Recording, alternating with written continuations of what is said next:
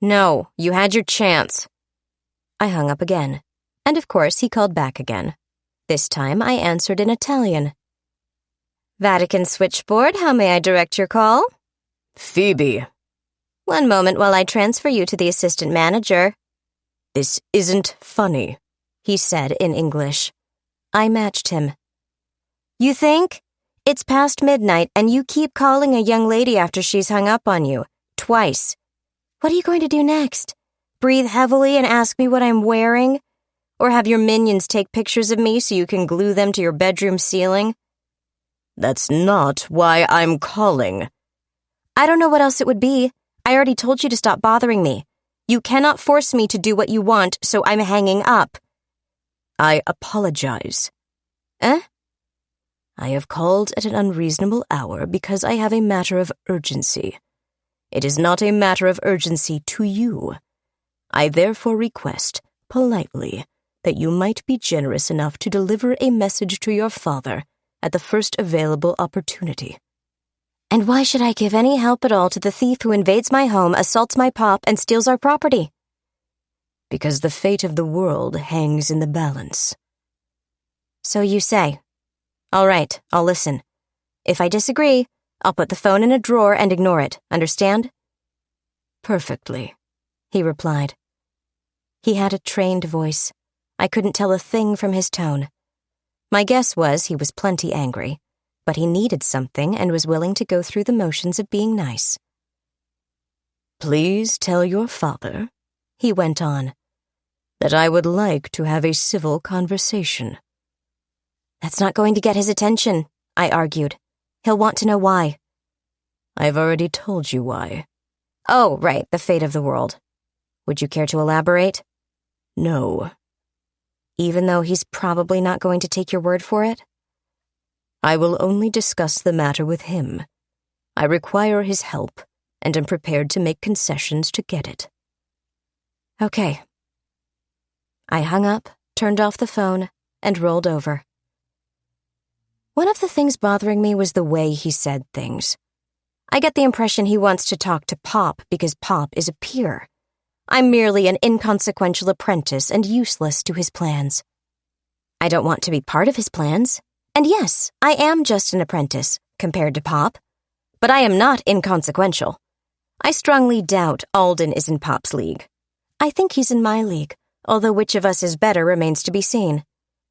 It still rankles, being talked down to, disregarded, dismissed. You'd think I'd be more used to it growing up in a patriarchal society where the little wifey was expected to stay home and take care of her man. And I am used to it. But being used to it and enjoying it are entirely different things. I tried meditation, controlled breathing, even another pillow. Eventually, snuggling Gus, I finally managed to get back to sleep. Journal entry number 27. I slept badly, woke up late, and had breakfast on my own. Almost. Gus sat beside me and was the very model of patience. What did Alden want? What did he mean by the fate of the world? I didn't feel like phoning him up to ask. It was important to him, but did that make it important to me? Maybe. I keep my stuff here. I should find out what the problem was. I cannot imagine what could force Alden into asking Pop for a favor. They don't get along. What would Alden want with Pop? They already had their arguments. Pop flat out refuses to teach him magic, and that's what Alden cares about. On the other hand, I'm told Alden thinks Pop is a relative. The two of them had a conversation about how one had a mortal mother, the other a mortal father. Does Alden think Pop is an angelic half-breed? What does this say about Alden's ability to see inside people? It says he either never saw Pop at night, or he never saw past Pop's angelic cloaking defenses. Or it says Alden can't see as clearly as Uncle Dusty. Maybe whatever sort of quasi-celestial he is can't automatically detect others. Alden does want Pop's magic, that's certain. He might also want Pop to help him as a semi-celestial ally. I chewed through breakfast, dumped entirely too much of it into Gus's bowl, and stormed into the computer room. Zeno was no help. Intelligence analysis only showed Alden was still having regular talks with powerful figures on the city, state, and national level. He did, however, make a trip to the United Nations building to meet with an ambassador from Italy. I wasn't fooled. This meeting might be legitimate, but it was also a pretext to get him in the door and into proximity to a bunch of diplomats. Was this a stepping stone to international leaders? What annoyed me more than anything was the fact I could probably find out more by asking him. Which was more important, having an argument with a human-angel hybrid, or doing a drive-by on his favorite cathedrals to detect magical power sources? I considered it for a few minutes and decided I should probably have the argument. I turned the phone back on, ignored a lot of missed call notifications, and waited. The phone rang once before he picked up. "Mr. Kent?" he asked. "No, it's Phoebe. Nice to hear from you, too." "What do you want?" "Is this a bad time?" I asked sweetly. No, this is fine. Have you delivered my message?" "Yes," I lied. "But Pop isn't interested." "How can he not be interested? The fate of the world—" "He really doesn't care," I told him. "He doesn't." "How can he not care?" "If the world ends, he'll go back to 1951 and live another 100 years before going back again."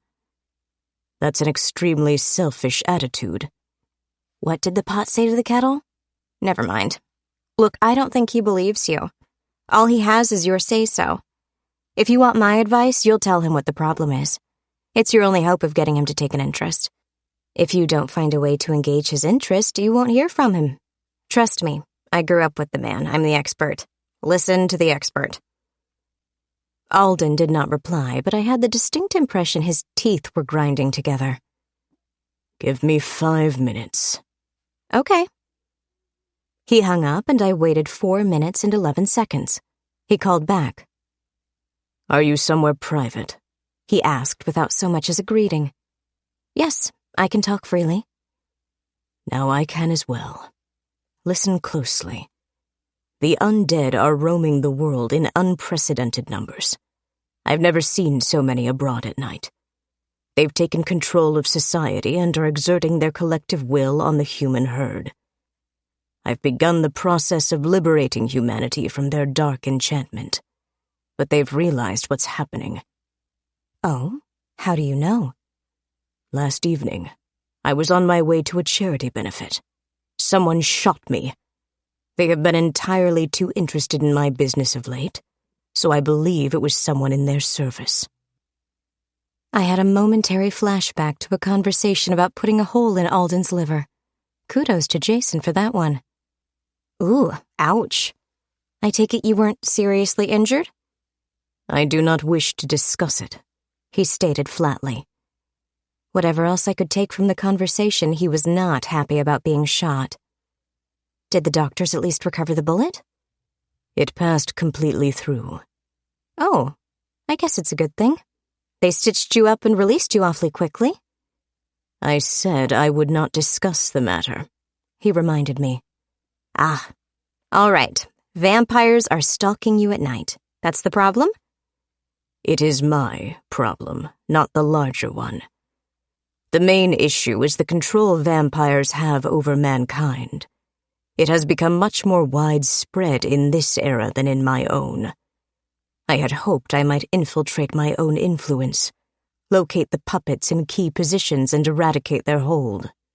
They have caught on much more quickly than I anticipated. While I have a few radical contingencies I can explore, I would rather unite the world against them. If I am to thus liberate the world from the forces of darkness, I now need help. Real help. From someone with the power to fight these creatures. Hence, Pop. Yes. I believe he and I share certain common traits. Surely he will find my goal a worthy one." "You do have a compelling argument. I'll relay it to him and try to make him see your side of it. I warn you, though, he doesn't like you at all." "The feeling is entirely mutual. We have, however, an understanding." "Oh? This is news to me. I thought he was trying to ignore you." "He is. In fact, he has promised to do so as long as I fulfill my commitment. It is part of the arrangement. Now, will you please communicate to your father my information and my request? You want his help stopping, eradicating, overthrowing? My ultimate goal is to eradicate all vampires. For now, I will settle for breaking their control over mortals. Okay, I'll see what I can do.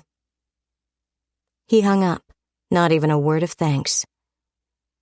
I called Jason and confirmed my suspicion. Yes, he followed Alden around, then posted himself at a good spot to watch and possibly shoot him. When the opportunity presented itself, he took the shot. He came out of the cathedral by a side door late in the afternoon. It was still light enough out so the streetlights weren't on. He was a perfect target. 1 round through the liver as requested. Not bad for over 200 meters.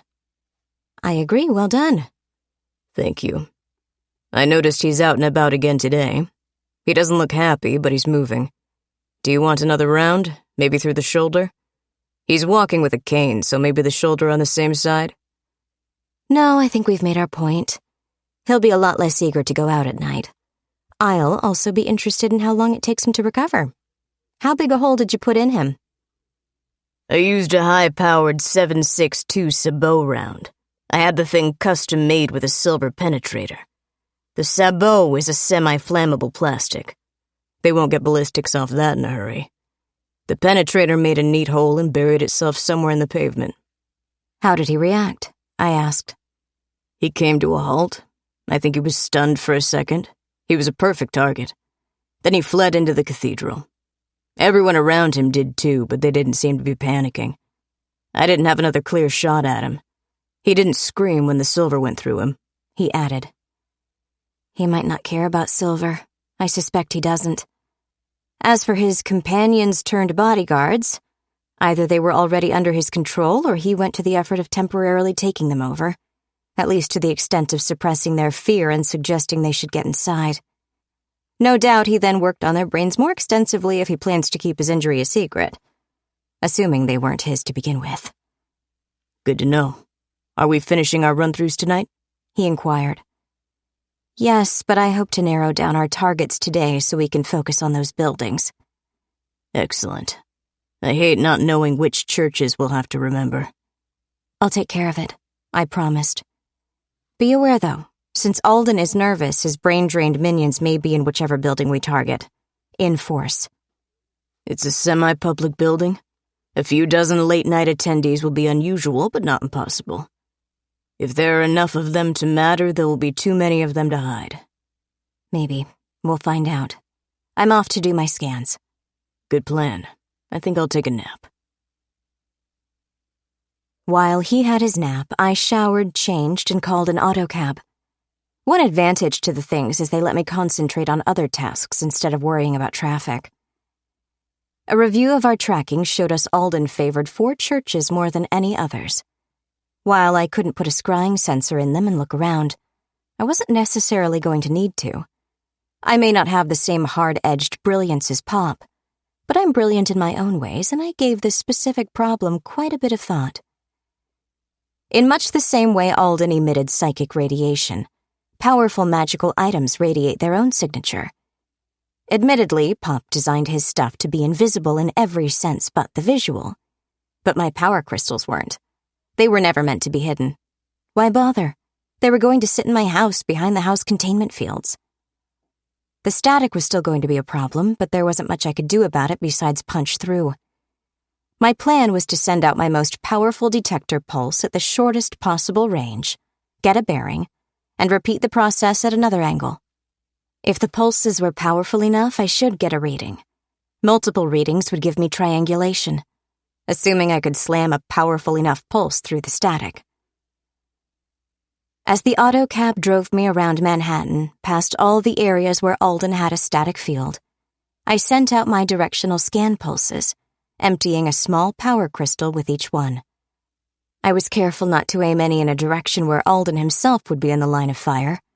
I might or might not keep him from knowing about it, but I had to try.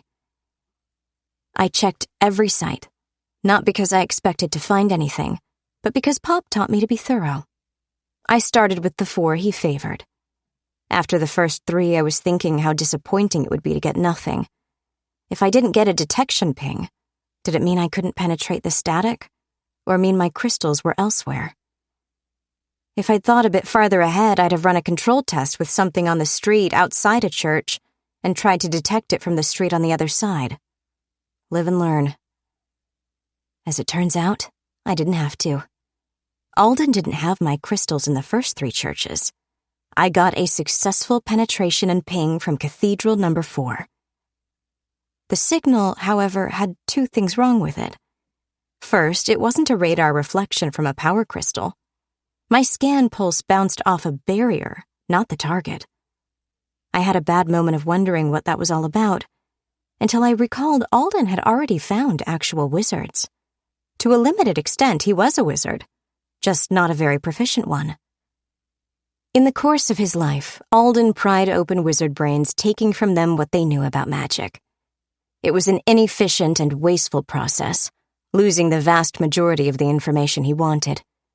Worse for him, the wizards in question were hardly what I'd call professionals. Oh, they might have been professionals for their place and time, but Alden's source material was of poor quality compared to Pop. I just had a chilling thought. Pop eats people. The inside, I mean, the spiritual portion. When he does, he gains part of what they know. Thoughts, feelings, memories, skills. Are he and Alden more related than Uncle Dusty thinks? Another horrible thought. Alden doesn't get much out of his mind-draining exercise. But Pop could train a whole class of beginning wizards and let Alden play catch-up by brain-draining the class one by one. Pop would have issues with it, but Alden wouldn't. And I doubt Alden would be willing to sit at a desk and study like a good student. He strikes me as too proud. Ick. Anyway, horrible thoughts aside, I do know Alden knows at least a few spells. For one thing, he had a containment circle. Needlessly complicated and known by rote, but a containment circle. No doubt there were other things, but he had a functional, unsophisticated barrier. It was a wall, a steel box, a vault. It had no other function. It was a wall a scan pulse would bounce right off. Okay, so I didn't get any reading from anywhere else. Here, I got a reading, but only because something in there was shielded. Something Alden went to the effort of deliberately trying to hide. I didn't have to ask myself what it might be. Alden had my crystals, and maybe other stolen goods, stored down below. Down below? Yes, way below ground level. The scan pulses were like a square headed away from me and growing rapidly with distance. It defined a sort of pyramid shape, but it definitely covered below-ground areas. I know old churches used to have catacombs and such like. The reflection came from considerably below street level, so I was glad I remembered to look deep down. I took careful readings, 4 separate sightings, and relayed everything to Zeno. I had a rough idea already of how far down the targets were, but Zeno ran the numbers. 300 feet, give or take. How in the holy hell did Alden get 300 feet below ground level? I mean, it's Manhattan. Getting 300 feet down isn't hard, just tedious. There are tunnels everywhere. But getting 300 feet straight down under a church? Sure, they made catacombs, vaults, burial crypts, whatever. Did they dig them that deep when the church was being built? Or did Alden set his mindless minions to working on it, breaking through to other tunnels and working their way down? I wish I could look inside. Well, I wish I could look down there. I could walk in and look around, no problem. But getting down into the basement was another matter. On the other hand, I stopped the cab, got out, and let it go. I put on my AR visor and went inside. Nobody gave me a second look. Well, not for that, because people wear the things all the time. Tourists love them. They can wander around and record everything they see, sort of like taking your vacation video without having to lug around a camera. Getting a good look at the place while Alden was elsewhere seemed a good idea. True, there was tourist video online already, but recent video? Detailed high-resolution video? It seemed worth a quick look around to scope the place out. The main doors were designed to look huge, but they were really part of the wall.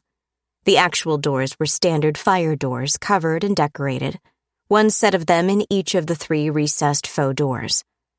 Inside was a narthex running the width of the building and 3 more sets of doors leading into the sanctuary. I wandered around with a pamphlet I picked up out front, looking at everything, playing tourist. The perimeter of the narthex, its doors and windows, the nave, the transepts, all up and down the aisles even, when no one seemed too interested in me. A quick swoop through the ambulatory behind the altar to check out the little chapels. There were more doors than you might think, some of them locked, some of them open, and one in particular, disguised as a section of wall in the ambulatory, with a brand-new, very modern lock. I continued my wandering until I circled completely back to the front. I let myself out, grabbed an autocab, and went home. The scruffier-looking people scattered around the pews never moved, which was a good thing. There were 22 of them. At home, I went over everything Zeno could find about the place. He took my visor recordings and integrated them into builder's plans, other tourist photographs, official website information, the works. The result was an excellent render of the building inside and out, suitable for doing an experimental walkthrough. But what can you tell me about the basement? The media room's holographic projector came up and the layout of the church appeared in blue. These are the church grounds and the known areas of crypts, catacombs, and other areas below ground level, Zeno chirped. A red layout appeared and rotated, sliding into position relative to the church. These are the known city tunnels of all sorts, maintenance, sewer, subway, and so on. I even included historical tunnels. These, icons blinked yellow, are places where access is sealed off. Sections of tunnels turned orange between yellow markers. The orange areas are not accessible, but should have usable spaces if you want to go digging. Green icons appeared. By penetrating any of these points, a church-owned space could access extra spaces, potentially, he added brightly as the green icons spread, filling areas of orange color. These areas could be accessed covertly, without material risk of discovery by city employees. I don't think he's worried about them. How many places would he have to punch a hole to access the larger Manhattan Underground? There are many possibilities. Minimum is 2. Any of these. Little colored stars appeared next to interface points. And any of these. Matching circles appeared. What have we got at the 300-foot mark? 6 spaces, 2 of which are part of the crypts. Would you like to see footage from the virtual tours? What's the latest footage? What date? The last media uploaded from such a tour was 18 months ago, ma'am. So, before Alden arrived. That's correct, ma'am. Can we narrow it down? The triangulated location, I mean. I regret the accuracy of the data does not permit further refinement, ma'am. Damn. I should have built another one of those telescope trackers and put it somewhere on the northwestern. I broke off. I'm an idiot. Pop raised an idiot. Pop would be so disappointed in me he might even sigh. He would not be giving me a proud look, and I definitely wouldn't deserve one. I'm a complete and utter moron. Zeno? Yes, ma'am. How often does Alden go down below the church? At least once a week. Every night he spends there, he is below street level. And how often does he go to the 300-foot mark? Every time. Of course he does, I muttered, disgusted. Show me. Zeno obligingly added the thin white line through the projected map to show all of Alden's routes up and down.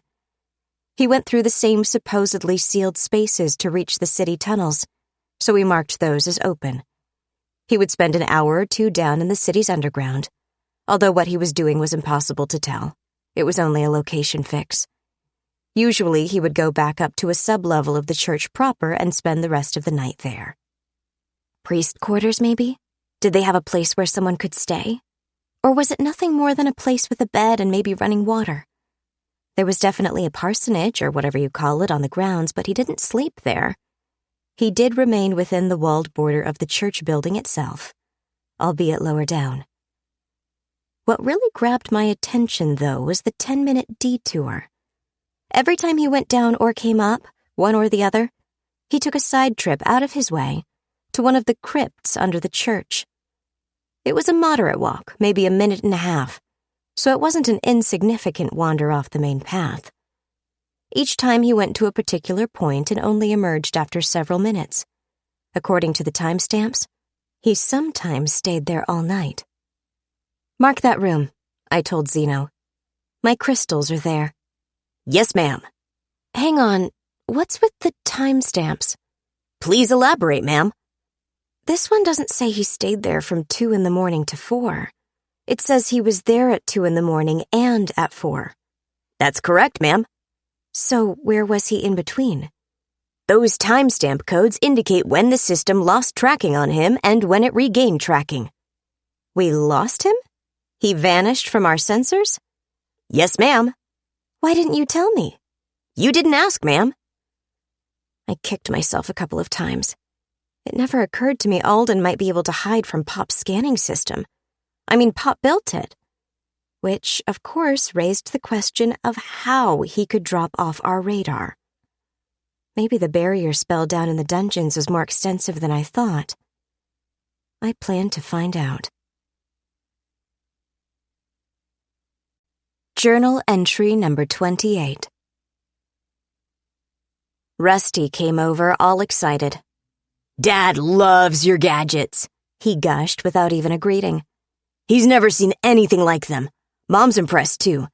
I haven't seen her so shocked since Uncle Cosmo danced at Cousin Luciana's wedding." "Is she now? How nice. Not bad for a crystal-worshipping New Age vibration witch." "She didn't know any better," Rusty chided. "Now she does." "I should hope so." "Oh, yes, everyone does. The whole family thinks they're amazing. I can't tell you how many times I've been jabbed with a silver needle today. Dad, too. People were lined up to see." "Lined up? How many people are we talking about?" "Oh, about 4 dozen. Most of the family came around to see the silver healing stuff. It'll be a little over a week before we can really show off the transformation gadget." I did a quick check back through my mental calendar. I spent a lot of time in alternate worlds with different time streams. Yes, we were only a little past the full moon now. It seemed longer. Rusty had dealt with the full and new moons in Shasta, so that's probably what messed with my thinking. "I'm glad they like them." "You have no idea. People are going to want to buy them. You're going to make a fortune." I felt a moment of rising panic. "Hold on, I didn't make these as advertising." "You're a professional witch, aren't you?" "I'm a professional vigilante superhero. We knock over drug dealers." "When's the last time we did that?" I came to a sudden stop. He had a point. We hadn't gone on a midnight raid and it felt like weeks. Not since the incident at JFK. And it hit me hard exactly what I did, and why. I was whacking criminals on the head, kicking them out of their nests, burning drugs, taking their money, and having a grand time doing it, all while not really making a dent in the whole operation. Fun, yes. Productive, purposeful, useful? No. Jason was right. He was right about why I was doing it, at least at first. I was a kid on a lark out to have fun. When did it change? When did I change? I used to look forward to finding a trap house and ruining their evening. Now it was all about aiming higher. It's not fun anymore. It's all about plotting how to make a difference. Getting the whole network, if I can call it that, in my sights. I shifted my focus and didn't even realize it. I no longer wanted to waste my time on petty criminals and dealers. I didn't want to micromanage a few blocks in Hell's Kitchen, or be a symbol of fear to a whole city's miscreants. I've spent so much time wondering about Alden's motives and goals. I never stopped to ask myself what I wanted. I wanted a supervillain, not street thugs. So when Alden appeared, I wanted him as my adversary. Not as a problem for Pop to solve for me, but as mine. Batman has the Joker, Professor X has Magneto, Sherlock has Moriarty. I have Alden. Which raises another question. If he's my supervillain, am I going to rehabilitate him? Am I going to lock him away for a year? Or if he's immortal for 1,000 and hope he learns his lesson? If he doesn't, will I have to imprison him forever? Or will I have to kill him? How exactly is this going to end? Is he going to be in and out of otherworldly Arkham? Or are we going to drop the polite and proper enemies thing and start going for the throat? He doesn't want to kill me, obviously.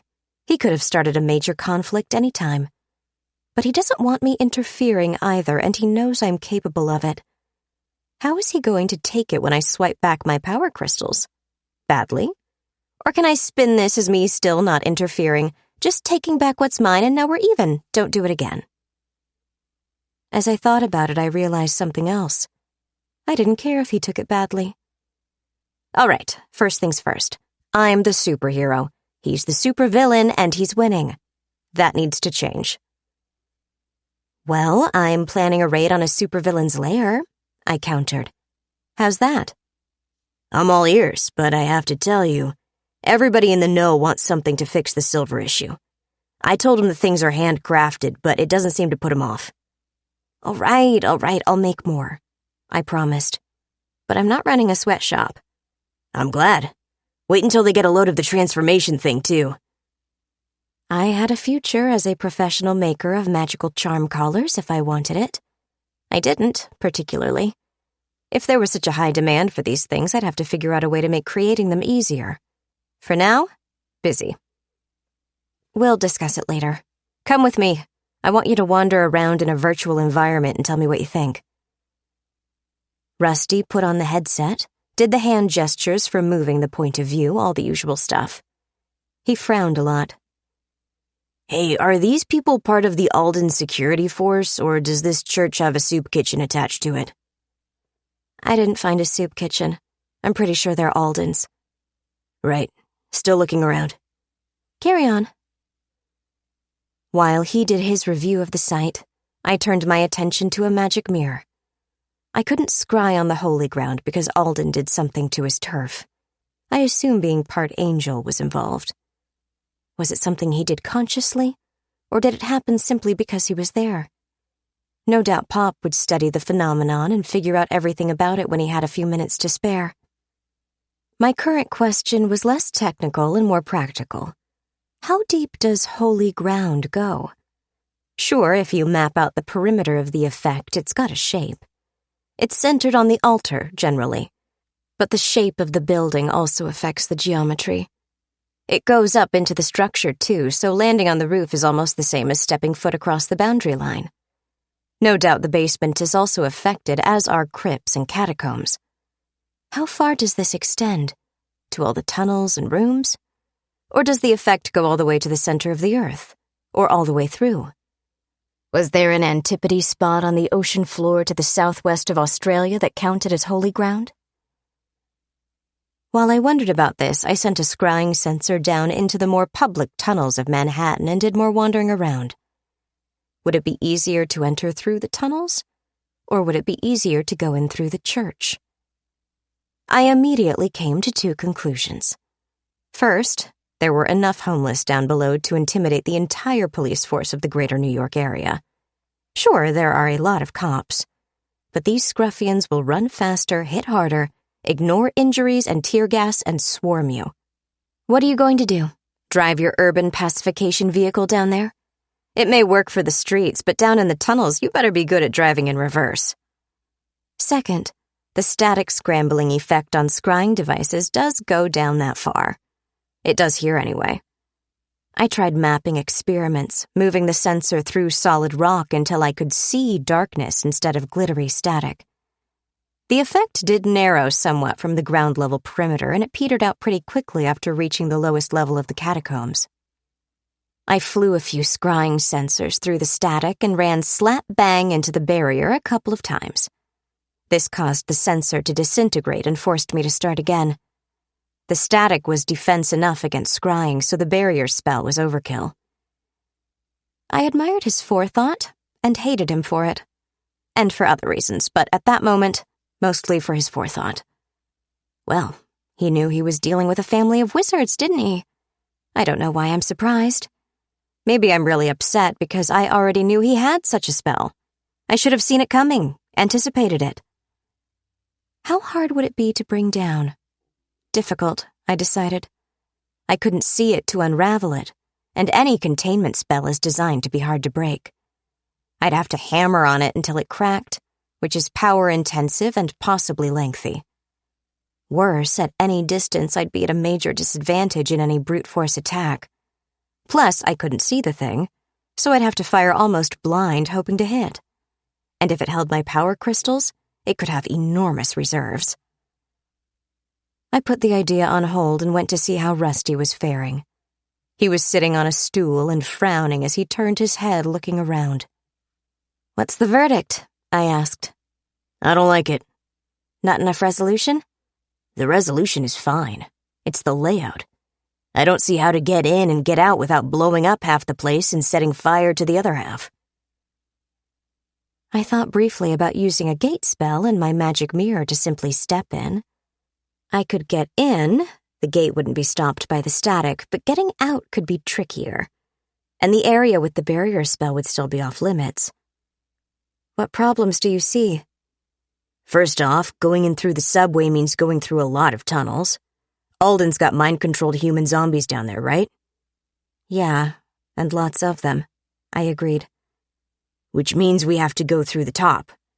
Getting to the door behind the altar and the ambulatory isn't really an issue, I guess. They don't want to start anything in a public area.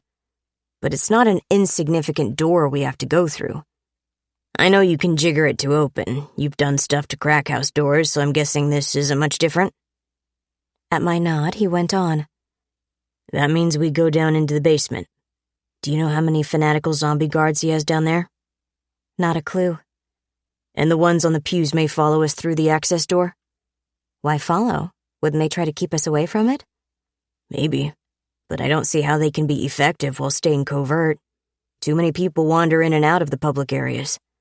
You can't have them jumping anybody who strolls along back there. I think they're tasked to let anyone through, but to keep anyone from coming back out.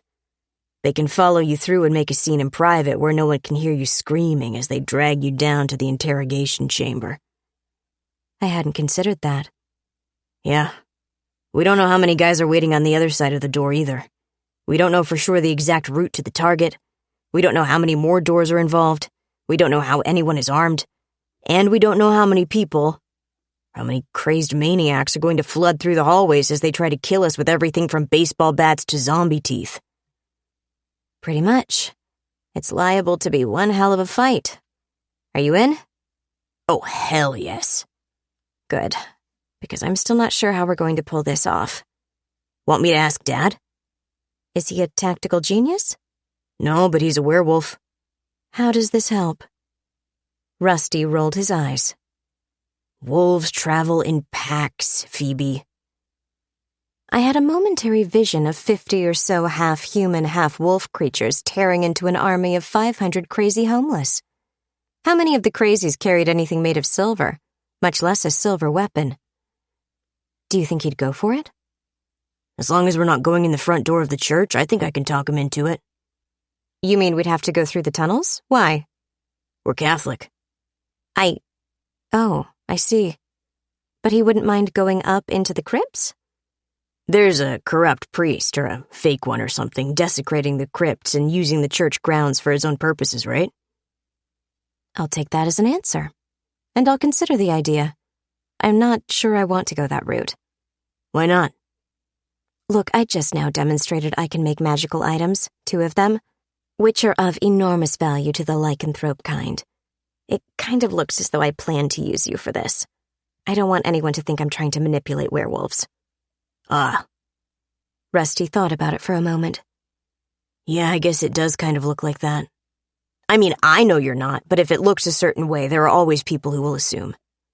And I don't want to give you guys, excuse my racist stereotyping, any excuse to be angry at me. No offense taken. People think we have tempers. It's part and parcel of being a wild animal along with being human. You don't have tempers? Same as with anyone else. We have more direct instincts than you do. So when you react to a threat by hitting it, people think it's your temper? Pretty much. We generally go along with saying we have anger management issues. It saves a lot of awkward explanations. Makes sense. But if you don't want a couple dozen killing machines howling down the tunnels, how do you plan on getting past the mind-controlled hordes? Blend in? Is it possible to disguise yourself as a homeless person and get ignored? That's a really good question, and I ought to find out. If you'll forgive the phrasing, how would you like to find a homeless person and fetch him here? Got a spare toothbrush? Huh? Sure, why? Because I'm going to want to brush my teeth. Those guys are filthy. Rusty didn't rush out, grab one of the spies lurking outside, and drag him bodily back into my house. No, that would have been silly and stupid. We kidnapped one, knocked him unconscious, and dragged him into an abandoned building down by the waterfront. Yeah, it was broad daylight, so what? We did it carefully and we weren't obvious about it. Besides, it's New York. In that neighborhood, anyone who noticed would try hard to pretend they didn't. Could I have taken him home? Yes. I upgraded the psychic shielding to the point it would cut the subject off from the others. This presented me with a dilemma. Do I drag him into a shielded area and hope I can figure out how his brain works? Or do I leave him in the network and risk discovery? We compromised by whacking him in the head and administering drugs. Oddly enough, we knew where to get drugs. Handy coincidence, no? Rusty handled the majority of the lifting and carrying. I handled the psychic shielding to cut the drone off from the homeless network. Rusty tied him down. I gave the drone something to help him sleep. Rusty went full-on wolf and started prowling around the place, watching for spies, invaders, and assaults. I went prowling around the drone's brain to figure out how it worked. Pop was right. There wasn't enough of his mind left to make a decent vegetable soup. While the telepathic centers were in great shape, they were sensitized to a specific channel, making him even less psychic overall than an average human being. However, being so sensitized, all of his innate psychic ability was directed into one and only one thing: being linked into the homeless collective. Individually, they were almost as smart as a zombie. Collectively? Well, the more of them there are, the smarter they get. Distributed processing, you know. How did I figure this out? Once I studied my victim and learned all I could with an individual, I opened the psychic shielding and watched as he reconnected to the network. He was still unconscious, so he wasn't telling anyone where he was or anything. He was like a computer with nothing but his operating system running. He wasn't doing anything, but he still connected to the network, which gave me, effectively, a terminal to access the network. The nature of the network was, by necessity, a proximity-based function. He could connect directly to only those people within a short distance. Everyone in the network could communicate, however, because everyone acted as an echo or a repeater, passing on what they heard from everyone else. My guy, being drugged into a coma, wasn't sending. It was instructive to listen. I wasn't entirely sure what I was listening to, but I slowly started to puzzle out at least a little sense. Judging by nothing but echoes on the network, I couldn't get an accurate count of the total members. My best estimate was plus or minus a couple of thousand, but I pegged it at around 20. 20,000. Hang on, I know this. Companies form a battalion, then it's a regiment, brigade, division.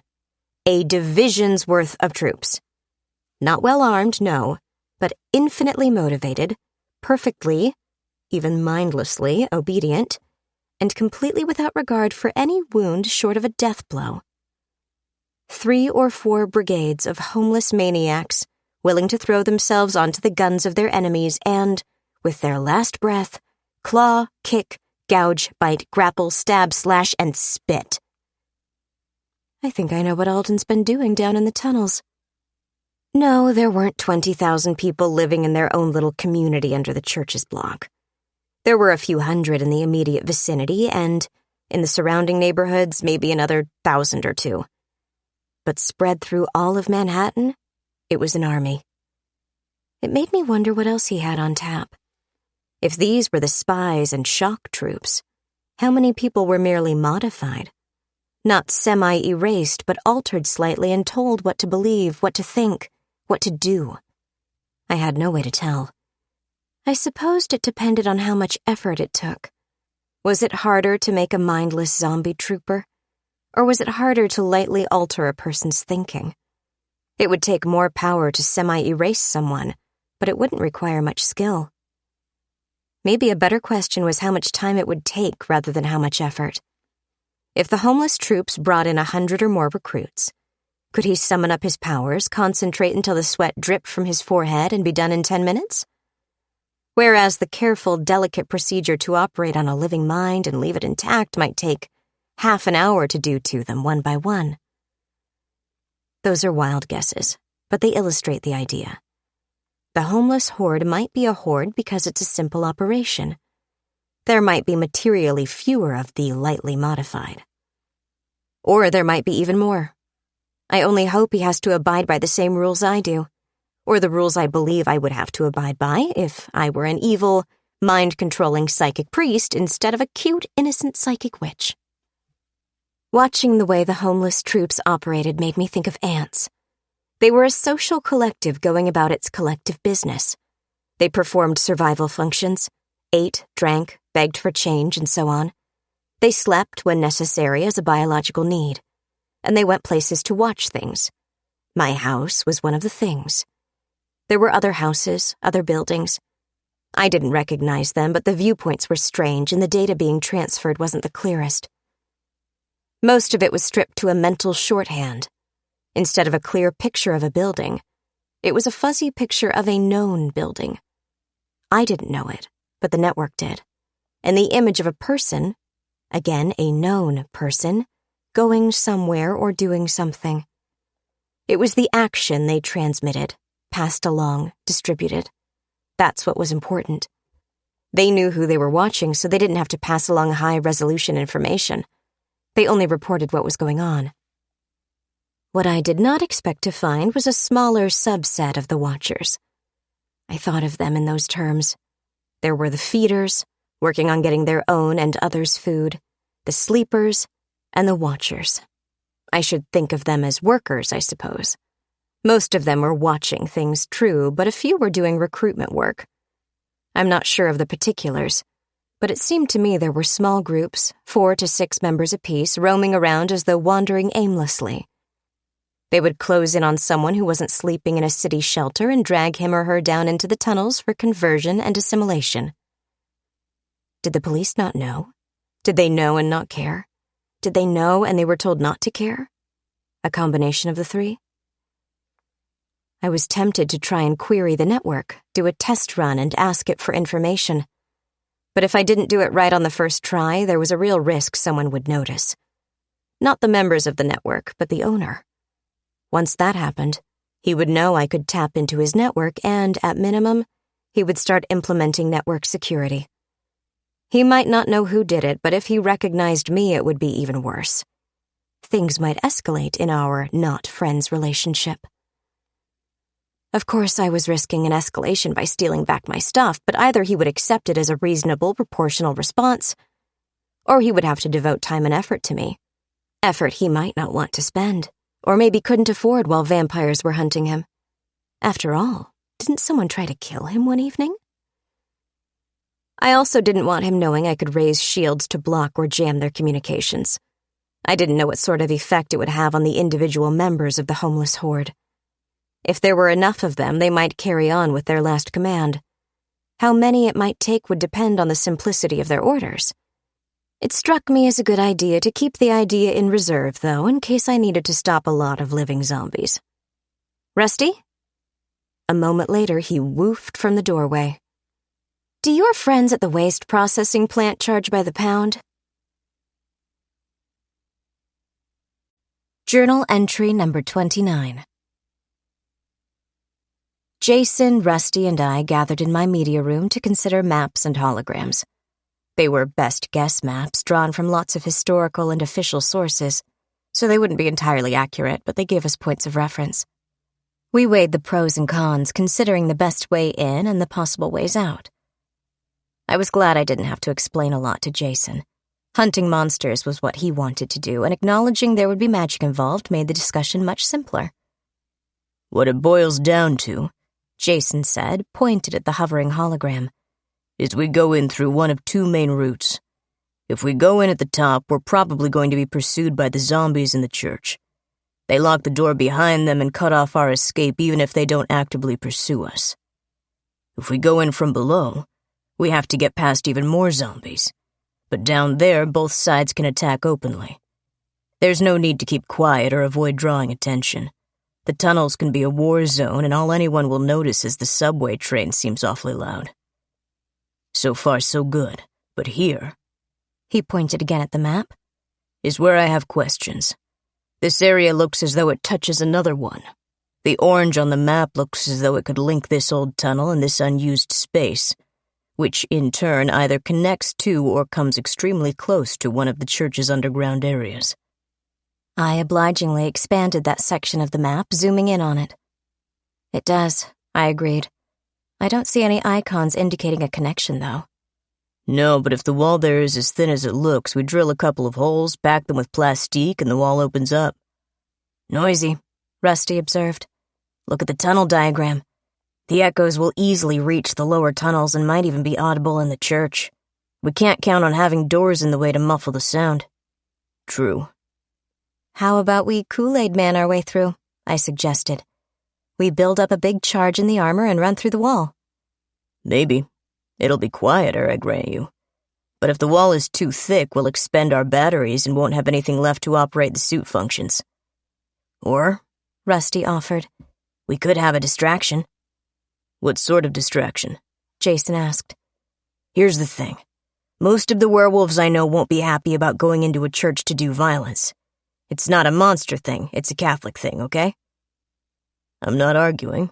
I wasn't even going to ask, but thank you for clearing it up. Please go on. Also, vampires won't go into a church because they can't. So the upstairs isn't a good way in for anyone except you two.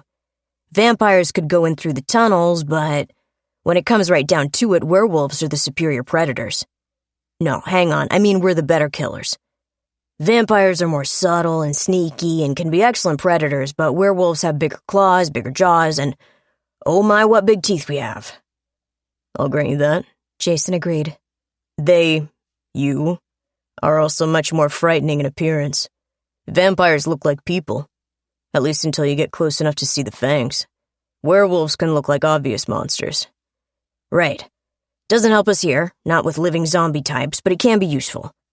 Now, I'm not sure we can get vampires to go down those holes and get into a fight with a horde of human zombies. Phoebe, you're the only one who's talked to the mosquito men. What do you think? I'll have to ask, carefully, very carefully. But assume they're willing to go down there and claw their way through several hundred insane humans. What does this get us? A diversion, Jason stated. Right? Right, Rusty agreed.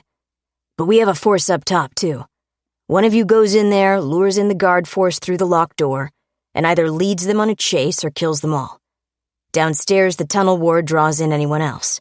And whichever of you two doesn't go in through the upstairs door can blow the wall and go in that way, driving straight for the prize. Jason manipulated the map, turning it, looking it over. Rusty and I watched as he thought about it. It could work, he decided. It might even be the best plan. I don't like the idea of someone going solo into the heart of the enemy camp, though, even with a diversion at both ends. Openly attacking might cause a reinforcement of the guards, assuming there are guards, and will definitely place everyone on high alert. How about you take the upstairs and I'll go with Phoebe? I'm not going to hang around in a dark tunnel with a bunch of zombies and vampires. Wise choice. He thought about it some more. I think you've got a good idea. How about instead of me going in the top door, I pick a fight in the cathedral? I don't have any compunctions. It will give me room to move, and it will still drag security from the lower levels up toward the door. Up to you, Rusty agreed. We don't know what's waiting beyond the upstairs door. Phoebe, do you have the visor layout for me? I'll head out to the village and do a walkthrough. Certainly, but what if the vampires aren't willing to help? Then we come up with another plan. Either way, I still need to get used to the layout. You go ahead. I'll practice my necromancy. Necromancy? Speaking with the dead. After dark, I called Alicia and made an appointment. Dietrich decided he didn't really want to meet with me and would call me when he could get free. The last time we met, I carried a suicide handbag. I guess I can't blame him for not wanting to talk in person. Zeno received a link to a phone application, vetted it, and approved it for me. I installed it and waited for Dietrich to call. When he did, I answered immediately. Hello? What came out of the speaker was a meaningless garble. I looked at the phone, touched the prompt, and tried again. Hello? Miss Kent, this is Dietrich. I am returning your call. Thank you. I take it this is a secured connection? Insofar as is possible with a wireless connection. The encryption is, I am told, exceptional, but what can be encoded can be decoded eventually. The app you are using is primarily for things with a very short half-life of usefulness, so I would appreciate it if discussion of anything more long-term was avoided. I see. Since it would be polite to accommodate you, I'll do my best. Thank you for your understanding. What can I do for you? Just thought I'd update you on the latest discoveries in the video game. Oh, I am all attention. You know the main villain? The Archbishop with the big smile? I believe I do. The one with the army of minions with automatic morale success? That's him. Turns out when you look at his code, there are a bunch of cheat flags. The game structure is set up so it favors him in several non-standard ways. In the game mythology, he's listed as only half human. The other half is an angel. So while he's not really a priest, he can access and use abilities from the priest list. I see. I haven't encountered an angel in the game. Are they real, or are they something listed in game mythos? Do I have to worry about encountering one? They exist, but I don't know how you'd trigger one to spawn. They don't have fixed locations. Somewhat vexing and quite worrying. Can they spawn more hybrids if the game goes on long enough? I'm sure they can. So far, though, I only know of the one. There goes any hope of using my preferred plan. He sighed. The rest of my fellow gamers are going to take this badly, you know. I don't doubt it. For what it's worth, this has been the case since the game started. We're just now finding out about it. True, but they do tend to be somewhat reactionary. I can imagine. All right, he went on. What else do these flags give to our mutual problem? Oh, the usual stuff. He heals really fast, he has tons of minions, and he has an unbeatable charisma attack unless you have protection from mind-affecting powers. Most of his powers are especially good against necromancy-oriented characters. If you're developing your powers from the Dark Forces advancement tree, I mean. If you didn't select any of those attributes during character creation, he doesn't deal any bonus damage. Wonderful. Since I tend to favor those sorts, do you have any suggestions on how to deal with him? Well, he's obviously a boss fight, but there are helpful tactics in the strategy guide. You don't have to face him directly until the end, so I'd suggest we whittle down his power base. You can grind minions for days faster than he can make them to keep the numbers manageable when the final battle happens. Is this what you plan to do? Sort of. Underneath his fortress lair, he's got a spawning ground, down in the mines. If you can take out the spawn point, it'll reduce his power. How many minions does he have? Where they spawn? Several hundred. Overall, I think he's in the ballpark of 20,000. I don't know how many spawn every day, but the longer it goes on, the more there are. I haven't seen anything to indicate an upper limit. I am becoming more disturbed by the moment.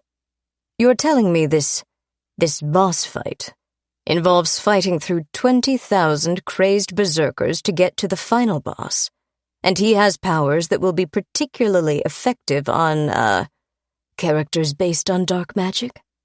Yeah, sucks, doesn't it? But he can't have the whole crew with him all the time, obviously. If he's dealing with someone outside the main lair map, you can grind down the minions. He can spawn more, but it takes time. What I suggest, I continued, is we all get online together for a raid. See, there's another strategy point. He also has magic crystals. According to the background material, he stole those from the Good Witch, the one who tells you all the stuff about the quest. He can't get more of those crystals, so breaking them or stealing them means his protective bonuses start to diminish. My thought is we do both. If someone will grind minions at the fortress gates, Others can grind minions in the dungeon mines. This will empty most of the fortress, and a sneaky sort can stealth their way to the vault and deal with the crystals. It's a win-win-win all the way around. Dietrich paused to think about it. I don't know how much he knew about video games or about the situation, but it was clear he wasn't totally unfamiliar. He still had to translate the gaming metaphor into the real world. I assume you will be playing one of these characters? He asked. I'll go on the stealth run. I've got a couple of friends who can tackle the fortress gates as a diversion. I'm thinking we'll get most of your guild to go into the mines. The dark sight special ability will be useful down there. It often proves to be an advantage. Send me a link to the reference materials and I'll consult with my guild. Awesome. I haven't been on a good raid in forever. I sympathize. I don't get to play too much myself. We said our goodbyes, and Zeno, through devious and untraceable means, sent Dietrich a bunch of tunnel maps. Looked nice, too. Very much a fantasy map for an online multiplayer video game. I wondered what Dietrich, and through him the rest of the vampires, would make of it. Jason reported back well after midnight. I anticipated he might, so I napped upstairs in the media room. It has a nice couch. What did you think? I asked. He took off his helmet and shrugged. It's a good render. I wish we had more to go on, but I feel comfortable with the layout. I know where all the little walkways are, where all the furniture is, and I won't be tripping over the little half-step at the start of the dais. Yeah, that one nearly got me, I admitted. It doesn't look tricky, but it's too broad for the height. I think it's a mistake in the original construction, and nobody's had the guts to correct it in the renovations. It's historic or something. Probably. Any word on the vampires you want to use? They're evaluating the idea. If they don't go for it, I'll ask Rusty to talk to his father. I'd rather not presume on their goodwill, though. Either way works for me. I also wanted to say I'm proud of you. You've been very polite to Rusty and made it easy for him to be polite to you. It's a professional relationship, Jason said. I won't like him. I'm not sure I can. But I can work with anybody. He's not a werewolf, he's a member of my squad. His color, creed, or state of hairiness are immaterial. I like your attitude. Thank you. Now I have to ask, do I get to use lethal ammunition? In a church? Against people who don't care if a beanbag round breaks a rib. I had to admit his perspective was probably more practical. Well, if you're comfortable with bloodshed in a cathedral... It's a fancy building to me. Suit yourself. I'll get my gear ready. Any idea on how long the vampires will take? I'm guessing they'll send someone down to scout. Either they'll get a report on the tunnels back tonight or they won't get anything back, which means we could get a bunch of vampires going down tomorrow night. Yes, hot zones can be like that. I never expected to have to wait until the vampires got themselves sorted out. He shrugged. Well, I'll be ready. Journal entry number 30. I didn't hear back from Dietrich that night, so I slept in, figuring I'd earned it and would be up late tonight. If he called and said they could have a platoon ready to go down there in an hour, we would be ready, but I didn't think he'd spring it on me. He struck me as a very planned-out sort of person. I checked in with Zeno briefly to see how things were progressing. He wanted to give me a full report on everything, but I nixed it. I'm working on too many things at once, I told him. Right now I'm concerned with the Alden problem. Gather information on all the projects and let me know if I need to switch mirrors for you. Other than that, I don't want to be distracted. Yes, ma'am. I'll prepare reports for you and keep them updated. How else can I help, ma'am? For now, keep doing what you're doing. You're doing a great job, Zeno. Thank you, ma'am.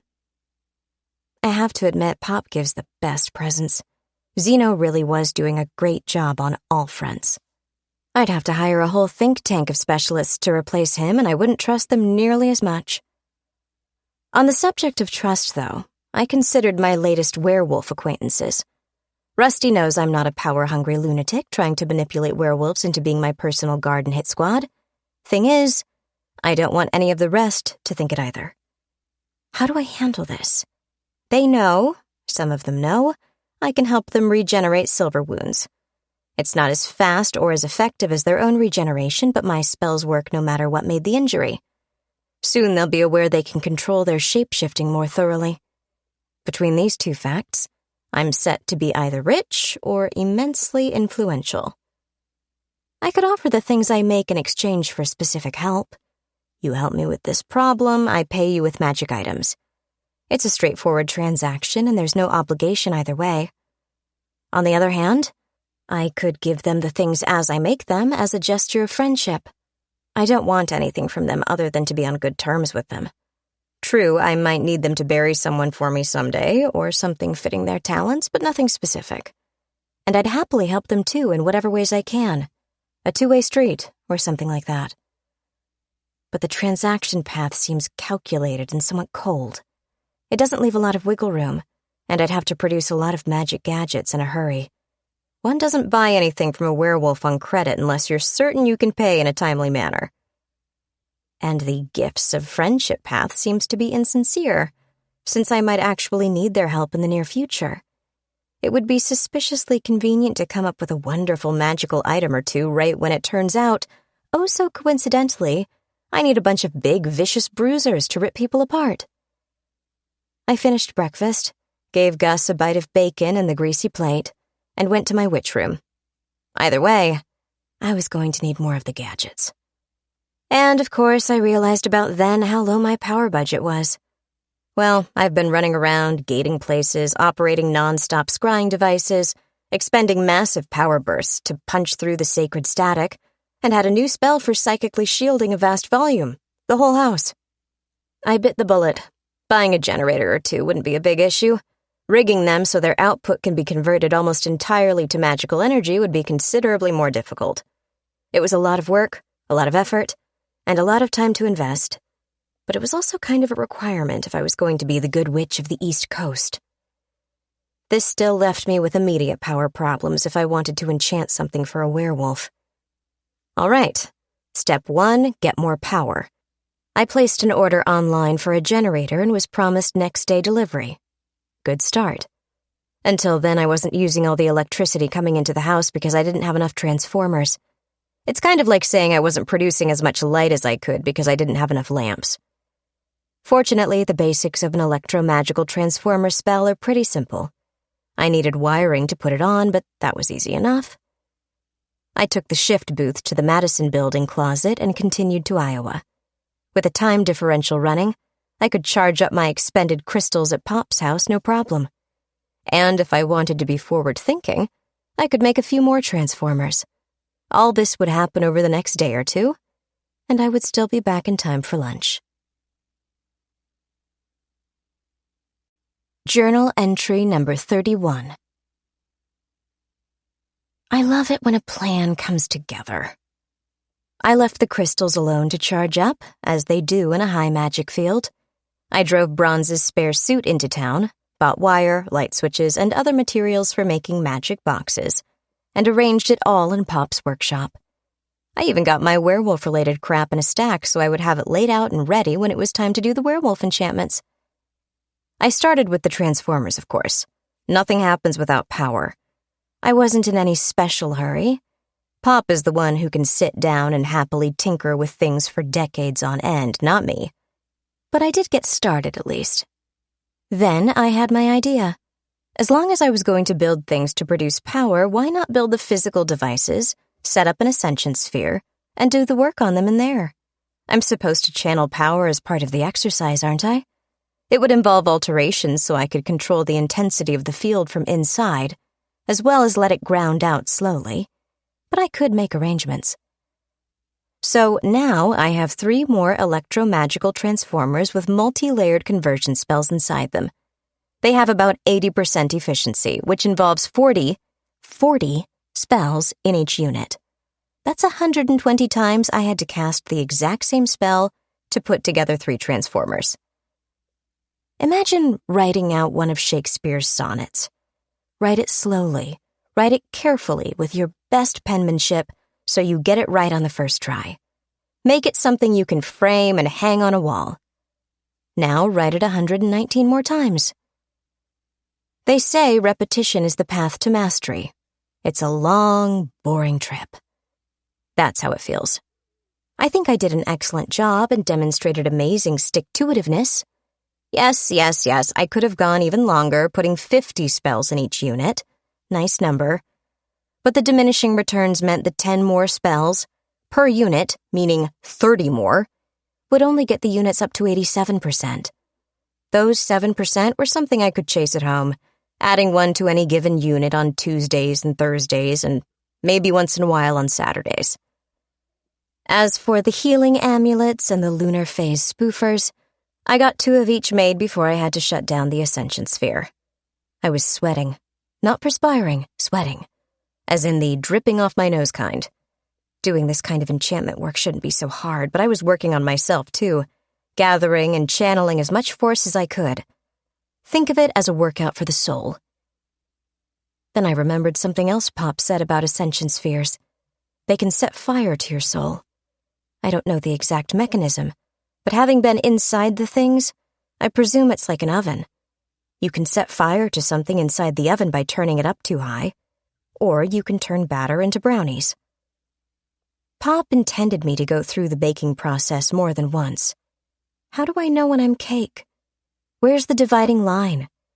Can I slowly work my way up to higher and higher intensities? Or is there a maximum safe level? Is there any safe level rather than a sliding scale of risk?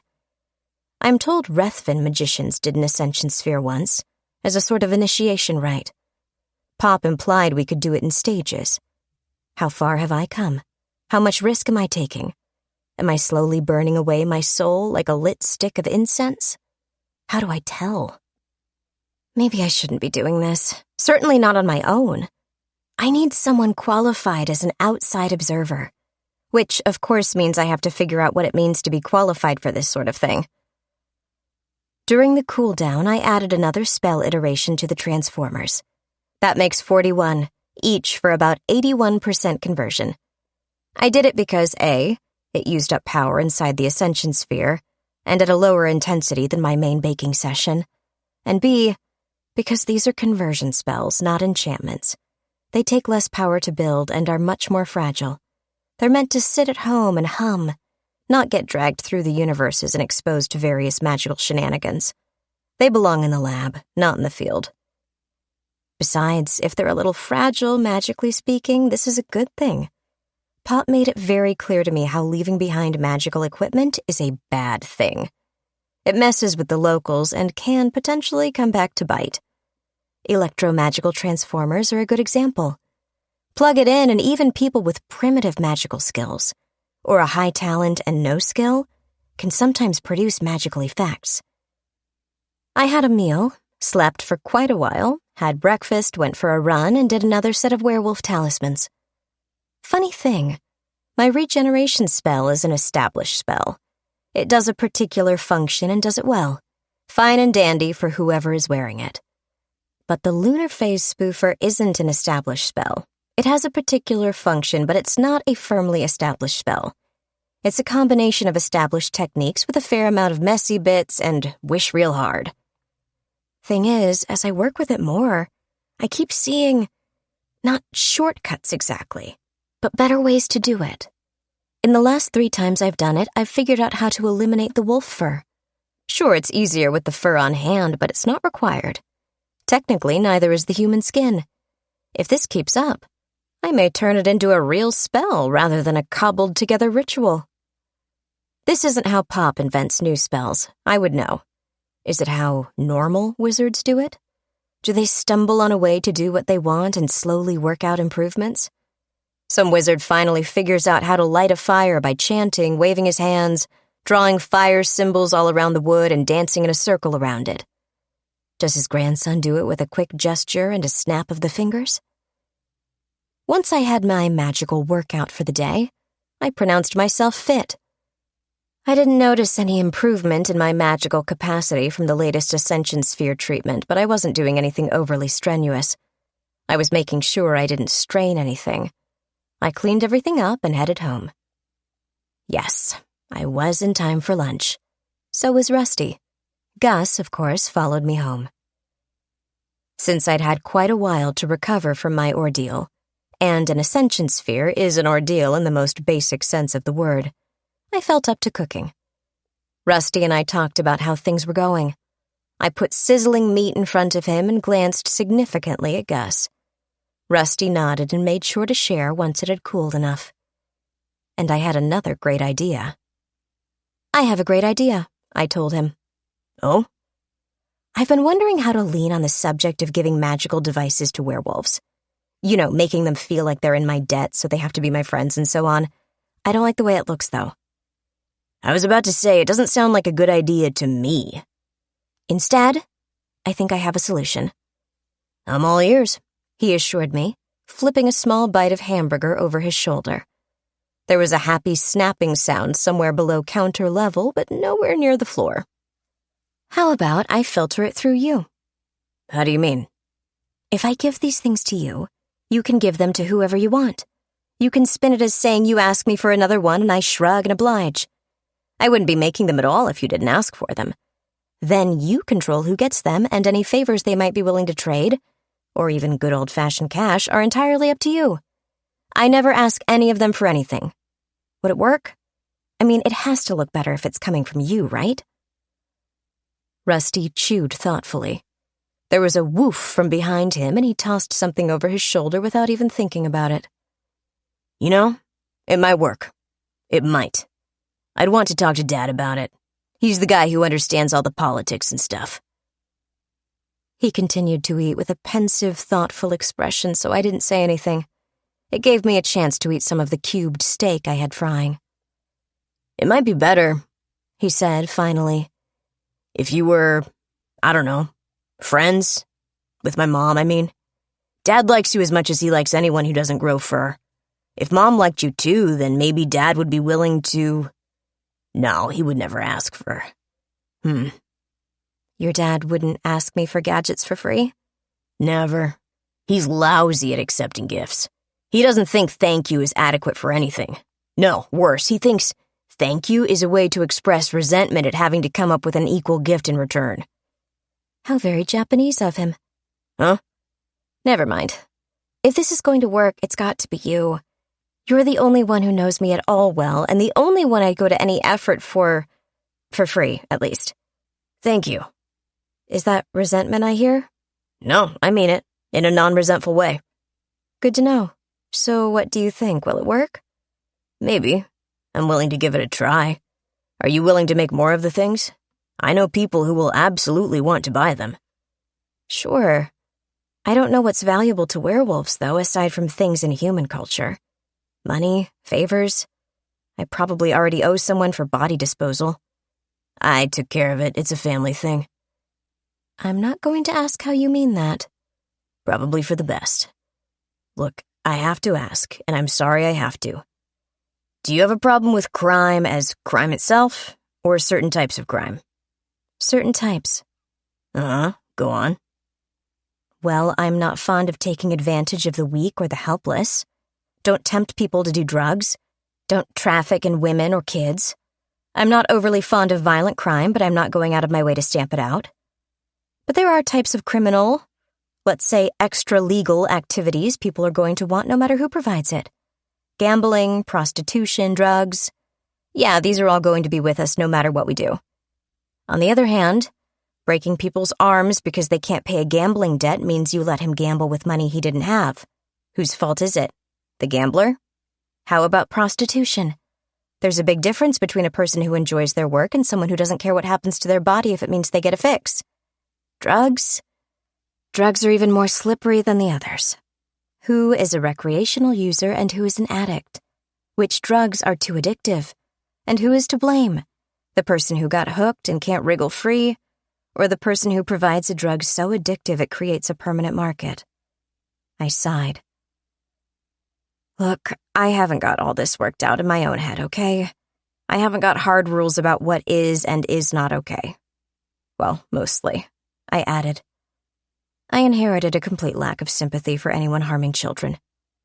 What do you mean? Rusty asked, curious. Harming children will get you killed. At least I will do it quickly. You will? Yep.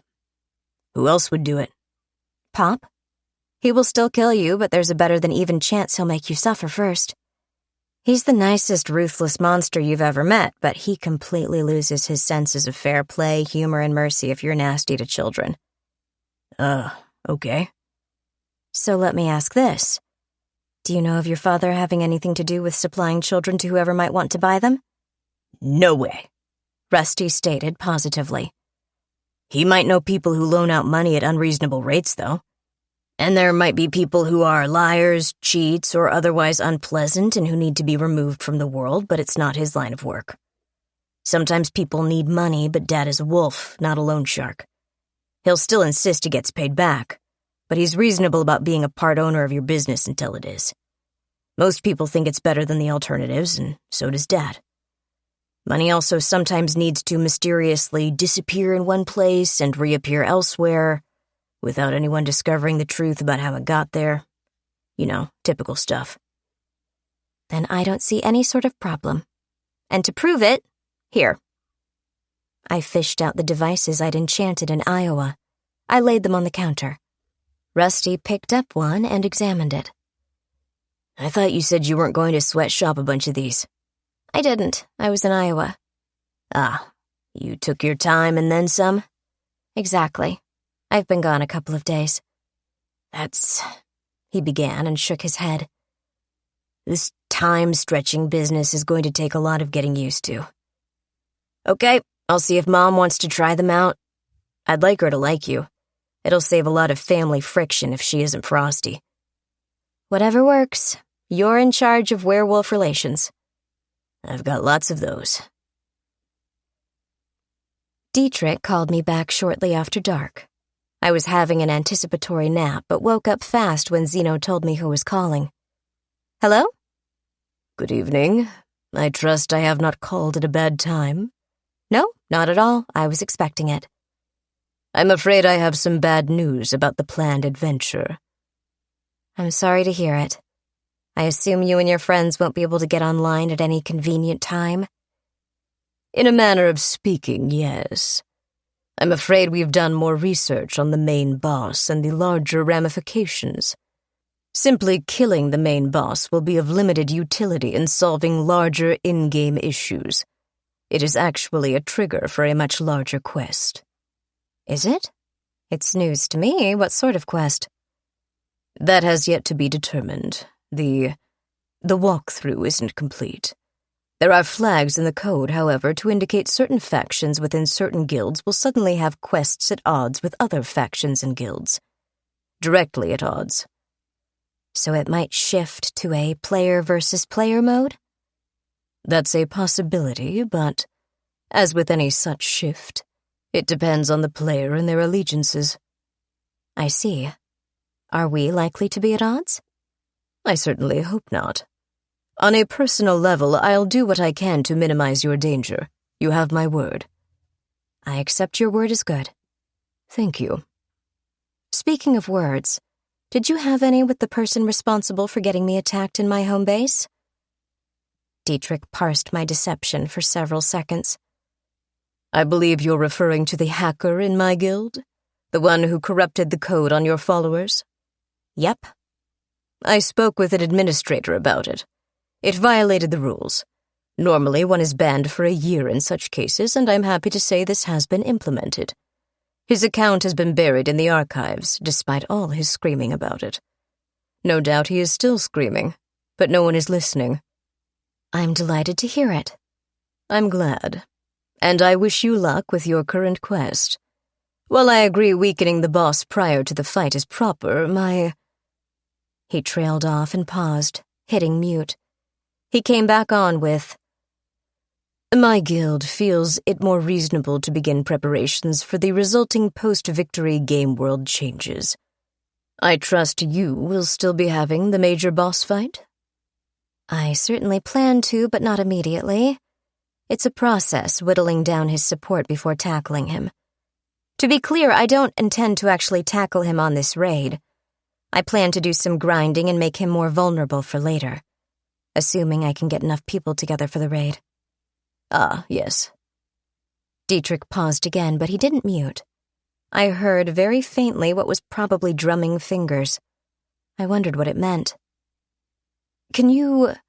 Do you mind if I offer unsolicited advice? Not at all. The game world is an open world. It is not limited to the usual area maps. There are even features beyond mere terrain. Cabins in the mountains, deserted mine shafts, various other things in places far distant from civilization. He covered the mouthpiece of his phone, but I heard a muffled murmur. They might be called Easter eggs. Do you follow? Sure. I hear they can be immensely useful in certain situations. Have you ever gone out to look for one? No, I can't say I have. Perhaps you should. You may find out why they are useful. I'll bear it in mind. Very good. And again, I am sincerely sorry I couldn't talk my guild into participating in your raid. It's okay. Sometimes it comes together, sometimes it doesn't. No hard feelings. Anything else you especially want to know? I mean, I know you can't help me out on this, but it's not something we bargained on. Maybe there will be something later. With this thought in mind, what else can I tell you? You've supplied me with enormous amounts of information. My guild is making good use of it, I assure you. He chuckled. Grimly is how I would describe it. Maybe mirthlessly. Perhaps it would be better to say we are making much use of the information. It has certainly been the cause of a great deal of argument. I'm sorry. No, it is our own internal politics that have kept us shouting at each other rather than taking action. Now I fear our various factions are starting to polarize. We may even find our guild splitting into two if the arguments grow much more heated. Anything I can do to help? Again, no. But remember two things. First, I believe you possess the capacity to be useful to me personally, and to a lesser extent my guild, or my faction within it, if it comes down to cases. Second, remember what I said about finding those remote Easter egg sites off the usual area maps. I'll remember, I assured him. I tried to keep the puzzlement out of my voice. Then I will bid you good night and good luck. Thank you. Good night. We hung up and I grumbled. I was going to need more muscle for the tunnels, but did I have to drag the werewolves into it? I called Jason and asked him about the process for hiring mercenaries. As he explained, I discovered it was a painful, lengthy process for anyone not backed by a government. Worse, we would need a lot of them. They would need literally tons of equipment, and we would have to smuggle all of it into New York. And from Jason's point of view, it was throwing humans into the fight against zombies. Monsters were a much better option. Well, fine, I should have expected that. So reluctantly, I called Rusty. Maybe it was an omen to find he actually had his phone on him. He agreed to set up a meeting with his dad. Then he lowered the phone and shouted, "Hey, Dad, can Phoebe come over? She wants to talk about a special job." I didn't hear the reply, but Rusty spoke into the phone again, telling me to come on over to the pizza place. I wasn't sure if they were open at all hours or if I was a guest. Either way, I wouldn't miss it. They made me an offer I couldn't refuse. Rusty held the door for me and closed it behind, rattling the blinds, and he locked it. The sign was already on the not open side. Steve sat at a table with 3 other guys, all of them having a great time with beer, pizza, and cards. Since there were no in-store customers, they had dragged the other 3 tables closer to accommodate their food and drinks, leaving the center table free for the card game. I half expected a smoky haze in the air to complete the scene, but nobody had so much as a cigarette. Come in, welcome," Steve said, getting up and nearly knocking over the beer on one table. He held out his arms and I walked right up to him. He hugged me briefly before turning to his friends. "Gentlemen, I am pleased to introduce to you the loveliest of witches. Phoebe Kent, may I present my younger brother Carlos Giancomo, my youngest brother Benito, and my eldest nephew Roberto." The 3 each rose for a moment, bowed slightly, and sat down again. Roberto, seated closest to me, bowed over my hand. All four of them bore a striking resemblance to each other, which was only to be expected, I suppose. Rusty was the only one with a hair color other than black. Do you play poker? Carlos asked. No, I'm afraid I don't. Too bad. It offends people when I win all the time. Steve burst out laughing and the rest joined in. Well, I am a witch, I pointed out. I can't help it. You're serious? Roberto asked. I'm afraid so. I can lose, the cards might not like me, but I can sense what everyone else's hand is like. Really? Pick a card, I invited. He looked at the others as he reached for the deck. They shrugged or nodded. He took the top card, palmed it, glanced at it. Okay, he said. He was thinking it loud enough I had no trouble hearing him. 4 of spades. He flipped the 4 of spades onto the table. He reached for the deck, picked it up. He lifted the top card. 2 of diamonds. Plop. Jack of diamonds. Plop. 10 of hearts. Plop. We went through the remainder of the deck as fast as he could pull the card up and look at it. We need to take her to Atlantic City, Benito shouted. No, we don't, Stephen answered severely. It is rude even to suggest it. I take it you have competitors in Atlantic City? I guessed. In a manner of speaking, Stephen agreed. How about I steal all the money from their vaults? It's faster than cheating them at cards. I need to ask a favor anyway, and maybe this is a good trade. The 4 of them stared at me for several seconds while they tried to decide if I was kidding. I could feel them thinking, well, she is a witch. Heads swiveled to look at Rusty. I didn't turn to look, but I knew he was nodding. Chairs scooted around, squeezing aside to make room at the table. Roberto stood again and slid a chair into the gap for me. He held it and made a sweeping gesture as he bowed. Won't you please join us? Well, there went my career as a superhero. Apparently, I'm going to do a favor for the Italian werewolf mafia in exchange for their help in murdering a lot of subterranean zombies while I sneak onto holy ground to steal stuff. Am I the bad guy here? I could have sworn I was the good guy. I was trying to be. When I look at myself, I have to wonder. Not every time, but sometimes. One thing that's always bothered me was Pop's, I don't want to say casual attitude to killing. Maybe it's more fair to say he has a very matter-of-fact attitude toward it. Someone spills a drink on him, says, whoops, sorry, and staggers off to get a refill. The guy lives. He's tipsy and clumsy, not malicious. Pop ignores this sort of thing usually. If someone deliberately dumps a milkshake over the back of a booth and all down Pop's neck and laughs about it, it's malicious, but still not likely to get him killed. It's not impossible, but it's highly unlikely. But when you do something malicious and harmful, especially to people he likes, you're not toast, you're ashes. I guess what I'm trying to say is Pop doesn't deal with every problem by killing someone. Don't assume you can be complacent about it. It's never completely off the table. But Pop has at least a moderate level of personal restraint. Werewolves, by contrast, love a good fight. They regenerate. You can cut one to the bone and he grabs the wound, applying direct pressure, howling in pain. I mean, that's what you do. He also keeps checking to see when the bleeding stops because he knows it will. A minute or 2 later, and he's flexing the affected area to see if it's still sore. You throw one through the window down at your local pub, and he may be picking glass out of his hide for several minutes. But other than mild annoyance, a new shirt, and maybe an acknowledgement like, nice move, there's not much to show for it. It's a species thing, I think, rather than a cultural one. Although it is a cultural thing, too. They settle individual disputes with fights, but they settle larger group disputes by gathering around, having a discussion, and taking a vote. Even then, sometimes someone on one side will be so pissed off by the arguments of someone on the other side that everyone has to stand back and let them get it out of their systems. Steve thought it was a foregone conclusion the werewolf mafia, we're a family organization, his joke, not mine, would go into the tunnels to dismember hordes of mind-controlled zombies. Not only to help me, although that was one reason. No, because it was a community service, public-spirited thing to do.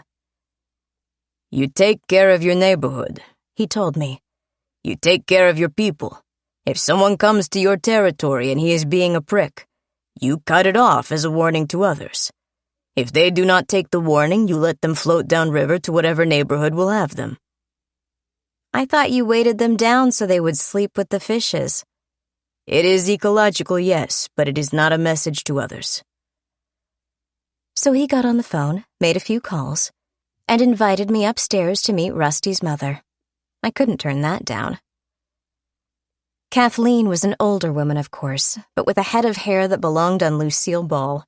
It was a gorgeous, vivid red, and she had the green eyes to match. If I hadn't been told she was from Ireland, it would have been high on my list of guesses. I was surprised to find so many freckles, though. I haven't known many people with red hair. Is this a common thing? Do freckles go with red hair? She was minding the residential level of the building above the pizza shop when Steve showed me up and introduced me. Kathleen was formally polite and apologized profusely for the state of the house, which, as far as I could see, was immaculate. I asked her if she would like a cleaning spell on the house. For the next 2 hours, we chatted like old friends. I showed her how a low-power cleaning spell worked by putting one on the sink. Dishwasher? What do you need a dishwasher for? Leave dishes in the sink overnight. Maybe rinse them first. She showed me how to make cheesy Guinness bread. I'm not sure who got the better end of the conversation. Rusty, for his part, tried to stay out of our way, but the smell of the cheesy bread kept dragging him bodily back into the dining area adjacent to the kitchen. By the time Steve came upstairs again, grinning madly, we had pints of Guinness and a lot of cheesy bread laid out, and I felt confident I could make it. Instead of talking, he went straight to the table, sat down, and Rusty immediately slid into a seat next to him. Kathleen insisted I take the fourth chair while she brought in the rest of the tableware. We sat around eating cheesy bread and drinking Guinness, chatting. Steve didn't bring up the subject of a werewolf raid, so I didn't. It was only after our snack, when we moved into the living room, that Steve mentioned the rule. No business at the family table. Seems like a good rule, I agreed. Kathleen smiled. Yep, her rule, I could tell. It is, Steve agreed. Now we have business. Yes, we will do this thing you need, but we will not do it for you. I admit I don't understand. What you say makes clear many things we have seen. We did not know why certain things happened, and now we think we do. Things you do not know of, so do not fret. Things not of your concern, yes? That I understand. We think this is a good start, so we will do it. We will not stop with this one time, though. We will continue. You do know Alden will realize he's dealing with werewolves. And he will obtain silver, yes, this we know. There are ways, and there are ways, but I have questions for you, mighty witch. I don't know about mighty. You make amulets to free us from moonlight and to make silver like it was only iron. I know of no other witch who can do more than chant over a cauldron and mutter about your future. They're a bit more than that, Dad, Rusty pointed out. Yes, he agreed, waving a hand. Perhaps one or two. None like her. Son, Kathleen said, mind your human manners. Do not interrupt. Yes, Mom. Rusty, shut up. I suddenly knew, absolutely knew, that Rusty went to Kathleen when I got mad at him and pitched him out of my house. She's the one who told him how to be polite. She's the one who gave him good advice. I know it, but I can't explain how I know it. I just do. What questions do you have? I asked, looking at Steve. Oh, seeker of knowledge, I added pretentiously. It got a chuckle. Silver is always a problem. Not always a big problem. It will become a big problem. How many of the amulets for silver do you have?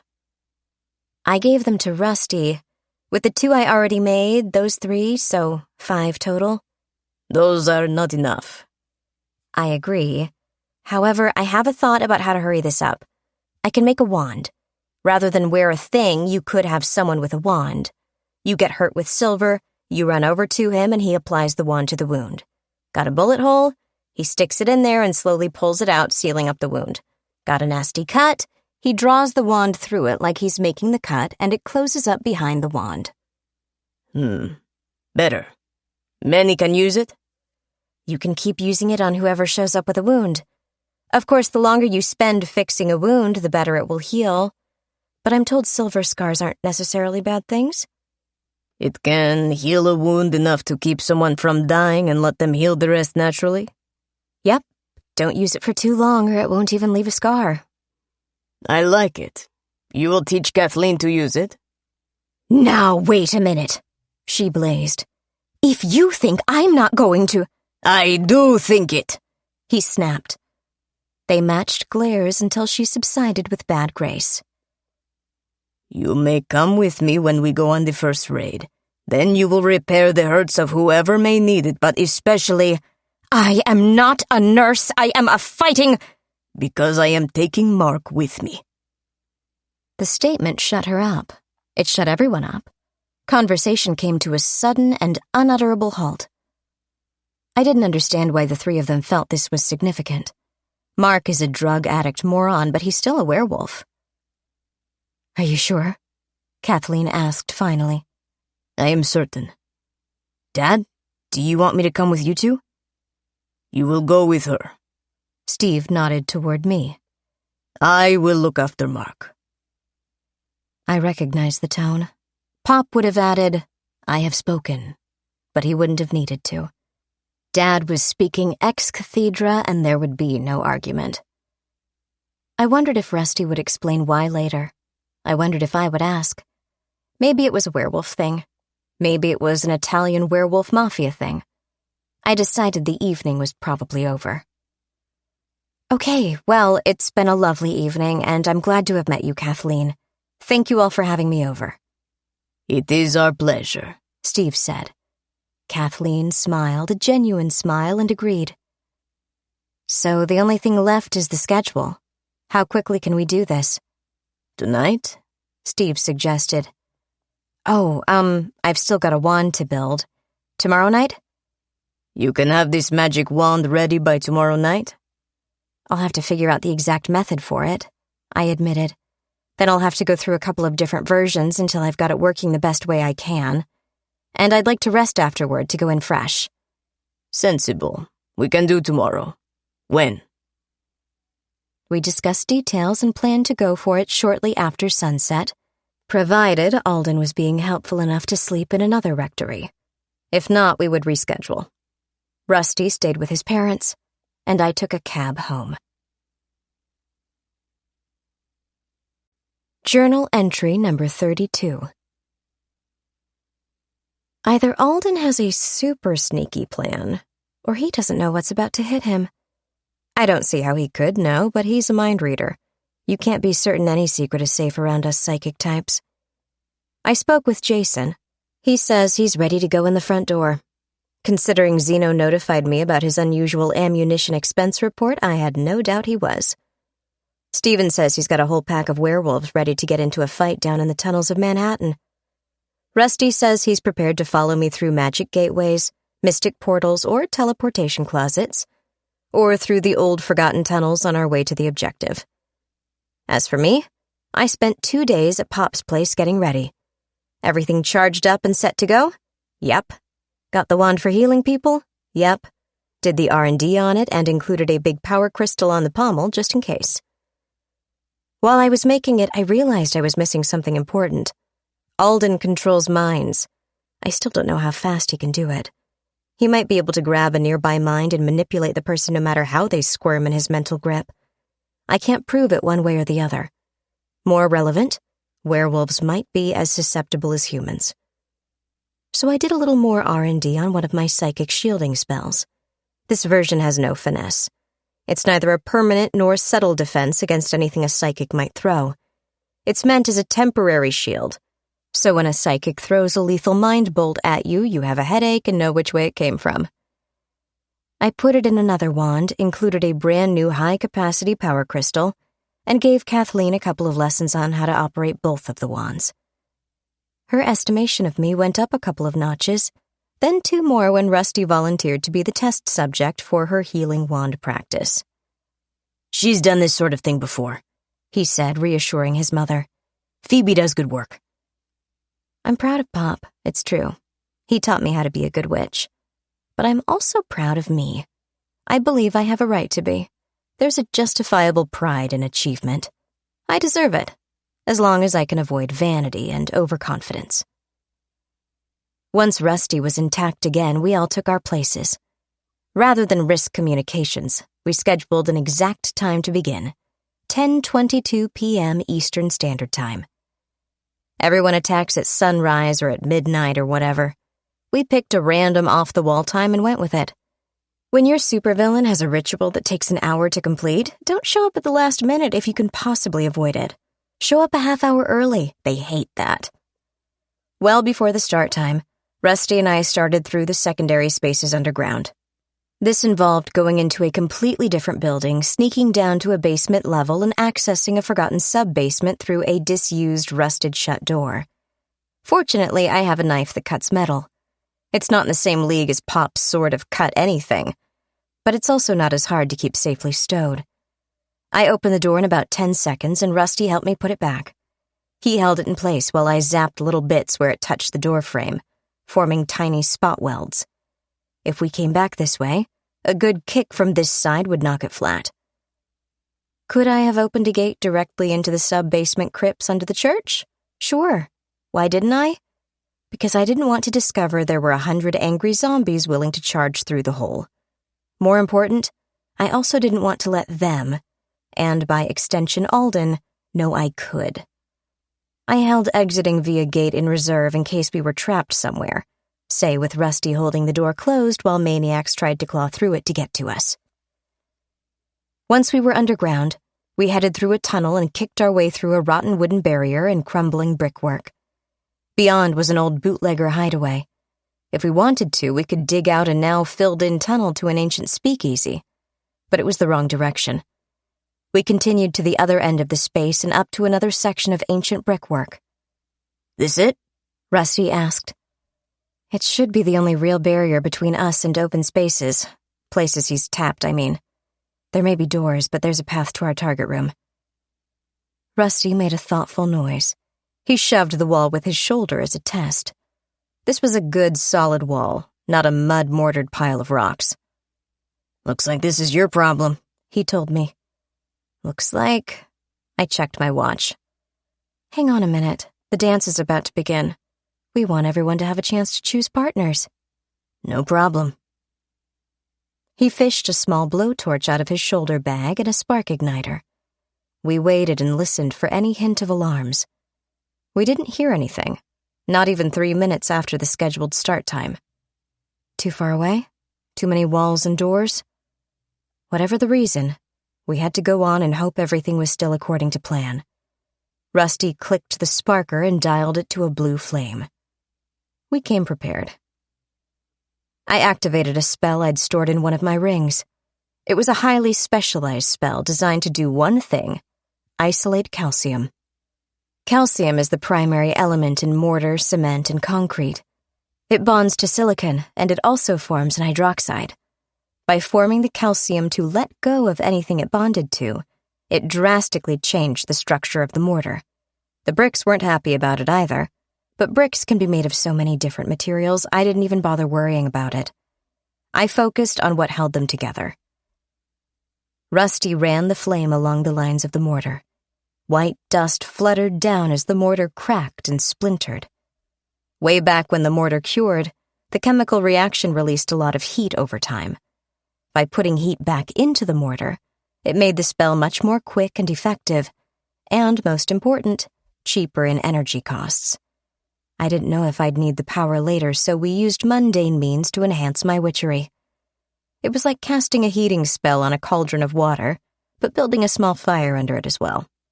Neither would boil water quickly, but together they were much more effective. Same thing here. After tracing the mortar lines in the wall, he gave it a shove. It crackled. He did a little more work with the blowtorch, 2 minutes total, I'd say, and pushed a cluster of bricks through to the other side. He shut off the torch and set it aside. We pulled bricks out of the way, dumping them to either side of our escape route, because beyond the former wall was an underground hallway. It was lit by electric lights, old ones, but according to our map, this tunnel was part of the catacombs or vaults. We were in, and without any need for plastique. Yay, stealth. We pitched out the few bricks we'd pushed in, and I consulted the map on my visor. I pointed for Rusty's benefit. He handed me his shoulder bag. I took it and slung it. His stuff might be damaged, but nothing in there would hurt me while I wore my armor. Rusty pulled off the loose shirt and sweatpants he wore, and I stuffed them in the bag too. A moment later, he rippled through all the stages of man-to-wolf transformation, stopping a little short of a normal wolf. He was bigger, more savage-looking, maybe more primal or primitive. Were wolves bigger and scarier back when humans were learning to chip flint for spears? Or are werewolves not concerned with regular wolves' evolutionary tree? He sniffed the air and prowled ahead. It seemed wisest to let his nose lead. Rusty confirmed this when he sprang forward, raced around a corner, and immediately began to snarl. I hurried after him to find 6 men all dressed in dirty, ragged clothes, trying to deal with a big monster of a wolf. True, they had lengths of pipe suitable for baseball bats, but what they did not have was 6 working brains all trying to do something different at the same time. They had the coordination of automatons. Normally, I'd expect them to do better. Judging by the distant, barely audible sounds of gunfire, I guessed the majority of their group processing power was being used elsewhere. Rusty, looking a trifle larger than a moment ago, grabbed one by the knee, jerked him down, and tossed him over one shoulder. I met the flying fellow halfway, grabbing him as he went by and swinging him face first into a wall. On the rebound, I gave him an elbow in the back of the neck and moved on to the next zombie. He swung his length of pipe at me. I blocked it with a forearm guard. Without the spells, I'd have felt the impact. As it was, he started charging my momentum battery. The pipe hit my forearm and stopped. I did a fast, circular disarm, and now I had a pipe. I used it like a short staff. 1, 2, 3 broken bones, and a finishing shot to the head. Rusty and I cleaned out all 6 in about 12 seconds. I did werewolf first aid. This consisted of making sure things were aligned properly so his regeneration had an easier time of it. Between his regeneration and the healing spell, he pulled himself together remarkably quickly. The dead zombies were guards, of course, and they had guarded a door. The door was one of those bronze things you sometimes see on a tomb or mausoleum. It's not really meant to be opened on a regular basis, but the marks on it said someone did come down here fairly regularly. It was locked, but I had a lockpick. A knife, really.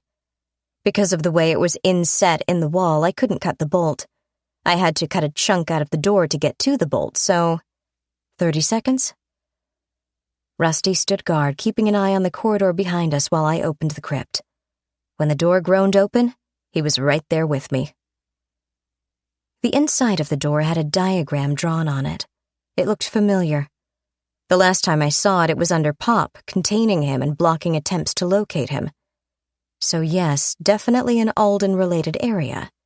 As if I needed the confirmation. The door fooled me. Beyond it was not a crypt, but a natural cavern. It wasn't large, no more than 20 feet wide at most. It was maybe 10 or 12 feet across. It had no electric lights. From the look of it, I'd guess someone was digging to make spaces for crypts and struck water. There was a sizable trickle of water gushing from a crack in the rock face to my right. It ran across the chamber in a natural channel until it disappeared into the floor on the left. Next to the door, there was a single familiar-looking geode. I grabbed it and stuffed it in my shoulder bag. Rusty sniffed around the room and I went with him, senses peeled to detect any other power crystals. This was the only place where I detected anything unusual, so if they weren't in any of Alden's other lairs, they all ought to be here. If they weren't here, where were they? Rusty and I didn't find them immediately. What we did find, when we gave up the search for secret compartments or hidden doors, was much more interesting. We left through the same opening we entered by, or we thought we did.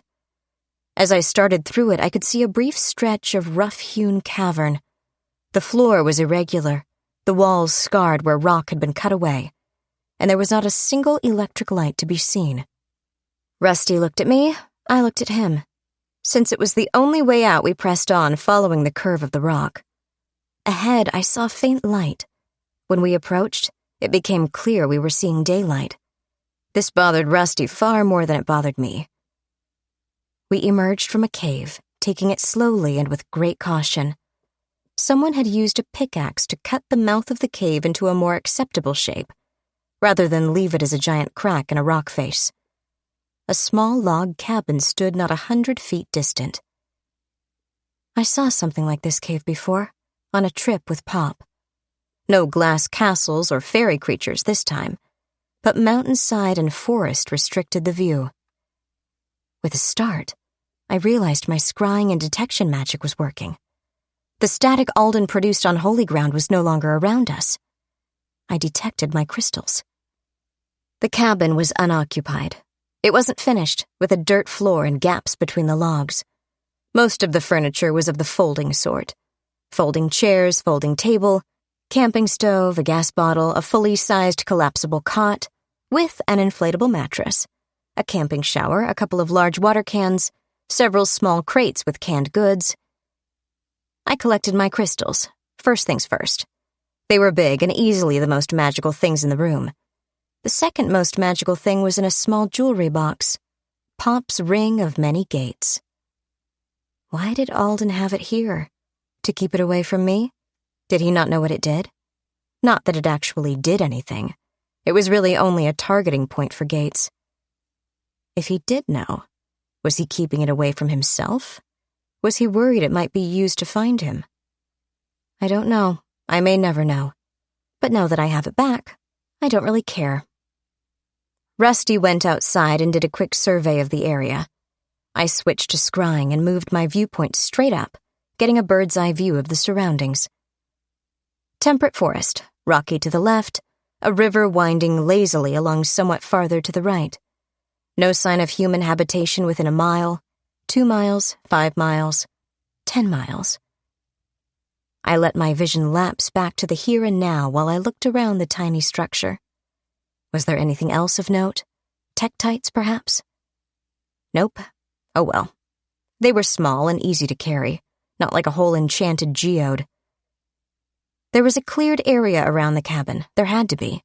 Where else would he get the material to build it? Judging from the state of the soil, it had rained in the past couple of days. The weather was cool and, from the way the clouds were massing, it was likely to rain again soon. Rusty came in through the door and shifted, running through the process. Once he was man-shaped again, he could speak. Okay, I don't get it. Hold on, do you want your clothes? I'll shift back in a minute. What's going on here?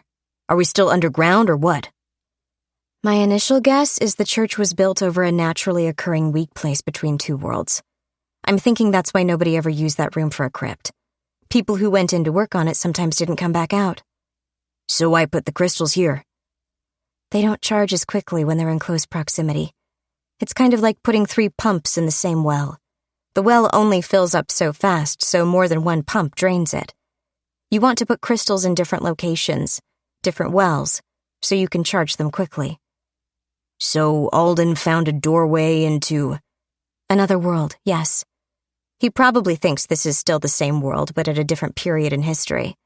And he put these crystals here to charge so they would charge quickly. Relatively quickly, I amended. The one back there in the cave was handy when he needed to recharge his stolen magic. How sure are you about this? Some of it is certain. Most of it is what I'd call a logical necessity. So he built himself a cabin to live in? It's not really to live in. Look around. Think of it as a wooden tent with a bunch of camping gear. It's stuff he could carry down by hand. But this is more important than a mere crystal charging station. I would bet long odds this is his escape plan. Escape from what? Us? Possibly, but I was thinking of the vampires. He worries about them. I'd even say he's scared of them. He thinks this is somewhat in the distant past of Earth. And it is, sort of. Which makes it the perfect way to escape and start over if things go seriously wrong. Huh. Okay. Are we tearing it down? I have plastique for blowing open walls, I pointed out. He nodded and went back through the various stages of becoming a big prehistoric wolf. Then again, as I thought about it, I realized blowing up the cabin would be nothing more than an inconvenience. Instead, I stacked the more flammable stuff on the cot, made sure the door was wedged open, lit the camp stove, and shoved it under the cot. While the log cabin turned into a structure fire, we headed back into the cave toward the crypt cavern. I stopped outside it and quickly ran my knife through the stone, digging out a conical piece of rock. It cuts more than metal, but I wanted to test how fast I could dig away at the rock. Pretty quick, actually. Rock doesn't resist nearly as well as metal does. I dug several such holes, all in a row, and cut a narrow groove to connect them. I had Rusty switch back to human so he could pack plastique into the holes and press lines of it into the grooves connecting them all. I set a timer, and we beat feet back into the cavern. This time, remembering how we got here, we walked around the cave in the opposite direction. It might not be necessary. Simply entering the cavern might automatically mean you exit in whatever world you didn't come in by. I don't know how these things work. How long? Rusty asked as we emerged from the would-be crypt. I closed the door. 4 minutes. That should be plenty of time, but I want to be as far away as possible. At minimum, we should have a cave-in on the other side. I don't know if it'll also destroy the interface between worlds, nor do I know what the side effects might be if it does. I love it when you risk the existence of the universe, he stated. He transformed again and galloped off ahead to make sure the way was clear. I chased after him, slowed by my bag of rocks. As I ran, I wondered, would the blast affect the ceiling here, or only there? Would it ruin the interface, or would it be something Alden could eventually tunnel through? I did make sure to put the last hole for the plastique inside the cavern proper above the entryway. I wanted it to destroy the point of congruence.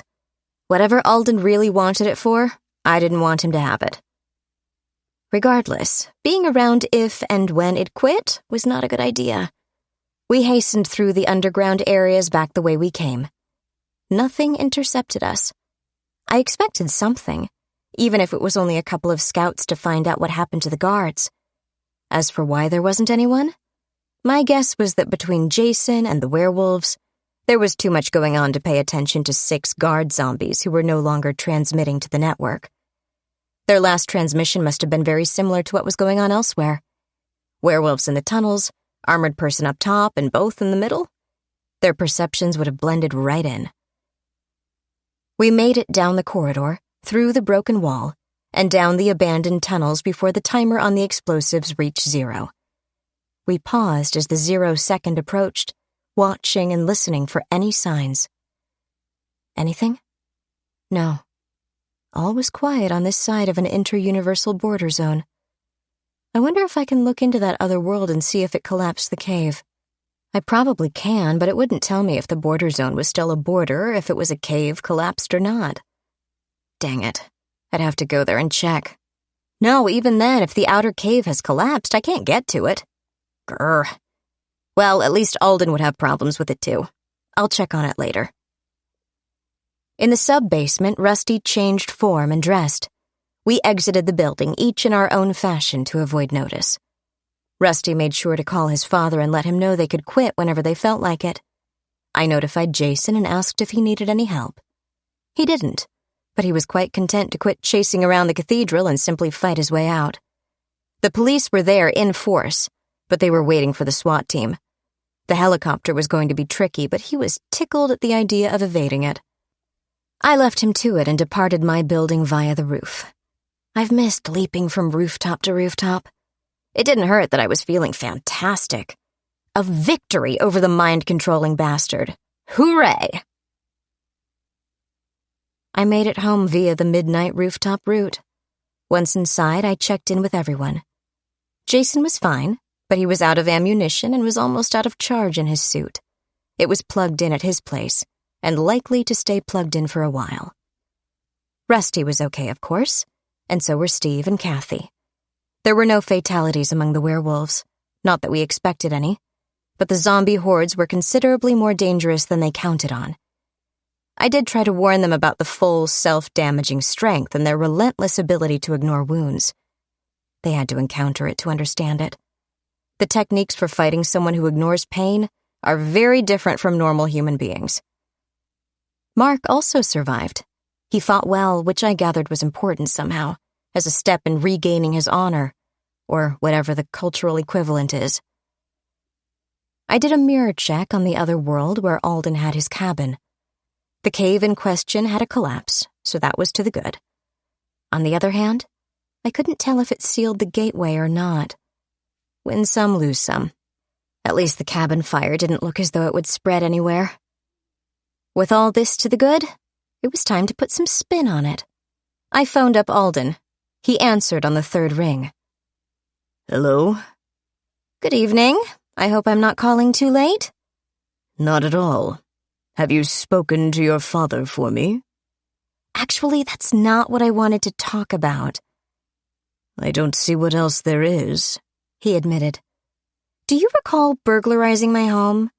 Do you recall the time you were a common thief making off with whatever you could find to hand that seemed valuable to you? Alden was silent. Still there? I asked. I'm listening. His tone was neutral. So neutral it was like a manual gear shift with the engine racing. I'd bet he didn't like having his sins remembered. He didn't like the fact I was bringing this up right after something went sideways in one of his holy ground hideaways. He had to be aware there was a major issue at the cathedral even if he wasn't watching the news. His zombies fought off a major assault. It looked like a victory. Nobody got past them. But he was uncertain about the purpose of it, the motives behind it. And now he had to be wondering if he missed the point entirely. You stole several things from me. You stole several things from Pop, too, but that's your problem. My stuff is the issue at hand. How so? I stole them back. You may have noticed a great deal of activity in your homeless network. When you get back to that church, you'll find a cavern has collapsed. Not on this end, but the far end. You also have bodies to deal with, explanations to make, minds to modify. Oh dear, something awful happened in a cathedral. It might have made the news. I do hope you've got a firm grip on anyone who works at the church. You do, don't you? And enough of a grip on the police to quash the investigation? Or manufacture a solution? Do you have enough influence with the media to cover it up? All of the news channels, I mean. Or the random passerby. Few at that hour, I know. From uploading live footage to the net. Or are you going to roll with it and use one of your slaves as a fall guy? I made a tisk, tisk, tisk sound. Now that I've taken back what you stole, I consider the matter closed. If you leave it closed. I will no longer hold your past thievery against you. I urge you not to reopen the matter. Are we clear?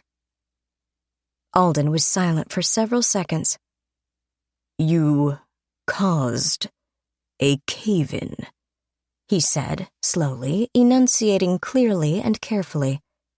His statement told me where his priorities lay. Power crystals are nice. Control of mindless minions is important. But the time portal cave was the big deal. Yep, I agreed brightly. Everything I did on the way to and from recovering the property you stole is kind of like interest. If I had made you a loan, you would have paid interest. Taking out a loan without my permission has simply made you pay more. Now, for the last time. Are we done? He hung up without a word. I think I made him mad. Yeah, I probably shouldn't have gloated at him, but it felt so good. I finally got something back. I'm not entirely sure if I'm trying to punish him out of a sense of justice or for revenge, but my revenge tasted pretty sweet. Journal entry number 33. I didn't hear from Alden for quite a while. I did check on the other world a few times, though. It was an Earth world of some sort. Sun, moon, constellations, all those checked out. There was nobody home, though. Maybe it was an Earth where people never evolved. Or maybe it was too early in the process for me to easily find hairless ape hunter-gatherers. Still, I didn't find any signs of Alden clearing the rock fall or opening up the cavern. Go me. But damn it all, this completely shot down my plan to trick him into an otherwise uninhabited world. If he knows about places where the worlds rub up against each other, where someone can wind up in one world or another depending on which way he's facing, then dumping him somewhere isn't necessarily going to keep him there. Inconvenience him, yes, but he'll eventually walk out to another world even if he thinks he's walking into another time. These weak places aren't common, obviously. I'm not even sure how they work. Are they open only at certain times, during conjunctions, or something else? Can they be traversed by anyone, or does it require magical sensitivity, or require magical energy in close proximity, like a power crystal or other magic item? Or does it vary from border zone to border zone? Hey, is this why he wants Pop's supposed knowledge of time travel? Has Alden gone between different worlds, to different times, but he has to take whatever happens to be available? He finds a portal in Mexico in 1441, another in Australia in 1600 BC, and another in Madagascar while it was still attached to Africa. None of these are where or when he wants to be, so he wants the time travel spells to be able to choose, not be forced to take what he can find. It's a theory. No, it's an hypothesis. What it means is I have to come up with a better way to imprison a half-angelic psychic sociopath with a fetish for killing vampires. I hate it when plans fall apart. I did hear from Dietrich, though. Every night, in fact, for the next 4 nights, asking about updates on Alden's movements, who he was visiting, and always wanting more information on Alden's powers, abilities, and motives. He didn't insist on facts, either. He was perfectly happy with educated guesses. Pop taught me a lot about intelligence analysis, but back then I was a silly girl. I never thought I'd actually use it. There are a lot of practical lessons parents teach us, whether we realize it or not. Dietrich was a remarkably social creature. He didn't stick rigidly to the subject at hand, but also made casual conversation. He asked how I was doing, if I liked living in New York, if I had any plans for a vacation, and he told me about a lovely time he had on a long ocean cruise. I doubted him instantly, what with the local vampires having water crossing issues. I got the hint, though. A cabin in the remote woods, a long cruise. What next? A trip to London, Paris, Hong Kong? Or a pilgrimage to see the pyramids? I was polite to Dietrich and helped him with all the information and analyses I could. I even agreed I should probably take a trip somewhere, but I wasn't sure when. He had a suggestion on that, too. Soon. As much as I wanted to probe for more information, I restrained my curiosity. Dietrich wanted me out of New York. Why? Because I might not agree with his plans for dealing with Alden? Maybe. If they were planning to do something Pop-like, i.e. a bomb or something similarly destructive, I wouldn't be happy. I had no doubt they wanted to kill Alden outright, but were having problems. After Jason's high-velocity message, Alden became a lot harder to kill with mundane things like bullets. His movements involved more security. Of course, he also has regenerative abilities if he's only wounded, so you need a kill shot, preferably 2 or 3 to make sure, or enough explosives to puree the remains. He's also socially hard to kill. What happens when he dies? Consider, Dietrich knows Alden has a thing about eliminating vampires. Also, Alden has control over an unknown but significant percentage of the city, county, and state officials. No doubt he has his fingers into national and international ones, too. If anything happens to him, if he's no longer around to give orders, what do these people do? It's not a case of a spell suddenly broken. This isn't an active effect he's generating, but a change he's made in the person. If you burn someone's hand with magical fire, the wound doesn't disappear when the magical flame goes out. Zombies, at least, seem likely to keep going about their business because that's what they're programmed to do. More intelligent, involuntary servants do their thing, too. The problem is the Omega options. If I die, do this. Has Alden given them contingency instructions? Do they work together as a conspiracy to hunt down vampires on their own? Or do they come out to the public with whatever evidence they've accumulated and drag the hidden fact of vampire existence into the light? I'm sure the vampires have ways to suppress or neutralize leaks, but something on this scale isn't a leak. It's a broken levee during a hurricane. What would be the consequences of a worldwide revelation about vampire existence? I can't imagine a scenario where it would be to their benefit. It may not be good for human beings either, but vampire legends are commonplace. Most people know how to kill one.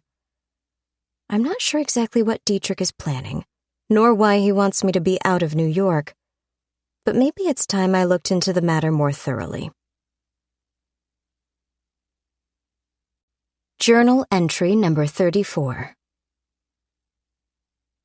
About a week after the geode recovery, I finally gave in to my curiosity and asked Rusty about the underground assault. Oh, that. Dad was over the moon about it. Was he? He says he hasn't had such a good brawl since the Chinese dolls tried to muscle in on his gambling operations. So it was a good thing? Well, no, it's bad for business and it attracts law enforcement. It's expensive in bribes and has a lot of risk. But sometimes you need to, as Dad put it way back when, you needs to make a fucking point, pardon my language. No, it's okay. It's your house, though. And you were answering my question with a direct quote. It's not like you're wandering around the house spouting profanity. Oh, okay, good. I'm never quite sure what I can say. Say anything.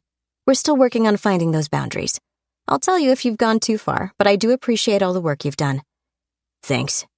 Anyway, Dad's happy, Mom's happy, and Mark is allowed in the house again. Is he clean? I doubt it, but Dad isn't ready to beat him to death anymore. I decided not to ask any of the questions this raised. Good. Now, can I ask for your help again? What with? I want to enchant your trousers. Rusty looked down at the gray sweatpants he was wearing. They had seen better days. Can I ask why? I think I can get them to change shape and blend into you when you transform. It took him a second to process the idea and maybe a tenth of a second to hand me his pants. Put those back on, doofus. You've got newer ones in the laundry. I'll need your help to enchant them. Just tell me what to do. You sound eager.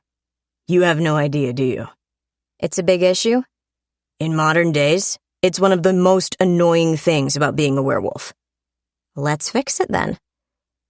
He grabbed sweatpants from the laundry room and we met in my witch room. First, a cleaning spell.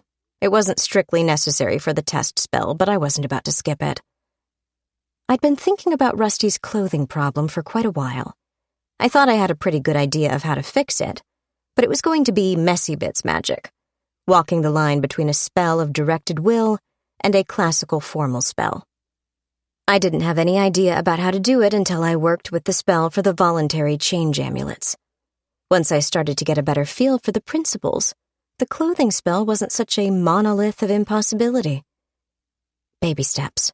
Work all the parts of a problem one by one, look for connections, work those connections, link them, and keep repeating until the whole problem is solved. Rusty didn't actually have to do much. He had to participate and to contribute a bit, but I had to do the work. I was glad I had my geodes back. I stitched symbols on the cuffs and around the waist. In silver thread, it basically said, wolf. In black thread, like the dark phase of the moon, it said, man. In both cases, I poked Rusty with the needle, in the correct form, before starting the symbols. Then the sweatpants went into a cauldron of boiling water. Yes, I have a cauldron. I'm a witch. If you think it's weird, take it up with my pop. The symbolism of mixing, of joining things into one thing, is a strong one. The boiling water was also symbolic for change. Water was on the border between liquid and gas. Even if it isn't boiling, water has no form of its own, all valuable associations. I had Rusty bleed into the cauldron, of course, just a few drops to bind and attune the cloth to him. I snipped wolf fur from him, too, sprinkling the hairs into the water. A modified repair spell used the clippings, adding them to the physical structure of the cloth, making it a hybrid of several types of fiber. But it included both of Rusty's forms, the fur of the wolf and the hair from the human. Those were the important bits. Then I sprinkled in actual, honest-to-goodness moon dust, stirred well, and made it an enchantment by binding it all together with a tight matrix of energy. I'm glad Pop and I have done Ascension Sphere work. Between the house charge and my recovered geodes, it was a pretty big working. I was sweating. The spell would actually alter the state of matter, transmogrifying the cloth into fur, making it part of Rusty as he transformed. Later, if it worked, I could see about binding the spell into an actual enchantment. Once the matrix was tight and the cauldron had cooled, I fished out his laundry and regarded it. It was the same rusty color as his hair, and every thread was a pale line of magical light, invisible to normal eyes. I could see it when I looked for it, but it was bound into the fibers, part of them, as it should be. Excellent. Stick these in the dryer, I told him, and don't try them until I'm awake to watch. I want to be sure they don't merge with you permanently. Rusty handled the wet cloth gingerly. How likely is that? Not very, but it's my first attempt at a transformation spell on clothes. Aside from a resizing spell, I'd rather be cautious. I'll let you know when they're dry. Thanks. Rusty nudged me, wearing his sweatpants.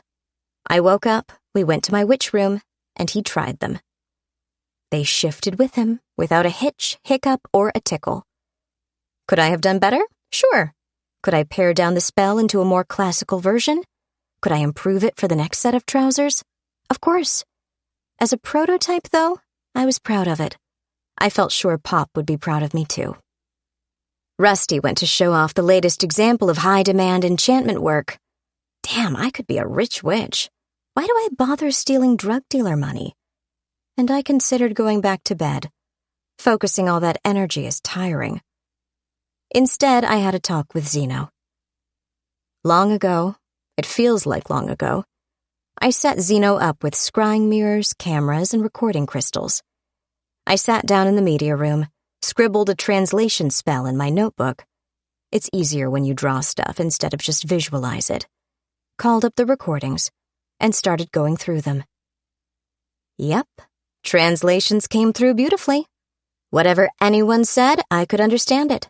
Success. However, this meant I had to sit and listen to hours upon hours, days upon days of vampire board meetings. Most of them were deathly dull. When you're running a secret society, there's a lot of protocol. There's also a lot of routine business that has to be handled face-to-face. Then there are discussions, debates, cost-benefit analyses, return on investment, questions of promotion and adoption. To make matters worse, I had to listen to them one at a time.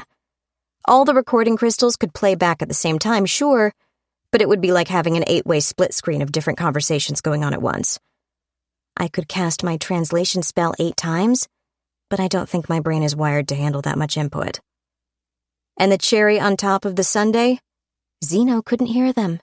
They were psychic translations of the words. My mind got what the person was saying, not the words he said it with. Zeno heard whatever secret ancient language they used, but it was meaningless to him.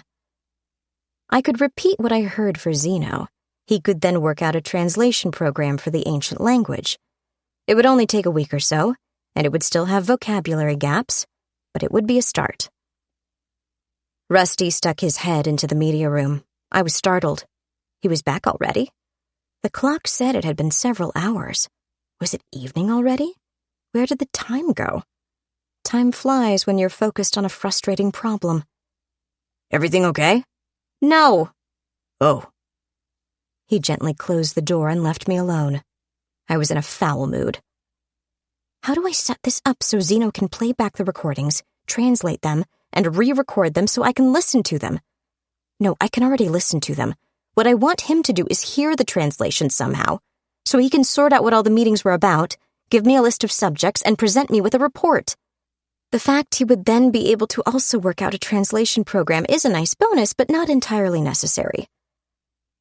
Now I know why Pop spent so much time with me in a workroom. Partly it was because any magical widget we wanted was something we had to build. Later in my life, I would need to know it down to my bones. And I do know it. I wanted a magical widget, and I had to build it. The other reason was because he wanted me able to build it. And damn it, if anyone besides Pop was going to be able to do this, it was me. When I came out of my witch room late that night, Rusty and Gus were waiting. Rusty was in human form, playing tug-of-war with Gus over Gus's latest chunk of rope. The ropes never last long. The two of them quit their game when I came out, and Gus put his front paws on my shoulders to lick my face. I needed that. I ruffled his fur and scritched his ears while he wagged his tail like he was keeping things at bay. Rusty grinned, relieved I was in a better mood. Bad news? He asked. Annoying news, I countered, using one forearm to hold off Gus for a moment. Dinner? Gus agreed wholeheartedly and dropped to the floor. He spun around to sit beside me and looked up at me expectantly. Dinner, Rusty agreed. I can send out for a pizza. I thought I was too far south? They'll deliver anywhere you are, I guarantee it. It might not be hot if you call from London, but they'd send it. You know what? It's tempting. I think, though, I've been working on things that don't want to work. I feel like cooking something because I know I can make it happen. Let me know if I can help. Rusty did help. He stayed out of my way, ate what was set before him, and made appreciative noises.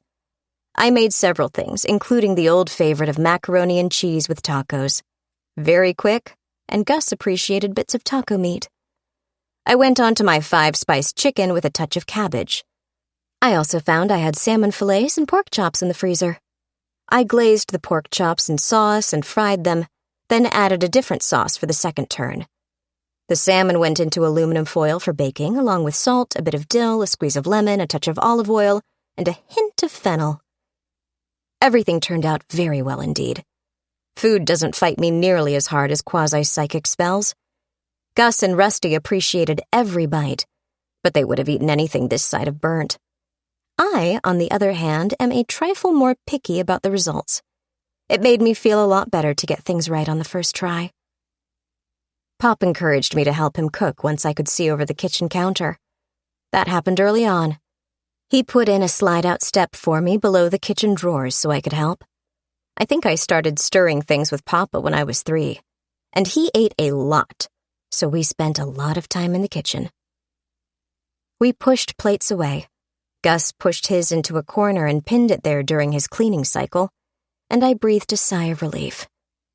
I can go on a temple raid with werewolves and supersuits and zombies, but eating something I cooked is at least as satisfying. They both give a feeling of accomplishment, although of different sorts. "Wanna tell me what you're working on?" Rusty asked, loosening the drawstrings on his newish sweatpants. "Or will it spoil a good after-dinner mood?" It's fine. I explained to him about the problems of getting a translation out of a recording and turning it into a digital format. He looked puzzled. "You've got the recording, right?" Yes. "You play back the sound and it's in a weird language, right?" Yes. "You run it through your translator and it comes out as psychic stuff?" Yes. "And the problem is getting the psychic stuff to be digital stuff?" Exactly. I have a lot of experience with psychic energies, but translating them into an electronic form Zeno can process is proving more difficult than I thought. And I knew it was going to be difficult, which means it may be impossible. "Can you make the translator thing talk?" What do you mean? I mean, can you make the thing talk? What if I want to hear it? You don't exactly hear it. You get the translation in your head instead of the actual words. Yeah, so you said. I get the idea. But can you make it talk? Could you set it up so I could listen too? You could tap into the psychic portion and hear the words in your native language. Anyone could. No, that's not... He broke off, frustrated. If we were on the phone and you heard something about werewolves in the vampire conversation, could you do a magic trick to make the translation spell say things with sound? So you could hold out the phone and let me hear it without making me come over to stick my head in a psychic spell? Probably, I agreed, thinking it over. Yes, I'm certain I could. It would use something a lot like the audio portion of the pie tin of Revelation. There you go. Problem solved. How does this solve anything? Doesn't Zeno have a microphone? Now I know how Pop felt when I asked a stupid question and changed everything he was thinking. I can only plead I was tired. My response was forceful and somewhat profane. Well, Rusty said, looking a little hurt. I am a son of my mother, and Mom could be, technically, classified that way, but I think it's kind of rude to... I kissed him to shut him up. It worked beautifully. I then sprinted up to my witch room. My initial problem was skipping too many steps. I was trying to find a way to translate psychic impulses into a computer-compatible format. I wanted to plug something into Zeno and let him download it, move on to the next crystal recording, and repeat. Getting a crystal recording to play sounds, though. An old-fashioned speaker could be linked to it. The spell would vibrate the speaker cone. Zeno could listen to it and synchronize it with the video recording. He has days of conversation to use as a baseline for translation work, and it would take days to play it all back, but Zeno would listen and process day and night nonstop until he was all caught up. Okay, it was harder than I thought to get the psychic imprint from a crystal to run through a translation spell and produce words. Duplicating the words spoken in the recording was easy. Putting a translation spell in the middle, that was hard. It doesn't give you translated words. It gives you the impression of words supplied by your own brain to match the meaning. This caused a headache, but I got it to work eventually. I had a crystal talking in ancient vampirese to a translation spell which talked to a speaker, which spoke aloud into Zeno's microphone, which Zeno then turned into digital media. It was clunky, and it worked. I'm overjoyed. With the theory established, I could cast another 7 translation spells tomorrow. Zeno has more than one microphone input, or would have when I finished a trip to Electroshack. I went to bed. It had been a long day and a long night, and I was knackered. Journal entry number 35. Zeno didn't let the phone wake me, so the doorbell did. When I swam up through pillows, I asked Zeno who it was. The person at the door is Brian Messroll, ma'am. Stacy Robinson has attempted to call you twice this morning. She called Brian immediately after failing to reach you. Brian is here at her behest. You listened to their conversation? Stacy tried to call you, so I monitored her, he announced cheerfully. Zeno can sometimes be a little unnerving. He doesn't think really, just processes data according to rules. I sometimes wonder about the rules. I didn't tell him to monitor people's calls. Pop might have. Put him on the speaker. The light came on and the caption "Front Door Intercom" appeared at the top of my phone screen.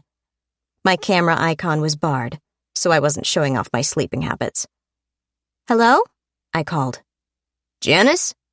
No, it's Phoebe. Brian? Yes, can I come in? You woke me up. I'm still in bed. Long night. Is it important? I need to ask you about Janice. She's not here. I didn't think so. Stacy's worried about her. We haven't heard from her or Oscar in over a week. Really? That's concerning. Can you wait a couple of minutes while I pull myself together? I didn't mean to get you out of bed. He apologized. I can sleep anytime. 2 minutes? I'll wait. I took a brief trip through the bathroom, ran a hand through my hair to align it all, did a quick swish and spit to make up for not brushing before bed, and wrapped up in a bathrobe. It might have taken 3 minutes total. Brian was still there. I paused, hand on the inner door handle. Alden was pissed at me and had zombies watching the house. Zeno, evaluate external security threats. High green. Not even in the yellow. I was pleased. I didn't open the inner doors, though. I triggered the outer doors and let him into the vestibule. Once he was airlocked into the house, he didn't collapse in a pile of mouth-foaming madness. I showed him to the living room, a social area for company. Is that a parlor? Have I been calling it the wrong thing all this time? Those were my thoughts as I showed him in. I just woke up. Cut me some slack. Stacy's a warrior, he said, sitting on a chair. It's the chair I keep for Pop. Brian shifted uncomfortably. It's a very hard, sturdy chair. She's been trying to reach Janice ever since she missed a test. Last week, the week before. I'm not clear on the schedule. Now she's got me checking in with all her friends to see if they know where she is. Hasn't she filed a missing person report? Sure, but do you know how long it takes before they actually do anything? No, I don't. Is it a long time? The police are always understaffed, or so I'm told. They blame funding issues and the 2-year academy training requirements. I'm sure the politicians have their own viewpoint. I don't pay much attention. You really should. Voting is a fundamental. I cut him off before he could gain momentum. He's a political science major, and he's one of those types who will talk theory until you run out of booze or patience or both. I know it's fundamental to democracy, but I don't feel I can give it enough attention to make informed decisions. Our issue at hand isn't the police anyway. It's about Janice and Oscar. They're missing? Yes. And Stacy has you hunting them down? That's right. Calling around to all our friends hasn't been good enough for her. Brian went on, rolling his eyes. I've got to come by and ask, like you've got her strapped to a bed or something. Not really my scene, I admitted. Although Oscar is another story, if he wasn't such an asshole. Yeah, I figured as much. When's the last time you saw her? A couple of weeks ago. She wanted help moving out, problems with Oscar, you know? Yeah. So she crashed here a couple of nights while they processed her paperwork for an on-campus room. She applied for the dorms? I should check with administration then. Do you know where? No, sorry. I came home and her stuff was gone. Haven't seen her since. Oscar did come by looking for her. It was the same evening. I don't know where he went either, but maybe he found out about the on-campus housing? Could be. Or they went somewhere to be together for a while and patch things up. No, he corrected himself. Not for this long. You think maybe Oscar could...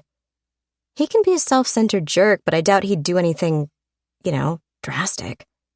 I'd say the same, he admitted. But he does have a temper. When you put it that way, I trailed off, looking troubled. Anyway, if you hear from them, will you call Stacy? Not you? Janice is a grown-up, so is Oscar.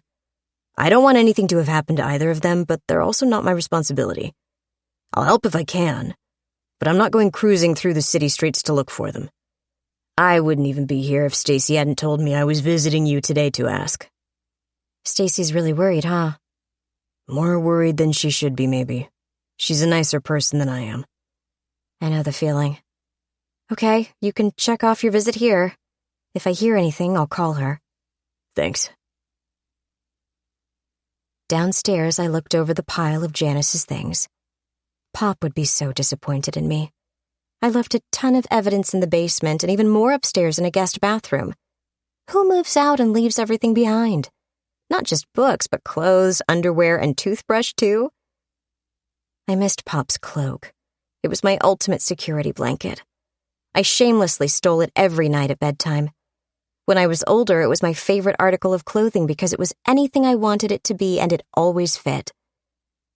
It seems I miss a lot of things lately. Pop, Bronze, and my childhood leap to mind, too. This adulting thing is harder than I expected or liked, damn it. Pop's cloak is also the ultimate disposal unit. In addition to changing shape, it can open like a flexible hole into an endless nothingness. Dump something in there and you won't see it again, ever. I had to content myself with stacking everything in the car switching parking space. It's set for Iowa, but it wouldn't be hard to rig it to go elsewhere if I wanted to go to the effort. Iowa would do, though. If I shoved all Janice's stuff into another universe, who was going to find it? Dang, toiletries. I went upstairs and cleaned out her bathroom. I also did a search through her room for luggage, clothes, and anything else she might have unpacked.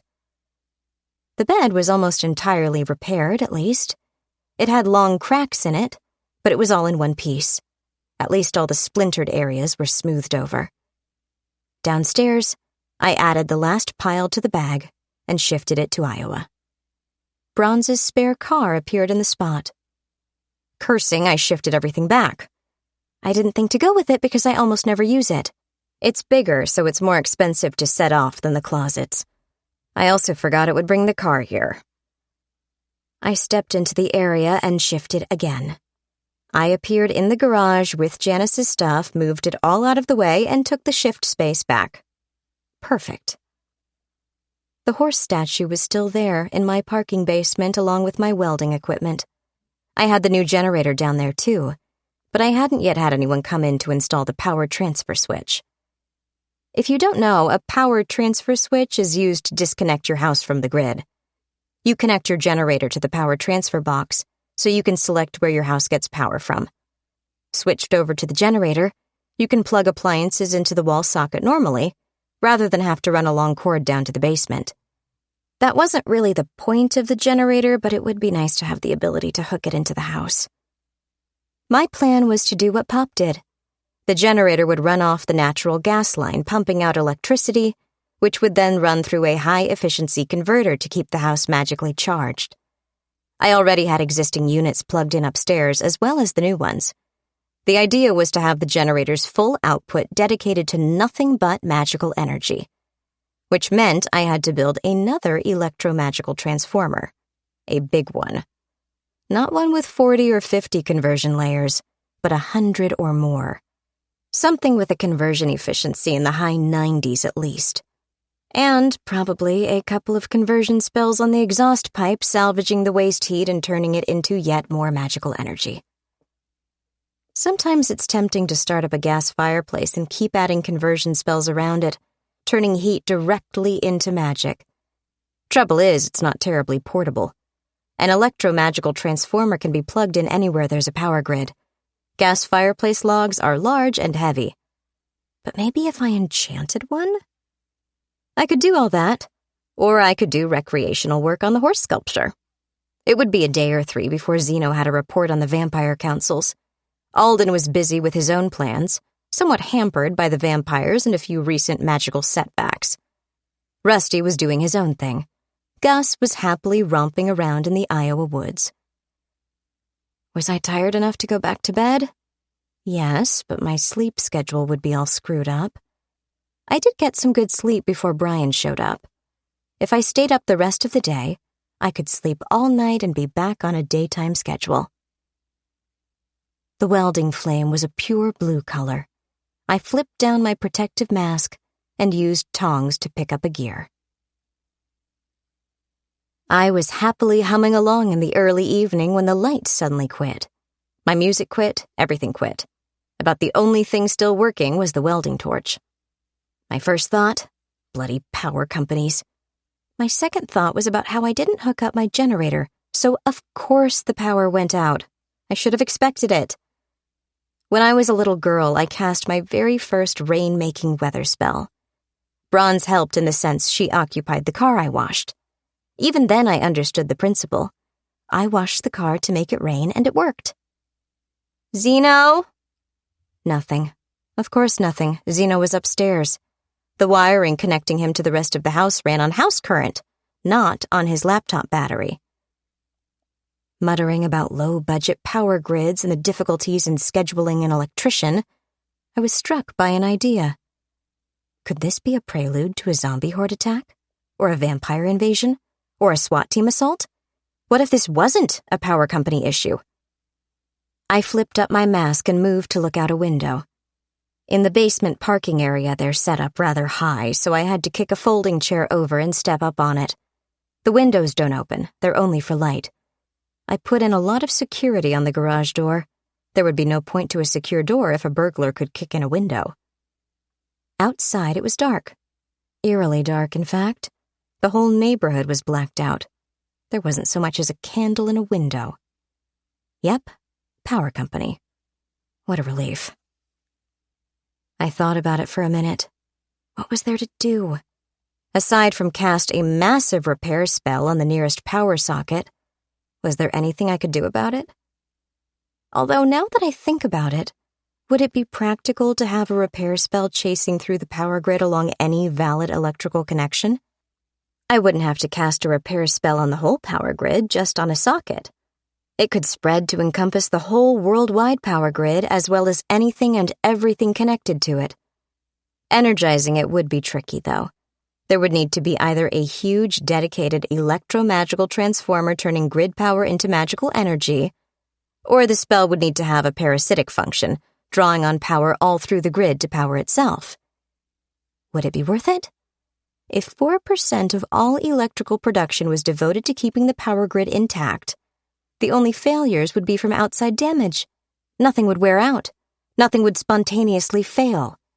It would even cause electrical appliances of all sorts, refrigerator, heater, phones, computers, all of it, to never wear out again. Even broken things could eventually come back online as long as they were connected to the grid. I had a really bad moment where I realized I could fundamentally alter the shape of the world. Imagine the ramifications if your wet phone only needed to be plugged in overnight to start working again. You only replace it when programming advances are too much for it. Batteries may run down, but they never wear out. Electric appliances, cars, transformers, wiring. No repairs again, ever, for anything. Imagine a world where nothing electrical wears out, ever. What does it do to the economy of the world when entropy isn't a factor? I could even have a spell to upgrade the conductivity of heavy-gauge long-run wire. The 4% the spell sucks up would be more than made up for by reducing how much is lost in power lines. Or would it? These days, they use superconductors for long-distance power transmission. In any older power grid, though, the spell would pay for itself by making the grid more efficient. But all this was a flash of thought, an idea that came and went. I never seriously considered it, except maybe as something to try one day and see if I could make it work. More immediately, without a power grid and transformer power, what was I going to do about the power outage? Was there anything? Seriously, when the power goes out, what can I do about it? If I knew exactly what was wrong, I suppose I could repair spell the problem. I might be able to go there and get the repairs done before the repair crews did. I could help. If only I knew what the problem was. What blew up? A transformer? A substation? Was there a whole power plant in meltdown, or was it something local in my neighborhood? I suppose I could go up to the roof and do some stargazing. I could call someone and chatter about how the power was out. I could open the fridge and freezer and let out the cold air. I could go outside and take a walk in the city without street lighting of any sort. Or I could stay off the streets, carry on with what I was doing, and wait to hear the sounds of someone trying to break in. If this power failure went on for long, there would be a lot of break-ins.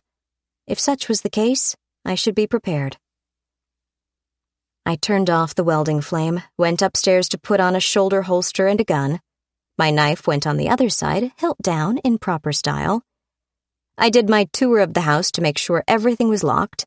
I went back downstairs, leaving the door to the basement open.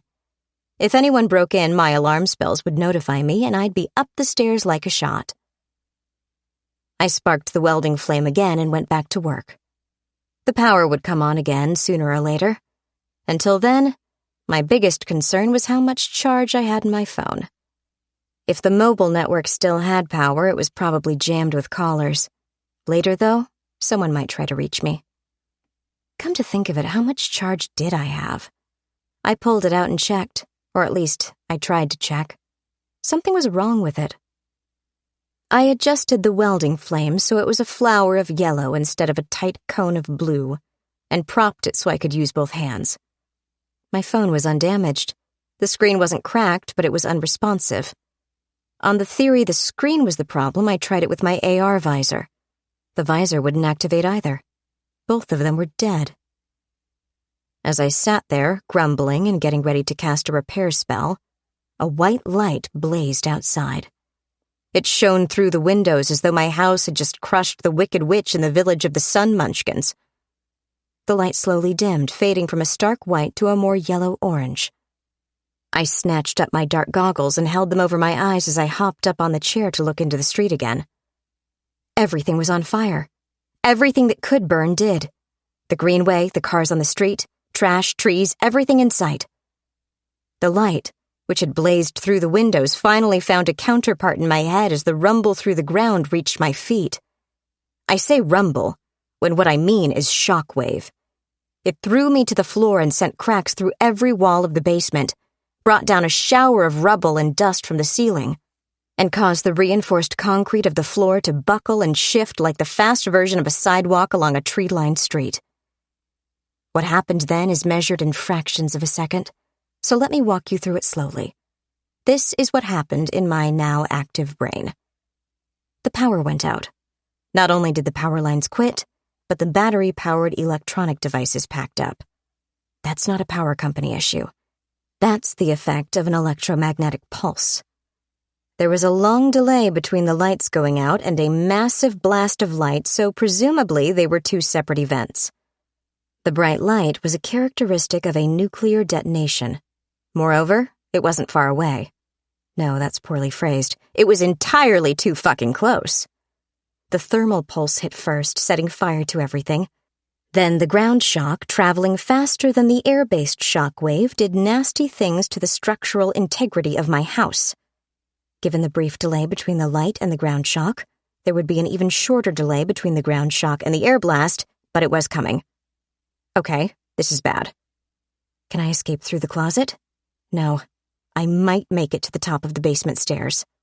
The basement door was open, but the closet wasn't on the ground floor, so it might as well be in Peoria. The car shifter was the only shift space close enough, but there were two problems with it. First, the lines of the diagram were broken by cracks in the floor. While I might be able to bridge the gap temporarily, setting off a space frame shifter isn't the same as a dedicated closet. It takes concentration and an act of will. A few seconds, even if you're in a hurry. Add to this the trouble of brute forcing a jump over a break in the diagram, and the time required goes up even more. 10 seconds? Not much in the larger scheme of things, but significant when we're talking about the difference between the speed of sound in rock and in air. Let's not talk about the risks associated with a panicked witch in a hurry doing interdimensional travel through a broken diagram. Screwing up a broken shifter spell can be worse than frying in a nuclear inferno. I've had precautionary lessons on this from a man who knows. Trust me. Okay, there's a fraction of a second gone. Think, Phoebe, think. If I don't have time to shift out of here, what do I have time to do? Take cover? Under a car? Some large percentage of the house, or the building across the street, is going to wind up in my basement. The car's suspension is good, but not that good. Should I be against the wall nearest the blast so I can hide in the shadow and hope anything coming down is knocked far enough back to miss me? I can't count on it, and I'm not in my armor. How about I hide under the statue so it can block falling masonry, and maybe deflect half a house? It's not bronze, but it's 4 metal pillars and a roof between them. It's better than anything else. My decision took a half second, maybe a little more. My next house will be a hobbit hole, I thought, with concrete under the sod. I grabbed the welding rig, sent it skidding across the floor away from the statue. I didn't want these soon-to-be crushed gas bottles near me, and used the reaction to fling myself under the statue. I rolled onto my back, centering my... Journal entry number 36. I haven't been knocked unconscious many times. I can count them on one hand, in fact. If it didn't hurt so much to move, I might. Okay, situational inventory. Am I alive? If I have to ask, things are not going well. Bonus points for being able to. Therefore, tentatively, yes. When the neutrons hit the nuclei, I was below ground level, so I was out of direct line for radiation effects. I was also out of direct line for blast effects. It's hot, though, so either I'm alive, or my personal hell is a really dark place. There's quite a bit of pain, so let's not rush to judgment. I took a couple of breaths. I could breathe. No sulfur smell, so tentatively not hell. The air was hot and stale, though. The magical environment was still pretty charged, which I considered a good thing. The spells on the house used the structure to define their borders during the setup process, but they weren't part of the house. Once they were established, they were fixed in their location, not in the structure. Knocking down the building would only leave a house-shaped magical construct where it stood. Okay. Carbon needs to be extracted from the carbon dioxide. It can form a layer on... No, I'm doing this in the wrong order. I need to see. I conjured for a moment and breathed out a cloud of light. This spread like glowing mist through my little area, coating everything with a gentle glow. I looked up at the underside of a metal horse sculpture.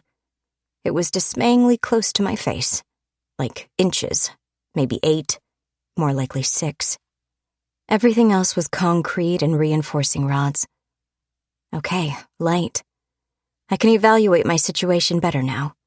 Is there anything immediately lethal about to happen? No? Okay. Step 1 accomplished. Step 2, breathing. Carbon can form a layer over there. Separated from my own carbon dioxide, this leaves oxygen for me to breathe again. I'll sort out my airflow issues later and see if it's necessary to recycle. Right now, better safe than sorry. Step 3, temperature. I don't know if everything is on fire above me or if it's flash heated from the blast. Either way, I don't want to be slow roasted in the rubble of my own house. The rubble of my destroyed former house, I should say. Or rather, I don't want to be cooked at all. It's been a bad day. All right, how about we start turning thermal energy into magical energy? It's not going to turn a profit on the magical front, but it's more efficient than shoving heat energy away. As things slowly cooled down, I started taking stock of things I'd been actively avoiding thinking about. Ow. Left leg, there's the big issue. There's a slab of concrete lying on it. The near edge is about mid-thigh, and I can't feel anything from there down. It hurts a lot at that point. The bone is obviously broken. But it's better than an entire leg full of screaming agony. Right now, I'll take it. Right leg? Much better, in a way. It's only pinned by large chunks of rubble and the twisted reinforcing rods. It's not too damaged, but I'll have to chew it off to get it back. Or hire a forklift driver. No, as soon as I can reach it, I have a knife suitable for cutting myself free. Minor problem, really, compared to others. Torso? Pretty good, actually. Covered in dust like everything else, but nothing broken or punctured. Bits are abraded, battered, bruised, displaced, lightly lacerated, or simply uncomfortable, but mostly okay. If there was internal bleeding, the healing spells on my ring already took care of it. Right arm, not bad. I can move it, but it hurts around the upper arm and shoulder. No blood, but a fracture high up on the humerus. No heavy lifting for me, but it's technically functional. Left arm, yeah, not so good. The forearm is broken, but there's no bone protruding. The upper arm might also be broken, but I won't try to move it until I get a better look at the damage. It hurts like blazes, though. Head, it seems intact, but I did my best to center my head under the statue and covered with my arms. My arms took the brunt of it, so success, I guess. Chips of debris didn't do my face any good, and I think I have a scalp laceration that stopped bleeding, partly thanks to my hair. A quick fingertip check implied this, as well as reassured me about the quality of my skull. I'm very hard-headed. Okay, where am I? I was surrounded by broken concrete and metal, buried in the ruins of... What was left of the statue creaked. Dust filtered down. Something not far away cracked and made a momentary grinding noise. I made a squeaky sound. Not good. I could start a spell to gradually flow bits of concrete into a sort of arch reinforcing the structure, or more correctly, forming an actual structure above me to support the weight of the debris pile. The drawback to this was how much harder it would make the job for the rescue crews. They would have to jackhammer me out, not lift away pieces of debris. Back up. Let's examine the assumptions. Was anyone coming? Someone dropped a nuclear device on New York. Is this an isolated incident, or are there wider ramifications? Did the nation respond to an attack? Or was it a nuclear terrorist? Was there a nuclear war going on, or was help actually going to get around to me eventually? Did I want to be higher up where I could get out, or farther down to avoid radiation? Damn. My family has more nuclear incidents than we do car crashes. You know what? My injuries hurt like hell, and I'm spending a lot of effort ignoring them. I should work on those as my immediate concerns. Then I can focus on the more long-term questions. Dust dribbled down as something else above me shifted. Okay, so the most immediate thing is to continue to not get crushed to death. Support structure spell first, then I can focus on injuries, then I can consider long-term plans for the distant future. Like, later today. Journal entry number 37. Much better. My little tomb is much less dusty. I had most of the dust crawl into cracks, filling empty places and forming bridges for the stone merging spell. I can still hear settling noises, but nothing too close to me. Once I was sure I wasn't about to be jam in a slab sandwich, I adjusted my position for maximum comfort, not much, and started fixing health issues. I'm not in pain anymore, so there's another bit of good news. My left arm is now lying in a straight line, and the breaks in the bones are all welded together. It would ache from here to breakfast if I didn't have a nerve block on it.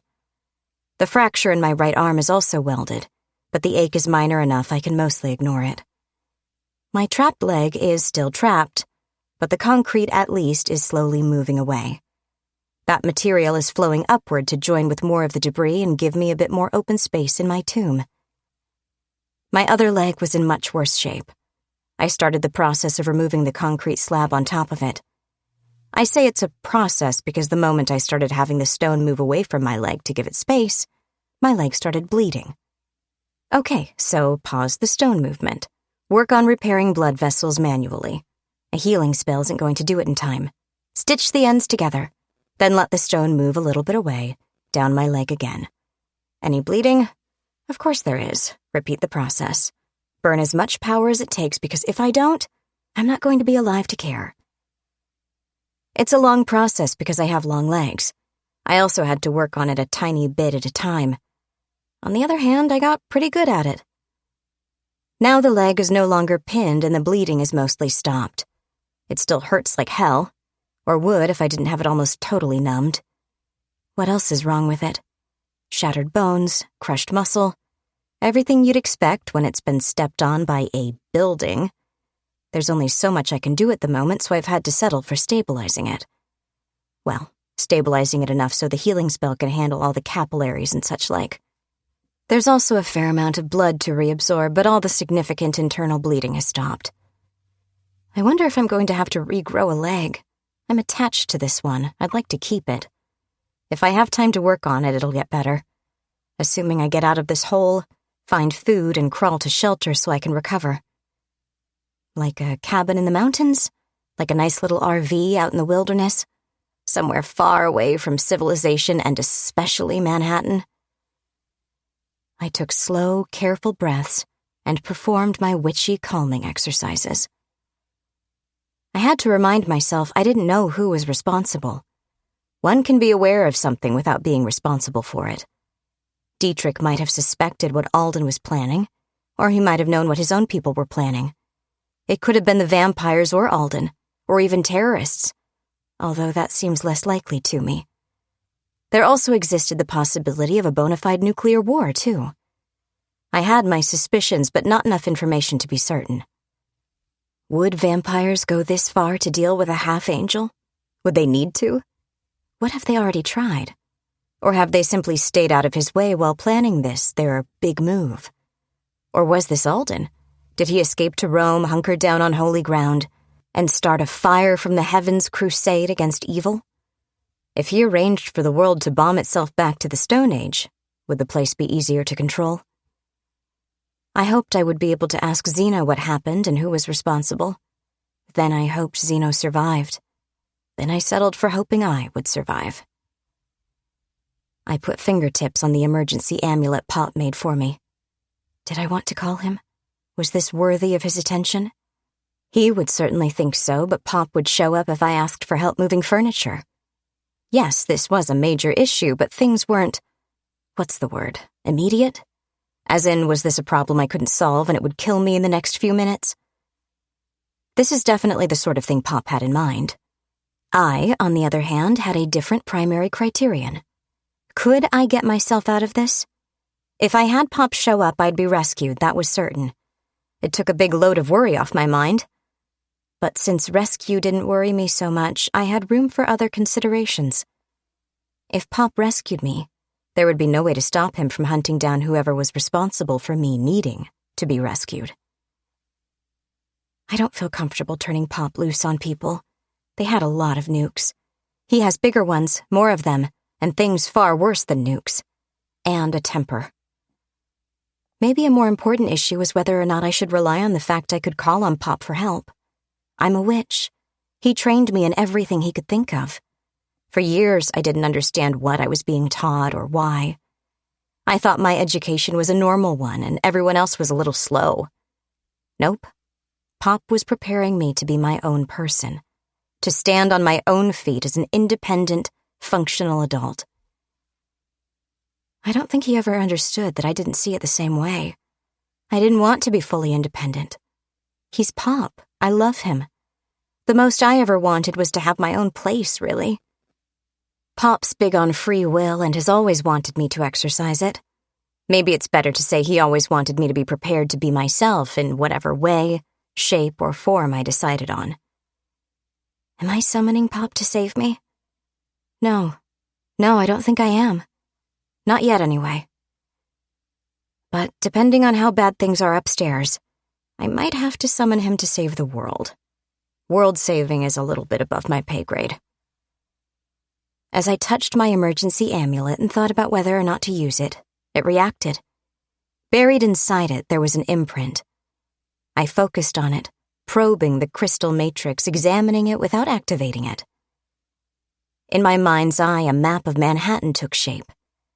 3 areas of detail, or of attention, drew my focus: Tudor City, East Harlem, and Inwood. The mental map expanded, drawing my focus to 2 more places, one near Garden City, another to the west, somewhere south of Madison.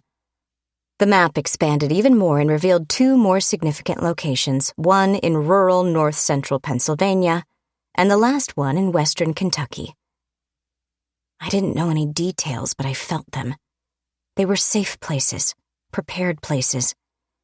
My crazy, paranoid, overprotective Pop went out of his way for me again, anticipating all sorts of potential problems.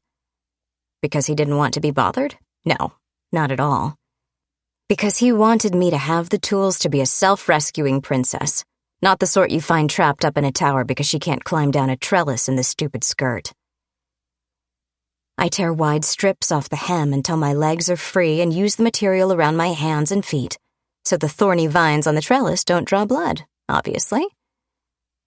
All right, I'm no longer dying in a hole in the ground. I'm still in the hole, but I've got the dying part under control. Things have stabilized. I'm not going to suffocate. I'm not going to bleed to death. I'm not going to die of thirst. I can draw moisture from the air. Food is my main concern, but it's something to worry about over the next few days, not in the next 24 hours. Let's take a look at what's going on outside. Do I work on surviving here until rescued? Do I dig myself out? Or do I start thinking about which world to retreat to? What's my goal? I didn't have a magic mirror on me. I was at home and not expecting to need to be geared up for an adventure. Fortunately, there are less sophisticated ways to look around. Normally, these involve a focus, but I have a talent for this sort of thing. In most cases, I use the safer methods, but you work with what you have. I stepped out of my body and rose through tumbled concrete and broken brick. The house had collapsed. It was easy to see which way the blast came from. If I hadn't had a multi-story building across the street, I wouldn't have been buried very deep. As it was, there was quite a lot of debris, but most of it was shattered into small pieces.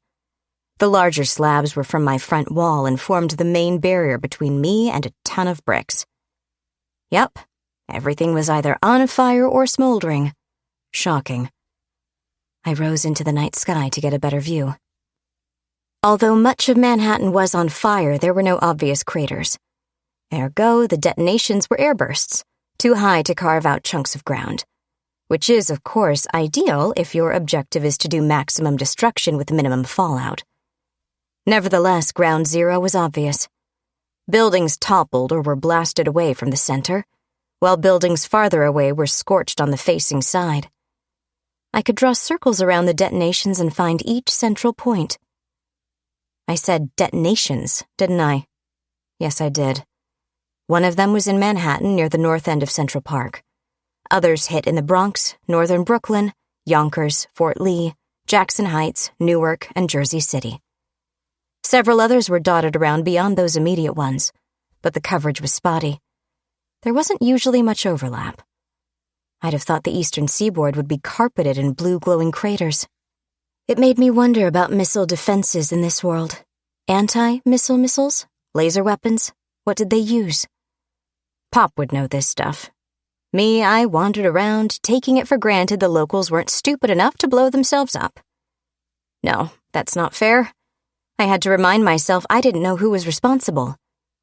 I had hope I might find out, eventually. There's that word again, hope. I've got a lot. At the moment, not a lot else, but when you're scraping the bottom of Pandora's box, you always find hope. It's not something I'd suggest putting on a cracker. It's a flavor, not a food. I wanted to find the safe spots in the amulet marked on Pop's mental map, but I haven't practiced with astral projection a whole lot. Pop doesn't like it, and we stuck mainly to the more complicated but safer forms of remote viewing. One of the reasons I don't like it is the way Pop described it. There's supposed to be a line, string, or cord connecting me to my body. If my astral form goes places and gets lost, I twang the silvery rubber band and sprung! I'm back in my body. This is not the way it works for me. I step out, and I'm out. There's no silvery cord, so I have to navigate by landmarks. Worse, I can get lost. How do I get back to my body if I can't find it? Sure, I can go to my address and find my room. Whoops, no streets, no addresses, just piles of rubble. Is that my pile of rubble? Is there a coffin-sized spot in there? I'll have to search the whole pile. No, maybe it's this other pile of collapsed brickwork. No, this could take a while. Given the situation, I didn't dare get too far from my tomb. I also don't know how to home in on a target point. I wanted to go find people I knew and see how they were doing. Rusty leaped to mind. And I wanted to find Dietrich to see if he was presently cowering in a bunker or sipping type AB negative from a champagne glass. At the moment, I was a free-floating spirit with navigational issues. As I slid back into my body, I realized it was in worse shape than I thought. Nothing hurt while I was outside, but coming back was like settling down on a bed of gravel despite the pain-blocking spells. Fine. My ring is already running a couple of different healing spells. The first aid spells activated automatically and helped keep me alive while I was unconscious, dealt with the initial symptoms of shock, and assisted with various other ills. One of them focused on enhancing what my body was already trying to do, namely, put things where they belong. Others overrode my body's natural responses, preventing swelling and other nastiness. Everything still hurt. I'm not sure what it says about me that I stopped noticing after a while. So, let's decrease the pain sensors. I don't need to be notified constantly about the aches and ouches. I know they're there. I'm not trying to walk on a broken ankle. Doctor, I promise to lie still and avoid physical exertion. Can I please have more painkiller? I'm already hungry, though, which is a bad thing when I'm trying to heal. Maybe I should put on more body fat to prepare for days like these. There are a few meters of rubble above me. On top, it's on fire. As far as rescue is concerned, the most I can hope for is a cursory sweep for survivors, and I doubt I'll even get that. No one is going to go digging on the off chance someone is still alive in a basement.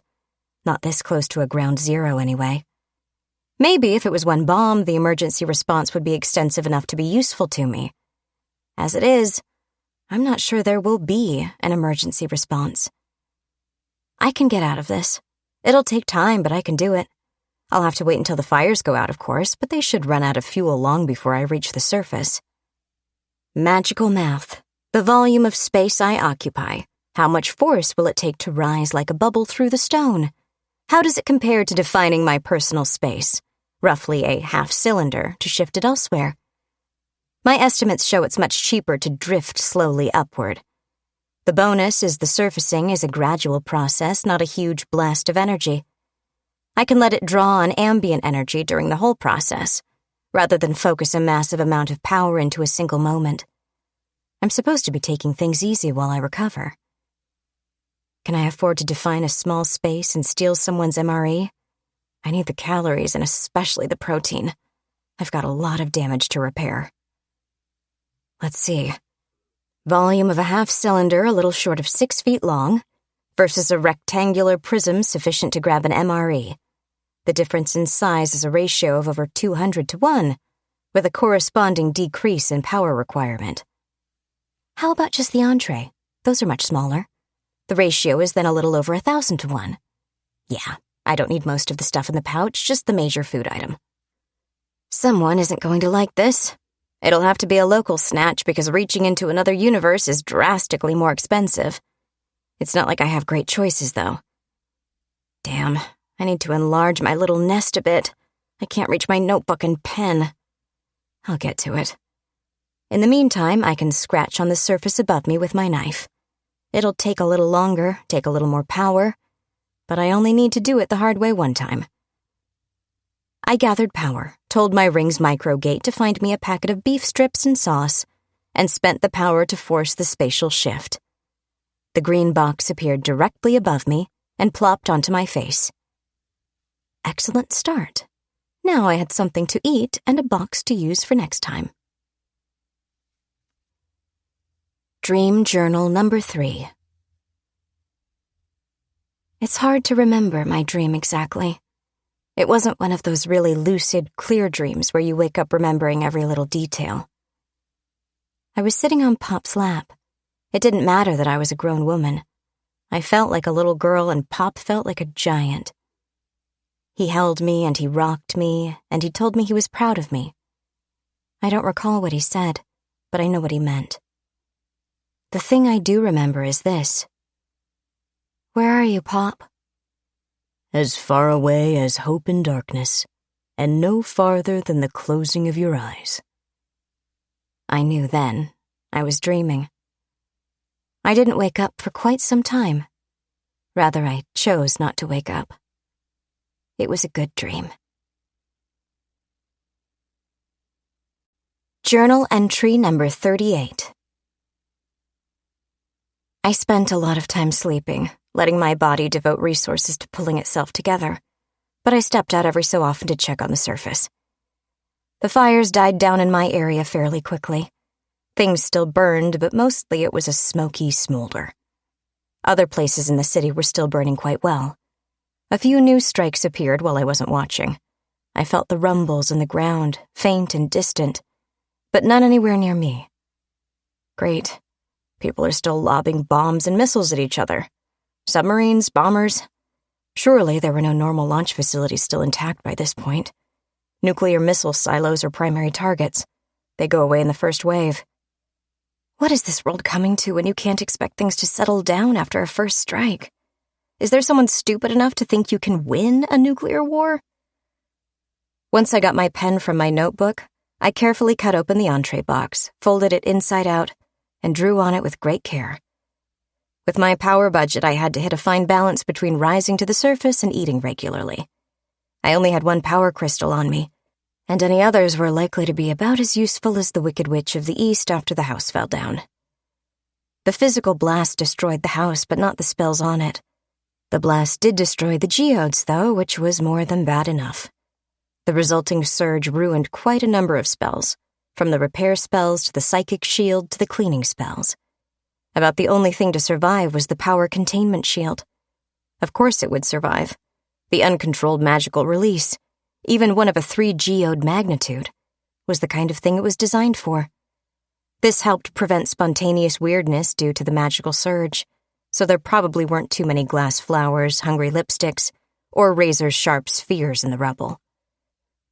Without constant replenishment from the wall-powered transformers, however, the field was slowly losing charge due to the environment. I drew several diagrams on pages of my notebook, storing some of it, and made sure my personal gadgets were fully charged. It would be less of a strain on the containment spells if there was less it had to contain. Eventually, though, with the electromagical transformers crushed and the solar conversion spells in the rooftop power surged into oblivion, the inside and outside would equalize. The local magical field wasn't much, so the containment field couldn't be very strong. It's annoying how magical concentration spells work best in a high magic environment where you don't need them as much. On the other hand, it did motivate me to also summon a dozen meals immediately. High-cost spells were best cast up front while the charge was high. With my immediate space occupied by snacks, I then assembled a magical conversion panel, connected it to my healing spells, and sent it up to the surface. I'd float to the surface eventually, but I also wanted to be in reasonably decent shape before I was exposed to the world again. This left me with plenty of time to sleep, to rest and recover, and to think about what I wanted to do. There wasn't much I could decide on. I didn't know enough, which of course meant I decided to find out more. As soon as I got my scrying gear back in order, right after I recovered from my injuries, which would be several days at least, which would be after I escaped from the crumbled ruins of the city.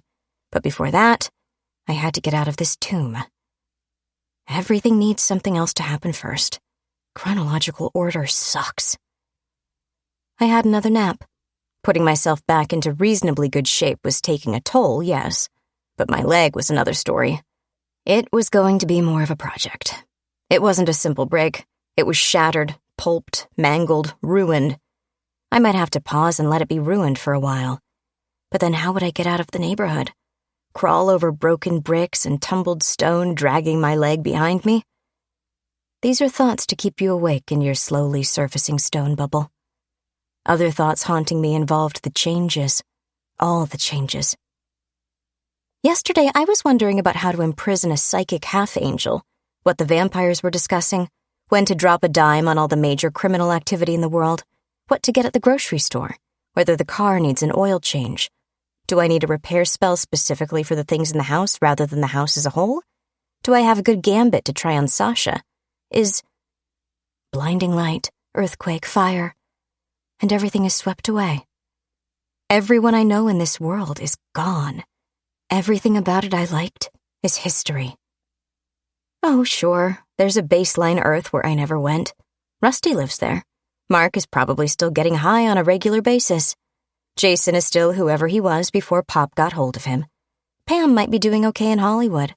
Sasha would still be solving chess problems over his black, bitter coffee. Janice and Oscar would still be having their troubles. Tim might not have met Orishi yet. My little bonsai tree might still be okay, in someone else's house. Even my house would still be standing. But it wouldn't be my house. It wouldn't have a parking garage. My apartment in the Madison building might be rented by someone else. Nobody would recognize me. Nobody would know me. I wouldn't have Jason, Rusty, or Zeno. This wasn't really my home. Not exactly. It was a nest, a place where I felt comfortable. I had connections here. Maybe I didn't put down roots, but it was a place I liked. Now I'm not so sure. Everything I see around my little spot is a wasteland of fire, smoke, and rubble. It hurts. Journal entry number 39. I spent 3 days gradually rising toward the surface. Debris above me wasn't shoved aside. Rather, it joined with the roof of my stone bubble, flowed down as part of it, and formed a solid mass under me. I added a couple of alcoves, one to either side of my head. In one, I stacked stored rations. In the other was a depression where the condensation spell gathered water. These also provided a greater feeling of space. Whenever I felt claustrophobic, I stepped out of my body and took a look around outside. This was depressing, but it was cheap. More expensive were scrying spells. I polished a gear from the horse statue until it gleamed, then used it as a poor mirror. How was everything? The fires were dying down all over the city and survivors were roaming around. Scavenging and salvaging seemed to be the main activities. There were quite a lot of burned bodies lying around. Most of them were killed by the flash from one or another detonation. Many of them were neatly laid out on streets adjacent to the surviving hospitals. There were a few new fires. Not everything was peaceful and quiet. In 3 days, the survivors had managed to pull together, help each other, organize the wounded, arm themselves, scavenge supplies, steal them, fight for scraps, and start murdering each other. It was easy to see gangs were forming, territories developing. It wasn't anything as crude as a street gang and their turf. Citizen militia types marked off their buildings and shot at anyone who tried to cross the dead car barricades. Having a hospital in your area was quite a prize, I gathered. Maybe they were worried about running out of medicine. There were a lot of bullet holes in the bodies along the borders. Not that the mayhem was limited to gunfire. Quite a number of people were armed in less technologically sophisticated ways. Baseball bats, lengths of pipe or rebar, lots of knives, and even a few swords. I suspected the swords were mostly showpieces, unlikely to survive beyond the first couple of fights, but they looked nice. In the larger sense, the whole East Coast was messy. As I first thought, the coverage was spotty. This led me to believe it wasn't a full exchange, or it wasn't a fully effective exchange. Maybe they shot down most of the missiles or bombers or whatever, despite the initial softening up of the EMP bursts. I don't know who I'd ask. Mechanized travel was almost out of the question. I didn't see any electric vehicles working, and I doubt most of the gas burners were operable either. Maybe a few old-fashioned antique diesels were running, or museum piece tractors. I didn't see any, though. Part of the problem was the prevalence of dead vehicles on all the roads. Given you have something you can drive, how do you get anywhere? You need a bulldozer or a motorcycle, not something in between. Farther west, there were several more incidents. Most of the major cities took at least one hit, sometimes as many as 3. Things weren't good, but I found it odd there were so few ground-level hits. Almost all the detonations were airbursts. There were very few craters, only death from above and neat circles of ruin. I also found it peculiar there were so few hits out in the middle of nowhere. Not exactly nowhere. I mean out where there were no people. Say, for example, in the Dakotas, where there were nuclear missile silos galore. The lids were all off, the birds flown, but nothing to indicate they were ever even targeted. Is this the modern way to win a nuclear war? Avoid fallout at all costs, since the radiation will be a problem for you too? Damage population centers, cut them off from each other, destroy the links supplying food and water, and let the population turn on itself? And what's the military doing during all this? Good question. I looked at a couple of places I could locate just by geography. Edwards Air Force Base, for example, along with Fort Bragg, Fort Benning, and Cheyenne Mountain. Multiple hits on each of them. In the case of Cheyenne Mountain, multiple direct hits. None of this airburst nonsense. Someone excavated the deeper bunkers under the original complex. Was this part of the plan to keep things disorganized? Were there other backup command and control points? Did they get similar attention? I didn't spend a lot of time on sightseeing. I figured it was important to know what was going on, but most of my waking moments were occupied in helping reconstruct a busted leg. Natural healing, enhanced, was taking care of the welded-together fractures and breaks everywhere else. So those little aches and pains were pretty much gone. But my leg, that wasn't something you heal. That was something you cut off and learn to live without. In Pop's case, it would be something to regenerate. I had hopes I could avoid anything as radical as amputation. So I worked on reassembling bones. I had to build calcined lattices between each piece as I fitted them together. Muscles needed webworks of fibers to tell them where to grow and what to link. Ligaments, cartilage, nerve fibers, the works, all squished and splattered. They needed to be reshaped completely to match their original configuration. Fortunately, I had a perfectly good leg as an example. And after a couple of tries, I had a working template to overlay on my bad leg. It gave everything a much more detailed guide to follow, and allowed me to start putting splinters of bone into place much more easily. Ever done a 10,000-piece jigsaw? Or a mammoth Lego set of a life-sized mammoth? Oof. It was a long process, but it was something to do. I wasn't anywhere near done when I heard a noise. Early on the 3rd morning, the 4th day, as I chewed through my ration, lasagna, I heard something. It was a scrabbling, clunking sort of noise. From above. I've seen articles and read historical accounts of miners trapped by cave-ins who were successfully rescued. Pop and I once helped a bunch of silver miners back in the 1800s after a mine collapse. I think I am now qualified to say I have an idea how they felt. The mangled statue clanked. Something hit it, hard. A second later, it happened again. The polished brass gear I used as a scrying mirror gave me a view from above. I saw a shirtless man in sweatpants holding a claw hammer. It's probably a good thing there was a lot of rock between us. I wanted to cry and hug him. He could have taken the crying, I think, but I might have hurt him with the hug. Rusty was a bit burned, probably caught by the flash of a detonation, judging by the pattern of burns. The burns were healed up enough he didn't need to bandage them, at least, but they were far from fully healed. Werewolves don't like being set on fire. The head of my sculpture, now badly battered and more than a little crunched down, projected above the remaining layer of debris. It developed a new dent as he hit it again. I banged the hilt of my knife on the underside.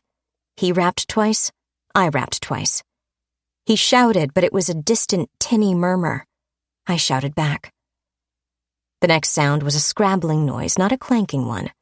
He tossed aside the remaining top cover of loose rubble fairly quickly, then hammered away at the stone and brick, perfectly willing to dig me out with nothing but a claw hammer and stubbornness. I don't appreciate Rusty enough. I did my part. I redirected the stone-flowing spell so it didn't try to float a bubble of stone up through the debris, but started developing grooves in the area Rusty hit. Instead of chipping away, he could more easily break loose whole chunks of rock. Even as I started the new program, I changed my mind. Instead of helping him bring down heavy pieces of brick and concrete on me, maybe I should dig from my side too. I reset the parameters. Stone flowed slowly away from a line I defined, trying to get out of the way of Rusty's mining work. It wouldn't be quick, but it would double or triple Rusty's efforts. My original plan was to slowly rise through the mess until I could open the area behind my head, making it easy to crawl out. Now Rusty would be able to simply pull me up and out. 3 hours later, we had a hole the size of my fist through to the surface. I handed up my remaining ration packs to a very hungry werewolf, then handed up a used ration package, this one filled with condensation water. We kept handing up empty packs like cups of water until my supply was too shallow to dip out. He kept hammering away, chipping the opening wider bit by bit as I condensed more water for us. He appreciated the food, but he desperately needed the water. Phew, he said, waving a hand in front of his face. I'm sorry I didn't get to you sooner. So am I, but I'll take it. I started a cleaning spell on me and started another one on him. How are you alive? I'm hard to kill. I meant about your location. One of the bombs went off or missiles hit or whatever up closer to where your dad has a pizza shop. I wasn't in it. I was on the south side of Central Park near Oak Bridge. You look burned. When the light went off, yeah.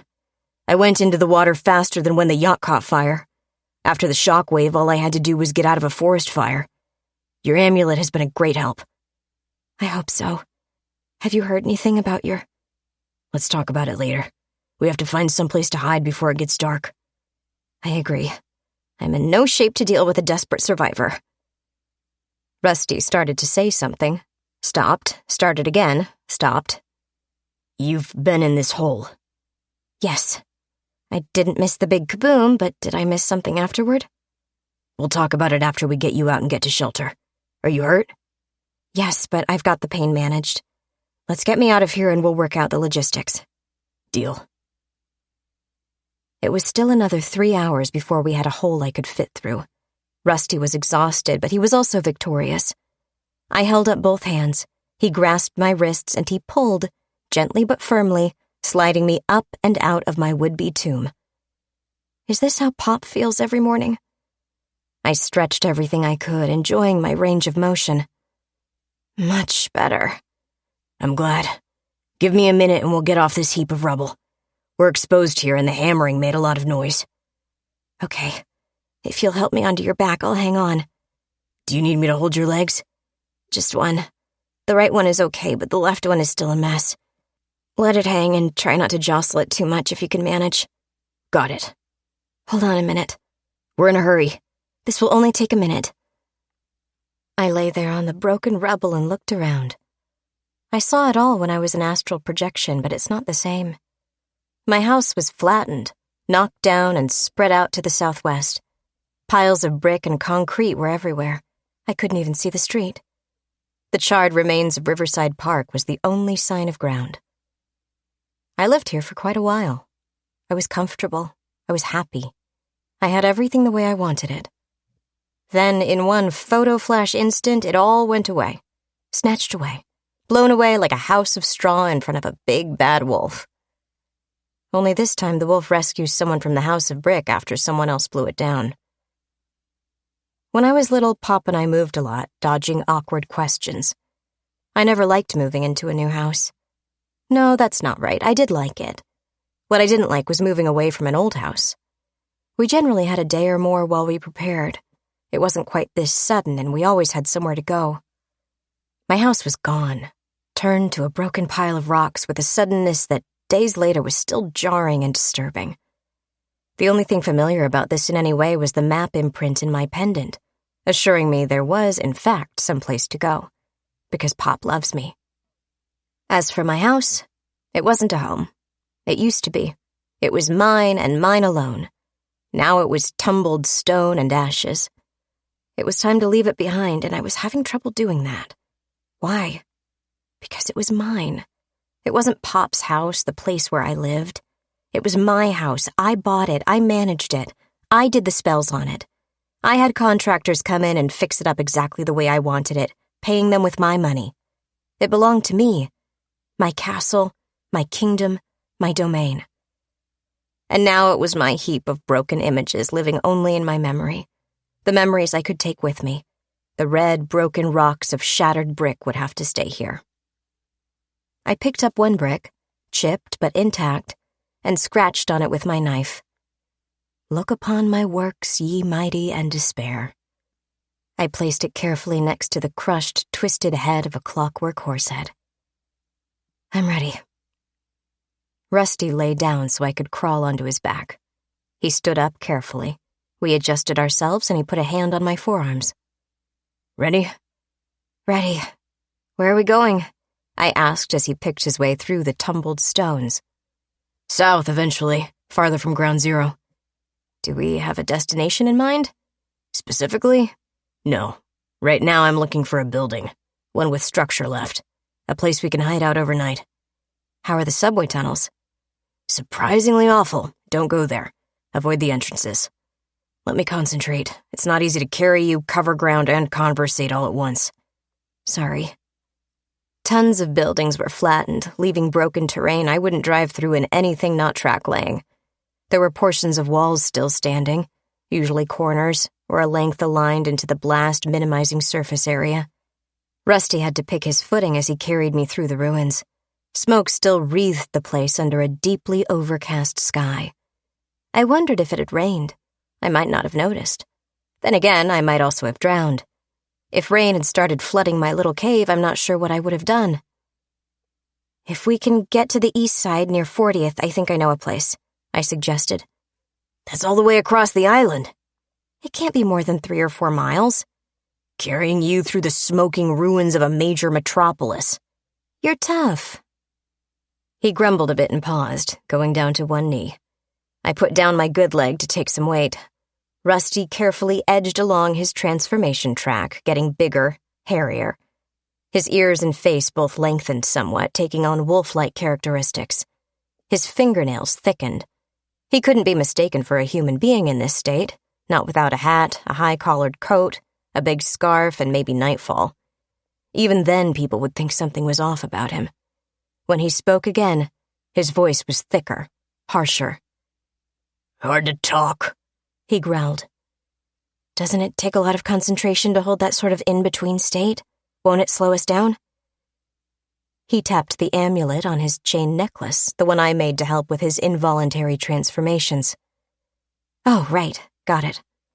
I latched on firmly and he stood up. He was a few inches taller, too. We made good progress westward, which I disliked. Was he confused? No, he had a plan. There was next to no rubble in the park, and he could make good progress there instead of trying to climb through the tumbled wreckage. 1 or 2 trees were still smoldering, but most of Riverside Park was a blackened, ash-covered wasteland. Cars littered the parkway. Autocabs had emergency brakes and came to a quick halt if their electronics failed. People driving on manual didn't, or not as fast. Several autocabs were burned out, and there were quite a few older cars mixed in with them. Everything in this world is computer-operated, chip-driven, and functions only because of microelectronics. At least, that's how it used to be. Now, I think I'd be hard-pressed to find anything still working. Pretty much everything manufactured after 1980 was likely to be junk. Rusty shifted to a jog southward along the parkway, but he did his best to move with a flowing gait rather than a bouncy one. It was painful, but I clamped my teeth together. We made excellent time. The fires were mostly dead well before we reached 66th Street. Buildings were starting to appear partly demolished instead of blasted. By 60th, it was even better. Windows were blown out, often on all sides, but the buildings were still standing. By 53rd, I would even be willing to take shelter in the buildings and trust they wouldn't fall down in a severe storm. Rusty kept on going. I told him 40th Street, but I wasn't sure how exact it was. We continued south, so probably we would turn on 42nd Street and cross the whole island in one straight line. From what I remembered of my aerial view, there was another detonation in Brooklyn, but the financial district, Lower East Side, Chinatown, Soho, Alphabet City, those were flaming ruins anyway. Anything as far north as 40th should be standing, or I hoped it would. We turned on 50th sooner than I expected. I didn't argue. Rusty roamed these streets all his life and had been out and about for the past 3 days. He knew more about it than I did. He avoided, as best he could, long sightlines. Crossing streets he handled at a brisk pace. He checked the corners before going around them. He moved from car to car, using them for cover. He kept changing streets, zigzagging and sometimes taking alleys, but always working toward the goal. We went down a stretch of 45th. I got a look at the massive police building near Times Square.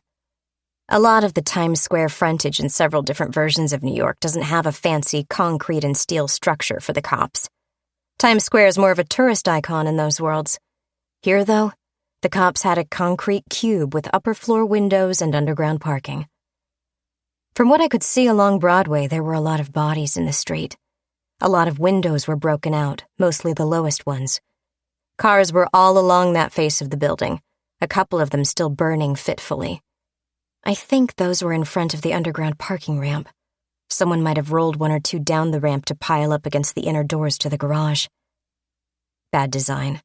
I put my garage door at slightly above street level. I was thinking about rain and flooding. Still, you could park in front of it, but you couldn't roll something down the ramp to them. They should have fired the architect. What was the problem with the police?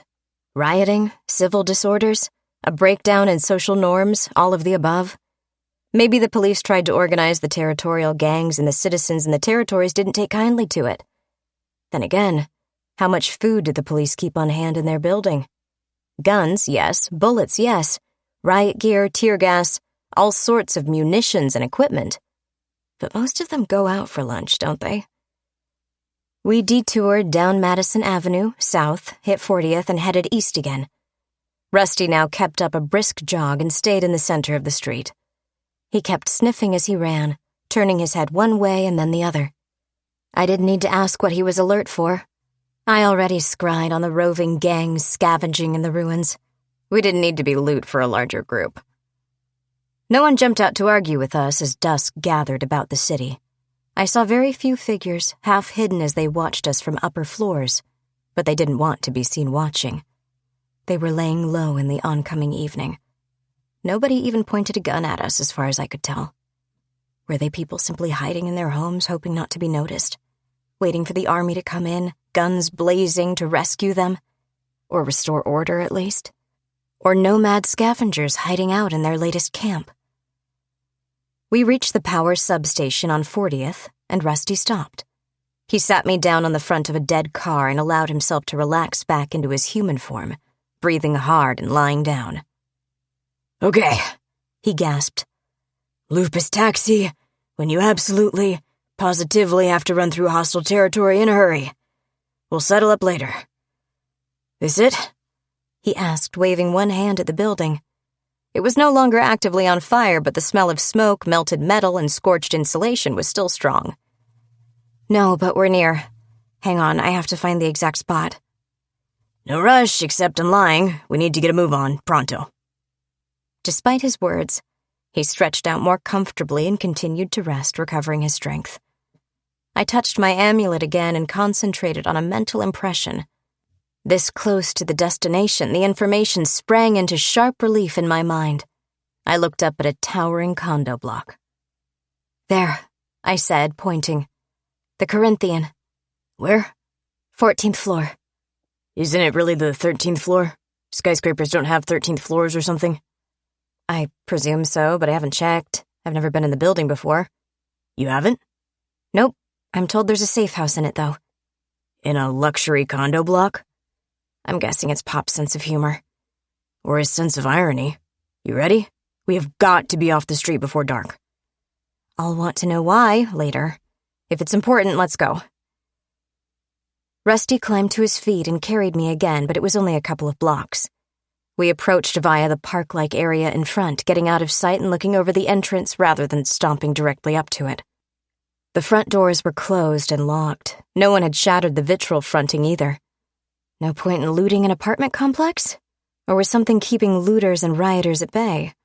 I didn't see any defenses. We knocked, nobody answered. Either nobody was home or they weren't admitting it. I didn't want to cut through the locking bolts and leave the place open to any random passerby, so I scribbled a spell in my notebook and directed it at the revolving door. There were metallic noises as the bolts drew back. Rusty carried me through, and I allowed the bolts to snap back into place once we were inside. The place was unlit. Power was still out all over the city. Despite the window wall in the front, the lobby was heavily shadowed as the dusk deepened. Rusty sniffed the air, nodded in a satisfied manner, started for the elevators, and immediately looked woebegone.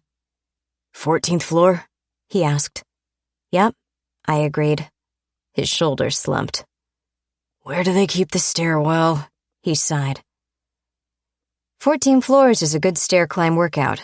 It's a lot more exhausting when you've put in a full day hacking rock, your burns are bothering you, you already ran 4 miles through dangerous territory, and you're carrying someone up through the darkness. I know warriors in the Tessarian Empire who couldn't do it. I wonder if Rusty would like to be knighted. Maybe I'll ask. Pop would double-tap him with the flat of a sword, I felt sure. We stopped a couple of times on landings. I insisted. I didn't want Rusty to be exhausted if we reached our floor and needed to hit a problem. Getting out of the stairwell and into the condo was even easier than getting into the building. I visualized the push bar on the other side of the fire door and concentrated. I can move small objects with my mind, but I generally don't. It takes mental effort. Rather than waste magical energy, I gave the bar a mighty shove and it clicked open. Rusty pulled as I pushed and the door swung wide. We crept quietly along the corridor, found the condo door, and I was forced to fall back on my spells. I can pick a lock with telekinesis, but lurking in a hallway while I figured out all the ways the door was locked wasn't a good idea.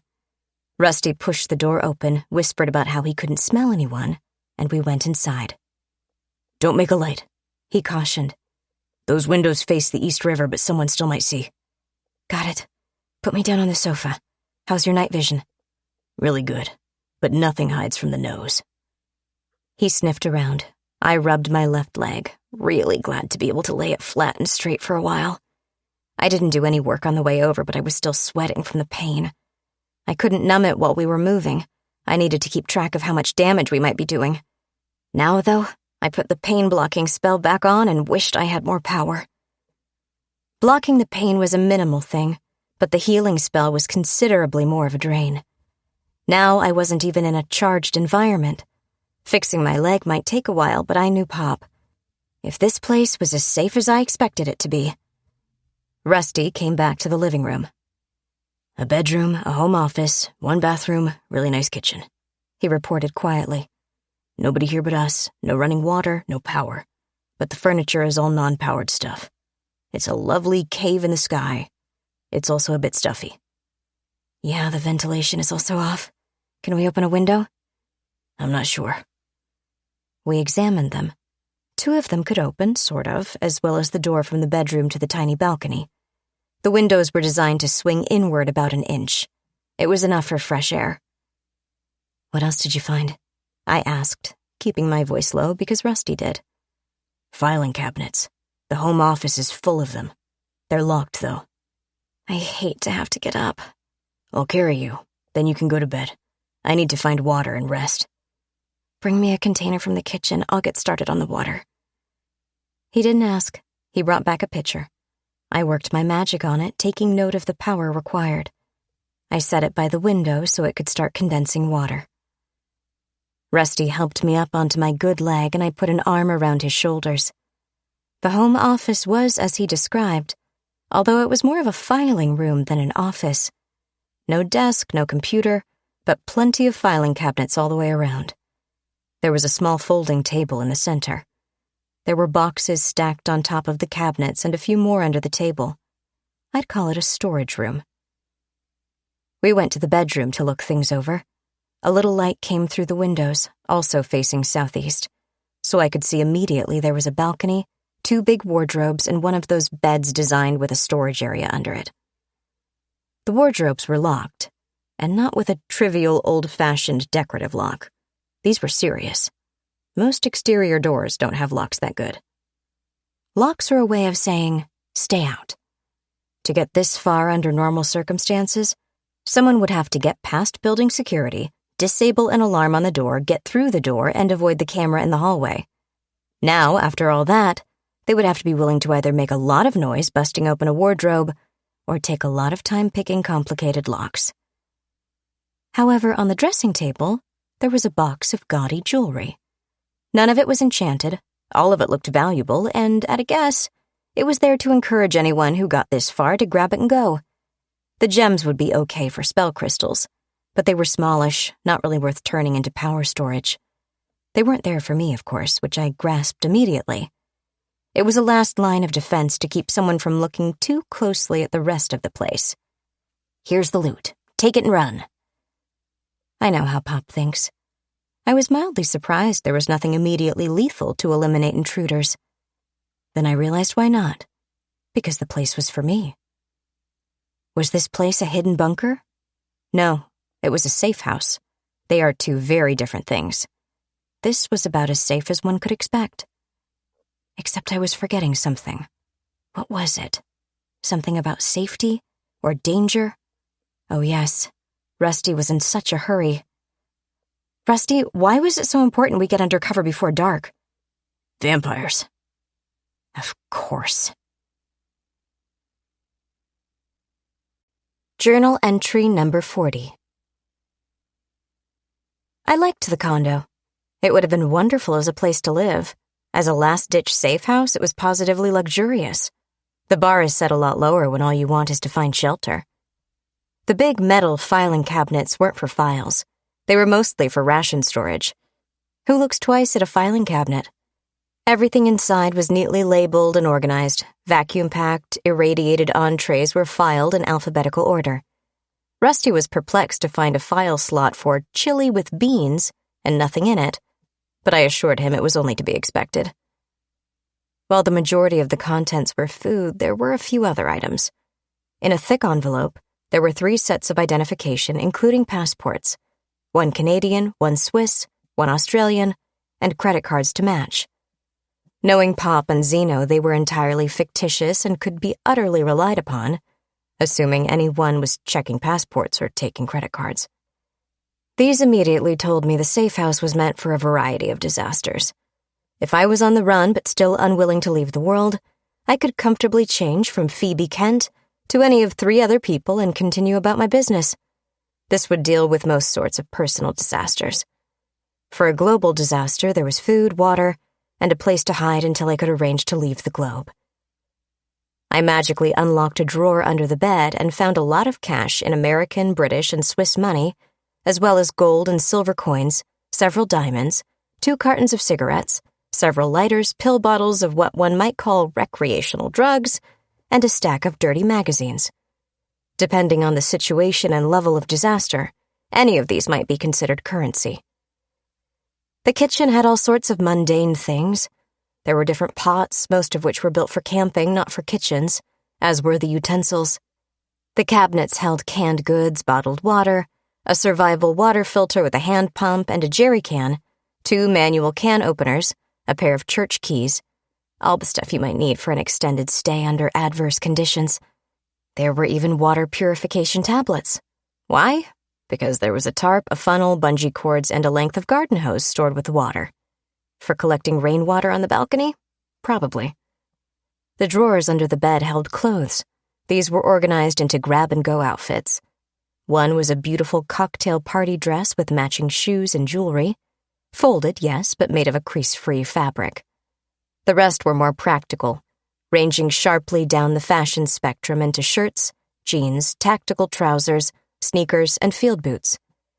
In a separate section, there were all sorts of harness and gear-carrying belts, from shoulder holsters to load-bearing web harness. When I finally got around to picking the locks, I found the wardrobes were equipment lockers in disguise. They didn't hold much in the way of clothes, but there was still a wide variety of gear. Guns and ammunition, yes, of course, but also compass, night vision goggles, ultrasonic motion detectors, mouthpiece breathing filters, an inflatable raft, binoculars, big stacks of laminated maps, and so on. The keys to the lockers were taped to the inside of the doors. Pop is a thoughtful sort. I didn't say anything to Rusty about the silver ammunition. Rusty noticed it, but he didn't say anything to me about it either. The bedside alarm clock was much more than an alarm clock. It was a shortwave radio receiver, or it used to be. The electronics weren't working, naturally. I put a repair spell on it and hoped it would pull itself together. In the bathroom, the cabinets were stocked with 2 towels, lots of toilet paper, and enough medical supplies for a trauma ward. We had everything from Band-Aids to antibiotics, scalpels to stitches, and a pressure can reminiscent of aerosol cheese dispensers. It was labeled in a language I didn't recognize. The icons on the label implied you sprayed it directly into burns, cuts, or other nastiness. I found this pile of medical stuff ironic since there was a medical center about a block away. I guess you never know when a 1-block walk will be a problem. Maybe more ironic is the fact I have spells that will do a better job than any of the medical gear. It told me Pop anticipated either a low power budget or a friend who could treat me until I recovered enough to treat myself. I figured Rusty and I could sit quietly for about 6 months if we needed to. Overall, whatever disaster befell me, I had a good chance to refresh and recover here. All this says a lot about Pop. I'm not sure exactly what it says, but I think it's complimentary. I know I was grateful for it all. While I sat with a loaded shotgun covering the door, Rusty explored the rest of the building. There were several other tenants and residents. At least there were 4 other floors with people on them. Presumably tenants who couldn't leave on their own or who decided to stick it out where they were and hope for rescue. The top floor was locked off, but several floors under it had all the apartments broken into and looted, raided for supplies. The residents at the top were working their way down in terms of salvage and scavenging. Judging by their progress, we had a while before they reached our floor, but there were other residents on nearer floors. We'd burn that bridge when someone got around to us. Rusty insisted on putting cushions in front of our locked and bolted door. As a wolf, he curled up on them and slept there. I didn't argue. It beat keeping watches, and the door was not a regulation door. It was a steel plate with a pretty veneer covering it. The frame and the mounting in the wall was of similar construction. If someone started to monkey with the door, Rusty could bark. If anyone tried to fire through the door, they would only hurt themselves. A smart looter would go away for a week until the dog starved. Meanwhile, Rusty would track them down by scent and make sure they didn't last a week. I had a brief pang of worry about Gus. His feeder was only good for a month, even with the extra-large hopper. At least he wasn't in my house. I don't think he was in the house when the bang went off. There wasn't a lot I could do about it either way, but later, perhaps. During 2 days in the new place, our first 2 days, I should say, we talked a lot. We stayed quiet, of course, so as not to attract attention, and accepted whatever light levels the windows provided. On a couple of occasions, we lay on the balcony and kept low, out of view. Every night, the city crackled and popped with the sound of gunfire. Mostly semi-automatic weapons, but lots of them. A few submachine guns. I didn't hear any heavy weapons, though. Sounds like the survivors are getting friskier about defending their turf, I observed. Oh yes, probably from the vampires. I doubt anyone is attacking another territory while the bloodsuckers are out in force. Tell me more. While I was in the ground, a plague of vampires spread through the tunnels. Is a group of vampires a plague or a coven? No, witches or covens. What's the group thing for vampires? I'm pretty sure a bunch of zombies is a plague. So vampires, A clutch, a brood, a nest. I've only ever dealt with one. What do you call a bunch of them? A family line of them might be a clan, I suppose. But what about a group that may or may not be part of a specific bloodline? A siege of vampires, a reflection, a vein? Actually, a vein of vampires sounds pretty good. At any rate, Rusty wasn't much bothered by them at first, since he stuck to his wolf form. In the underground darkness, his nose was more important than his eyes, and the vampires strongly preferred humans. After 2 days in the tunnels, there were enough of them to be a real problem even for him. More and more people were in the process of becoming undead, and humans were harder to come by. The new vampires' hunger for blood made them ravenous. Rats, cats, dogs, even wolves were now prey. But those 2 days gave Rusty time to recuperate. His flash burns were much better, so he felt confident enough to venture out and find a new den. He made his way around, seeing what was going on, trying to avoid getting shot, and scoping out the situation. It wasn't a good day, but it did mean he could at least scavenge for food instead of eating what he could find in the tunnels. He didn't go into detail, and I didn't ask. Early the next morning, before he was really ready to wake up, an owl hooted at him. He came awake with a start, and the owl, perched on the remains of a brick building corner, looked down at him. It flew off to a pile of tumbled concrete and watched him. A little more back and forth, and Rusty finally went over to the broken concrete pile. The owl went on to another spot, leading him on. Eventually, it perched on the clockwork gearhead of my sculpture. Rusty hunted around, found a hammer in the rubble, and wanged the horse head. The rest I already knew. And this owl led you to me? Yep. I thought you sent it to fetch me. Nope. Weird. I agree. Why would an owl do that? Got me. I like owls, but I don't know any who would do me a favor. Maybe it was my Uncle Dusty. Rusty shivered. Maybe. Ask him next time you see him. I might. So, vampires? Yeah. They come out of the tunnels, roam the streets at night, bite anyone or anything they find, and most of them go underground again around sunrise. Most of them? First morning out of the tunnels, I heard screaming and went to look. One stood in the middle of the street and screamed at the rising sun as he burst into flames. Interesting. Too stupid to go below? Or did he realize what was happening to him and decide to end it all? Couldn't say. It was over pretty quick, and the screams were kind of generic. I imagine. How's the leg? Still pulling it together. I've got the bones mostly intact, at least. It doesn't hurt on its own anymore. But the spell's forcing it to regrow the ruined tissues. That's a bit painful. I've still got the pain turned down, but that takes power too. Weren't you doing a solar power spell thingy? Yes. It takes a lot of work to gather up power to create such a spell, so I've had to start small. There are a dozen small spells on the windows, each providing a tiny trickle of power, mostly supplying the healing magic. Now I have enough of them, I can, come morning, start making bigger ones. I'll build a line of them north and south, tracking the sun.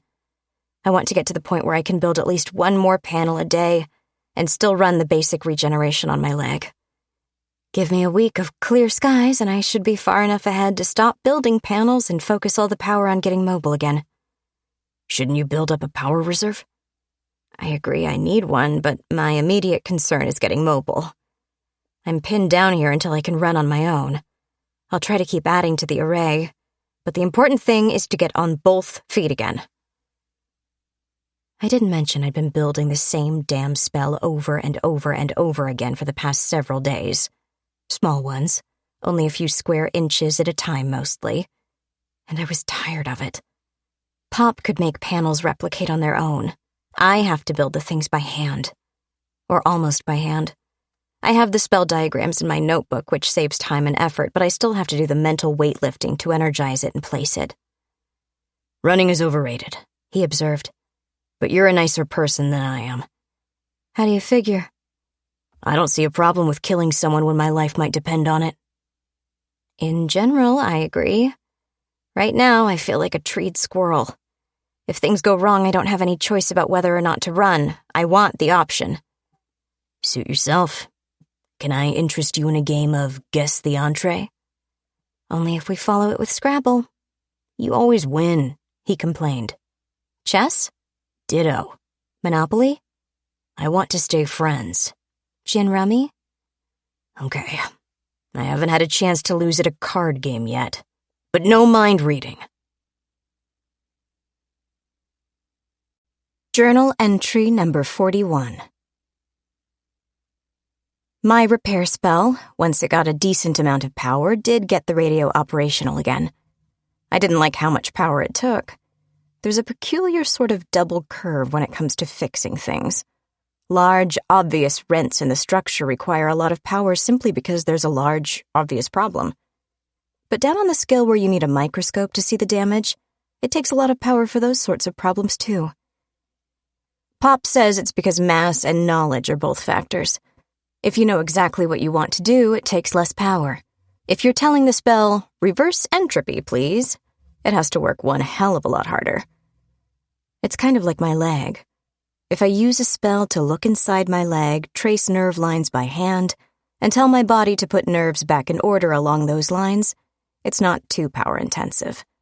If I look at my leg and tell the spell, fix it, it's going to be a horrible power hog. This is why Pop has pattern analysis and copying spells for healing magic. I gridded and copied an image of my good leg, mirrored it, and put it over my bad leg, locking it in place. This is the pattern the regeneration followed, so it's been going pretty quickly, all things considered. If I'd had a working shortwave receiver, I might have been able to do the same thing. As it was, it took a while before we could listen to the airwaves. The battery was low, but Rusty and I took turns cranking a little survival generator.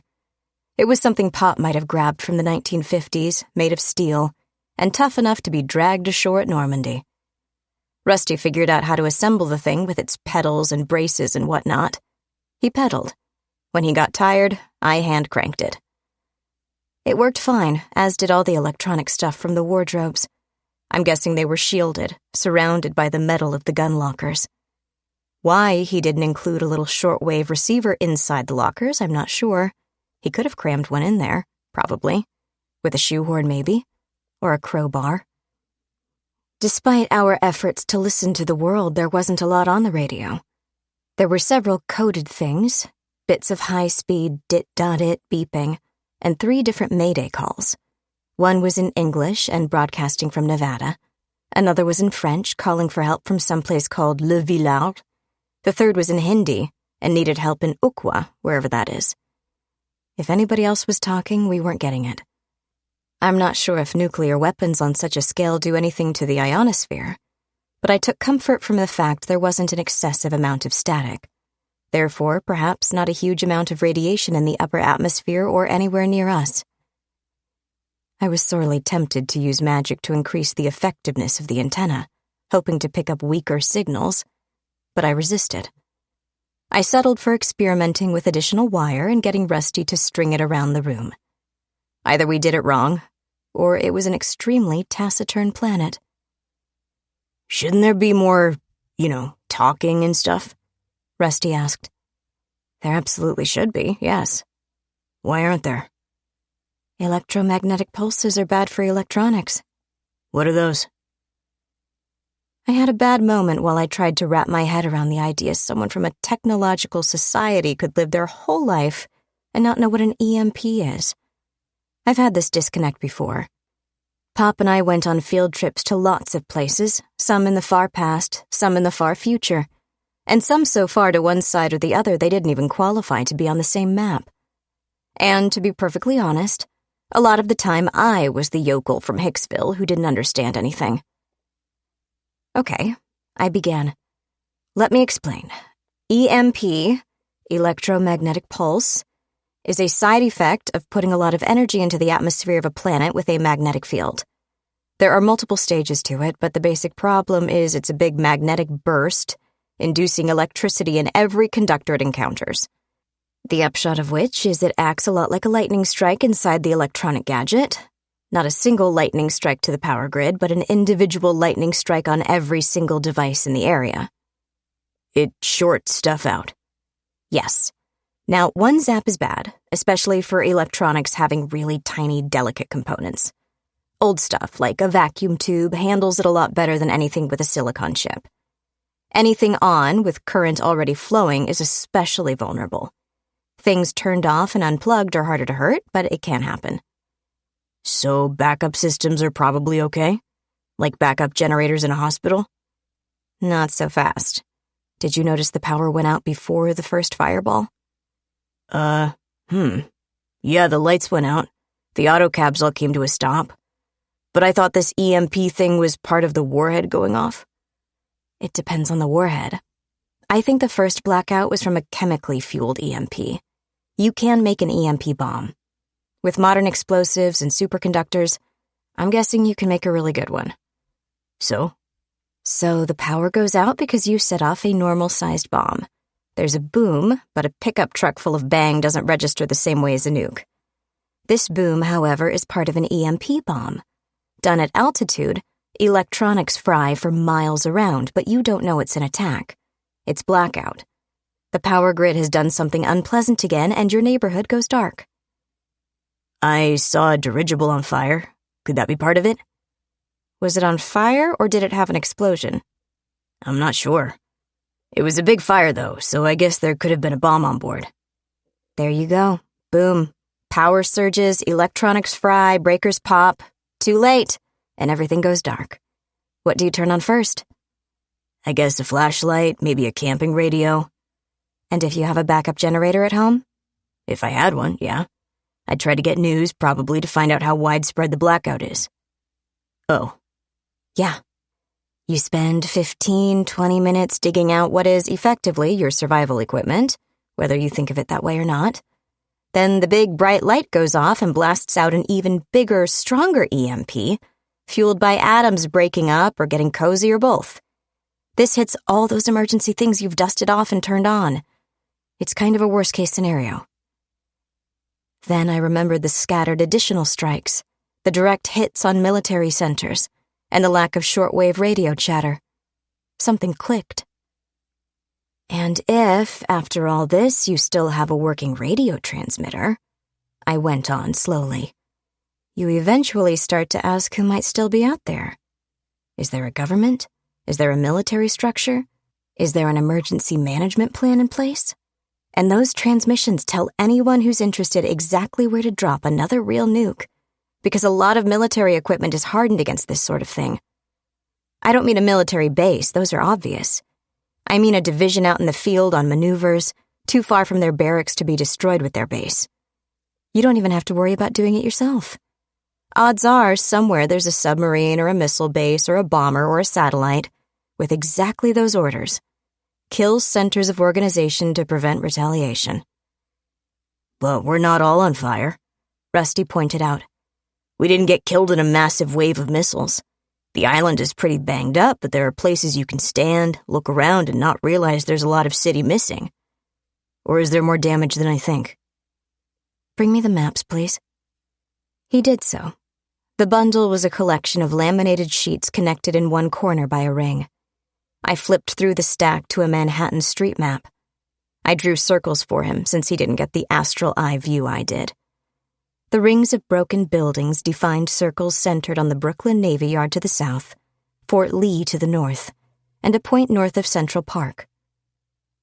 There are a lot more elsewhere, I told him, all across the country and the globe. It's not the carpet bombing you'd expect from the Cold War propaganda, but it's plenty bad enough. I'm not sure what's going on, I continued. I don't know if this was the planned opening move of a larger war. It might be major EMP strikes before a mild nuclear roasting, followed by picking off anyone indiscreet enough to chatter, then the ground invasion. I don't know what they would hope to gain. I can't think of a reason anyone would want to do it aside from supernatural mind control powers. Alden? Or the vampires. Those two sides are the ones running amok. Although, I added, the spread of vampirism may be an accident. Vampires are bioweapons of a sort. All it takes is one vampire going cuckoo and going on a biting spree, or even someone getting bit by a flash-burned vampire, fighting it off, and then going on his own blood-hungry rampage. It's not a case of doubling every few days. A vampire can bite over 1,000 people in one night if he really tries. Please don't say things like that. I'm sorry, but I've done this math. It's not good. So the vampires did this? Why? They need people to eat, don't they? Yes, they do. I'm not sure they did it, though. As you say, they need people to eat. Spreading vampirism in an uncontrolled manner will be incredibly bad for them. But I'm not discounting Alden, I went on. He was trying to isolate Manhattan from the undead, presumably to make it his own little kingdom. He might have had the idea to trigger an apocalypse and start over with his loyal hordes of minions. We did find he had an emergency escape route under one church. He went to the effort of setting up a line of retreat, so he was concerned it might be necessary. Good point. He'd be safe there? Safe from any attacks here, yes. It's another world. The interface is kind of like a fixed gate. I don't know if they're always open, sometimes open, or if there's any sort of pattern to them or not. I've only seen a couple. But he can't escape that way, we made sure. He wouldn't still do this if he didn't have an out, would he? Thing is, the vampires were pushing him and may have screwed up his plans. This might not have been intentional regardless of who did it. I frowned as a thought occurred. Come to think of it, Alden and the vampires might have triggered it without meaning to. How? They give commands to their minions, don't they? Yes, but what if someone discovered these two mind-controlling factions? It would look as though the choices were to either fall under the control of a psychic priest or under the control of blood-sucking monsters. No thanks, I'll nuke us into oblivion so neither of you win. Something like that could have happened too. How likely is it? The usual subtleties were fraying a bit in their conflict, I think. I don't think it's the most likely reason, but it can't be dismissed. So it could have been humans, it could have been Alden, it could have been vampires. The reasons for it could range from accident to a moment of panic to a carefully planned move for a larger purpose. I'm so glad we sorted everything out. I appreciate your sarcasm. Good job. Again, I don't know and don't see a good way to find out. Would Zeno know? Rusty asked suddenly. Zeno would probably have all the information, yes, but Zeno was EMP'd shortly before being crushed in a falling house. The best I can hope for is recovering his memory core, or at least the data from it. Why didn't he tell you someone was planning a nuclear attack? I didn't tell him to find out, I explained. And Zeno isn't a real intelligence. He acts like it, but he's only a complex of algorithms. He has no spells making him... What's the word? He's only an expert system, not a sapient, sentient being. He just runs programs. He only follows instructions. I had him spying on Alden, vampires, and criminal kingpins. Of the three, Alden was probably communicating with his minions psychically. The vampires were generally planning in a language he could record but not yet decipher. And the criminal kingpins were unlikely to be involved. I rubbed my temples and wondered if I could spare the power to fix the developing headache. I decided on aspirin instead. If I'd gotten around to translating a ton of vampire council meetings sooner, maybe it would have been something they mentioned, either as one of their own plans or their worries about who Alden was taking over. World leaders, military leaders, individual nuclear submarine commanders, whatever. If I'd thought to try and intercept any psychic impulses Alden sent out, maybe I could have monitored what he said to his minions. But there were problems, distractions. I had other things that seemed more important at the time. On top of everything, I would have to develop and deploy a lot of things I don't presently know how to do. I'm only one person. It's not your fault, Rusty assured me. Someone else did this. Yeah, but I didn't stop it. And you don't know you could have, he added. True. Some superhero I turned out to be. There's a learning curve. A sharp one. Sharp enough to draw blood. Hey, anyone you walk away from, right? Or anyone your sidekick carries you away from. Thanks, sidekick. Now do me a favor. Anything I can. Can you tell me how much radiation I got? What? Why? I'm a werewolf. And? We regenerate. Yeah. So I'm worried about radiation. Why? I'd think you'd be resistant to it, wouldn't you? You regenerate. Or no, would you? Your cells already replicate at a phenomenal rate.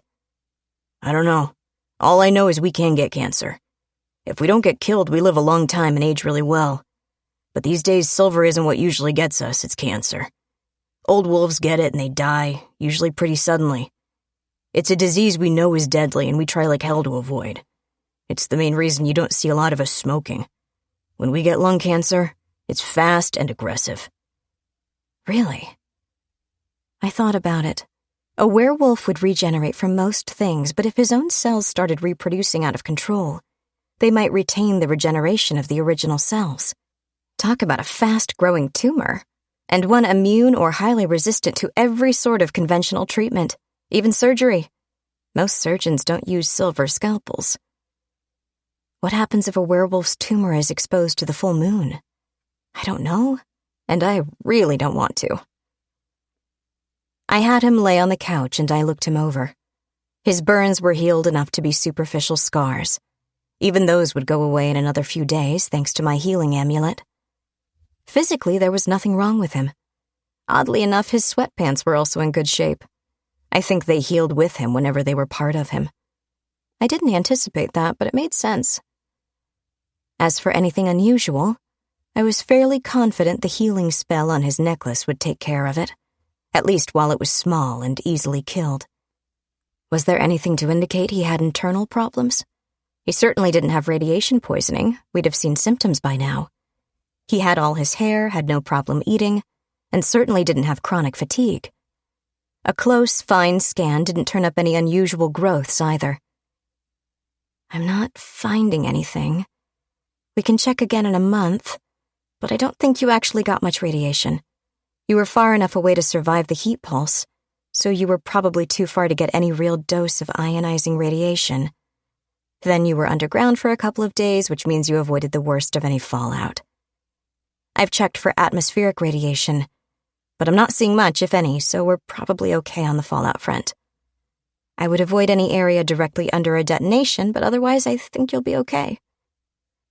Rusty was greatly relieved. He helped me back to the bedroom. I did a scan of my own just to be safe. I don't know if Pop thought about radiation resistance when he was helping me grow up. I'm 99% sure he did, but that 1% meant I was doing a scan. I was fine. My leg was still a problem, but it was coming along. The only thing I wished for was more entertainment. The place didn't have enough books. I contented myself with knitting. I once knitted a scarf for Pop when I was learning how. I wanted to knit socks, but it sort of grew. He loved it, though. I wonder what became of it. Journal entry number 42. I'm not sure how long it would take to completely regrow a leg, but I'm sure it would take longer than the 6 days it took to fix mine. 6 days of high-powered work, I mean, not counting the 3 or so days of framework building and healing spells I did in my temporary tomb. The crush damage was extensive, but a fair amount of material was still there. Getting bone fragments to turn back into real bones was the easy part. Attaching ligaments, cartilage, and tendons wasn't much harder. Trouble was, a lot of muscle fiber was, well, ketchup. My body had to process the ruined stuff, which was not fun. At the same time, everything salvageable had to link into the framework and grow into new muscle. For Pop, this is easy. For the rest of us who actually have to be alive during the whole process, it's trickier. Someone once compared a surgeon to a mechanic. It goes like this. A mechanic can take apart an engine, clean it, replace gaskets, replace worn parts, put it all back together and make it run like new. A surgeon does the same thing, only he does his work while the engine is running. I couldn't shut down and rearrange things to suit myself, so it took a lot more time and attention. Once I had the leg restored, I spent another day testing and exercising, making sure I had the proper muscle density, range of motion, and nerve response. It's one thing to put it back together. It's another thing to say it's in perfect condition. I wanted to be able to sprint like the wind if occasion called for it.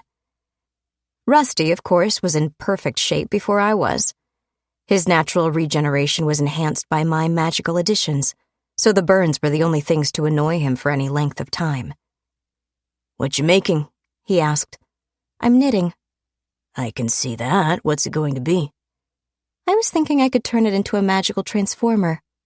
How so? If I can work it right. That is, if I can put enough energy transforming spells in it, I should be able to wrap it around anything hot, or even leave it in the sunlight and get magical energy out of it. Handy. Yep, but I'm done with it for now, I added, putting away my knitting. I want to go through another yoga routine to make sure I'm back in top form, then I think I'm ready to go. He looked up from the camp stove and watched, stirring idly to keep something from burning. You look good, he admitted. Leg feeling back to normal? Yep. You sure you don't want another day? I'm fit and ready. Okay, what's the plan? I want to find the remains of Zeno. He's got information I need. We're going to figure out who started this? I want to know. I agree, if only for posterity, assuming there is one. I have other questions that might be more immediate. Such as? You've got invisible solar panel spell things here. They're important for all the magic stuff, right? Sure. Can you bring them with us? I thought about it. It wouldn't be impossible. It would be a lot easier, in fact, than casting all new ones. It would certainly be easier than transporting actual solar panels for electricity. These were energy constructs, spells, not physical objects. I had a you idiot moment. You know the moment when you've been doing something the hard way forever, and you suddenly realize how hard you've made it on yourself? And you see so clearly how you could have done it the easy way all this time, but you were too much of an idiot to realize it? I have several decent gems in the jewelry box, plus the diamonds in the trade goods drawer. These aren't big enough to be much as power crystals, but I can permanently enchant one with a solar conversion spell complete with enough power to cast the spell. Some level of the spell, I mean. Whatever size panel it produces is still better than doing without. It'll only have enough power to work once, but then it can build up a charge until it's full, then I can activate it again to produce another panel. If I'm clever, and I used to think I was, I might even rig up a temporary spell around such a gem to automatically set it off when it reached its power capacity. I'll still have to move them, place them, and connect them so they don't waste their produced power to the environment. It's a long, long way from self-replication, but it's a hell of a lot easier than what I was doing. I can either bring them with us or I can build more. I'll be prepared after this. In fact, we can stay here for a while longer getting ready. Good. I didn't want to ask while you were working so hard to get better, but now, you have a little power to spare? Absolutely. What's on your mind? Mom and Dad. I don't know where they were when the lights went out. If you're done with all the big stuff here, can you do something to find them? I mean, I don't know if they're alive or dead. If they're dead, there's not much I can do about it. If they're alive, then they might need our help. But if they've survived this long, they probably don't need help right now. So it's not really urgent, I guess, but I need to know. I can try. Tell you what, let me enchant a gem and get it ready. Then we'll use the mirror in the bedroom as a scrying device and see what we can see. Thanks, Phoebe. I selected the biggest gem in the box, a diamond. Pop likes diamonds. He says the carbon lattice is ideal for our purposes.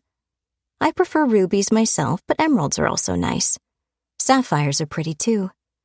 Diamonds always seem so cold to me, like ice that doesn't know when to quit. Enchanting a solar panel spell into the gem wasn't as hard as I'd feared. I wanted a permanent emplacement in the gem because I anticipated it was going to see a lot of hard use. It would be much easier than casting the spell over and over. Right now, being able to hold a gem in my hand, point my finger, and produce a power panel was worth its weight in, well, diamonds. With that set up, I put it on the chain I use for my own amulets. The diamond was built into a ring, but I didn't want to add something that big to my hands. Time to find a couple of werewolves. The first thing we did was get out the maps. I sent a scrying sensor up to get an overhead view of the northern Manhattan bomb site. There was no real crater to be found, but there was an obvious center to the devastation. I did approximations from memory. Given the lack of crater, the blast damage, and the thermal damage, I worked backward to calculate an approximate yield and height of burst. I didn't have exact measurements, so it wasn't terribly accurate, but an approximation can be useful. Minimum values were 300 kilotons at about 2,000 meters, give or take. The circles we drew gave us a detonation point near Malcolm X Boulevard and West 116th Street, almost exactly 2 miles away from my house. The pizza shop was only about 3/4 of a mile from ground zero. I did the measurements before scrying because I wanted Rusty to be prepared for it. They were less than half my distance from the blast if they were at home. I got lucky. I was in my basement and had a metal horse to hide under. They were werewolves, but what were they going to do? Jump into a pizza oven? With trepidation and fear, I zoomed in, dropping the sensor down toward the approximate area. It helped to have the remains of the 3rd Avenue Bridge to navigate by. The bridge footings and the loop were still visible, mostly because they were surrounded by flash-burned parks. 129th wasn't visible at all, but the flattened, levelish area of rubble implied a firm, flat surface underneath. I followed this westward and recognized the devastated area of Park Avenue as a cross street. About half a block farther. "See anything?" I asked. "No." I circled the area, came back to crisscross the wreckage. "Can you fly the point of view down inside the rubble?" Rusty asked. "Yes. Are you sure you want me to?" "I have to know," he said, voice bleak. "All right. Let me set up for darkness and ground-penetrating wavelengths. Whatever it takes." I added a spectrum shifter to the scrying spell, tuning it to amplify and shift all the X-rays and above into the visible spectrum. We wouldn't see well, but we would see shadows through the rocks. This process went much more slowly, creeping through the rubble at the point Rusty indicated and spiraling out. We spent the rest of the day and part of the night doing a slow, thorough scan, moving slowly through the ruins. Our patience and thoroughness were rewarded after a fashion. Contrary to popular opinion, it does not take silver to kill a werewolf. You can do it with a wood chipper. You can do it with a sword and determination, or with enough ammunition for your machine gun. It's not easy, but there is no kill like overkill. You can also do it by smearing them between tons of broken brick and concrete before cooking what's left in a firestorm. Rusty recognized his father's ring. It wasn't a circle anymore, but it had a distinctive design. The carbonized stick inside it used to be bone. "Do you want me to keep looking?" I asked softly. "No, but go ahead. We have to find Mom now." "If your dad was downstairs, the blast would have toppled the building. Just look, okay?" I moved the scanner in an arc, back and forth, looking through the rubble at a higher level. It took less than an hour to find his mother. She was in better shape, if by better you mean she was less spread out. Rusty turned away from the mirror. "I'm going out for a while." "Where to?" "Out." "There are vampires."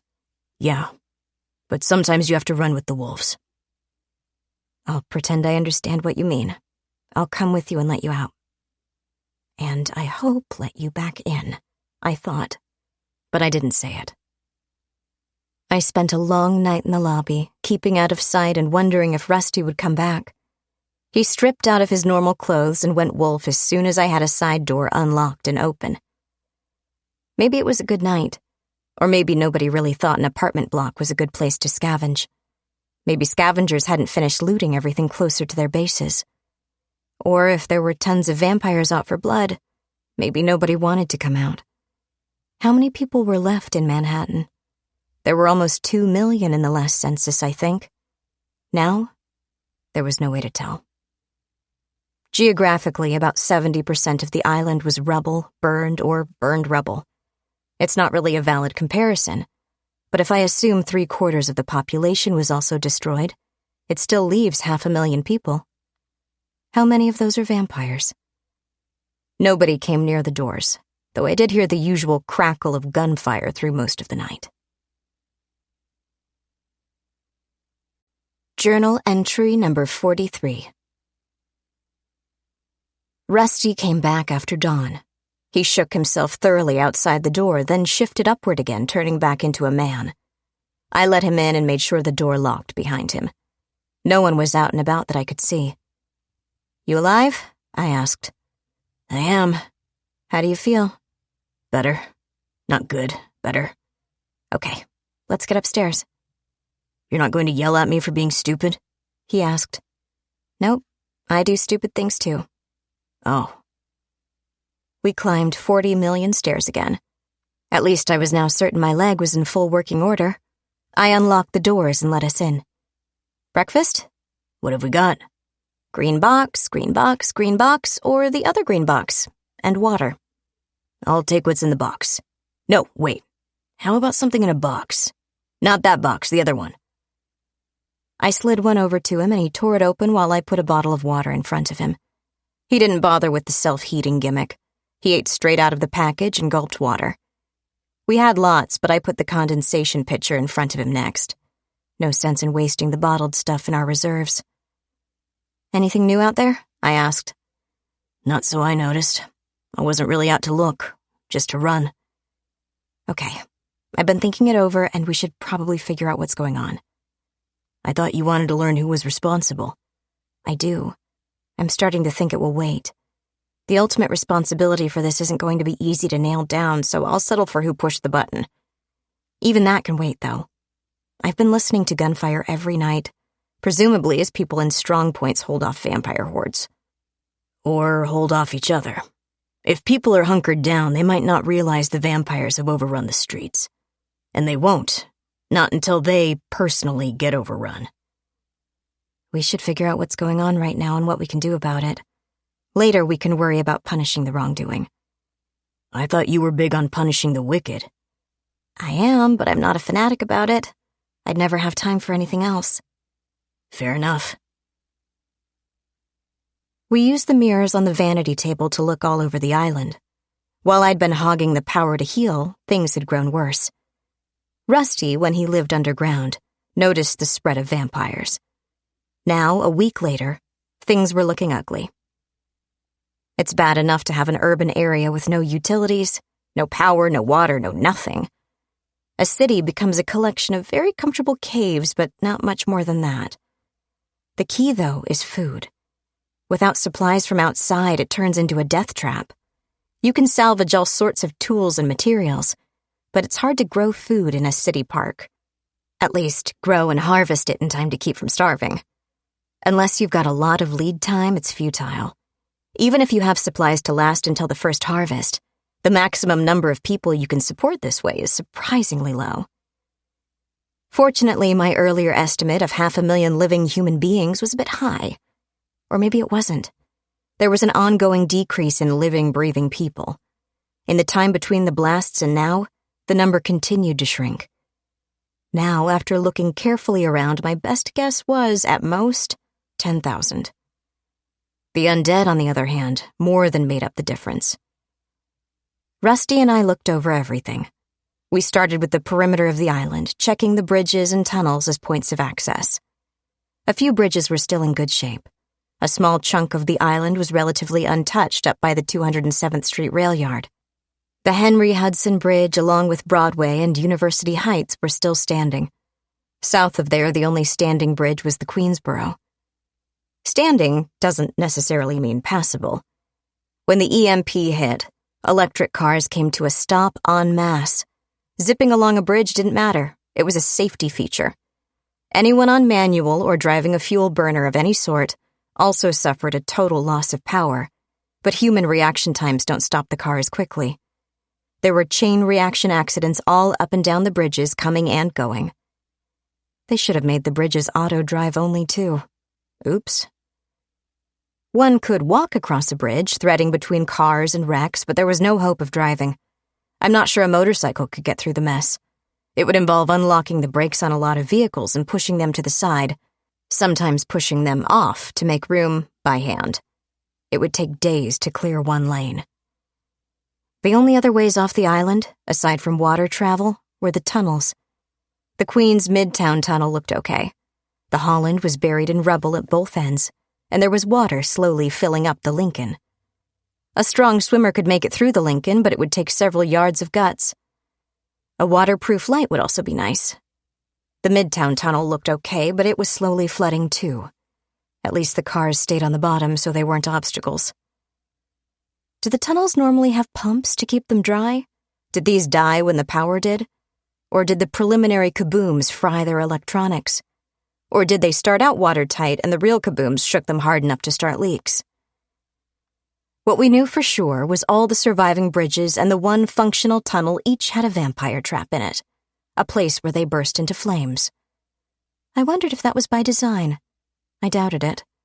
A vampire on foot had problems crossing running water, so all bridges and tunnels were impassable now. We then took a quick look around the blasted areas. The hit nearest my house flattened things pretty well in my neighborhood. South of 60th or thereabouts, most of the buildings were still standing. Another one went off somewhere around the Brooklyn Navy Yard. The blast made it well into Manhattan, of course. The curve of the destruction started on the east side near the School of Medicine and arced west and south until it hit the west side, roughly around 10th Street. That still left a lot of area to cover with the magical equivalent of a camera drone, roughly 500 city blocks. Fortunately, sort of, there was a lot of focusing involved. Most buildings were abandoned. There might be someone living in there, hiding and hunkering down, like Rusty and I and our in-building neighbors, but the majority of the survivors were clustered in smaller areas behind barricades and other makeshift fortifications. Was the police building in Times Square such a fortification? Or did living people attack it to get weapons? On the other hand, did they need to? There were a lot of guns floating around the city, gun laws or no gun laws. I know I've been shot by drug dealers using everything from high-end custom-made pistols to a North Korean copy of a Chinese knockoff of the Russian Kalashnikov. I miss my armor. Recharging it in this environment would take a lot more time or a hell of a lot more panels, though, even if it survived the destruction. Which reminded me of Jason.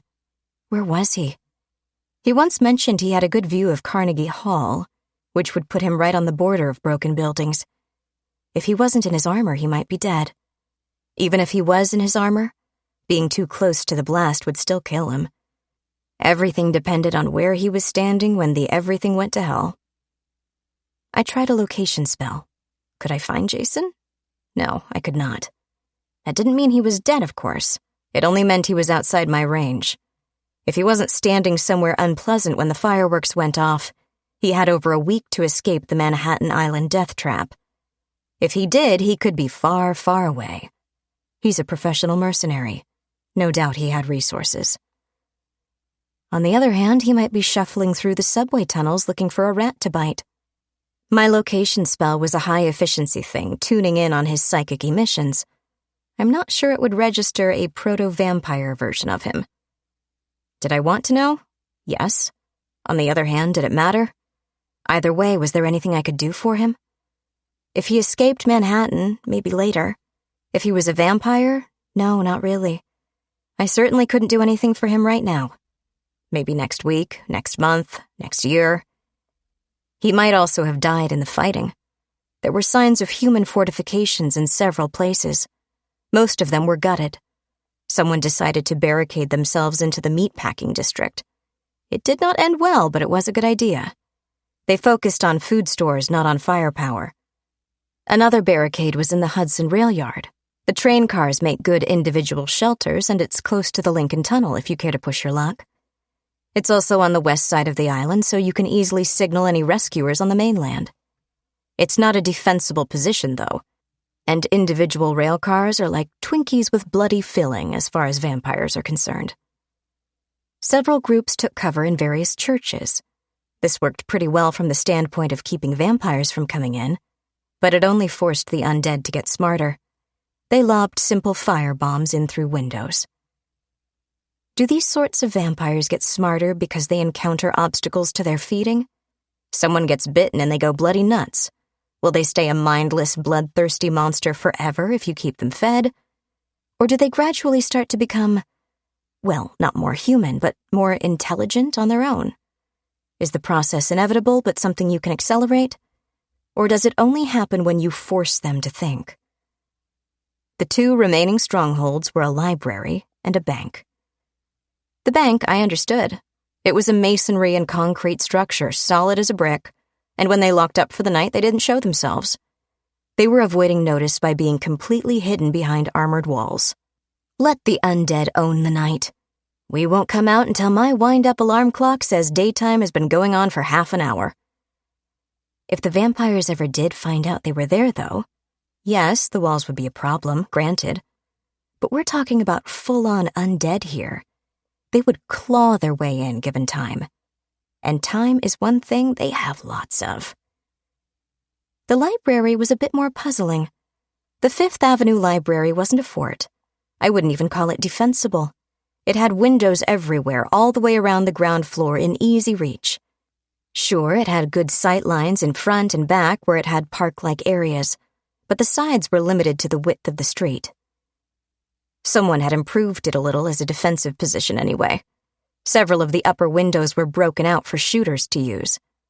A lot of the usual greenery, the trees in front and Bryant Park in back, were cut down or burned away by hand. Cars were used as barricades, yes, but not near the building. They were overturned and burned in place at least a block away out of sight of the building. Why? No, forget the cars. Why the library? St. Peter's, sure. A police station, even the Empire State Building, those I could understand. But the library? How could you defend it from anything, let alone vampires? A human being could walk up to it and break in with a couple of swift kicks. We figured it out when I swooped my viewpoint down toward it, trying to look inside. The scrying sensor fuzzed into glittering static. Shush, Rusty cautioned me. there are people in this building. People on the street could have heard you. I contained any further outburst and seethed inwardly. 12 nuclear detonations within a 15-mile radius of my house. Millions of people dead in the first few seconds. Millions more succumb to their injuries in the next few days, and most of the rest die in the vampire plague apocalypse. And Alden lives through it. Why am I surprised? Pop might have, and Alden has Pop's old gear. Even so, it felt to me as though he somehow cheated death. Maybe I wanted him to die in a fireball and solve my own problem with him. If someone else vaporized him, I wouldn't still have the question of what to do about him. But that would be too damned convenient. All right, Alden has the library. Normally, I have great respect for libraries. Today, though, I'm prepared to write it off. Other worlds have libraries exactly like it. Besides, the locals aren't exactly going to use it. Does he have anyone in the library with him? It's daytime, so anyone else living there should be out and about. Are they? Yes, there are people roaming the streets. They're using those urban public access bicycles to get around quickly. They're breaking into everything they come across, opening every door, searching every room. Quite methodical. It doesn't look as if they're searching for anything in particular. They're gathering all the resources they can find in an orderly manner. The methodical, thorough searching means if they've already searched a nearby building, they never need to search it again and can focus on the next one. I couldn't do a full examination on them from here, but I could watch their behavior. They were more than merely methodical and orderly. They were robotic. They weren't using initiative. They weren't making judgments. They weren't thinking about what they were doing. They had a procedure and they followed it with perfect and inhuman thoroughness. Conclusion? Yeah, Alden is in the library. He's got his own little kingdom of mind-controlled zombies, survivors of an apocalypse. They're his now. To be certain, I returned my view to the library. A celestial effect was centered on the library and spread out quite a lot. It wasn't a circle, though. I had to weave around a lot, mapping out the edges of the effect. It wasn't a single point source. The outer edge was a wavy line, like... Did you ever do the thing in art class, or maybe while doodling in geometry, where you draw a circle, then place 6 more identical circles around it? You center a new circle on the perimeter of the first one. Once you draw the second circle where it crosses the first, you have points to center the next circles. And when you complete the set, you have intersection points where you can place more circles, expanding the design. The wavy external border indicated there were a lot of generation points, all of them overlapping. At a guess, he no longer had a use for all his extra tektites, so he set them up to defend himself. The zones covered at least a block in every direction, completely surrounding the library and Bryant Park. Inside this safe zone of celestial forces, he could do whatever he pleased.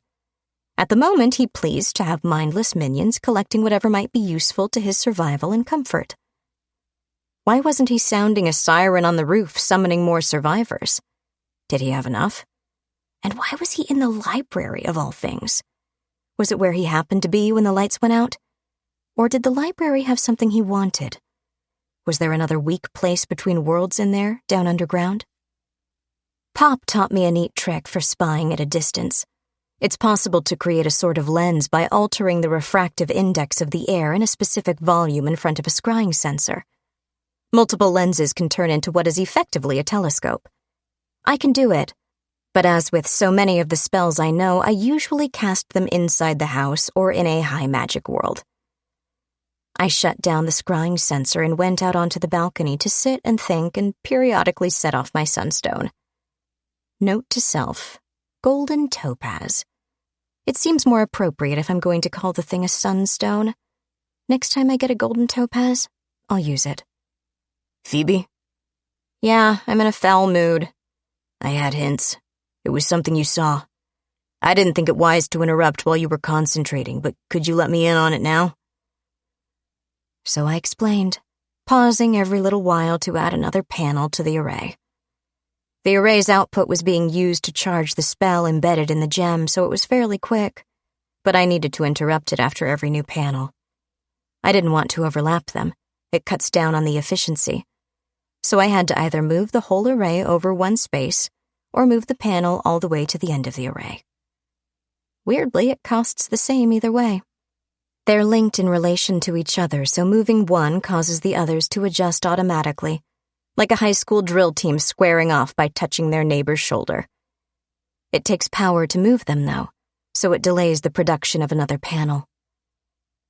I started a new row in the array. It would build up power more quickly and I could switch between the two later, or start a third row. Rusty, bless him, ignored my occasional profanity and sat beside me. He listened as I explained what I knew. All right. He's a survivor and you hate him for that too. I hate him a little myself. Oh? Why should he get to live when my parents didn't? He didn't deserve to live in the first place, but I didn't care a whole lot. I was against him because you were. I don't need another reason, but now I have one. Oh. I don't see how any of this changes anything. Sure, there are different problems, big ones. Now there's a plague of vampires spreading through Manhattan. Alden may be opposing them. He's got the celestial force to do it, doesn't he? He could be obvious to them, sort of playing the bait, luring in all the bloodsuckers so they don't spread off the island. That's a good point. If this is an isolated incident, one vampire got out of hand here, there may not be a spreading horde of them all over the world. Shouldn't you check? Yes, I should, and I will, as soon as I finish adding more panels for the day. Now that I've got this new gem, it's a lot less of a pain in the brain to do. Rusty regarded the gem as I fired it up and formed a new panel. Can you teach me how to do it? I mean, if it's easy. I could do whatever it is and you could get back to doing the looky-looky thing. I had to wonder, werewolves are magical. Can they learn spells? Somehow, it seemed odd, and it shouldn't. Pop's a vampire, a magical creature, isn't he? He can do spells. Do werewolves have varying talents for magic like humans do? Or is all their magic tied up in what they are? I can try to teach you, I agreed. But it'll wait until after dark. I don't want to waste daylight while I can add to our power reserves. Suits me.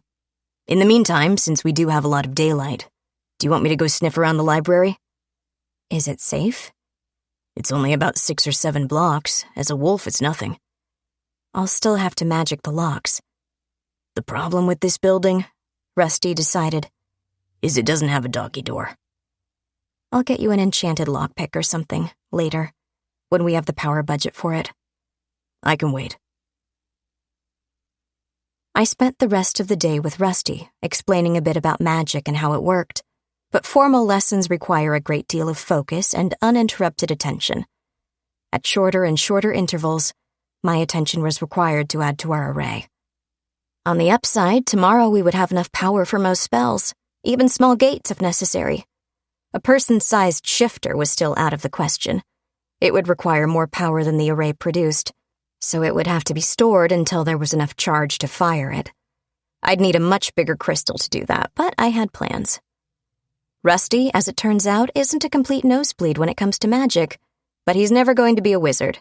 He lacks the required sensitivity. He can smell the power on an object now because I've taught him how. That may be close to the limit of his skill. He doesn't see magic the way I do. He's more nose-oriented than eye-oriented, and it's hard to bridge the gap during the lessons. There may come a day when he can sniff at an enchanted object and tell what it does, rather than say it's magical, but that day is a long way off. On the plus side, he can definitely use enchanted objects without much trouble. Turn them on, turn them off, even aim and operate them in simple ways. He's way better at it than Uncle Dusty's avatar. We made a lot of progress in my headspace. Developing his own headspace is going to be difficult. His thinking undergoes a radical shift whenever his physical form shifts, so I'm not sure we should monkey around with the werewolf's brain. Rusty is getting quite a collection of little trinkets on his necklace. If this keeps up, it'll be a charm bracelet for his neck. The latest addition is a magical key. He has to actually touch the lock, but the spell is automated.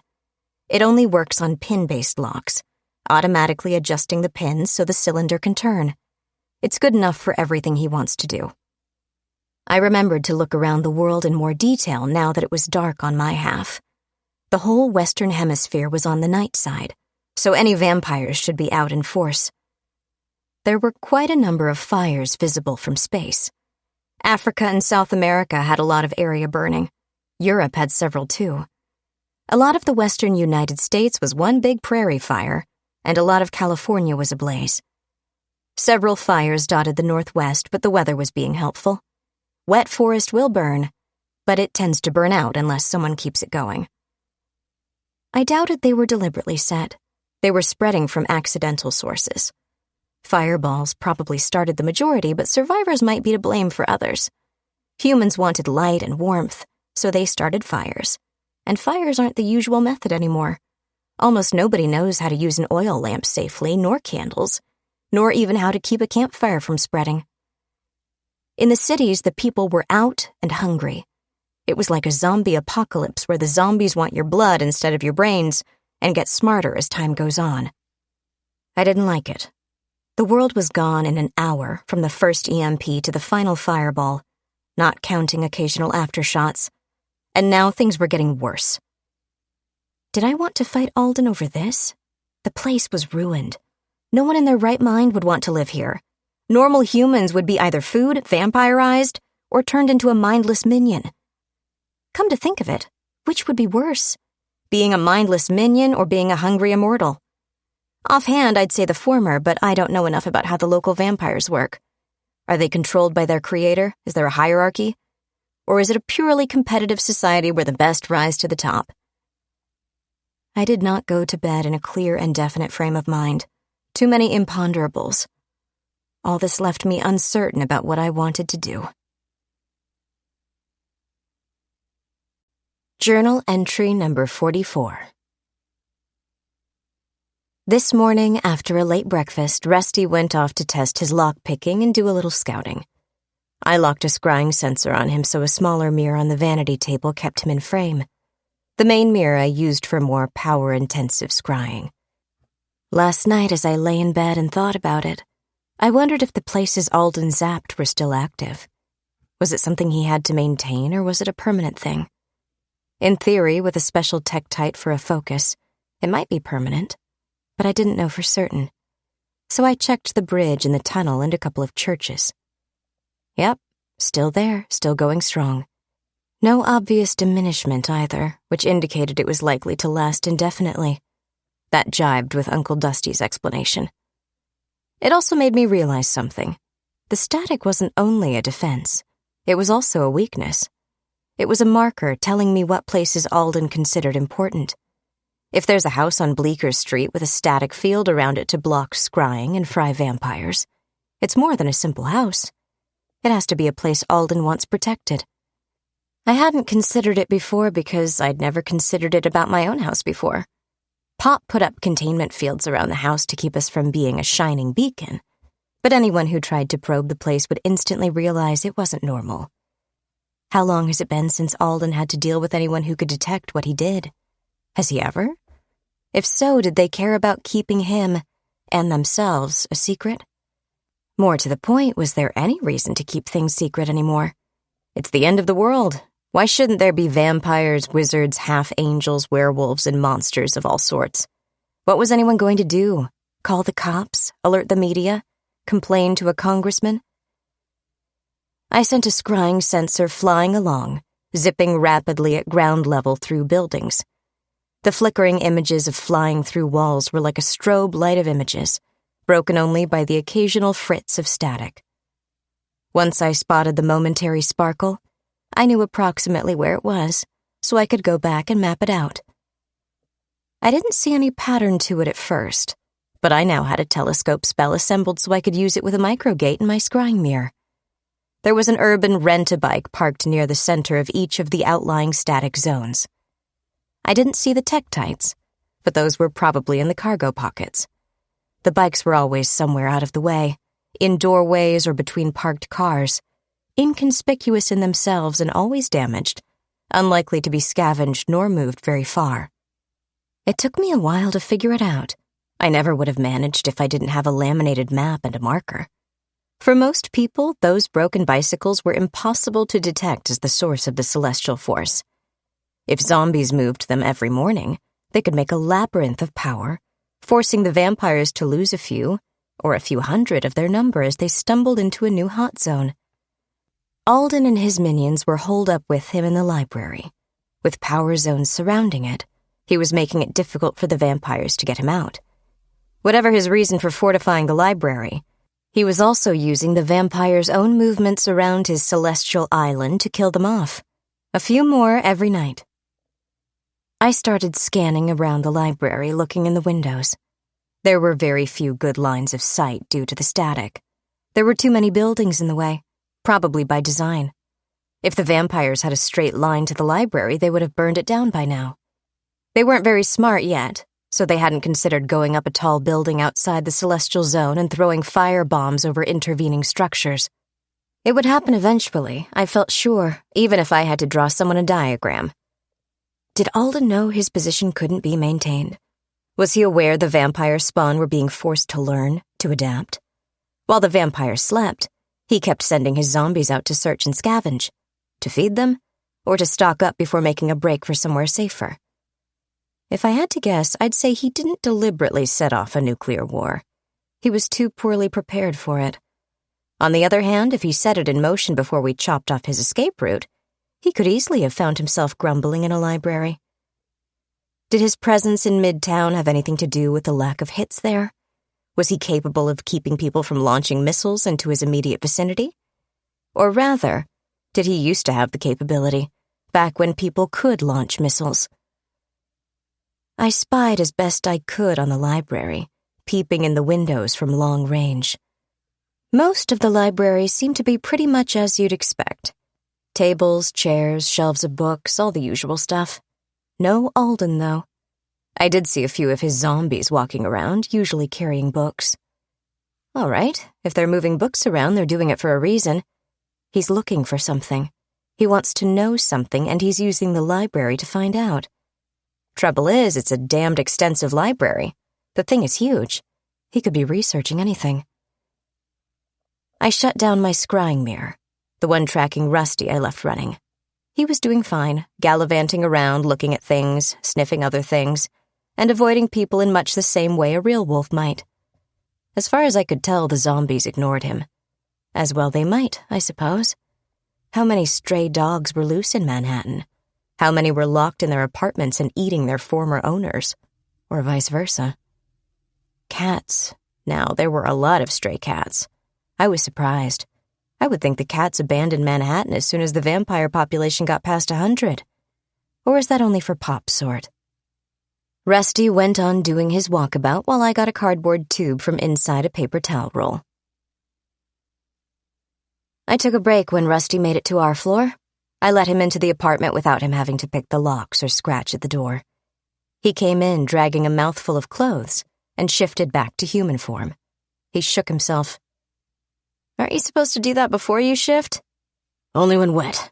Good God, it felt fine to get out. I can only imagine. What's with the tactical gear? He spread out the clothes. Black pants, black shirt, a vest with pockets, all the usual stuff. I went shopping. If I have to go somewhere as a human, I should be dressed for it. Your father left clothes for you, not for your guests. Fair point. Won't this stuff make shape-shifting kind of difficult? Yes, but I'm hoping you can help me out. I need Velcro. So instead of ripping, it parts along certain lines and off you go? That's the idea. The belt is going to be tricky. Or I suppose... He trailed off, grinning at me. You want me to try and bind this stuff to you? If you think you can, he added. I know you've got power problems. I considered it. Each piece would need to be affected, but I had the basics of the spell down. If I spent a little time on it, I could refine it further, moving it along the spectrum from wish real hard to actual spell. Even without the refinement, we already knew the technique worked. I'm pretty sure I can, but it'll take a while. No rush. It's only the end of the world. I noticed. I sighed, sitting down at my vanity table again. Can I ask what you're working on? I conjured up a crystal today. Rusty turned the paper towel tube over in his hands. He didn't recognize any of the writing on it, but we hadn't got far in his magical training. I presume you used this? Yep. Doesn't smell magical. The symbols are part of a spell, not an enchantment. I have to power it to use it. It isn't an object of power on its own. Oh, yeah, sorry. You told me. It's a lot to take in. No kidding. So you summoned a crystal to fit in the tube. He nodded at the quartz crystal on the vanity. Is it a power crystal yet? Nope. I'm running a spell through it to remove impurities and to homogenize its crystalline structure. Is that necessary? Not at all. It helps to maximize the power capacity, though, and it decreases the rate at which it loses charge. It's like a battery. If you leave a battery alone, it slowly loses energy. This will too. I thought crystals charged on their own. Not exactly. You can make a power crystal that acts exactly like a battery, but... I trailed off, trying to figure out where to start. Okay, short form. All magic crystals have spells in them. Small crystals usually have a spell and probably enough of a charge to fire the spell once. Power crystals are similar, but are built in a different way. They have a power-gathering component, or they should, acting like an air compressor mounted on a giant pressure tank. Bigger crystal, bigger tank. The power-gathering function sucks in what it can based on the local environment. Part of the power goes into running the spell, and the rest gets compressed into the tank. Hang on. You've got a thing I've seen you do, a drawing. A power diagram. Yeah, that's already doing the sucking in thing. How does it work with the sucking in spell on an energy rock? If a compressor is sucking in air on a mountaintop where the air is thin, it takes a long time to fill the tank. If I take it into a survival shelter on the mountaintop where another compressor has already pressurized the room to sea level density, it works better. I'm sure this will all make sense someday, he decided. Is it supposed to make a crackling sound? Not when it's ready and charging. What you're hearing is a different spell. It's removing impurities and defects. This will keep the storage losses down and maximize the power capacity of the battery. By removing impurities and imperfections, it also strengthens the physical crystal itself. The crystals in the armor are all pre-treated, for example, to increase storage and strength. They're all lonsdaleite, not quartz, though. Quartz is silicon dioxide. Lonsdaleite is much harder. Lonsdaleite is hexagonal diamond. It's harder than regular diamonds. Pop thought it was a good idea to have something tough for power storage in the armor. I would be using it here, but I'd need to get a lot of diamonds together and turn them into one big crystal. It would take a lot longer because it would take much more power. Good to know. What's for dinner? I sighed. Sometimes Rusty isn't as focused as he could be. Anything you like, as long as you can find it in a small green box. This is almost ready. Let me finish here and set it to charging. Then we can break out the plastic and cardboard dinnerware. Rusty, during his day out, went roaming around the library both figuratively and literally. In the area surrounding the library, there were zombies galore, doing their usual search and salvage. Mostly, they were after food and water. Inside the library, Rusty didn't have any trouble with doors. They were open. There was almost nobody in the library. What few zombies were present didn't seem to care about a wolf wandering around. Not part of their instruction set, perhaps. "You shouldn't have gone in there," I told him. "Alden controls minds." "Yeah? "What if he decided to try and control yours?" What? Why? I'm one more hairy quadruped. He doesn't care. You don't see a dozen guard dogs sitting out by the stone lions, do you?" "What if he heard you thinking? You don't have wolf thoughts, do you?" "I do, but not the same as a regular wolf. You think he could tell the difference?" Rusty asked, worried. "Yes!" "I guess you better read my mind then. If he might have done things to my brain, he might have made me not remember it." "Damn it." So I read Rusty's mind. No, I did not find signs of tampering. He really did wander around inside the library. He didn't find Alden, and maybe that's why he didn't get his brain run through a strainer. "I'll get you something to prevent him from mind controlling you," I promised. I should have done it sooner, but it never occurred to me you might be anywhere near Alden. We were doing the superhero thing, so you didn't need it. "And I couldn't carry it," he added. "Not until much later." I should have kept you up to date on the threats and got you more defenses. I'll get right on it. "Fantabulous. I'm over the moon. I leap for joy chasing the cow. But I have a much more pressing concern." More pressing? What? "If Alden isn't in the library, where did he go? Is he out and about looking for us? Or for more people to add to his horde?" That's a good question. Did you look everywhere? "Everywhere I could get into as a wolf, and everywhere I could open a door without being observed. I didn't go down to the basement, though. I couldn't find a door that didn't have zombies tromping back and forth through it." I saw them roaming around. What were they doing? "Mostly taking books downstairs or back up. They don't file them properly, either. They put them on shelves any which way." Hang on. Did you see big piles of food lying around? "I saw some. There's a cafe of sorts attached to the library. Things that don't keep well are getting cooked and distributed to the troops in shifts. All that sort of stuff is piled up nearby. I don't know where all the canned things are, if that's what you're asking." Alden has a lair somewhere in there. I'm sure of it. It's too heavily fortified to be anything else. But where? If he and his food stores aren't in the rotunda or gallery or reading room, where are they? "Basement," Rusty said. "Obviously." How extensive is the basement under this library? "Got me. First time I've been in it." I thought you lived here all your life. "I have. Doesn't mean I've been up the Empire State either, or out to the Statue of Freedom." Statue of Freedom? "The big statue in the harbor? Lady with a torch?" Oh, right. Continue. "While you were looking," Rusty went on, "did you happen to see what they did when they found people?" They found people? I asked. No, I didn't see such an incident. "Yep. Family of 5 hiding in an apartment. A lot like the other people in the building, I'd guess." Hang on, that reminds me. I fired up the vanity and looked around on the top floor. The place was unlit, of course, either because they didn't have any candles or they didn't want to light up the penthouse and attract attention. There were 2 men, 4 women, and a lot of empty bottles. Every one of them was drunk. From the state of their clothes and the mess around the penthouse, I guessed they were following the eat, drink, and be merry philosophy. "Looks like someone had a party," Rusty told me. Looks like. Do you know how far down their salvage efforts have gone? "No, but I'll find out tomorrow. I'll also check on the other residents. I smelled them on their floors, but the lower apartments are smaller. There are more of them per floor, meaning more kitchens, so they may not have looted very far." If they're smart, they should loot everything they can as quickly as they can. Get all the perishables eaten first, rather than wait to find them all gone bad in 2 weeks.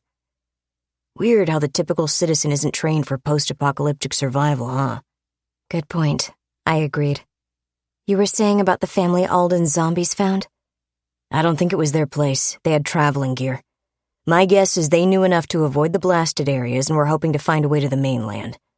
They took shelter overnight, and didn't like the look of Alden's zombie squad, so they tried to hide. Didn't work, did it? I asked. Nope, the zombies are thorough. Found him, grabbed him, dragged him to the library. 5 more people in the zombie parade, then? 4, more likely. Mom, Dad, and 3 kids. Why only 4? The youngest was about 6. I'm not sure how useful a 6-year-old zombie will be. I had a cold feeling. I knew how Pop would feel about it. I definitely knew how I felt about it. The same, but not as strong. I may not have his knee-jerk reaction about abused children, but I also don't tear continents apart because of a knee-jerk reaction. In the morning, I'm calling Alden. We're going to ask what he's doing and see what he has to say for himself. If he's saving the world and this is the only way he knows how to do it, I might give him a pass. Otherwise, he's about to have his library card revoked. Are we killing him? We'll see what he has to say for himself, I repeated. Journal entry number 45. I slept like a brick. It was a long, exhausting day. Rusty and I had double rations for breakfast, and I tested my new power crystal.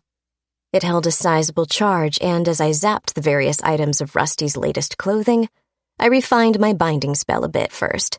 The crystal discharged normally. Success. I placed it in a power diagram so the array could charge it directly. Next on my list was a communications spell. My phone was in no shape to operate, and the electronic relay to the gate connection was almost certainly shot. The whole radioactive oxygen thing was certainly offline, if not outright destroyed. The old phone wasn't going to help.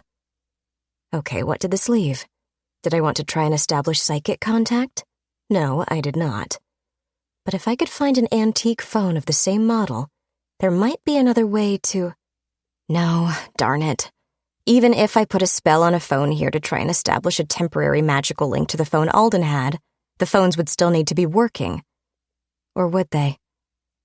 I experimented a little and scribbled a lot of notes doing the thaumaturgical math. 2 working phones could receive and transmit sound. Linking them magically would be possible. It would be easiest if I had both of them on hand to establish the link. Without that, I'd have to establish one end and reach out to the other. If they both could handle the sound part, it would be doable. But having the spell use the phones as foci relied on large chunks of a scrying spell and a locator spell. If Alden was inside the static zone, and he was, it would never connect. If I could do this psychically, I was sure the static zone wouldn't interfere. Alden did most of his work in such a zone. But could I do anything psychically without Alden grabbing me by the brainstem?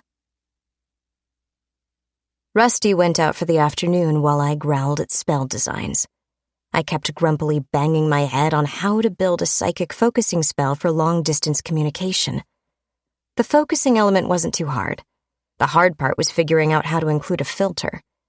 My existing psychic shields were designed to let me talk to people while still blocking out higher-powered psychic impulses.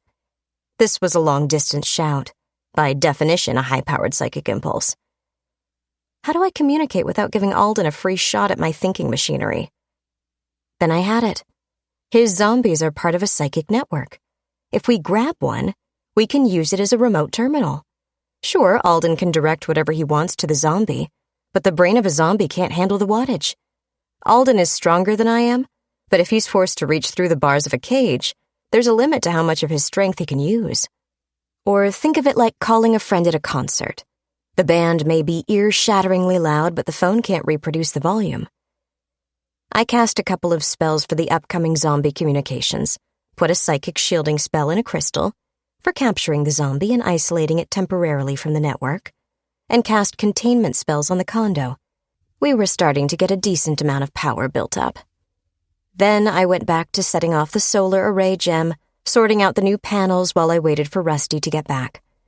It was boring and tedious, and I was well on my way to hating it, but it might be necessary. Rusty came back with a big, goofy grin. "You look like you caught the cat." "And ate it," he agreed. "Although us not liking cats is a myth. They're delicious. Cats aren't terribly fond of us." "You and Pop have that in common."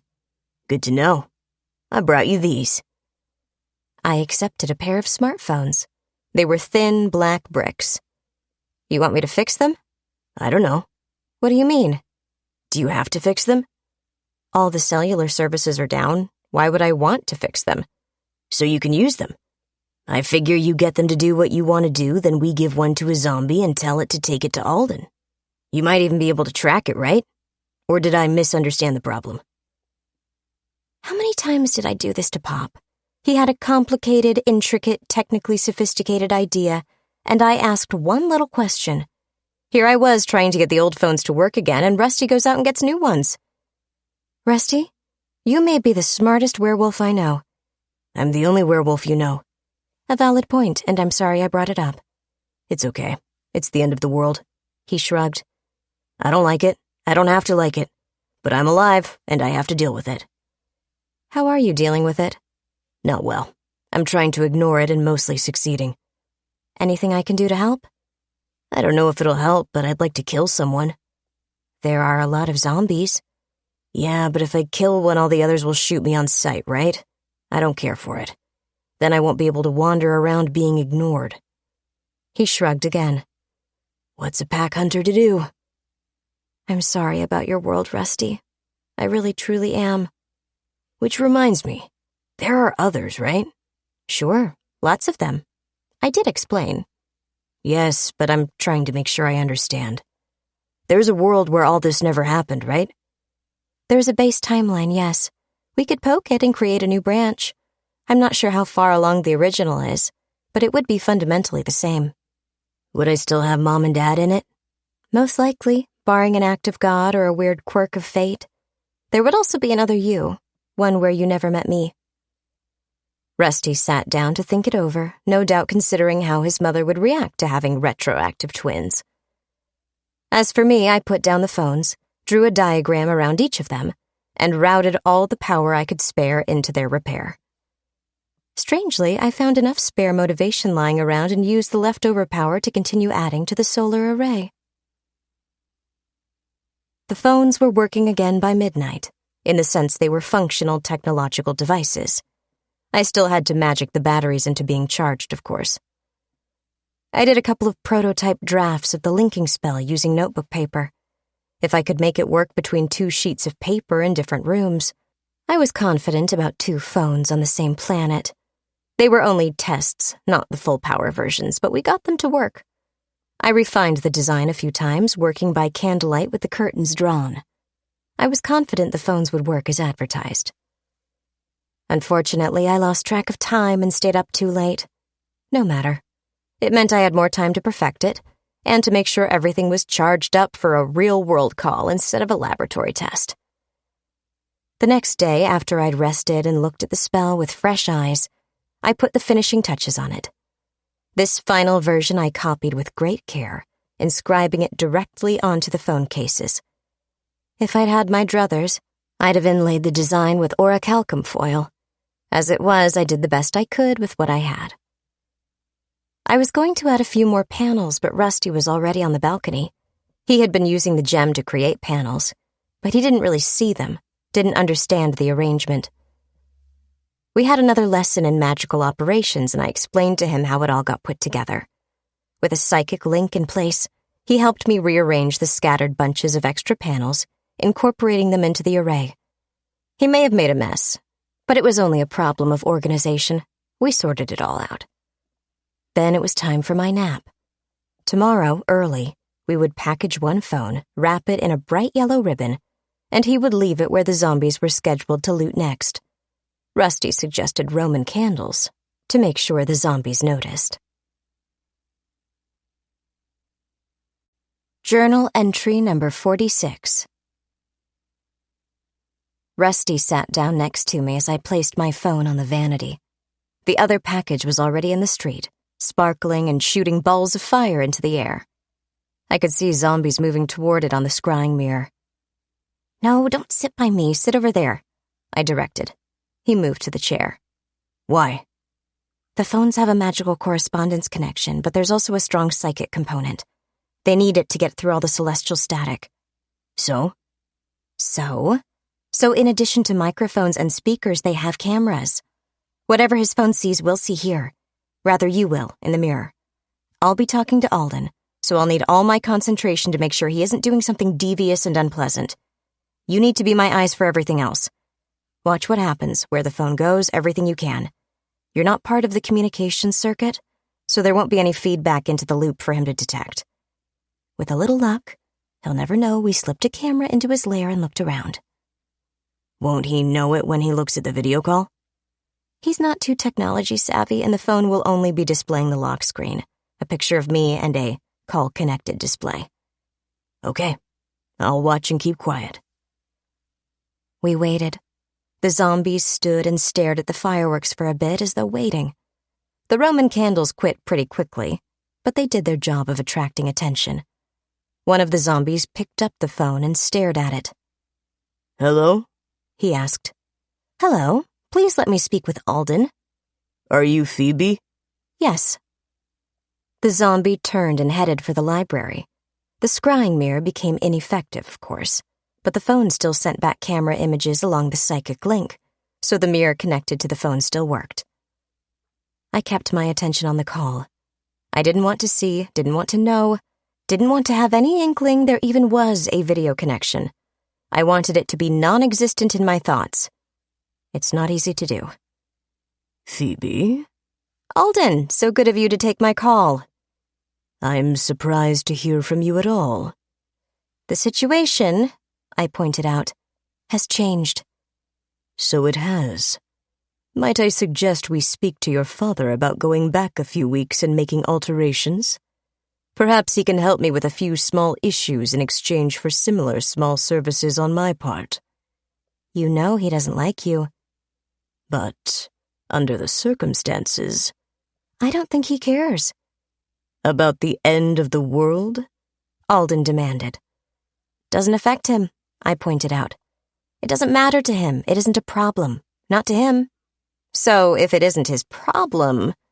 I trailed off. Alden was silent for several seconds, processing this. I suggest you find a way to make him see it as his problem. Or rather, see you have a problem. Does he not care about your situation? My situation is stable and reasonably comfortable. It's a lot better than most people. How's yours? I have suffered losses, but I feel confident I can recoup them. The destruction of civilization is an issue, of course. But I have weathered such difficulties before. The more pressing concern is the spread of the undead. I believe I can deal with it, given time, but avoiding the whole issue would be more practical. Do not trouble yourself about it. It is your father to whom I should talk. When can you put me in touch with him? Something inside me twanged angrily. I could arrange it in moments. I will not do so. He's made it clear he doesn't want to talk to you again. However, if you want me to explain to him what you want, in detail because he despises being interrupted and I'll only do it once, I'll put it on his desk. He may not choose to answer. Nevertheless, I am the person you will speak with. I would much rather have the opportunity to tell him what needs to be done in person. I can be very persuasive. A message simply doesn't have the same flair. Right now, your chances of getting him to help you are 0. If you persuade me to intercede on your behalf, your chances rise to something higher than 0. If you continue to dismiss me, the chance remains at 0. Now that we've done the math, you do understand math, don't you? Or do I need to dumb it down even more? Your tone is less than polite. Your attitude is less than intelligent. Are you going to take your 1 in 100 shot, or are you going to take no shot at all? Are you certain your father will be pleased with your obstructionism when he discovers I've been trying to reach him? He knows. When we talk, he chuckles in amusement at your difficulties. What have you been telling him? Alden demanded. Everything. You're spying for him. Alden spat. All this is his doing. He said he wasn't going to interfere. Which part? I inquired, interested. It was possible Pop did interfere and didn't tell me. The wound that won't heal. Oh, the one in your right side? I guessed. It was a shot in the dark. Well, a shot in the evening, but close enough. Exactly. It healed rapidly until the bleeding stopped, but now it won't change. Nothing I do makes it any better, so there must be something he's done. What is it? Wait, was it his gunman too? Or did he take advantage of someone else's assassination attempt? No idea, I lied. As for the wound, I suppose I could fix it for you. Oh, but no, I'm merely an underappreciated apprentice. You don't want to talk to me. You want to talk to Pop, only Pop, always Pop, and I simply am not good enough. You are correct. Put me through to your father this instant. Whatever it was inside me that twanged before now twanged and snapped. Now you listen to me, I hissed. You're an arrogant bastard with no real understanding of the forces you're using. You assume I don't know anything, but you're wrong. I'm 1,000 times the wizard you will ever be. Even the devices you stole are beyond your comprehension, whereas I can build them. The phone you're using now is a product of my powers, allowing you to sneer at them. Right now, you keep asking to talk to Pop as though he's the only being in the universe who could possibly be your equal. You've repeatedly dismissed me as irrelevant, as nothing more than your personal messenger. What you failed to understand is you cannot control me, and you cannot order me around. You require my goodwill, and you fool, have not only treated me with no respect whatsoever, you have failed entirely to mollify my anger about your earlier actions. Therefore, you will never get to meet with Pop again unless you bow down, beg properly, and speak respectfully. If you fail in this, I will lose my temper. I haven't done it often, but who do you think I got it from? You don't want to see what happens, I don't want to see what happens, but you're a dipshit who doesn't know how much restraint I've already shown. Test me on this, I dare you. Go on, but be aware, the next words you speak to me may well decide your fate. We shall see. He hung up, or tried to. I hung up on my end and the connection quit. Well, Rusty said. That sounded like a challenge. Shut up. I feel quite testy and you're in reach, I told him. He scooted his chair farther away before answering. How is being testy with the bad guy a bad thing? Because it's leading me down the path of what Pop would do, I stormed. And this is a bad thing? He asked uncertainly. Pop always wanted me to be a better person than him. Everything, all my life, was about being something better. Not a better killer, that's impossible. Not a more dangerous monster, that's unlikely. About being a better person. Pop encounters a problem and kills things until the problem goes away. Uh-huh, Rusty encouraged. I took a breath. Okay, that's not literally true. But it's a direction to think in. A point of departure with all sorts of exceptions and qualifiers along the way. He starts on the murder highway and sometimes takes side roads? Kinda. Thing is, he wants me to be a better person than he is. You keep saying that. What does it mean exactly? That's the trouble. I'm not entirely sure. Oh, well, there's your problem. Will you please stop tempting me to hit you? Sorry. Look, if you don't know what it means, shouldn't you ask? Probably, but now I'm independent. I'm grown up and on my own. I should be able to figure these things out for myself. As a grown-up, I'm supposed to figure this stuff out. Okay, so do it. Excuse me? What does it mean to you? What makes someone a better person than your dad? That's the trouble. I don't have an objective view. I thought trying to avoid killing people would be a pretty easy way to be a better person. Avoiding casual murder is a good start, Rusty agreed. That's part of why I wanted to punish Alden. Yes, because he did terrible things, but also because I wanted to, prove myself. To do something like this without relying on the same tool as Pop. He uses the murder hammer a lot, and you were hoping to use the retribution screwdriver? Something like that. I brooded over the problem for a minute. Rusty sat silent, waiting patiently, watching me. Here's the thing, I decided. I'm not my Pop. I'm a lot like him in a lot of ways, but we are not the same person. And I'm glad of it. Yeah. He raised me, and I think he did a great job. He was always there for me, tried not to spoil me, gave me a good work ethic, made sure I had an education, looked out for my health to the best of his ability, all of it. He loved me and I loved him. I still do. It's hard to look at him objectively. So when the question comes up of how to be a better person than Pop, I have a hard time finding fault. That being said, I went on, I can see a few things. He does murder people, but he also looks through their flesh and into their spirits. When he sees someone, he sees who and what they are. There's none of this ethical or moral uncertainty crap. He's not a court of law trying to pass the bar of reasonable doubt. He knows if you're a bastard who deserves death, and he delivers. Sounds handy. Yes. It's an ability I don't have, though, so I... Rusty echoed. I was going on about how I'm not Pop, and I don't have his ability to see inside people. There's something there. I feel I'm missing a point. It's there, but it isn't coming to the front of my mind. Give me a minute. Sure. What was it? I had a hard time putting it into words. Pop isn't me. I'm not Pop. Pop has abilities I don't have. I can't make moral judgments like he can. Or can he? He doesn't make a moral judgment. He observes a fact. No, he still makes a moral judgment. He sees the colors and patterns inside someone, but he chooses which ones he doesn't like. I don't know anyone who would disagree with his judgments. Most cultures are against repeat rapists, aggressive pedophiles, serial murderers, and professional slavers. But they are still judgments based on his beliefs of right and wrong. Whose morals am I following? Mine? Or Pop's morals filtered through my understanding? I suppose I inherited his sense of morality after a fashion, but I can't see inside people like he can. I can hear what they're thinking, sure, but thoughts aren't proof of what they are. Everyone has intrusive thoughts.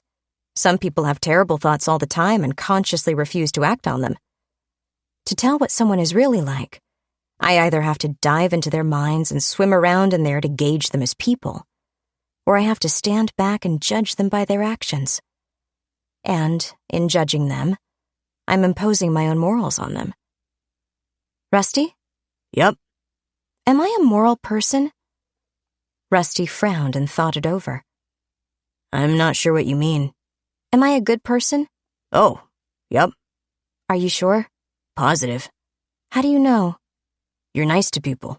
You're nice to me. You have a lot of powers and you're helpful with them. You work hard for your friends. You forgive me when I make you mad and without hitting me with a newspaper. He grinned. That last one is a real good indicator. I suppose it is. He began and stopped. Go on. Well, there's a difference between being nice and being, I don't know. You know those motivational posters about how standing up for yourself isn't being arrogant or greedy? You can be assertive without being aggressive, stuff like that, you know? I'm familiar with the idea.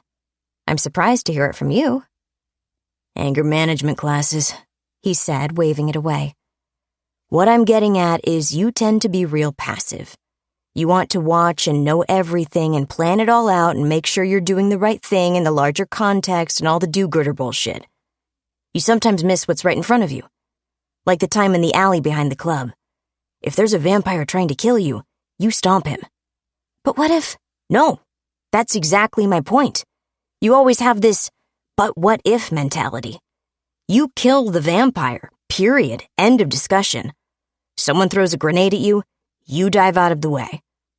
But what if it's a dummy and they're trying to get me to move? Then they succeed, and you shoot them. What you're trying to say, correct me if I'm wrong, is I spend too much of my time trying to plan for every possible outcome, trying to pick the perfect choice? Nailed it. Exactly. That's exactly what you do. That's why Alden is still alive and mind-wiping people. How many thousands of people are currently drooling and doing the zombie shuffle because you didn't shoot him in the head? I didn't have a good answer. Rusty was entirely correct. Looking back, as soon as I knew what Alden was doing, I should have found a way to stop him. Not show him there were consequences to his actions. Not punish him for his evil ways. Not try to rehabilitate him. Not try to imprison him until he learned his lesson. Stop him. Even if it meant splattering his head all over the nearest wall. His consequences should have been everything I could do to make sure he couldn't do it again. Which left me with a question. Did I not do it because I wanted to be better than Pop? Or did I not want Pop to be right about what to do with evil men? Maybe Pop was right. Maybe there are evil men who can't and shouldn't be reasoned with. I can't tell at a glance, but I can judge people on their actions. And sticking someone's brain in a meat grinder until you can squeeze it into the shape you want, that's evil. Evil I allowed to continue. Pop always tried not to show it, but he had a lot of guilt on his conscience. Now I think I'm starting to understand, at least a little. With great power comes great responsibility and the potential to do great harm. Is feeling guilty part of being an adult? Knowing you could have done better and regretting you didn't? Knowing you wasted opportunities to be better, get better, or do better than you did? What this all comes down to, I said slowly, is what to do about Alden. If we leave him alone, he'll get into a fight with the vampire horde and he may or may not win. If he doesn't win, things will go very bad here. If he does win, he'll take over the world and the only person who will know it is him. Can't he take over other worlds too? Arguably, yes. He knows about the weak places between worlds. I think he believes them to be portals in time.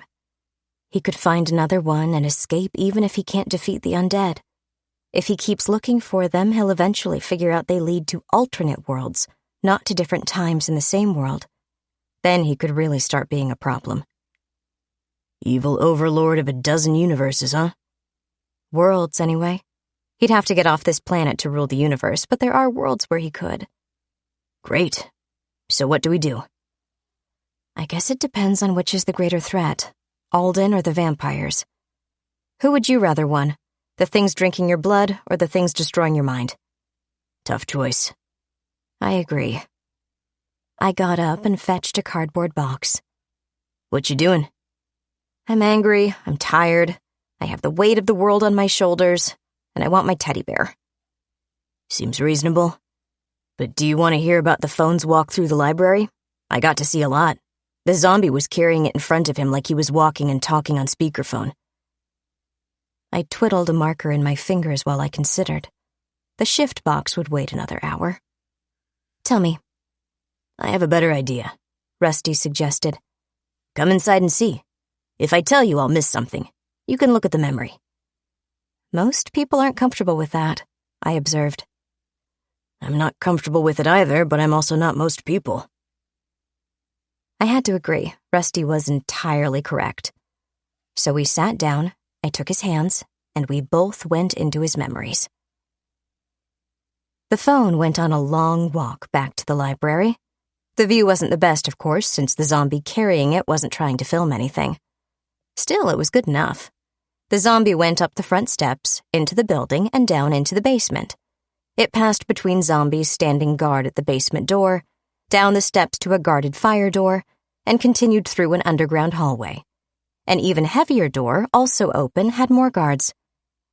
Beyond was an archive.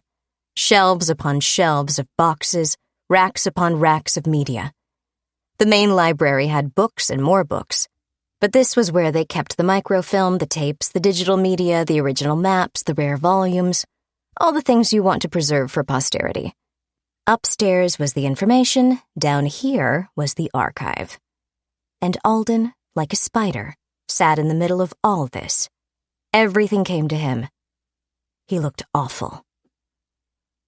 Long ago, when I first saw him, he reminded me of those statues you see of the Greeks. Clean lines, angular features, classical design. Idealized figures. He was a big man to start with, but he was perfectly proportioned. Now he was more than muscular. He was bulging. His clothing was loose and comfortable, but well into the extra sizes. His neck was almost too thick for a shirt. His wrists were too thick for me to put my hand around. Let's not even talk about the bulging forearms or the ridiculous biceps. He looked as though someone hooked him up to an air compressor and inflated him. His breakfast tray was near at hand, set on a folding table away from the books he was studying. It was a surprisingly small breakfast, a grapefruit and toast. It didn't look as though it was enough to fuel him for an hour, much less start off the day. There was a heavy cane hooked on the edge of the table. I wondered how badly Alden was wounded. Did he need a cane because of it?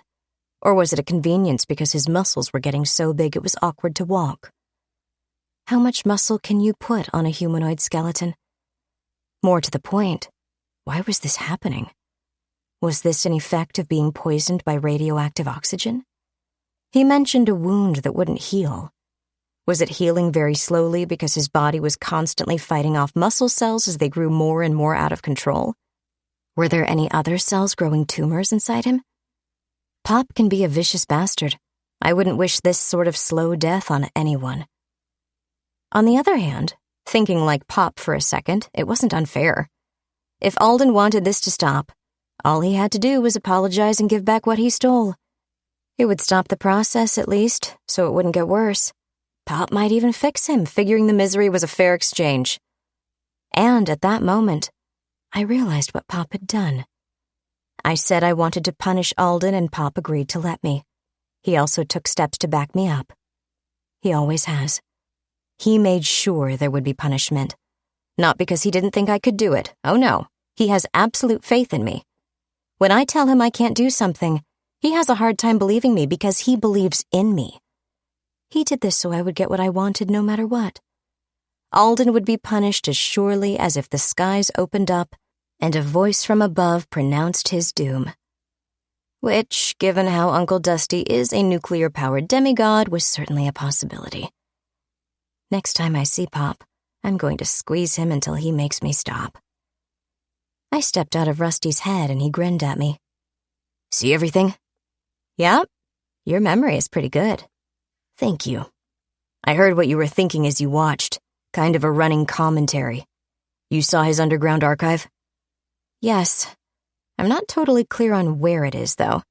My sense of direction got a little fuzzy in there. I wandered around the library, so I'm more oriented, Rusty assured me. The tunnel goes out the back of the building, under Bryant Park. It's not long, so the archive must be buried under there. Good to know if I want to launch penetrator shells. I doubt the archive is connected to sewers or subways. Probably not. No, I wouldn't think it is. Rusty considered the matter. He's got himself a bunker. At least feels safe, I muttered, and not without reason. In more ways than one. The library isn't much of a fort, but he's got those vampire burning thingies, right? People aren't a problem either. What's in a library? Books. Even if they're so desperate for something to read, they break in. They have to find the right door, break through the steel door, then break the second door. And that one is even more serious, you saw. And they have to fight through a horde of mindless soldiers. It's almost, I mused, as though he's worried about something more than vampires. I think you can take it as a compliment. Oh, it's not me he's worried about, I assured him. It's Pop, and all the protection and precautions in the world won't save him if Pop decides to kill him. You have a lot of faith in your dad, Rusty observed.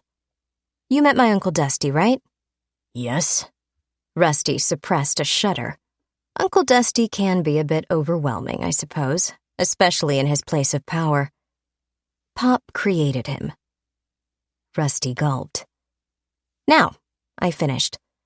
I have things to think about, but first, I still want my teddy bear. Go for it. I'm going to check on the other residents of the building. I think I heard someone in the hallway earlier.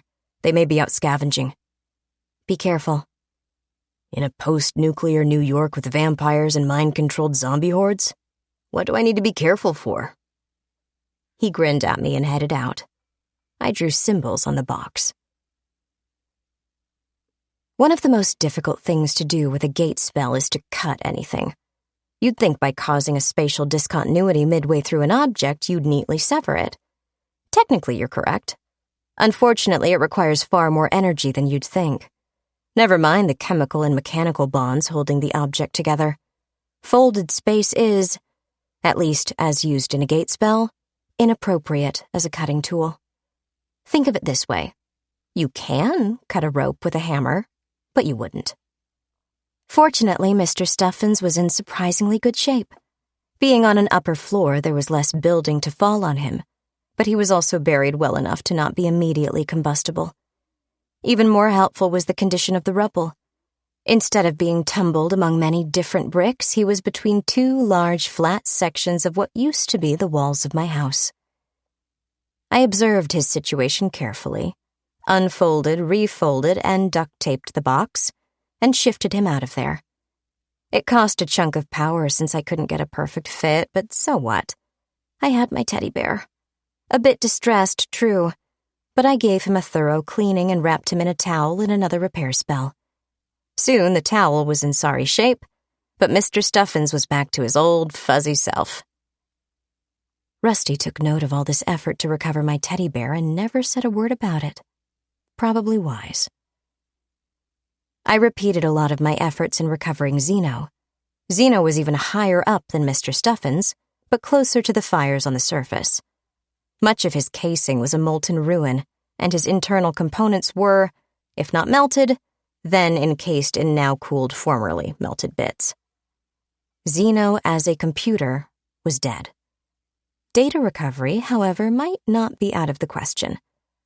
I wasn't going to plug his storage module into something I'd expect it to work, but I might be able to take it somewhere with a higher technology and let them do a forensic-level analysis and recovery. Getting the module out remotely wasn't going to happen. Getting the whole former laptop might be, but having been runny at one point, there was a sizable amount of rubble that had to either come along or be severed. Either way, it was going to cost. It would almost be easier to go there with a pickaxe and a pry bar. I let the crystal charge up. I could at least give it a shot later. The conversion panels never stop producing power. Even at night, there is still a little power production, even if it's only a trickle. Radio waves, cosmic rays, thermal energy radiating from buildings as they cool, whatever, all of it is grist for the mill. True, without the sun providing the lion's share, the amount they produce is minimal, but they never completely stop. By the time the sun went down, my newest crystal was pretty much as charged as it was going to get. I could leave it all night, perhaps, but it wouldn't make a material difference. I did more scouting on the Zeno module, working out how to get the smallest possible space versus the smallest possible shape. If I had to use a shifter to cut the module out, I wanted to fight with the least amount of material possible. Which would be more expensive, cutting through a little material or shifting a much larger volume of space? I didn't get to finish the calculations. I was interrupted. Rusty had just put his cushions in front of the door again and was about to change into his wolf form when we heard the sound of shattering glass from outside. It's amazing how well sound carries in the semi-abandoned ruins of a city. There wasn't even much gunfire, certainly no traffic noises or loud music, not even the hum of streetlights. We both kept low as we went out on the balcony to look. Whatever caused the noise, it wasn't immediately visible from my balcony. Partly this was because the sky was overcast and there was almost no light at all. Partly because the front doors were due south, and there was a larger footprint base to the building, including an enormous carport. Whatever it was coming from underneath. On the other hand, scattered people sprinted toward us from the west. Looters? I asked. Rioters? Rusty countered. I held out my hand and pointed my arm down. My wristwatch was still set for vampires. It tingled. Vampires, I said. Rusty sighed. We went in and took a look at the mirror.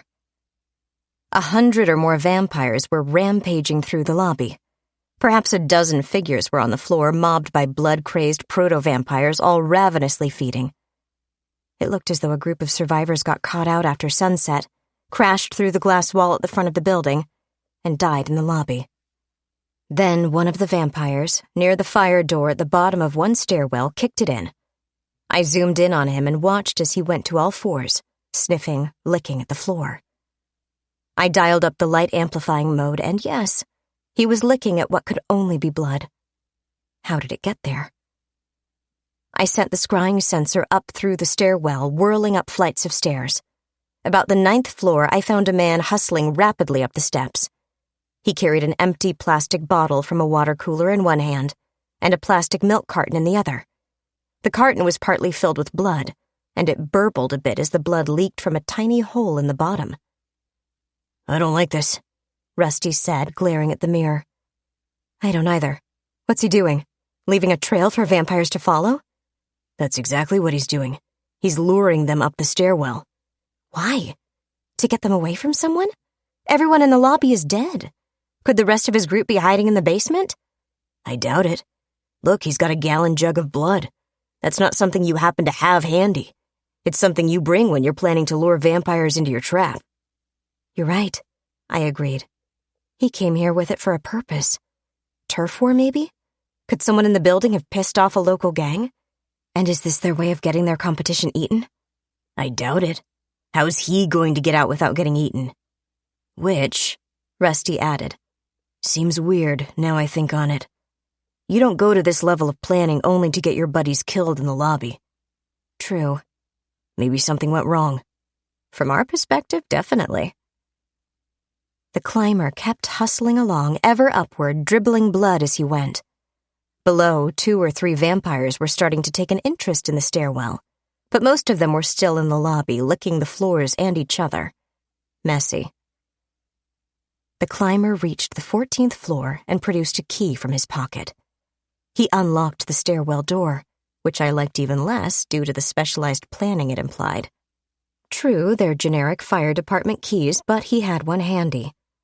He pulled the door wide open and kicked a wedge under it, then applied duct tape.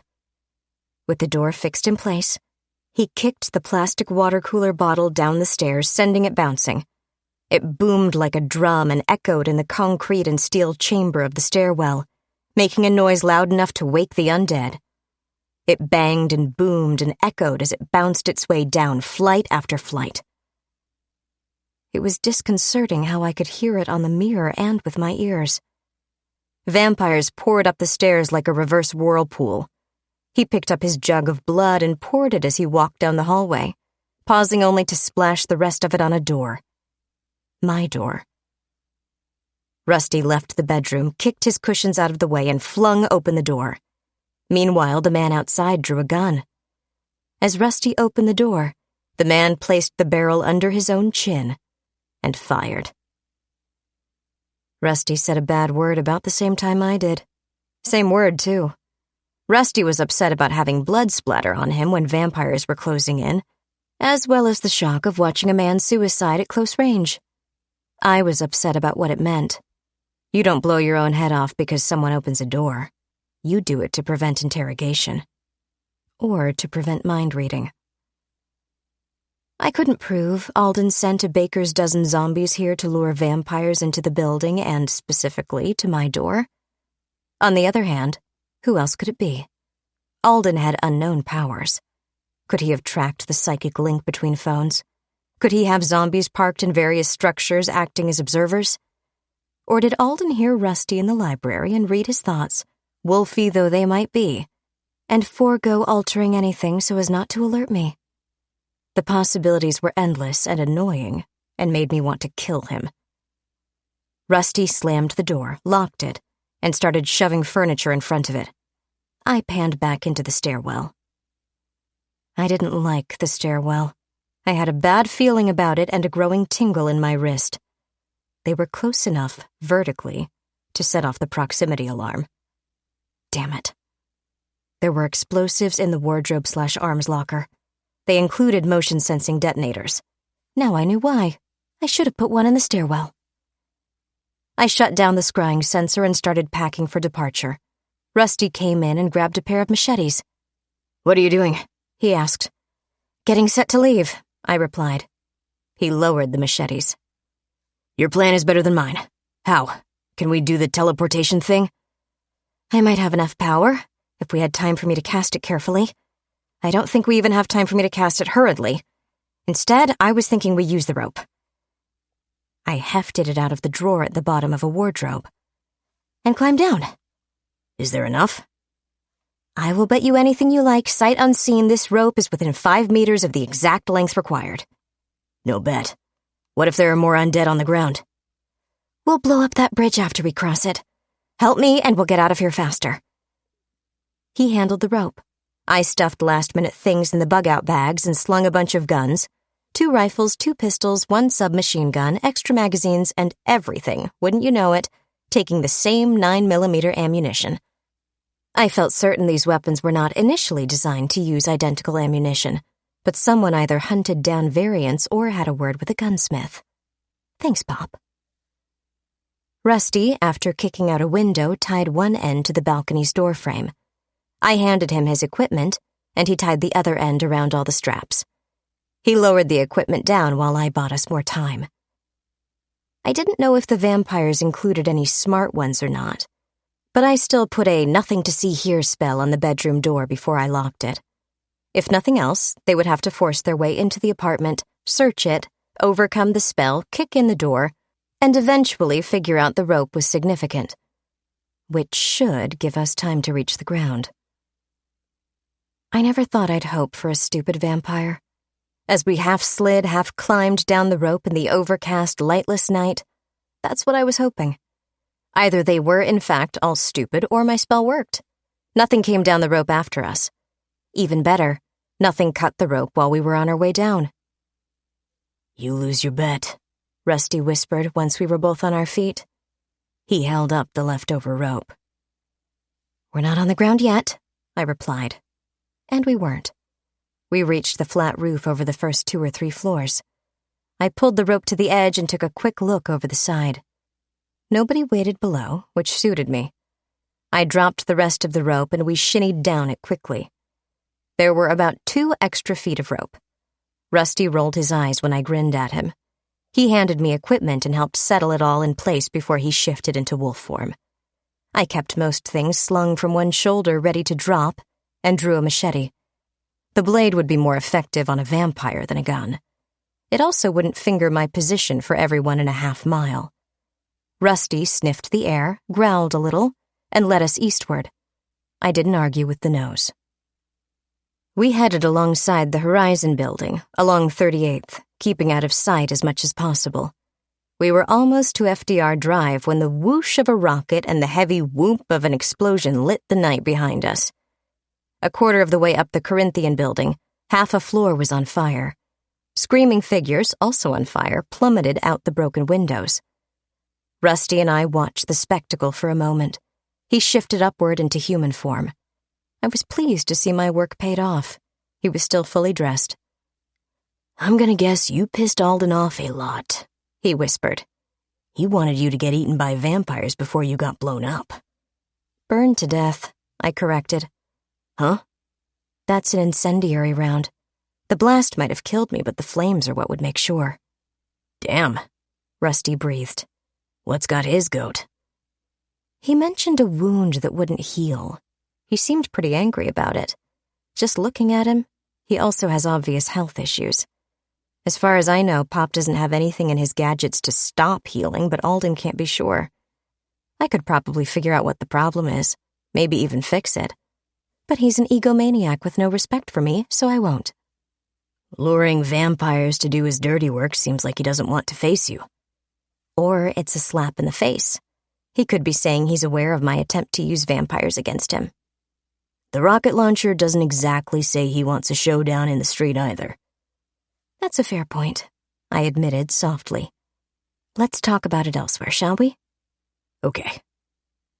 He slid down into wolf form again and padded ahead. I followed. We crossed FDR and worked our way south, keeping low and making use of the East River Esplanade. It wasn't a big park, but it still had trees. Best of all, it was mostly blocked from view from the rest of the city by the off-ramp to 42nd. We crept down the length of it and Rusty stopped at the southern edge. He made unhappy, whimpering noises until he shifted back to human again. What's the matter? I asked as he changed. The 34th Street ferry dock's over there, he said, indicating the pier. I was hoping for a boat. Vampires won't cross running water, remember? Good thinking. But I'm more concerned about someone on shore seeing us, shooting us, or putting together a greeting party to meet us when we land. Out there on the water is a bad place to be. We're exposed to everyone, including angry people with rocket launchers. It doesn't matter, he answered. There are no boats. I think you're mostly correct. Mostly? he echoed. Look closer, down there. Does it look like a boat? Someone sank the ferry? Why? Got me. It might not be deliberate. All it would take is a bilge pump failure. A couple of cars catching fire from an electrical surge could hurry it along. There's no telling how many things were indirectly destroyed when power failed. But where are the other boats? He insisted. Some people thought their best strategy was to hunker down and wait. I bet others decided they wanted off the island at any cost. If the boats were functional, they might have taken them out to sea, down the coast, or anywhere. If not, maybe they rigged sails and set off into the sunrise. Point is, they're gone. What's next? Rusty's comment could have been misinterpreted as a suggestion, but this was neither the time nor the place. We need a place to hide, he said finally. How about right here? Here? I can't gate us anywhere, but I can cast a go-away spell. People and things will avoid this area. If we're quiet and still, we won't attract anyone. And if 1,000 vampires come over the concrete barrier and pour down on us? We swim, they don't. Curse you and your logic. Fine. We hunkered down for the night. I had no problem settling in. I had Mr. Stuffins. Journal entry number 47. The East River Esplanade is a narrow strip along, unsurprisingly, the East River. It's easy to get to for a pedestrian, but if you don't know it's there, it's kind of hard to see. Add to this, it has limited access, some of which is gated, and you've got an inconvenient place to get to. In an apocalypse, there's not a lot about it to recommend it to tourists. There's no reason to go there. Add in the fact I had spells diverting attention away from the access points, and it was a good place to survive the night. Watching the sun come up was a nice feeling. It meant we could move around without worrying so much. Attracting human problems was a better deal than attracting vampire problems. You can stop a vampire, most of them, and for a while, with a shot to the head. Humans might be reasoned with. Failing that, humans are also more fragile and don't recover nearly so well. What's next? Rusty asked, yawning and stretching. We alternated naps through the night, so we were both tired, but we managed to keep a constant watch on our surroundings. We need a new hideout, someplace where 100 vampires aren't going to follow a blood trail. I guess we could scout around. Maybe we could hide in a building Alden's zombies have already searched. They don't search them again, do they? I wouldn't think so. They have limited intelligence and tend to follow instructions rather blindly. I'm not comfortable being so close to Alden, though. That's fair. I need power, I sighed. That's what it comes down to. I need time to gather energy, work out a plan of attack, prepare spells, and make the son of a bitch suffer. You mentioned you wanted to imprison him? Rusty half-asked. I did. Now I don't care. I want him to... I broke off. Oh, I know exactly what I want, I said gleefully. Rusty looked at me with a peculiar expression. What? I asked. What's the look for?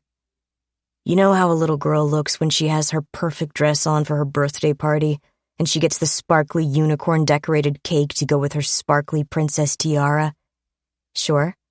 You look like that. That's bad? You look like that because you're about to do something awful to someone. I'll be getting what I want, I pointed out. Yeah, and what you want in this context worries me. Relax. It still requires planning and forethought and work, but I think it's doable. We still need someplace to hole up for a week, though. Pick a building. Let's go check out the Corinthian. There may be salvage. At the very least, I want to get at the panel spells and put more charge in my big crystal. We crept out of the Esplanade. There was a pedestrian tunnel under FDR Drive, and we took it. It beat trying to cross the huge, flat, open space of the highway. We did our leapfrog advance, moving quietly, until I could see the garden area around the front of the Corinthian. No vampires, obviously, but there were plenty of mind-controlled zombies. They were armed with everything you can imagine, including guns. A few of the weapons looked more than a little scorched and suspiciously familiar. I pulled out a pocket mirror and sent a scrying spell up into the room. Yep, they looted the building. We're still looting it, in fact, taking water, food, and equipment. It put me in mind of a long line of ants, each one carrying a load back to the hive. Rusty, peering cautiously from our cover, made a disgusted noise. Out front, the zombies put down their cargo, drew weapons, and spread out. They advanced in our direction. Did they spot us? I asked. I don't see how, not at this distance. I looked around. Was there a scrying sensor? Did Alden know a scrying spell? Even if he did, would it work through his own static? I didn't see a sensor anywhere. On the other hand, there was a pigeon perched on the Manhattan Place building. This was hardly unusual, but it perched there, unmoving, one unwinking eye focused on us. What really got my attention was the aura of psychic energy surrounding it. Okay, so Alden can control animals and look through their eyes. I mean, he can wipe a human mind and use them as zombie slaves, so I guess an animal isn't out of the question. I'd think it would be harder to maintain a connection, though, since the wattage on a bird brain is so low. Then again, if it's anywhere near a human minion, it may be in range of the network. How many? Rusty asked. I noticed his fingernails were longer than normal. Reflex, maybe. 30 here, another 30 in the building? Run or fight? Run, then fight. Let's choose our ground. Suits me. We fell back, sprinting along 37th for about half a block, until we reached the parking garage of the Horizon building. We cut left through the garage to 38th, while the zombies were supposed to be focused on chasing us down 37th. Nope. Several of them were headed down 38th. Dang it. They're all in total communication with each other, instantly knowing what all the others know. I paused as a shot went wheat past us. A deflection spell wasn't out of order on Rusty, so I put one on him. He regenerates, sure, but bullets can still hurt him enough to slow him down, even put him down for a while. My own deflection spell isn't automatic, but I keep it on a bit of a hair trigger. It fired up normally. Fine. Zombies everywhere, and not a thought to think. Well, screw this. There's a whole block of empty space across 38th on the far side of the fence. Rusty and I went over the chain-link fence like felons escaping. We sprinted toward the middle of the field. What's the plan? He panted as we ran. I thought we were supposed to avoid open spaces. We have more bullets than there are adversaries at present. We can kill them all, but more will vector toward us. We have to break their line of sight to lose them, but they all instantly know where we are if any of them sees us. There's the problem. Long sight lines right now work to our advantage while I'm trying to figure out how to drop off the radar. You can shoot anyone you see while I work on breaking their link so we can bug out. A few zombies thrust rifles through the fence and fired at us. At that range, I doubt they would have hit anyway. We were perfectly safe, but they, and Alden, didn't know that. Rusty and I reached the middle of the area and crouched anyway. I pretended to hide behind him, but it was only to cut down on the power use. His deflection spell would handle any fire that was on target. I handed him my spare magazines. He knelt and started picking off anyone climbing the fence. I wish we had a machine gun, he said wistfully between shots. Rusty knew how to use a rifle. He took 2 sighting shots, getting the range, then started putting lethal hits into zombies. True, not all of these zombies dropped immediately. A fatal wound in a human is still a fatal wound in a zombie, but the zombie ignores it until he physically can't go on. Rusty ignored any zombie pumping out arterial blood. It's a bright, unmistakable red, and moved on to fresh ones as handgun or blade-carrying zombies clambered over the fence. I, for my part, did the math. Normally, open terrain is not defensible terrain. There are very few exceptions. In this case, we had an invisible fortification, deflection spells, and for the moment, a limited number of adversaries in a big kill zone. If we both laid down fire, we might hold them off, but it was still unlikely. We would kill most, now or later, but in the meantime, they wouldn't care. They would roll over us and bury us under them. Rusty by himself certainly couldn't hold them off, but putting a round through someone climbing a fence slows him down and maybe kills him. Headshots are easier when they're climbing. There's much less movement. His shooting slowed them down, and that was what I wanted, what I needed. Alden's psychic link with his minions was usually an echo effect. Minion number 1 shouted, and minion number 2 repeated it, and so on, until a minion close enough to Alden echoed it to him. No doubt he was powerful enough to assume direct control of any minion he pleased, but for mass minion operations, he had to rely on their collective link to each other. He gave them an order, and their multiplex brain linkage carried it out. This is a very different thing than having 100 independent people following an order. It's their biggest weakness, I think. I, on the other hand, might be weaker than him, but I was also a lot closer to them. I focused on a zombie on our side of the fence. He was one of 3 who already made it over, but he was the first one with a submachine gun. Rusty ignored him, focusing instead on the ones actually running toward us. As he should, since the ones with guns weren't really a threat at the moment. I reached out to this zombie and grabbed him by what was left of his mind. He turned around and emptied his magazine into a group of 5 zombies still climbing the chain link. I dropped the connection immediately, before Alden could react to it. I wouldn't get away with it again, I felt sure, but it would certainly divert Alden's attention from directing zombies. They would be dumber, less quick to react to changing circumstances, and maybe less motivated without his constant psychic whipping. It worked. The zombies moved less quickly. Alden was paying attention, urging them on, until I interfered. Now his attention was split, if not entirely diverted. He was watching for interference instead of pushing them. It still wouldn't end well for us, but it gave me more time. My notebook isn't required for casting spells. I can gesture and speak and do all the usual stuff, but my notebook is very helpful to my focus. Pop always encouraged me to explore my interests, and one of them was art. When I was little, he collected refrigerator art. We would set up a whole gallery of crayon drawings around a room, and we would walk around while he critiqued each piece using his thoughtful voice. Here we see a prime example of the Impressionist style, done in colored wax on purple paper. The surrealistic nature of the cow lends great significance to the tree, I feel. But the flowers are the key point of the piece. Look at the attention to detail. I would giggle and feel good about my art, and he would be pleased. As a result, I draw things. Whether it's lines on a floor, or an archway on a wall, or scribbles on a box, or spells in a notebook, I draw. So I drew lines in my notebook. The spell I wanted had to be timed very carefully. Preparing it wasn't much of a problem, but the range was limited. It would be effective all the way to the fence, I was certain, but perhaps only for a brief while. Alden had a powerful mind and would try to overcome it once he realized what was happening. I pulled out both of our machetes. One I stuck point down next to Rusty. The other I kept in hand. The zombies without rifles had stopped charging individually and clustered together on our side of the fence.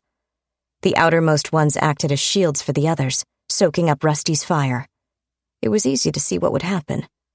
The wounded ones would charge if they could, still blocking bullets, or stand aside for the faster, fresher ones to clear the open space more quickly. Rusty was not pleased. He preferred them to be scattered so he could pick off the ones in the lead. Instead, the whole group broke into a run, approaching as a group, while the riflemen, rifle zombies, ceased fire to climb the fence. I restrained myself from a squeak of delight. I waited. I couldn't have asked for a better arrangement.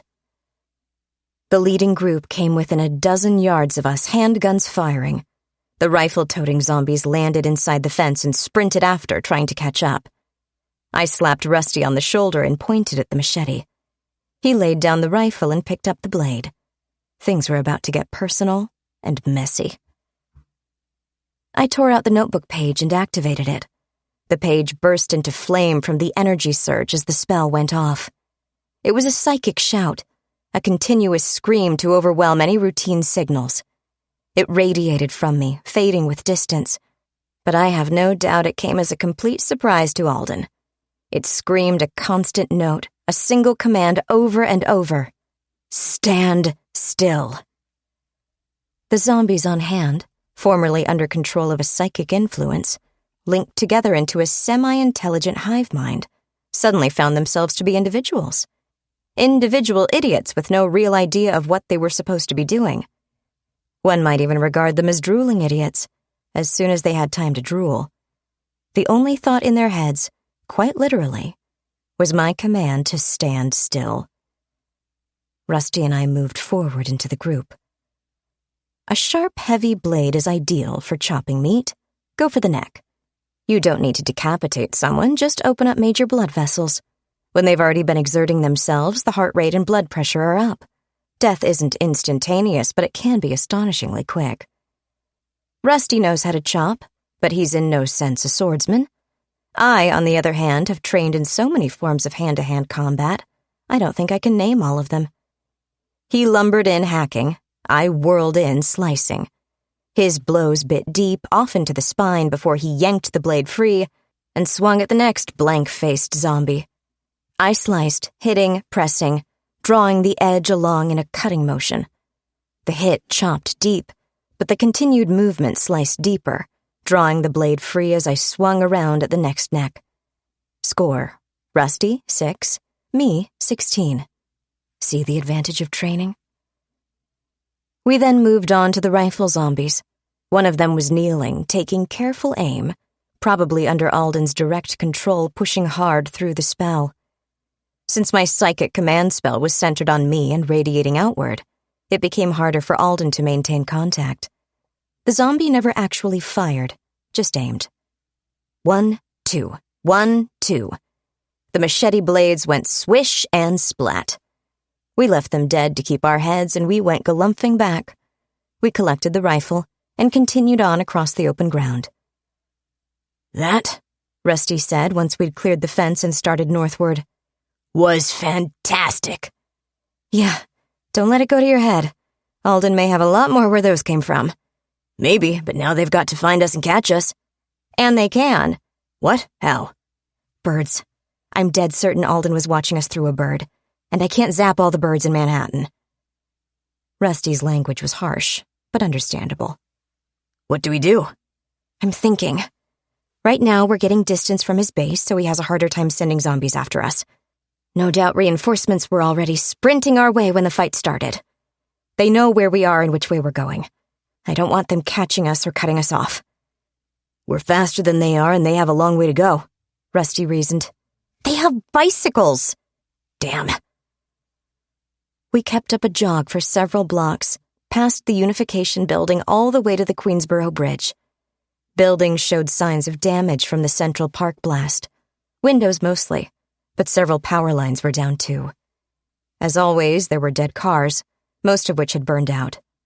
Shorted by the EMP, maybe. We paused to rest a moment under the bridge. What do you think? Rusty asked. Do we cross the bridge? We can get farther away and the bridge makes a choke point. The bridge isn't a choke point, I countered. It's too wide. They can climb over the dead cars and even use them as cover to get close. We couldn't lay down enough fire if there were a dozen of us. With the cars cleared, maybe, but we might as well wish for horses. Besides, I think I have an idea. I approve, he answered instantly. Of the idea? Yes, whatever it is, it's better than anything I've got. I'd like to hear your idea. If I had one, I'd share it. Oh, it's like that, is it? I had let my psychic shout spell lapse since it wasn't going to do us any good. It's strictly a short-ranged thing for overriding zombies. Instead, I raised a psychic shield, a barrier around us. It was even shorter ranged, but it was to prevent eavesdropping. I couldn't take the time to check every single rat, cat, bat, bird, and anything else that might be sheltering under the bridge with us. I took his hand for physical linkage. Mentally, we talked. Okay, Pop has another safe house. It's north of here and, judging by my maps of the blasts, probably intact. Great, Rusty replied. Let's go. There's a problem. It's on the north end of the island, a little east of Inwood Hill Park. We have to cross the blasted areas from the Central Park and the Fort Lee hits. Radiation zones, you mean?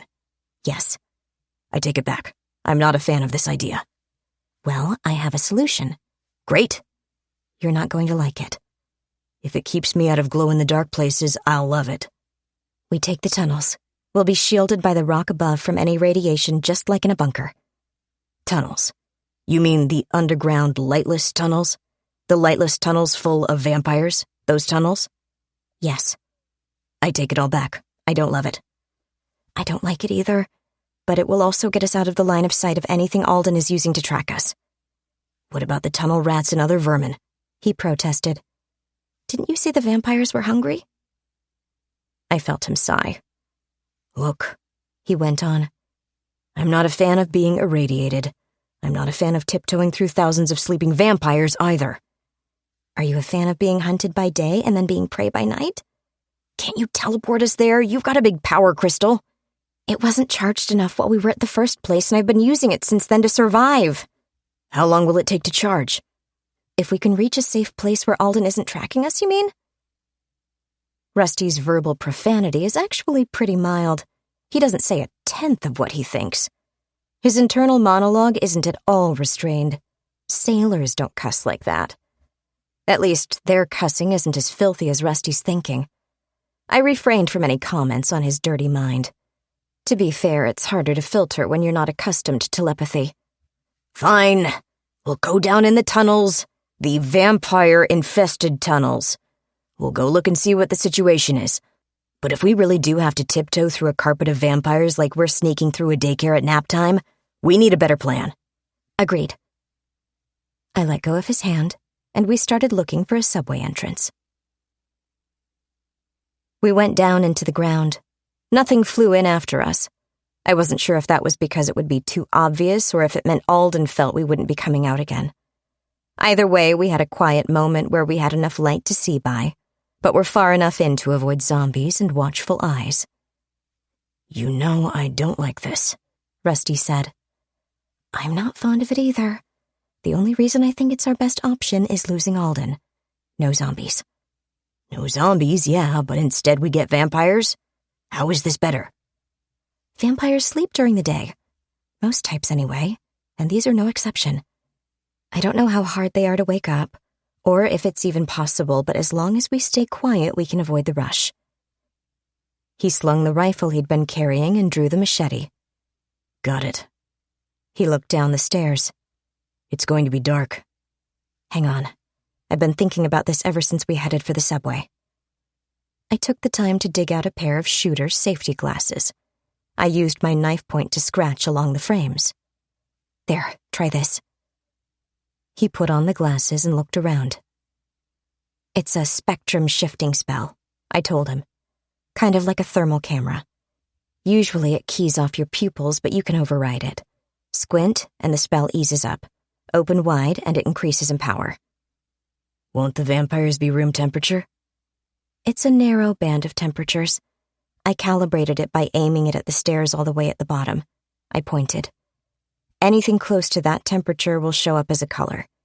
A degree or two beyond it in either direction, and it'll be white or black. Corpses will have enough differences to be seen. So will rails, walls, pillars, benches, and so on. They might be ghostly and hard to see, but they'll be visible. I'll believe it when I see it. Funny man. Why not use a light spell? They can see a light spell from farther away than we can see. Couldn't you use some other kind of light? Infrared light, maybe, like with night vision goggles? Oh, well, if you're going to be intelligent about it. I grumped and drew my knife again. You mean you can? Sure, it didn't occur to me. If I run it on the local magic, it'll be weak. I'm not sure how far away it will illuminate. How about I put the thermal on one side and the infrared on the other? Suits me. One more thing. If you're going to be casting preparatory spells, do you think we could get rid of the blood? I don't want to smell like food in a vampire lair. I had to admit, Rusty's ideas were good ones. I ran the cleaning spell over us both and did it thoroughly, making sure to minimize our natural odors too. Then I worked on our glasses again, modifying the existing spell and adding the infrared light source. One eye saw thermal, the other a grayscale image. Thermal saw farther, infrared saw more detail. Between the two, it worked pretty well. Would ultraviolet be better? Or would it hurt the vampires, make them wake up? No, it probably wouldn't. The nightclub had a lot of black lights, and the vampires didn't seem to mind. Then again, ultraviolet light comes in a wide range of wavelengths. I didn't want to risk it. We went down the stairs into the dark. Before long, it really was dark. Pitch dark, absolutely dark. Any emergency lights that might have survived had run out of power. I took a moment to adjust our thermal vision, recentering the spectra on a wall. Things came into better contrast through the lens. The IR side stayed the same, of course, revealing everything within 10 or 15 feet. A little further along and we reached the subway platform. We saw dozens of corpses scattered around. I wasn't surprised they were there. My wristwatch was constantly a-tingle with a proximity warning. I was surprised there were so many. I found I needed to breathe, so I started again. My heart didn't slow down for several seconds, though. When it did, I realized I could hear Rusty's heartbeat. I wondered if the dead people could. "This was a bad idea," I whispered, staring around at the bodies. "Maybe," Rusty breathed. "See anyone moving?" "No. Do you hear what I hear?" "My heartbeat running fast?" "I thought it was mine." "As long as we both have one." We stood there and regarded the dead people. It was more than a little freaky to me. Pop never did this. It was weird. "Can they wake up?" Rusty asked, still whispering. "I don't know." "You're the expert." "I was afraid you'd say that." "Well?" "All right. We'll test it before we get too far into the tunnels, while we still have daylight not far away." "Okay." We prepared to bring down machetes in heavy, two-handed blows. I carefully nudged a body. The body didn't react. Rusty covered me while I tugged firmly on one arm. The body still didn't react. A quick check with my vampire detector didn't do me any good. The thing wasn't designed to pick out individuals from a sea of them. Still, it meant the intact-looking corpse was probably an undead. Legitimate corpses were likely to be a bit gnawed on. I grabbed the guy by his collar and pulled, sliding him gently along the floor. He didn't protest. Up a few steps, up a few more, carefully and gently, and he didn't mind a bit. As we got closer and closer to the surface, a faint, shadowy illumination started. The reflected sunlight scattered from the walls and through the air meant it wasn't totally black anymore. The dead guy twitched. I stopped, Rusty stopped, everything stopped, even the twitching. After a moment, I resumed dragging him. He twitched again, but I kept going. The brighter it got, the worse the twitching got, until he was practically shivering. His heels drummed on the floor and I let go of him. He moaned. A low, ugly sound and a gurgling rattle came from his throat. His eyes opened as he shuddered and shook. He turned over onto his belly, still trembling, and hissed at us. He squinted in the near darkness and scuttled backward, still hissing, smoking slightly, until he tumbled down the stairs. We waited a few minutes. Things got quiet and stayed quiet. "So sunlight wakes them up?" Rusty asked. "I'd guess so. It also looks like we can walk past them no trouble. If I can drag one up a flight of stairs and he doesn't notice, they won't care if we walk past them." "I'm so glad." "You don't sound glad." "I was lying." We descended again, alert for our test subject. For all we knew, he might still be awake. But no, he was lying in a heap at the bottom of the stairs, once again an inert body. I nudged him with my toe. He reacted exactly as a full-time corpse would. "I think we're good," I whispered. "I'm glad someone does," Rusty muttered. We headed north. It was about 9 miles, give or take. On the surface, on streets, it might have been a brisk 2 or 3 hour walk. Over rubble and broken terrain, probably an all-day, maybe all-night affair. The subway tunnels were straight and level at least, so we wouldn't have terrain problems. On the other hand, we still had to step carefully due to obstacle problems. Dragging a vampire up the stairs didn't hurt it any, but the low intensity of sunlight probably did. We didn't want to find out if squishing a finger had the same effect. And there were so many of them. The dozens we saw on the platform were only the beginning. When sunrise started, they must have flooded down every opening into the underworld, running into the darkness as far as they could flee. Not to make room for others, no, but to get away from the light. It worked well for them since it allowed more to crowd in behind the first ones, rather than have to shove everyone forward. We climbed carefully down off the platform and stepped between the sprawled bodies, even as we walked along the tunnel. They were everywhere. We were surrounded.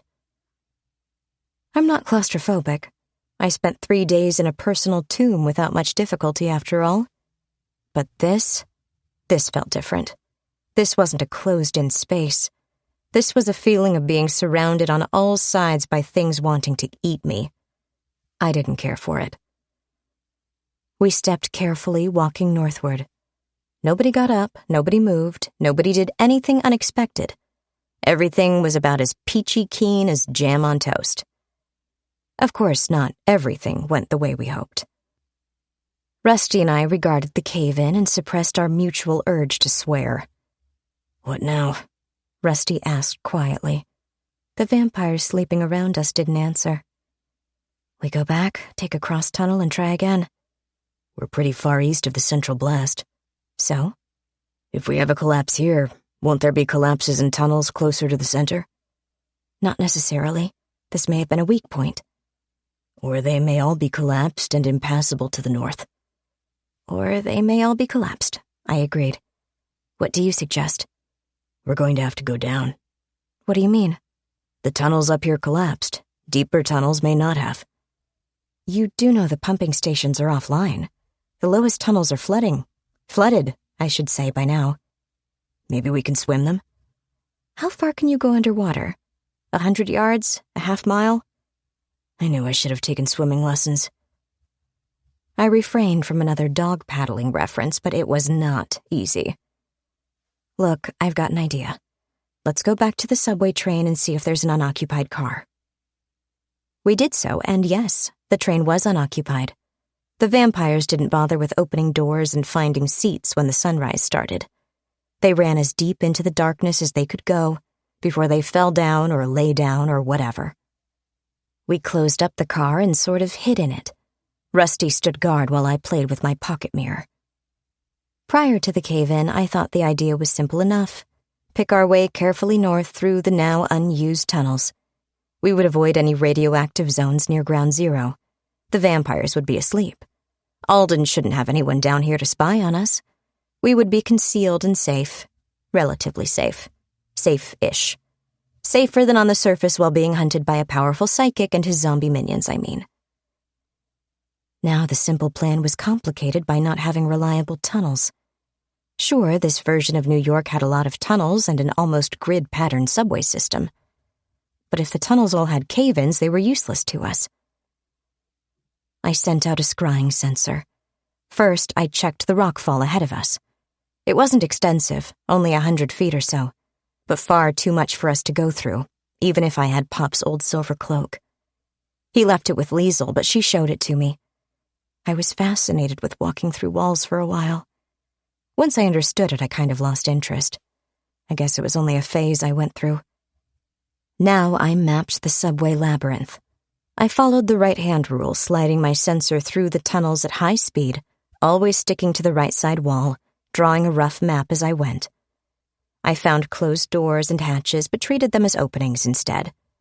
You never know when you're going to find a maintenance cross-connection going exactly where you need to. It was considerably faster than tromping down every tunnel and corridor. I didn't like what my growing map showed.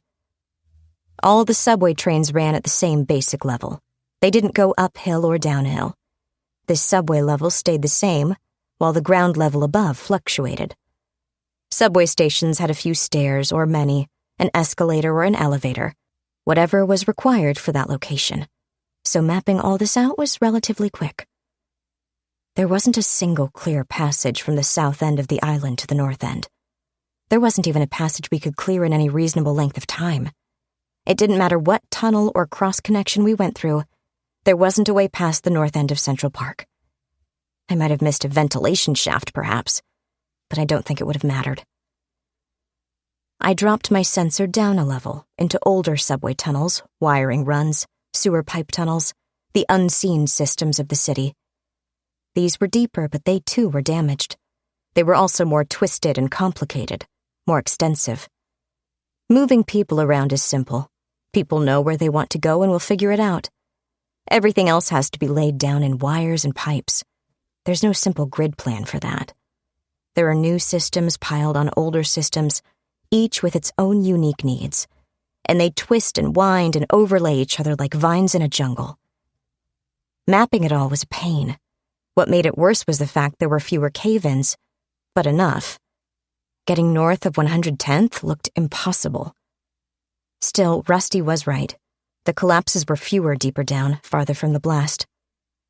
I sent my sensor down even deeper. Yep, the deep tunnels were partly flooded. Natural leakage? Cracks in the bedrock letting in the rivers? Or the inevitable consequence of not keeping them pumped out? I'll never know. Regardless, there were no vampires so deep down, so that was a bonus. Counterpoint, there was water at least waist deep everywhere. Vampires don't need to breathe. Would we see them coming if they chose to scramble along on all fours under the water? Could they? Did standing water count? Could we sit in a raft in a swimming pool and be okay? Could we fill a jumbo kiddie pool and stand in the center immune to these vampires? Or did it need to be natural water? Or flowing water? Or water that saw sunlight rather than underground rivers? What are the rules on this? After all my searching, I found 2 ways through the labyrinth. They were long and unpleasant, but ultimately possible. Go north, go down, go west, go north, down again, west again, up a level, a bit south, west again, down again, north, east, up, north, down, north, blah, blah, blah. There was a lot of forward, around, back, and so on, following a line twisting like pig guts to avoid blocked areas. But it was possible to get from here to there without ever surfacing. Rusty, meanwhile, unpacked lunch. He offered me cold pinto stew with ham while he opened a jalapeno beef curry for himself. We ate while I rested my eyes. "Any luck?" he asked. "Yes." "Good or bad?" "A bit of both." "Typical." "We can get there from here, but we're going to get wet. The lowest levels are entirely flooded. About 2 levels down, it's flooding, but it's not fast. We probably have a couple of days before it's impassable." "Yay," he said without enthusiasm. We finished lunch. I made sure we were as clean and odor-free as possible again before we opened the door to slink out into the tunnels. Since I had the map in mind, literally, I led the way. It was not a pleasant walk. There were, to be sure, long stretches of tunnels where there were practically no vampires. There were also places where they carpeted the ground like beggars in Bombay. Walking among them without stepping on anyone was tricky. Nevertheless, we made our way west and came to a maintenance hatchway. I suppressed the noise it would make while Rusty opened it. We went down the stairs, but we also closed the door behind us. Once we were out of the subway level, the vampire density decreased sharply. It was easier to run deeper into the subway tunnels than to open a door, find a ladder, or hunt for other access to lower levels. We made much better progress, even though the tunnels were usually narrower. We even sprinted for a few stretches. The thermal vision gave us decent distance, and the IR vision brought things into clear detail as we came up to them. It wasn't as good as actual sight. It was slightly headache-inducing having a different view in each eye, but it worked. We came to an access door, and I did my thing to keep it quiet.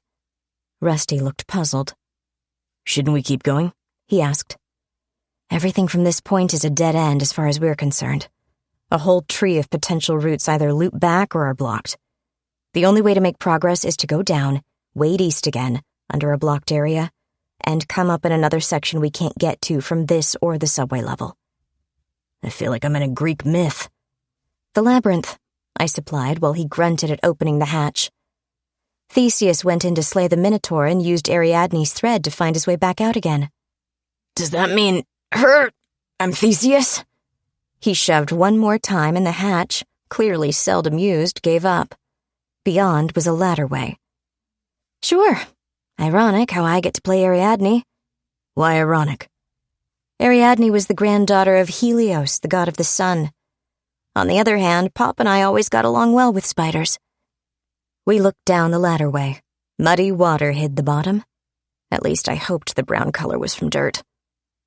"Was the Minotaur aquatic?" Rusty asked. "No." "How deep do you think?" "Should be between 3 and 4 feet. Sometimes it's hard to gauge sizes in a scrying spell." He went down and tested the water. It's cold.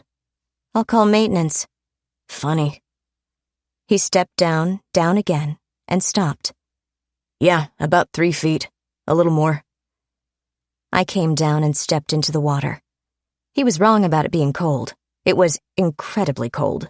Frigid, freezing, icy, arctic, horrible. Let's not dally, I suggested. We need to get out of this, dry off, and warm up. We waded as rapidly as we could. I kept my arm extended, scanning for vampires. Down here, we were far enough away from the main horde even one vampire should register. Again, I wondered, did a flooded tunnel count as running water? Or did any water count? Could the local vampires use a swimming pool but be unable to step across a gutter when it rained? How did it work? What were the specifics? I didn't know, and until someone proved to me a vampire couldn't be lying and wait under the surface, I was scanning. End of discussion. We made it to the proper ladderway without incident, which made me feel ever so much better. I went up, did my sound-dampening spell on the door, and applied my own angrist to a particularly stubborn bolt. Why are these hatches even down here if they never use them? They're watertight, so maybe they're a subterranean flood control measure, but the ones I've seen are darn near rusted shut. Did they once have a real purpose, but time and history have moved on, making them forgotten leftovers? I'd like a word with the city planning office, assuming it doesn't glow in the dark. The tunnels beyond were still mostly free of vampires. There was probably a better way down from the surface than the one we took, one that would lead almost directly to a simple path northward. But here we were, 100 or more feet below sea level and committed. We stepped through and shut the door. I took a minute to clean us again, which also dried us off. I didn't dare spend power foolishly, though. We would warm up as we walked. Up again, back to the subway level. This was a slidewalk area. It was a short-distance transport, kind of like a flat escalator or a conveyor belt, but it covered a block or so. I remember seeing them in airports before I came here. Nice idea. It kept pedestrians out of the rain and let people avoid waiting for a train if they had a medium short distance to go. Now, of course, it was a metal sidewalk. A metal sidewalk covered in vampires. But we had to get through. We picked our way carefully down the tunnel, sometimes even resorting to the rubber-topped handrails to avoid stepping on anyone. It wasn't difficult, just delicate. They looked to me as though they ran into the tunnel from both ends, probably from different entrances. We made it past the thickest clump and out the other end. Sure enough, there was another platform. They were packed a bit more thickly than on other platforms, but I blamed the train. It was at the platform when the power went out, so the vampire flood only had pedestrian access, not an open tunnel in both directions to flee down. Rusty tapped my shoulder to get my attention. When I looked at him, he touched his ear and pointed toward the train. I looked in the direction he indicated and listened. The train was unlit. I didn't see anything on the thermal, at least not through the wall of the train. I did hear something. We moved to the gap between platform and train. There weren't a lot of vampires sprawled beside it. Quite a few clustered near the ends, presumably as they crowded through the choke points trying to get farther into the tunnels. As we drew closer, the sound became clearer. Someone sobbing? Yes. A captive? Someone crazy enough to go looking for a lost loved one? A would-be vampire hunter hiding because they didn't make it to daylight before the sun went down? I checked my watch. It's a wind-up timepiece. Pop picked a fancy one. We still had at least 3 hours before this flophouse closed and the residents rose. So what do we do? Someone is down here and they're crying. It doesn't sound like a child. The vampires aren't stirring. So sound isn't as major a concern as we feared. What do we do? Yeah, we go look, because we're curious and stupid. I think I get it from Pop. I don't know what Rusty's excuse is. One of the trickier things about looking at the world through different spectra, meaning things like ultraviolet, thermal radiation, radar, or anything else, is how different materials are opaque, translucent, or transparent. With sufficiently sensitive thermal gear, you can look right through a steel door or a concrete wall, but the radar is unlikely to see through the door. But, by the same token, glass may be nearly opaque to typical thermal images and to infrared light. I peeked through a train car window. Thermal gave me no joy, and my IR lens showed me only my reflection. I ducked out of sight, but looked up through the glass trying to see inside the car. As I did so, I started fiddling with my IR vision spell. Glass doesn't block all the non-visible wavelengths, so I slid the emissions and the reception in tandem until I found a wavelength that would go through the glass. Then I looked inside. A woman knelt in the middle of the car, curled in on herself, sobbing, her hands clutched at the sides of her head. She looked like a survivor, all right. Jeans, running shoes, leather jacket, an empty holster at her hip. There wasn't much else to see in her present position. I saw no one else in the train car, which struck me as odd. The doors on this side were open. Did the vampires not go into the car because it didn't allow them to keep running farther away? This would seem to match what I knew. But wouldn't they have smelled her, or something? Or were they too preoccupied with fleeing the sunrise? Or did she come down in full daylight? "What do you see?" Rusty whispered. I started to answer but checked myself. The woman stopped sobbing and raised her head, tensely alert. I pressed a finger to Rusty's lips and waited. She eventually relaxed and curled up on her side, shivering. Rusty couldn't see what I saw, so I adjusted his lens to match my wavelength. This had the additional bonus of letting us see what was around the other person, like two people illuminating areas with different flashlights. I took his hand in mine. "I see one woman," I thought at him. "She seems distraught. I'm not sure why she's down here." "Maybe we should ask her?" "Quietly?" "Calmly, for sure. If she runs and trips over a vampire, will it wake up?" "I don't think so, but I also don't think it's a risk we want to run." Rusty looked around us, at the scattered bodies of the undead. "I agree unreservedly." Rusty drew his machete carefully, silently. I cleared my throat. The woman went tense again, listening intently. "Miss," I whispered. "Are you all right?" She sprang to her feet and leaped out the door. I caught her as she barreled out, not wanting her to kick, stomp, or land on potentially unpleasant people. She opened her mouth, hissed at me, and tried to sink fangs in my arm. Aha! This answered the question of what she was doing down here. She was in the middle stages of the transformation. Not human anymore, but not quite a total vampire. I suppose she was avoiding the sunlight, but wasn't quite to the point where she had to be comatose during the day, and presumably still retained enough of her usual thought processes to be confused and upset about the frightening changes still going on inside her. Then she found sources of blood, us, and totally blew her cool. She tried to bite me, but I twisted, rotating my arm down, under, and up again, putting her in a hammerlock. It wasn't easy. She resisted, and did a good job, too. She brute-forced her way out of it before I could break her shoulder. She turned, swiping fingernails at my midsection, and I danced back a step. She came on, still snarling, hands outstretched, and I grabbed her wrists. She didn't want me to, but wasn't fast enough. This confirmed to me she could see in the dark, at least somewhat. Once I had her wrists, I turned them inward, keeping her arms in between us, as I swung her to my right, putting the train to my back, giving me support and leverage while she pressed forward. She tried desperately to get her face closer to me, still snarling and chomping at me like a deranged Pac-Man.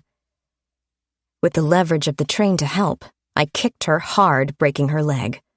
No, this isn't something you normally expect in a brawl. It's not something you usually see at a martial arts tournament either. She wasn't in a state to really counter it or defend against it, and the relative durability of these vampires was offset by my own strength. She didn't care a whole lot, but she noticed. It didn't stop her from trying to push forward on one leg, though. I let her keep trying while I held onto her wrists and swung her off balance, thumping her into the side of the subway car. This put her between me and a cocked, primed, and waiting Rusty. Rusty rose magnificently to the occasion. With his machete in both hands, he took her head off in one epic chop. I have to say, decapitation is a tough thing to pull off with a single stroke, but he really put his back into it. The machete went through her neck, made a meaty cracking sound on the bones, and stopped when it cut into the side of the car. I suspect he also got her exactly right, a lucky hit, right between two of her neck vertebrae. It was impressive. She dropped in two places, like a sack of potatoes and a leaky football. The head went crack, splat, roll, followed by the slithering thud of the body. "Nice shot," I said, stepping back from the remains. I quickly made sure to get whatever was spattered on us, off us. I don't know how infectious vampires are, but I didn't want to find out by watching Rusty, or me, growing fangs. Growing more fangs, in Rusty's case. Can werewolves even become vampires? "Thanks," he replied, jerking the blade out of the side of the train. A moaning sound echoed through the platform. We went back to back without thinking about it, trying to localize the source of the sound. It wasn't hard. The nearest vampire twitched. His heels drummed on the ground as he twitched and trembled and shivered. Some of the others started doing the same thing. No, not some of the others. All of them. I looked down at the decapitated vampire. A spreading pool of cold blood oozed from the severed neck. I said something unladylike. I don't think Pop would have minded, given the circumstances. "I think I just did," Rusty whispered, staring around at the quivering crowd. Starving vampires all around us sat up, hissing, eyes gleaming in the darkness. "Rusty?" I breathed. "Yeah?" he asked, whipping his machete through the air to make sure all the blood was off it. "Run!" Rusty, even in his human form, is a good runner. Nevertheless, he was hard put to keep up with me in the sprint down the length of the platform. In my sprint, I stepped on 3 separate vampires as they started to get up, putting them back on the floor. I hurdled a barrier rail at the end of the platform, sailed into the tunnel, landed about 8 feet lower down than the platform, and kept going. Rusty didn't hurdle. He dove over, landed in a tumbling roll, regained his feet, and came sprinting after me. From the sound of it, we were ahead of the pack, but they were still waking up. I don't know how firmly dead the local vampires are. Does the smell of blood always wake them up? Does it only work on the really hungry ones? Do they get harder to wake up as they get older? Does it change at all? Are they easier to wake as the night wears on toward dawn? Would they still wake up or take longer if this had happened right after sunset? Or at midnight? A more pressing line of inquiry was about their speed. Are they faster when they're hungry, driven by need? Or are they slower because they're running low on fuel? These are all excellent questions and deserve study in controlled environments. I would gather what data I could while in the field, though, and, with luck, survive to chart my observations. I thought about it while I kept making distance.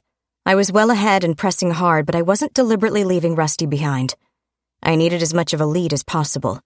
The next door we had to reach was down this way, and it might or might not want to open for me. I wanted at least a couple of seconds to find out. The door in question was another maintenance hatch. It led to a walking corridor running parallel to the subway line. If I remembered my map properly, we would go through the door, down the corridor, turn to a set of access stairs, go down, and continue from there. The door, of course, was locked. I could have cast a spell to unlock it, but doing so would take more time than I felt I had. I already had my knife in hand in anticipation of this exact issue.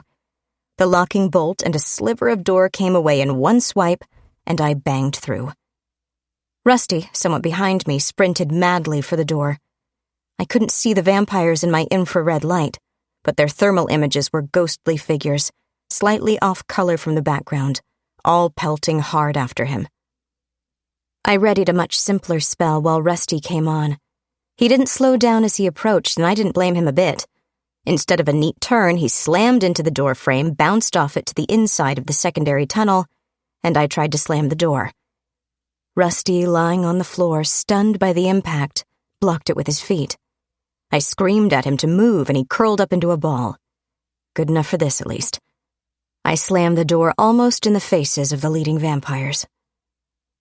My spell blazed around the perimeter of the door, fusing it shut. It wasn't welded in the traditional sense, but merged. Materials of whatever sort along the edges oozed together for a moment and solidified again. The door wasn't coming open. A dent appeared in it. Another 2 followed it in quick succession. Several voices on the other side screamed about this, but what really chilled my marrow was the one screaming words. "Open! Open! Open!" Okay, the door couldn't open, but the vampires were perfectly content to go through the doorway once they destroyed the door. Worse, there was at least one intelligent vampire involved. Intelligent enough to give orders, at least. Was it also powerful enough to control the others? He could scream about tearing the door open, but would they listen? The risk factor on this little trip just skyrocketed. Mindless, blood-sucking monsters I can handle. Smart vampires scare me. "Come on," I demanded, helping Rusty to his feet. He had a nasty pressure cut on his forehead from one eyebrow almost to his hairline. It was getting better rapidly, but I guessed he gave himself a concussion rather than slow down. Given what was happening in the corridor, he might have made the right choice. He wasn't going to be 100% for a while. Nevertheless, he shook himself and staggered upright. I helped him move along the narrow, pipe-filled corridor while his regeneration uncracked things. The sound of rending metal was not a welcome one. Instead of continuously beating on the door as they had been, someone was clawing it open and tearing pieces off. I glanced back, evaluating the corridor. It was barely wide enough for Rusty and I to slide through it together. There were no doors, no handy gratings, only pipes and other conduits for, presumably, fluids and wiring. Nothing that would materially slow down a ravenous horde of berserk vampires. More metal screamed. "Stand here," I commanded, leaning Rusty against one wall. He managed to focus both eyes on me while he pressed the palm of one hand against his forehead. He was responding better than a few moments ago, which was encouraging. I reached into my pack and yanked out Mr. Stuffins. I kissed him as something down the tunnel cracked, probably a section of wall. "I love you, Mr. Stuffins, and I'm really sorry I have to do this." Mr. Stuffins understood. Mr. Stuffins was, in a way, made for this. His job was to defend me from the monsters. Isn't that what all teddy bears are for? And Mr. Stuffins was the best teddy bear ever made.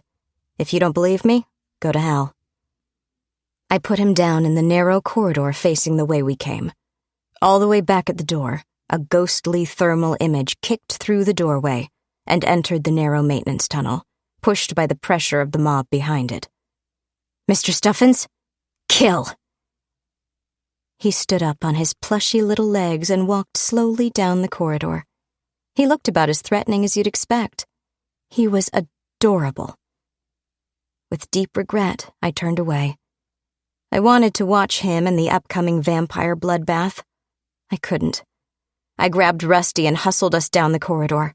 I wanted another door between us if at all possible. I also wanted to be far away scent-wise and out of line of sight.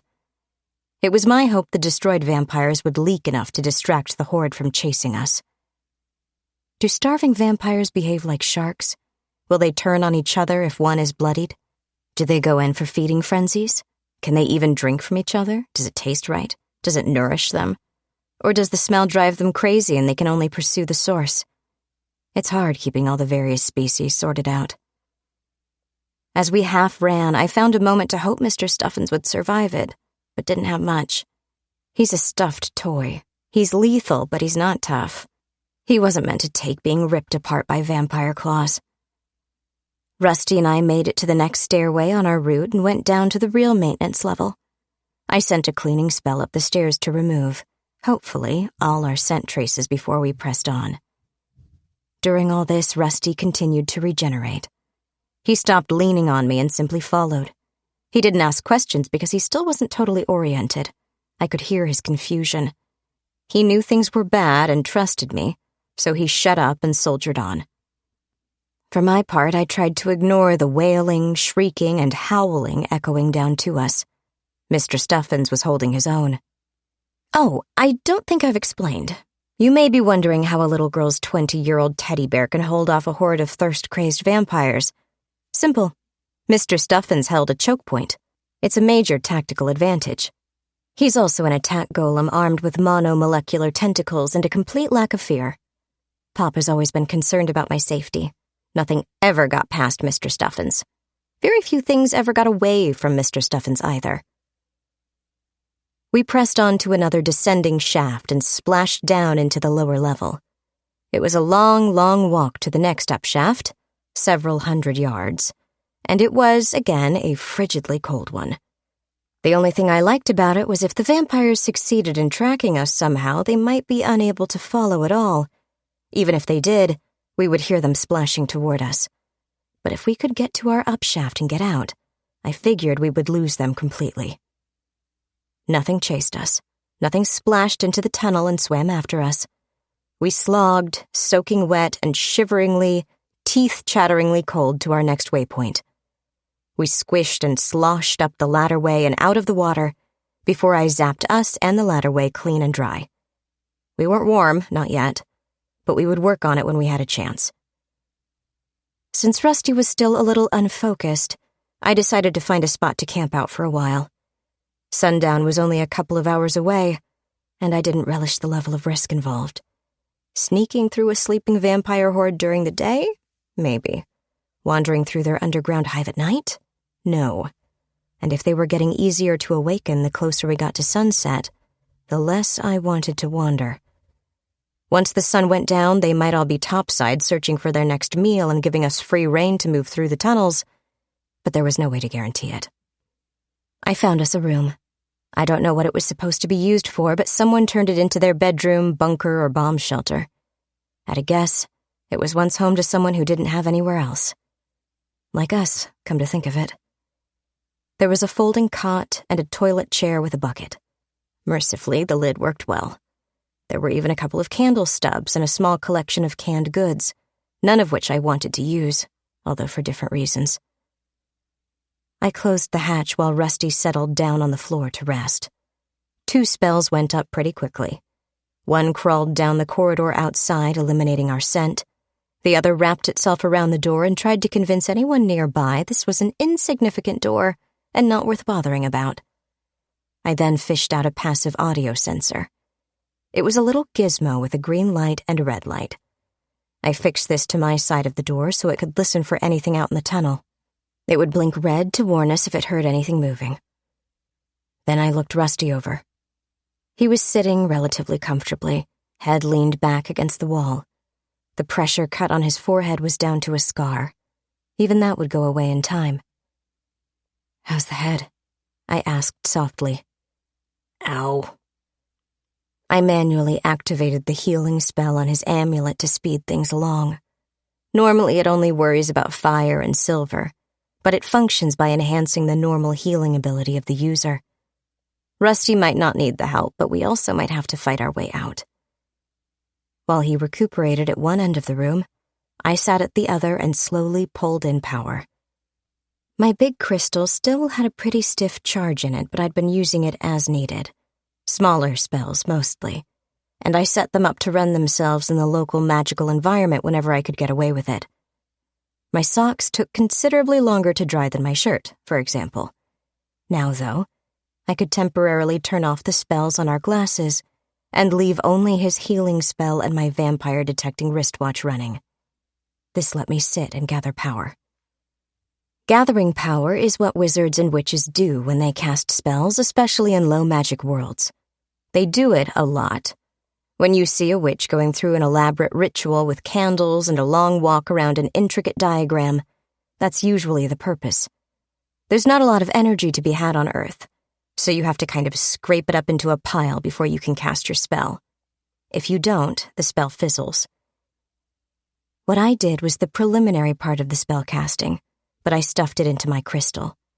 It wasn't a lot of power, but instead of spending 2 minutes gathering energy later to power a lock-picking spell, I would have those 2 minutes' worth of energy already stored and ready. It would actually take a bit longer than 2 minutes to store it, but I was willing to invest the time now to prevent the need for it later. And it was more than 2 minutes. It was closer to half an hour before Rusty stretched and cracked his neck. "Feeling better?" I whispered. I probably didn't need to whisper. My wristwatch wasn't tingling. "Much. I think I'm okay. Good. I deactivated his healing spell. I might want to stuff more power in my crystal, and it would go faster if the local power wasn't being used. Tell me something. Sure. Did I hallucinate about you sending your teddy bear to kill vampires? No. So your teddy bear, Mr. Stuffins. Mr. Stuffins, held off a vampire horde? For a while, I agreed. He's my teddy bear and he's the best. I miss him already. I was proud of Mr. Stuffins, but it also hurt to talk about it. I think Rusty could tell because he dropped the subject. Where are we? Somewhere on the second sublevel. I'd guess we're near a building access of some sort. This used to be someone's squat. Okay, why are we here? Because sunset isn't far off and you needed someplace to pull your head together. True, but my chest was really hurt. He stretched, making popping sounds. Oh, I'm sorry. It didn't occur to me to check the rest of you. It's okay. The ribs are already better. Do we head on? I'd rather wait until they all go back to sleep. You want to wait out the night in here? You want to wander around while the vampires are definitely awake? You make an excellent point, and it bothers me a lot, he confessed. What do you propose we do? I'm thinking we take turns sleeping. Sleeping? Yep, the thing where you close your eyes and rest. With vampires roaming around? We're as hidden as it's possible for us to be. They're going topside to hunt. Even when they come back, they don't come near this place. Besides... Hang on. How do you know they don't come anywhere near here? There weren't any when we came in. The corridor was empty. Oh, carry on. Like I said, they're going to be hunting above ground because that's where all the food is. They'll come back, lie down, and go all quiet again when it gets light up there. Then, rested and refreshed, we can finish our trip to the north end of the island. Rusty thought it over for a bit as we sat there in the darkness. Our vision had adjusted as far as possible, so the tiny green LED on the audio sensor was enough light to make out shapes and movement. We've got a little time, right?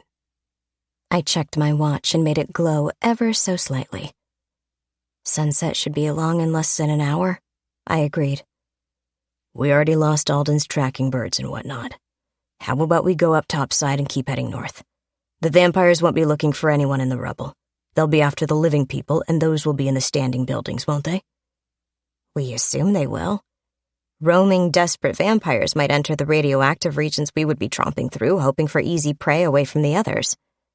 And we still have to worry about being irradiated, at least a little. But, most telling of all, we've come far enough north to be in the destruction zones. Finding an open subway entrance or a building with tunnel access, or anything else not covered over with collapsed ruins isn't likely. I don't feel comfortable tunneling upward for 3 days to reach daylight. So we either press on or go back. Pretty much. Either way, I don't think we can make it out before sunset. And to top it off, I'd like more lead time between leaving the tunnels and being pursued by vampires. I don't know how many there are north of the primary blast center. Fewer, probably. But the difference between 300 versus 30,000 doesn't matter much to us if we can't hide from them. Are you always this sensible? No, but I have sense enough to look back and see I'm an idiot. I think it's called self-awareness. I think it's called hindsight. I don't think you're an idiot, Rusty offered. I do, I replied, sitting against a wall. I leaned my head back against the concrete and sighed. I was preoccupied with too many things ever since I got here. I don't understand. It's hard to explain. My hobbies got the better of me. I started with the superhero stuff, then got a brand new arch-villain as my very own nemesis. I should have dropped everything else and focused. I didn't. I clunked my head back against the concrete, kicking myself. I didn't pay enough attention to my supervillain. I wasted way too much time thinking about ways to punish Alden when I should have just... No, I take it back. I didn't waste the time. It was a learning experience for me. Pop was always big on those. So I recognized them after they slapped me in the face. I'm not sure what I learned. It's hard to put it into words. But I do know I should have treated him as an immediate, serious threat. He doesn't seem too threatening now. True. Now I'm thinking I should try to use him to fight vampire hordes. Didn't you use vampires to fight him? Yes. Now I'm thinking we push the two toward each other harder and then shoot at the winner. This world is going to hell in a handbasket, and I don't want either of these groups in charge of the place. Things are going to be awful for humanity as it is. Whichever of these bastards wins will make it even worse. Unless the vampires eat everyone, he pointed out. Then it'll be worse, but not for long. Thanks. So much. How about you get a nap? With the end of the world in mind, I won't be able to sleep anyway. Sorry. Yeah, so am I. What have you got to be sorry for? I'm not sure, but I'm good at guilt. I learned it from Pop. Go to sleep. I'll wake you when it's your turn to keep watch. Rusty got up, examined the cot, and carefully lay down on it. It creaked, but it held him. He settled down, and I went back to stuffing power in a crystal, keeping an eye on the door sensor, and anticipating a tingle in my wrist. Around 8 at night, I peeked out with my scrying mirror. Yes, the sun was down, the vampires were up, and going out in the corridors was far safer than being on the streets. But safer isn't the same thing as safe. We probably wouldn't find any vampires in the tunnels, but if we found one vampire, just one, it would scream about finding prey. Then we would have all the vampires. I took a brief look at the rest of the world out of curiosity by dropping my point of view into a few other metropolitan areas. Rather than hover over them, looking at the damage, I swooped my sensor through them looking for anyone left alive. In the daylit places, there were definitely survivors. In the nighttime areas, there was a lot more movement, but no one I'd call a survivor. If there were any military forces abroad, I didn't see them, but I could easily have missed them.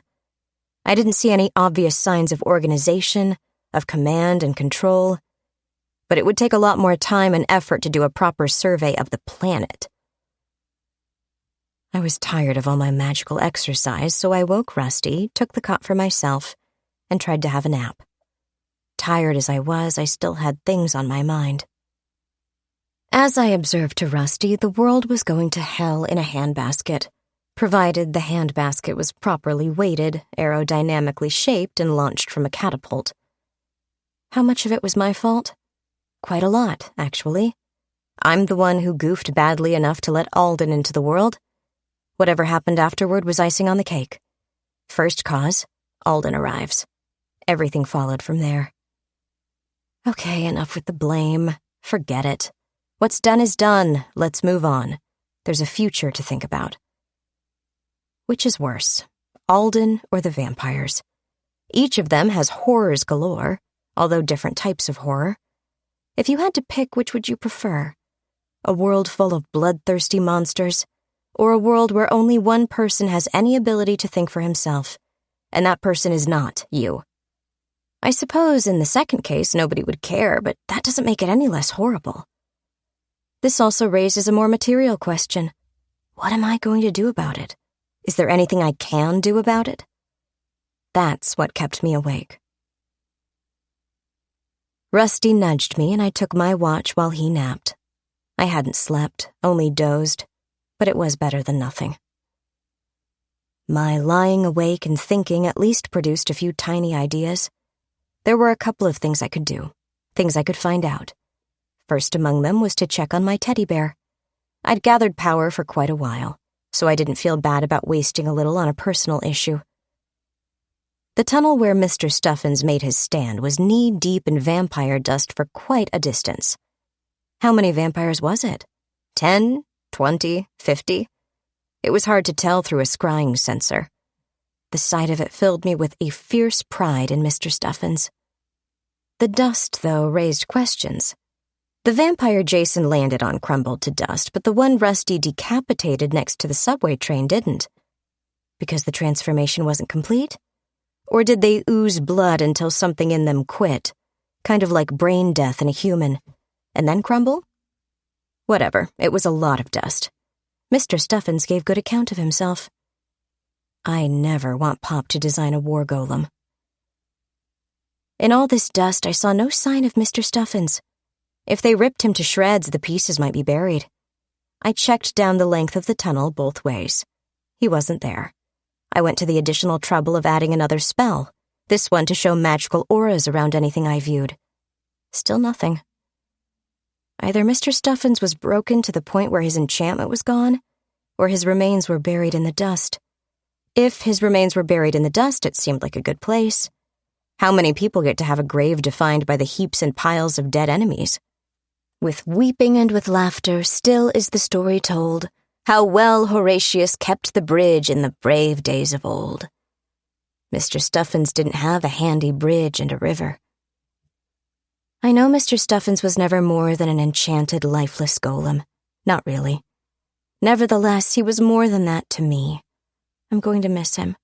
There was no getting around it, and there was no way to keep from silently weeping over his loss either. I'm allowed to cry a little over the loss of a favorite childhood toy, aren't I? Well, aren't I? When I decided I was done crying, I wiped my face and had something to eat. It's amazing how many calories you can burn by being upset. Besides, I always feel better after I eat something. I think it's a trait I learned from Pop. Next up, the situation in the tunnels. I sent my scrying sensor whizzing out through the door and back along our route. I made sure to drive it under the surface of the water in flooded tunnels looking for any signs. As far as I could tell, we lost our pursuit when they had the Stuffins ripped out of them. To be fair, it's unlikely anything could ignore Mr. Stuffins. I don't know how long they had to fight him. I don't know if they even recognized him as a problem. He was a lifeless, bloodless object, and the monomolecular wires he used as weapons wouldn't even be visible. Come to think of it, did they have a feeding frenzy? I wondered earlier, but I didn't have a way to tell. I suppose I still don't. I wouldn't think so if they crumbled to dust instead of oozing. It would be very helpful to know, though. If Rusty rips an arm off a vampire, do the nearest ones turn on him and bite? I sent my sensor up into the open air and slid it southward. Yes, the vampires were all over the place, searching, sniffing, prowling, looking for anyone still alive. I'm sure there were a lot of survivors, a low percentage but a large number, still dwelling in the less ruined areas. But the number kept creeping downward. A sizable force of vampires, however, were investigating the library. They surrounded the place in the sense there were vampires on every street. They weren't entering the charged areas, but many of them had burns on their hands or feet where they tested the borders. I wondered how many died by entering the charged areas and burning away, warning the others. I couldn't tell, not from the remains inside charged areas. The rest stood there, making me wonder other things. If they're hungry, why aren't they out prowling? Sure, they probably know there are humans in there. They can smell them or smell their trail or something. But why do they stop at the edge and stay there? Shouldn't they give up and go after prey they can reach? As I hovered my view over one street watching their behavior, something unusual happened. Unusual in my experience with these vampires, anyway. One of them came up to the cordon, touched one of the watchers to get his attention, and led him away. This seemed too intelligent, too purposeful, so I followed. They headed away from the library, found a looted deli, and the leader immediately attacked the follower. He grabbed the follower by the head and rammed it through the tile and brick wall. This stunned the victim, and the leader sank fangs into his neck from behind. The feeding one didn't have the help of heart action to move the victim's blood out, but he had his technique down pretty well. He wrapped arms and legs around his victim and squeezed like emptying a tube of toothpaste, sucking for all he was worth. The victim struggled feebly, clearly still fuddled from the initial attack, and finally went limp and crumbled to dust. The attacker climbed to his feet and wiped his mouth. He didn't snarl animalistically. He didn't hiss or growl or bare his fangs in triumph. He wiped his mouth. It was the most civilized thing I'd seen these monsters do. He compounded his civilized gesture by brushing vampire dust off his clothes. I still don't know if they go into a feeding frenzy, but they absolutely can feed on each other. Is this unusual, this feeding on each other? It would seem so, since they aren't a lawless mob of cannibal monsters. Does feeding on other vampires accelerate the process of becoming an intelligent undead? Or was this one already well on his way to regaining self-awareness when he had the idea to feed on his fellow vampires? I know how to find out. I need a dozen or so vampires, a holding facility, a blood supply, and time to conduct experiments. All I lack is the vampires, the facility, the blood supply, and the time. There was so much going wrong in the world, with Alden and the vampires and whatever else. There's always a whatever else, I think, somewhere. People are always having problems and don't need psychic overlords and blood-sucking monsters adding their nickel. At least people are always trying to solve their problems in one way or another. Did the nuclear option provide any solutions? No, but it drastically changed the problems. Which brings me back to what I was wondering. What do I do about any of it? What should I do, and what can I do? I don't know. Maybe I'm too tired and not thinking clearly, but I know I feel as though something needs to be done. I watched the predatory vampire lure away and kill another of his kind before I did another sweep through the nearby corridors. All was well, so I shut down my scrying and settled in to wait. Journal entry number 48. Rusty and I traded off watches until dawn. I actually did manage to get a few naps. It wasn't enough, but it helped. Okay, sun's up, I told him, looking at the light in my mirror. They should be down and out. Let's give them another half hour, he suggested. I don't like it when they wake up. I like the way you think. Thanks. So much, in fact, I want to ask your opinion. No, those pants are perfect on you. Smartass. Is that where you keep your brains? Shut up and listen.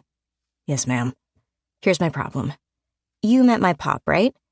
Sure. Seemed like a reasonable guy. A bit on the tempery side, maybe, but I think he was having a bad day.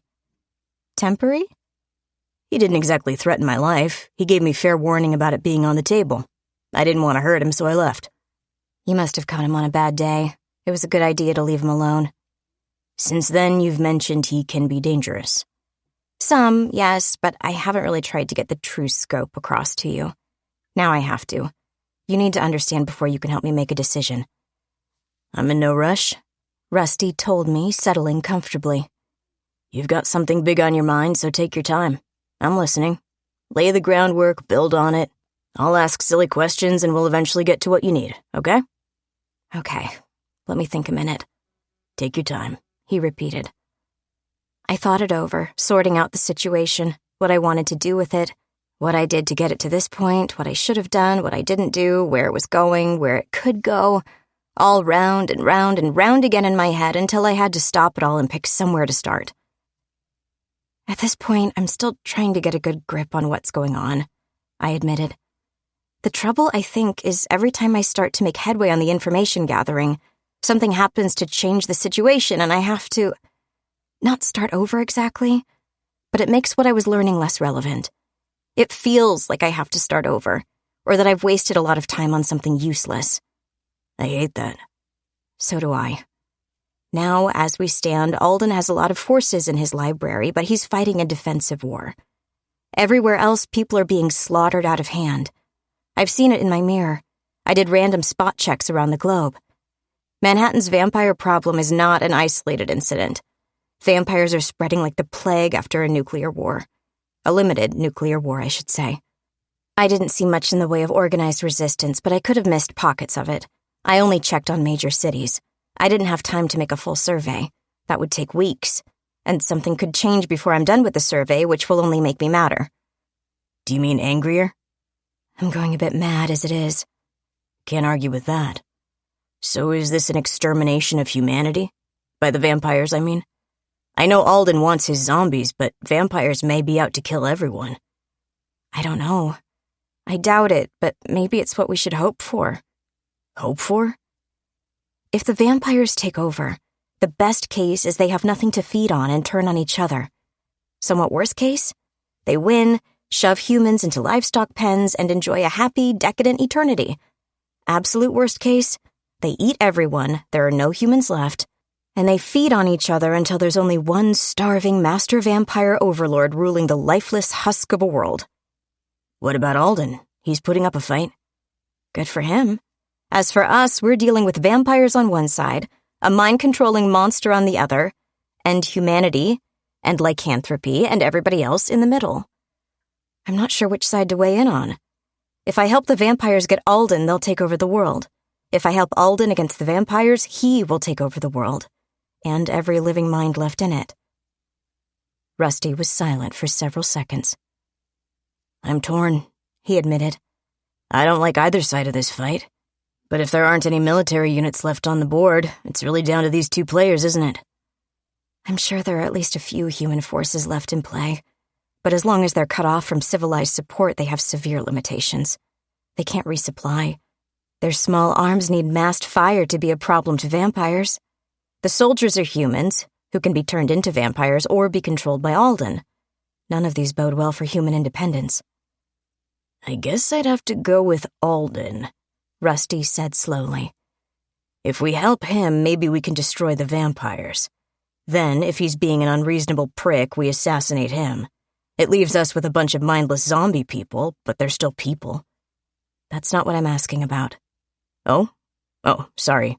Could you repeat the question? I didn't answer immediately. I was thinking and holding on to the jewel Pop gave me. It had minor powers, such as the psychic map images, but it was built with one major function in mind.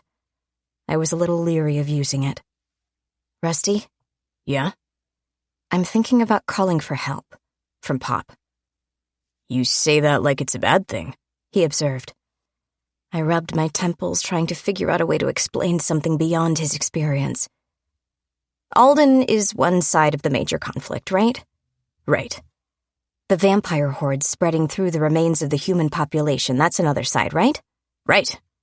One could argue the remnants of humanity constitute a third side, albeit one playing with serious disadvantages, right? I can see it, sure. If I call for help, Pop will be the fourth side all by himself. Sounds like he'll be at a disadvantage, too. Unless he can swing some vampires to work for him. Not a chance. He would despise what they're doing, whether it's enslavement or extinction. They're being wasteful and untidy, messy. He would be disgusted. You're worried he could get hurt?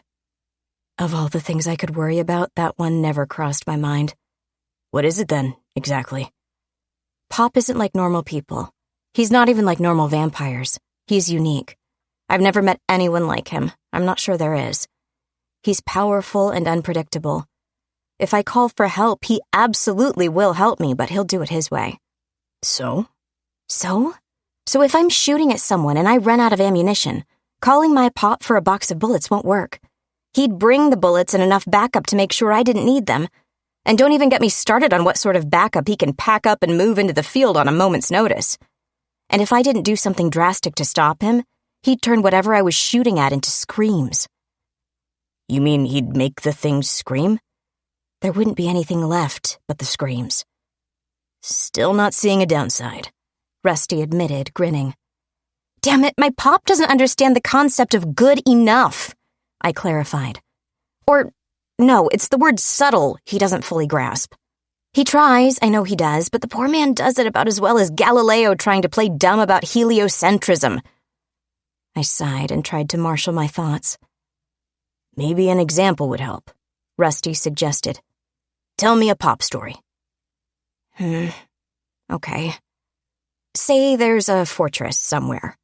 Big one, lots of masonry, thick walls, iron grating, drawbridge, the works. When you blow away the main gate, ruin the portcullis, and damage the wall around it so badly it'll have to be torn down and rebuilt, what do you call it? I sense a trick question. Just answer me. Well, offhand, I'd probably call it a successful attack.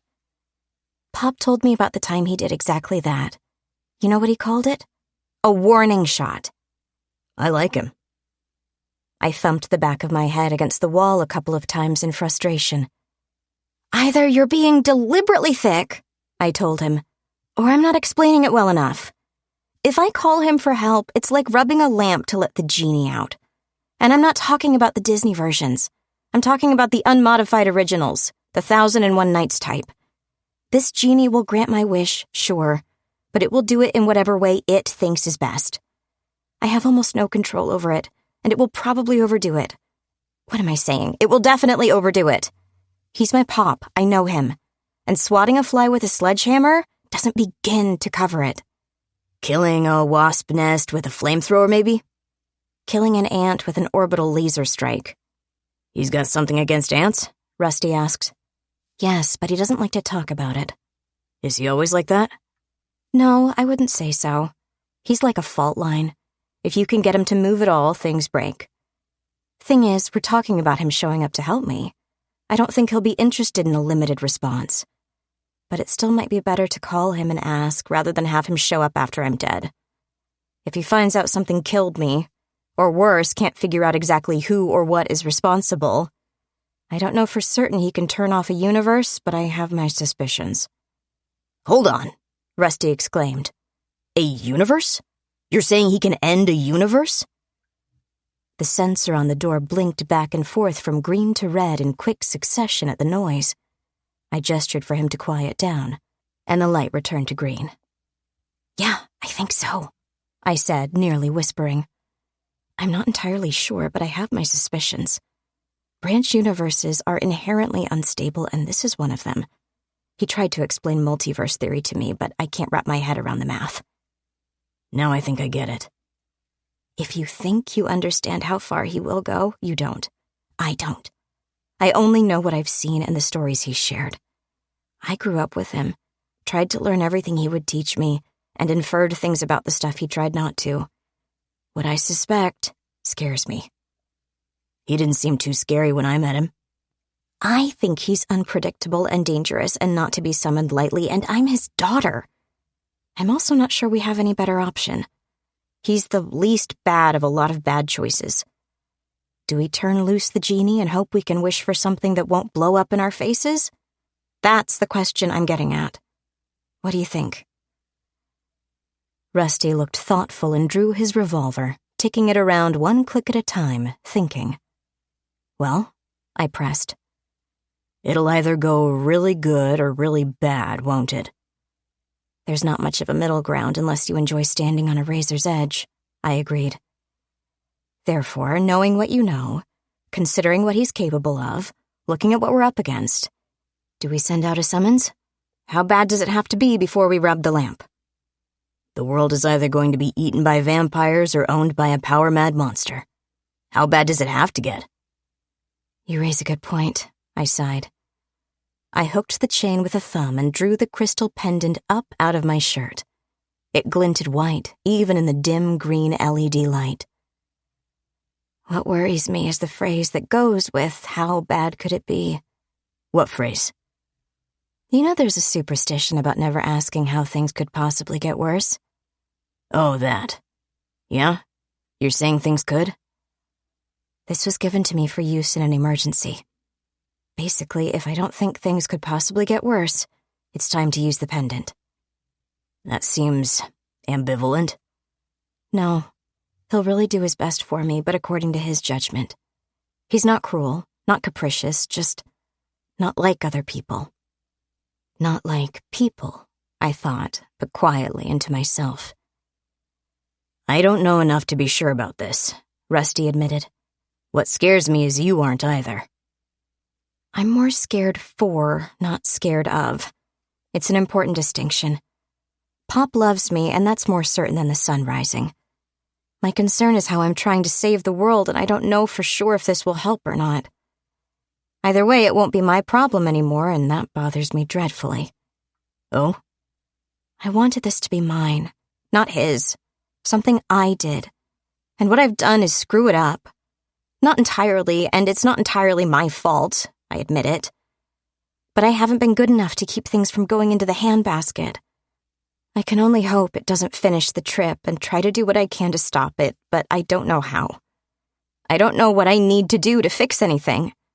When I don't know the answers, I investigate, experiment, and determine. But I don't even know where to start fixing the world. So I need help. Big help. If you need the help, Need it, not just want it. Then is it really a question? No, I sighed. No, I suppose it isn't. Okay. Anything I should do? Depends on his mood. Whatever you do, don't make any sudden moves and try to look as non-threatening as possible. This thing is a distress call. He may show up cocked and primed for a fight. I'll crawl under the cot. He chuckled. Good idea. I was kidding. I wasn't. Rusty blinked at me for a moment to be certain I was serious. So, are we doing this? He asked. He sounded worried. I think we are. Rather, I think I am. I don't want you to feel responsible for what happens.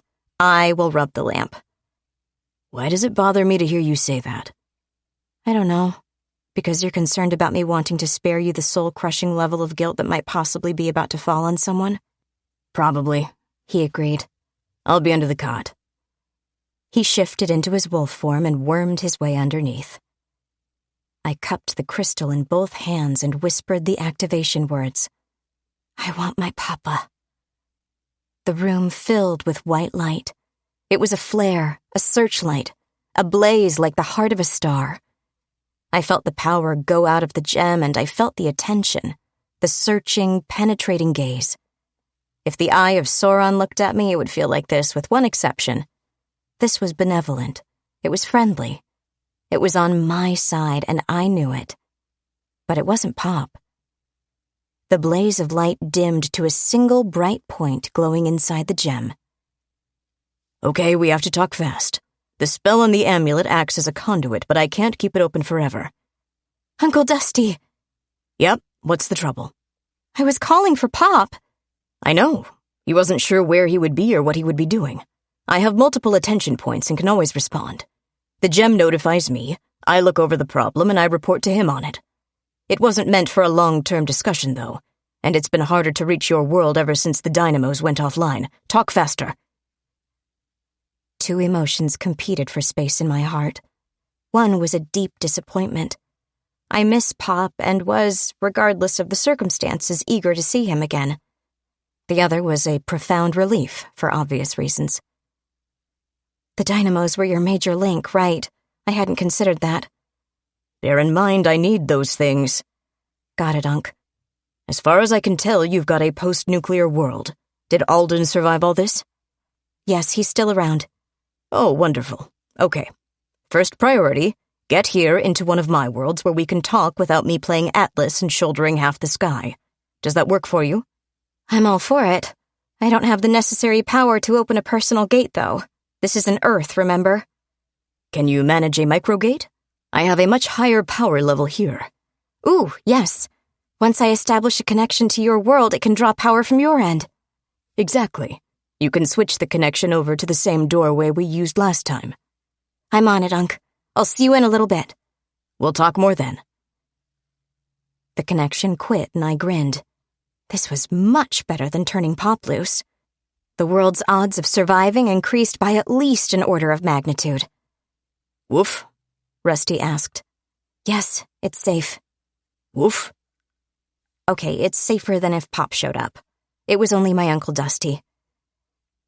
He wriggled out from under and shifted upward into his human form. I heard you talking, but I didn't hear anyone else. So your Uncle Dusty is the demigod, right? That's him. And he's safer to be around than your dad? Yes. Okay. I never appreciated it when people made remarks about my family, so I guess I shouldn't make any about yours. Seems reasonable, I agreed. Get the stuff together while I work on a spell. We're going to go back and visit Uncle Dusty again. Rusty looked around the concrete chamber, visibly comparing it to the break room in a power plant. Suits me. It seems weird I could move from one universe to another with relative ease, but going uptown was an epic quest. Why? Because both ends of uptown were low magic zones. Any power I put into the gate I would have to already carry with me. On the other hand, I could open a tiny gate, not even the size of the eye of a needle, from here to Uncle Dusty's extremely high magic zone. Then the spell could draw in ambient power at both ends, but draw a considerably larger amount from the destination. With a bit of a boost from my end, power crystal, we could transfer the microgate to a larger opening at both ends and keep it open long enough to step through safely. We did so, stepping from near total darkness into the white light of office space. It wasn't pleasant. The gate snapped shut behind us. While our eyes adjusted, I put on my sunglasses, adjusted the vision spells, and drew a power diagram on somebody's desk. I wanted it to help charge my big crystal. "What do we do now?" Rusty asked, still blinking. We wait. He'll be here directly, I'm sure. "Isn't he always here? I mean, in a sort of omnipresent sort of way?" "Yes." Rusty jumped higher than if he'd stepped on a Lego. "However," Uncle Dusty went on, more quietly, "it's a bit disconcerting for most people to have a direct revelation conversation, which is why I have an avatar," he continued, walking into the room. "People like it better when they hear with their ears. Not to say a direct communication doesn't have its place, especially when I'm trying to get a point across, but it's more polite to do things verbally. It doesn't disturb people nearly so much. Wouldn't you agree?" "Absolutely." "Unc, good to see you again." I moved toward him and he held out his arms. I hugged him since it was a clear invitation. "How's things here?"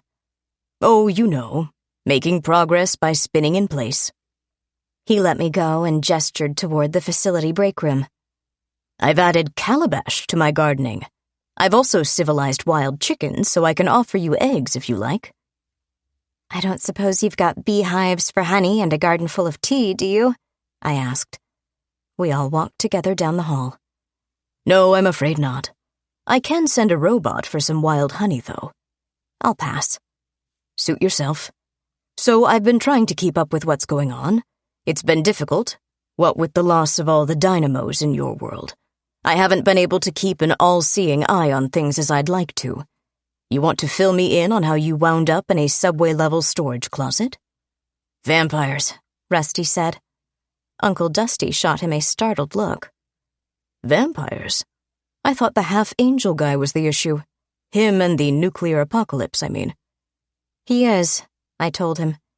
"He's part of it anyway. One of several related issues." "This should be good. So, let me see if I have it all," he began, munching on fried potato slices. He leaned back in the chair and put his feet on another one. "You've got an apocalyptic planet in the rapidly strengthening grip of a vampire plague. There's a half-angel grabbing anyone he can, whittling them down to the brainstem and using them as his personal army. Somewhere on the planet, there may be humans who are up to speed on the vampire problem, but humans aren't expecting the Manhattan Inquisition because they don't know he exists. Those are the major players?" "Pretty much." "Things are now so bad," he went on, "that you're willing to call my former avatar in, but you don't really want to because he'll flip the board, have Firebrand set it on fire, and put it out by letting Bronze stomp it, assuming he doesn't throw his cloak over it and make the problem disappear. Am I still with you?" "Mostly. I'm kind of hoping he can help me rather than take over completely." "I'm not sanguine about your chances. I mean, maybe. He might do it your way since it's you who's asking. But I'm not feeling a little flutter urging me to bet either way." "Me either." Dusty thought it over. I sliced more potatoes and added them to the little pan on the hot plate. Microwaving them didn't cook them properly. Rusty opened another high-calorie nutrition bar and handed one to Dusty. He was entirely pleased with it. I get the impression his diet has been a bit mundane. Maybe he needs an angel of his own. Sometimes Pop needed a keeper, or at least someone to keep him grounded in whatever reality we were in. It used to be my job. I felt a rush of longing and missed him fiercely, wondering where he was, what he was doing, and especially how things were going for him. "What bothers me," Dusty said finally, "is the weak place between worlds." "Huh?" "The cave, under the church." "It's busted. It's out of play. I don't see how it has anything to do with anything else." "I agree, but I don't mean that particular one is important. The point is, there are places where the universes overlap. They're hard to see. You have to look at them at just the right angle to catch the glint. How does one do that? I'm not sure you can. I should have said they're hard for me to see. I don't know how you would detect them. My point is, where the universes have a sort of congruence as well as proximity, they can be weak places where you can step through. Yay! I declared, clapping my hands together. That's wonderful. I've learned something about cosmology. I dropped the false delight. And what of it? Sarcasm. How did he ever cope? He did it better. Oh, so that's how you got so good at it. I learned from the best. Now answer my question. These weak places are a way out of one world and into another. If I were Alden, looking around the planet and seeing a carpet of vampires spreading like mold on cold pizza, I'd want a new planet. But he doesn't know these, what do we call them? Thin places? Weak points? Overlap zones? Go to other worlds. He thinks they're portals for time travel. So what? He winds up in a world where Columbus is still dickering with the King of Spain and flirting with Isabella, or maybe the other way around. What does he care? Or no, he cares a lot. He can keep the world from going all undead, maybe. He can try to change history, or thinks he can. Won't his interference provoke them into a worldwide uprising? There's a lot to unpack in that question, he sighed. I'm in no rush. Not here anyway. What's our time differential? I think it averages to around 12 to 1 here, but that's an approximation. Good enough. Start talking. Phoebe, I can, off the top of my head, think of at least 3 things to act as major handicaps to vampires. As a society, not as individuals, in the medieval or Renaissance eras. First, communications. Some of them may be able to psychically project over long distances, but by no means all of them. Putting together a global conspiracy takes time and planning. By the time they have the conspiracy all set up, someone has done something to change the equation, and a new balance of power has to be hammered out. Second, architecture. Do you know how few buildings are truly light-tight in those eras? How hard it is to have a vampire army on the move? Especially when they're a bunch of mindless brutes such as you describe. Which leads me to the third, control. It's one thing to take out major population centers in an interconnected, industrialized world. But back then, people were less dependent on globalized industry, electricity, and other big social constructs that altered the nature of civilization. Take out Rome and you still have lots of little towns and villages. Your mindless brutes will swarm and swarm like army ants or zombie hordes, killing everyone they come across. You can't control the hordes and you can't control the fabric of society. Fourth, people still believed in vampires. The first time someone screamed and people came a-running, they'd know what they were dealing with. Out come the crosses and wooden stakes and the shovels. The price of garlic skyrockets, and where's the nearest crossroads? I have no doubt there are plenty of worlds where the undead are extinct, or nearly so, just as there are worlds where they exist only as furtive little families.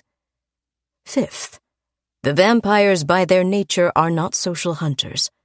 They work independently with occasional exceptions working in pairs. They don't much care as a group or as a species what's going on, so they aren't incentivized to react when someone is dumb enough to be caught and staked or quick-fried in the sunlight. They might even encourage, as a policy, executing any fresh creations to keep from spreading too much or too quickly. Sixth, the smart ones don't feel threatened. Even Renaissance technology can stake them, sure, and a pot of oil can ignite them, but they don't have to worry about machine guns, flamethrowers, and easy-to-use explosives. They're still predators, and humans are still prey. Humans aren't dangerous individuals until they develop much more powerful weapons. And it takes even longer before vampires will start to recognize it. Longer still before they'll admit it to themselves. Seventh, You said there were 3, I interrupted. I thought of more once I started. Okay. I bow before the all-knowing wisdom of the nuclear demigod. I give, all right? I'm just saying, he went on reasonably. If Alden goes back in time, or thinks he does, same difference to him, he might use what he already knows about the future to prevent it from happening, to control the direction of development, to steer it. And since his modus operandi so far is to grab a forebrain, strip it down, and use it for his own purposes, he's likely to continue it in another world. He didn't do it in Shasta, I pointed out. Didn't he? I thought about it. I didn't find evidence he even existed in Shasta until Pop and I showed up, so he was keeping a low profile. Then, once he got nearer to us, he started gathering more people under his psychic control. Not as directly as the ready-made army of Manhattan's homeless, but just as certainly. So, what do I do? I asked. If I can find a place to stay, I can get set up, gather survivors, and try to hold off the vampires. They don't reproduce like humans do. They have limited numbers, and as you pointed out, we can get weapons even vampires can't stand up to. The way I see it, I went on, is I can either do this on my own and hope Alden gets his psychic head ripped off by a mob of the things, or I can invite him to help. Hopefully we defeat the vampire hordes and find a way to disable him afterward. Shotgun to the head, Rusty piped up. It disables everything I know of, even if it doesn't kill it outright. Make sure to do it when he's not looking. You'd shoot a man in the back? Dusty asked. Well, it's the safest way, isn't it? Rusty pointed out. And it's the back of the head. It's not like he's going to suffer. Which reminds me, I interrupted. Something weird is going on with him. Oh? So I described the way he was developing a huge hyper-muscular physique, but still walked with a cane. He's clearly becoming more physically powerful, I finished. But he doesn't seem to be healing the wound in his side. I find it incredibly weird. He's wearing Pop's old gear, so he ought to be fully healed by now, even if he'd lost an entire limb. Weird, Dusty agreed. Very weird. There's no telling what my former avatar put in his amulet and ring. Something might be interacting with a human or near-human physiology in an unexpected way. His gear is designed to work for him, not a full-time human. Living being, I mean. Can we ask him? Dusty munched another fried potato slice and looked at the ceiling. That could be a little tricky. Don't tell me. He's still fighting the whole Tessarian Empire. No, it's not that. We dealt with that problem a while ago. And don't ask me how long ago. Time differentials confuse me. I live in more than one at once. Pop understands them better than I do, I admitted. I lose track of the daisy chains and circles and whatever other configurations he may have set up. But why is asking him tricky? I can't find him.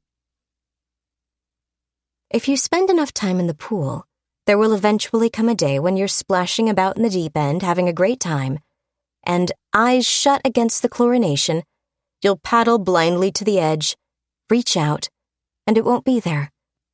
You'll flounder in the water, suddenly lost in something the size of a swimming pool. It'll feel as though the whole ocean snuck up on you, slid underneath, and now you're alone in a vast emptiness with no hope and no chance. Maybe it's only a fleeting instant, but it's an intense, terrible instant, and one that can put you off from ever stepping away from the shore again. I can't imagine why it leaped to mind. What do you mean you can't find him? Sit down. I sat. Rusty lowered his hands from his ears. Dusty sighed. Sorry, you were shouting. I guess I was, I admitted, gripping the seat's sides. I apologize. Now answer the question, I demanded, and got a grip on my tone again. Please, I added. It's his anti-angel stuff. He upgraded his spells after Alden took everything. Well, he corrected. I guess he upgraded the things before, but Alden's thievery motivated him to build new stuff, so he used the upgraded spells. But you're not an angel. No, but I'm a celestial being. The principles are strikingly similar. The universe was a big place, full of heaving waves up and down, with currents unpredictable and strange. It's not at all like the shallow end of the pool. When did you last see him? In Tauta. He took off to do his angelic dissection research. Dusty shrugged. I didn't think much of it. He's been planning to do it, and he finally got around to it. Didn't he tell anyone where he was going? Why would he? Nobody knows what he's up to, not even me. He keeps his own counsel and makes his own plans. He paused, thoughtfully, and added, Valina. Valina? What's she got to do with this? He took her with him. Maybe I can find her. He took Valina? I thought for a long minute. Valina and I talked a lot during my visits. She's quite the chatty sort, very friendly. She's been in love with Pop almost from the day she met him. I'd say she had a crush on him, and it grew into something more. She signed on into his service the moment opportunity presented itself, and she's been all about that noble service cheerfully rendered life ever since. No emperor ever had a more loyal samurai. Yeah, I know, Dusty said. I wouldn't have called it, but she asked to go with him and he let her. I don't know what he was thinking. Her either. Okay. If that's how we find him, go find Valina. Hang on. Don't we have more important things to worry about? What's more important than finding Pop? A half-angel brain-eater who wants to take over the world with his zombie hordes? A vampire apocalypse? You know, the things that kind of brought you here in the first place? Nothing is more important than finding Pop. Dusty sighed and ran a hand over his face as though brushing cobwebs away. Look, wherever he is, he went there. Whatever he's doing, he's been planning it for ages. Can we assume he's a big boy and can take care of himself? I wanted to argue. I really wanted to argue. I desperately wanted to argue. What held me back? Maybe it was the fact I wanted to be recognized as a big girl who could take care of herself. Fine, I snapped. Which means you get the job as stand-in for Pop. How do we fix the world, not Pop? I asked. I saw him wince, either from my tone or from the deliberate use of the not Pop nickname. The first thing we do is deal with Alden. Alden? Why? Shouldn't we use him against the vampires, then shoot at the winner? I'm for that, Rusty agreed. Silence! Uncle Dusty snapped. Rusty moved his mouth to say something, but nothing came out. He felt his throat, brows drawing together. Uncle! All right, you may speak. But keep quiet while I talk to my niece. Understood, sir. The reason, Uncle Dusty went on, has to do with my earlier observation vis-a-vis the universe overlap points. Alden knows about holes from one world to another. If he's fortified himself in a major library, he may be doing research on locations where strange things happen. People go missing, ships disappear, cryptids wander about, and all those sorts of things. If he is, he's looking for a way out of what he thinks is a major catastrophe. A portal in time, so he can escape, as he believes, to an earlier age. We need him to stop being. You mean we need to kill him? Uncle Dusty leaned across the table and glared at me. Since I'm standing in for your father, allow me to put this bluntly. I do mean that. I do not mean we need to capture him. I do not mean we need to spank him. He is not going to accept punishment, learn his lesson, nor change his ways. He is exactly who he is, and short of brain surgery, he's not going to become a better person. If you have any other ideas, put them on the table right now. If not, accept the inevitability of removing his head and heart to burn them separately from his body. Will that kill him? I certainly hope so. But you need to get this into your head and heart. We're not going after him halfway. We're not going to get even. We're not shooting for justice. Whatever definition you slap on it. We're not even going to shoot for an armed détente where he restricts his activities lest he risk incurring heavy penalties. On the mortal planes, he is a serious threat, and we're going to eliminate that threat. But there are bigger... No, there are not bigger threats on the material planes. He shot back. Vampires are a horde of problems, but they're not actively trying to roam through the multiverse. Your vampires have one world. Alden is actively trying to break out of his world, and we're going to make sure he doesn't, which will involve murdering him. Now, look me in the eye and tell me you understand and agree." I thought about it. He didn't insist on an instant answer, so I thought about it for a while. Not more than a century, I'm sure. If I agreed, did it make me a conscienceless killer? I know Pop isn't actually like that, but he often seems like it, and I know he worries about whether or not he's become one. If I'm honest, he doesn't view life and death the same way we mere mortals do. It has to matter more to us, doesn't it? And sometimes we have to admit it's appropriate to kill the other guy. Not only when he's trying to kill you, but sometimes we have to decide to kill. There are times when you look at someone and consider everything you know, and acknowledge the many things you may not know, and still decide he needs to die. Then you plan it, organize it, and carry it out. I recognize there are schools of thought saying it is never acceptable to kill someone. I never went to those schools. I don't see how they can possibly apply to the real world. Being a pacifist means you lose a war of attrition. I mean, it's all well and good to have the Aristotelian conceptualization of good and virtue, but it's hard to make it work when you start factoring in things like, people. Sometimes the other guy has to die. No, more accurately, sometimes you have to make the choice instead of act in the heat of the moment. Pop can look inside someone and see more than mortal eyes ever will, so his decisions are quicker, which makes him seem careless. I can't see people the way Pop does, with their hearts writ large to read at a glance, so I must decide with less than perfect data. I didn't have to like it, but I did have to accept it. Okay, so I accepted. I still don't like it. Fine. Alden first, then the vampires. I'm glad we agree. How do we do this? How? He echoed. I have no idea. You're the one who's been hunting him for the past however long. You figure it out. Journal entry number 49. I will reluctantly admit Uncle Dusty has an effective leadership style. Once we established I didn't want to do it and agreed I would do it anyway, he put me in charge of it. Now it's my responsibility, regardless of how reluctant I am. I'm free to ignore it entirely, procrastinate forever, do a shoddy job of it, or shut up and soldier. He knows me from our occasional visits, calls on the various dustpans, a couple of psychic contacts, and he knows how Pop raised me. I am not amused. Rusty helped. While Uncle Dusty was physically elsewhere tending to his various reactor worlds, Rusty offered to spar with me. It'll be good for you, he suggested. You can work out your frustration. I don't want to hurt you. I regenerate, remember? You talked me into it. Turn into the half-man, half-wolf thing. It's harder to break those bones, right?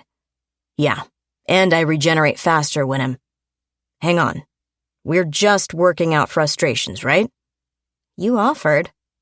So I did. I'll say this for him. Rusty is a good sport and a good friend. I had a lot of frustration and anger to use up. Getting it out had to hurt. It also took a lot longer than he expected, I think. Partly because I don't tire easily, but partly because I wasn't entirely happy about hitting Rusty. 2 steps forward, 1 step back sort of thing. There was progress, but it wasn't as much as we hoped.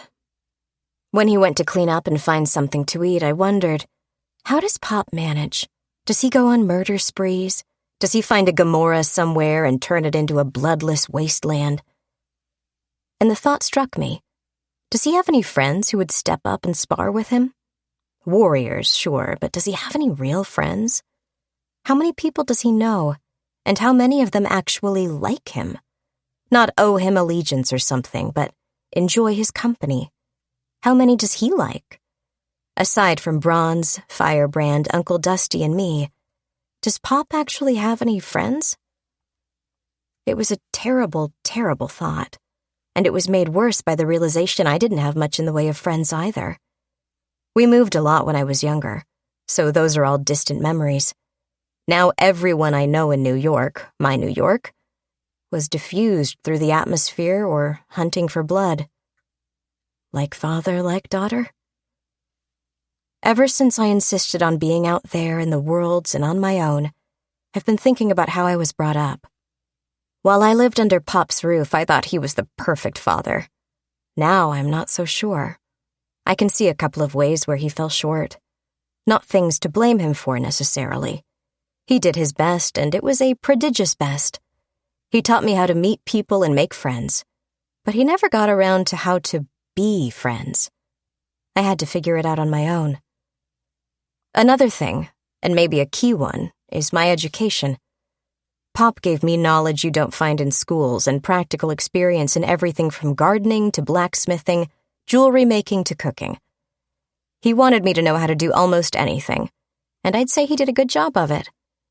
But by making me capable of anything, he didn't prepare me to actually do anything. I can pilot a starship or dig coal. What I can't do is hold down a job. I'm a wanderer, an itinerant, with no real home unless I make it.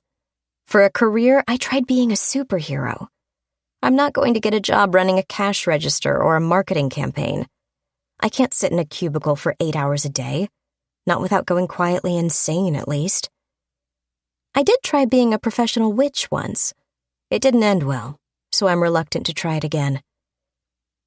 I'm coming to realize there is a lot about my life I don't like, and even more of it I don't understand. Oh, damn. I'm in the middle of some sort of coming-of-age crap for the genetically enhanced daughter of a trans-dimensional vampire. My life is a soap opera. No. I need to calm down. Just because soap operas sometimes mimic real life doesn't mean I need to panic.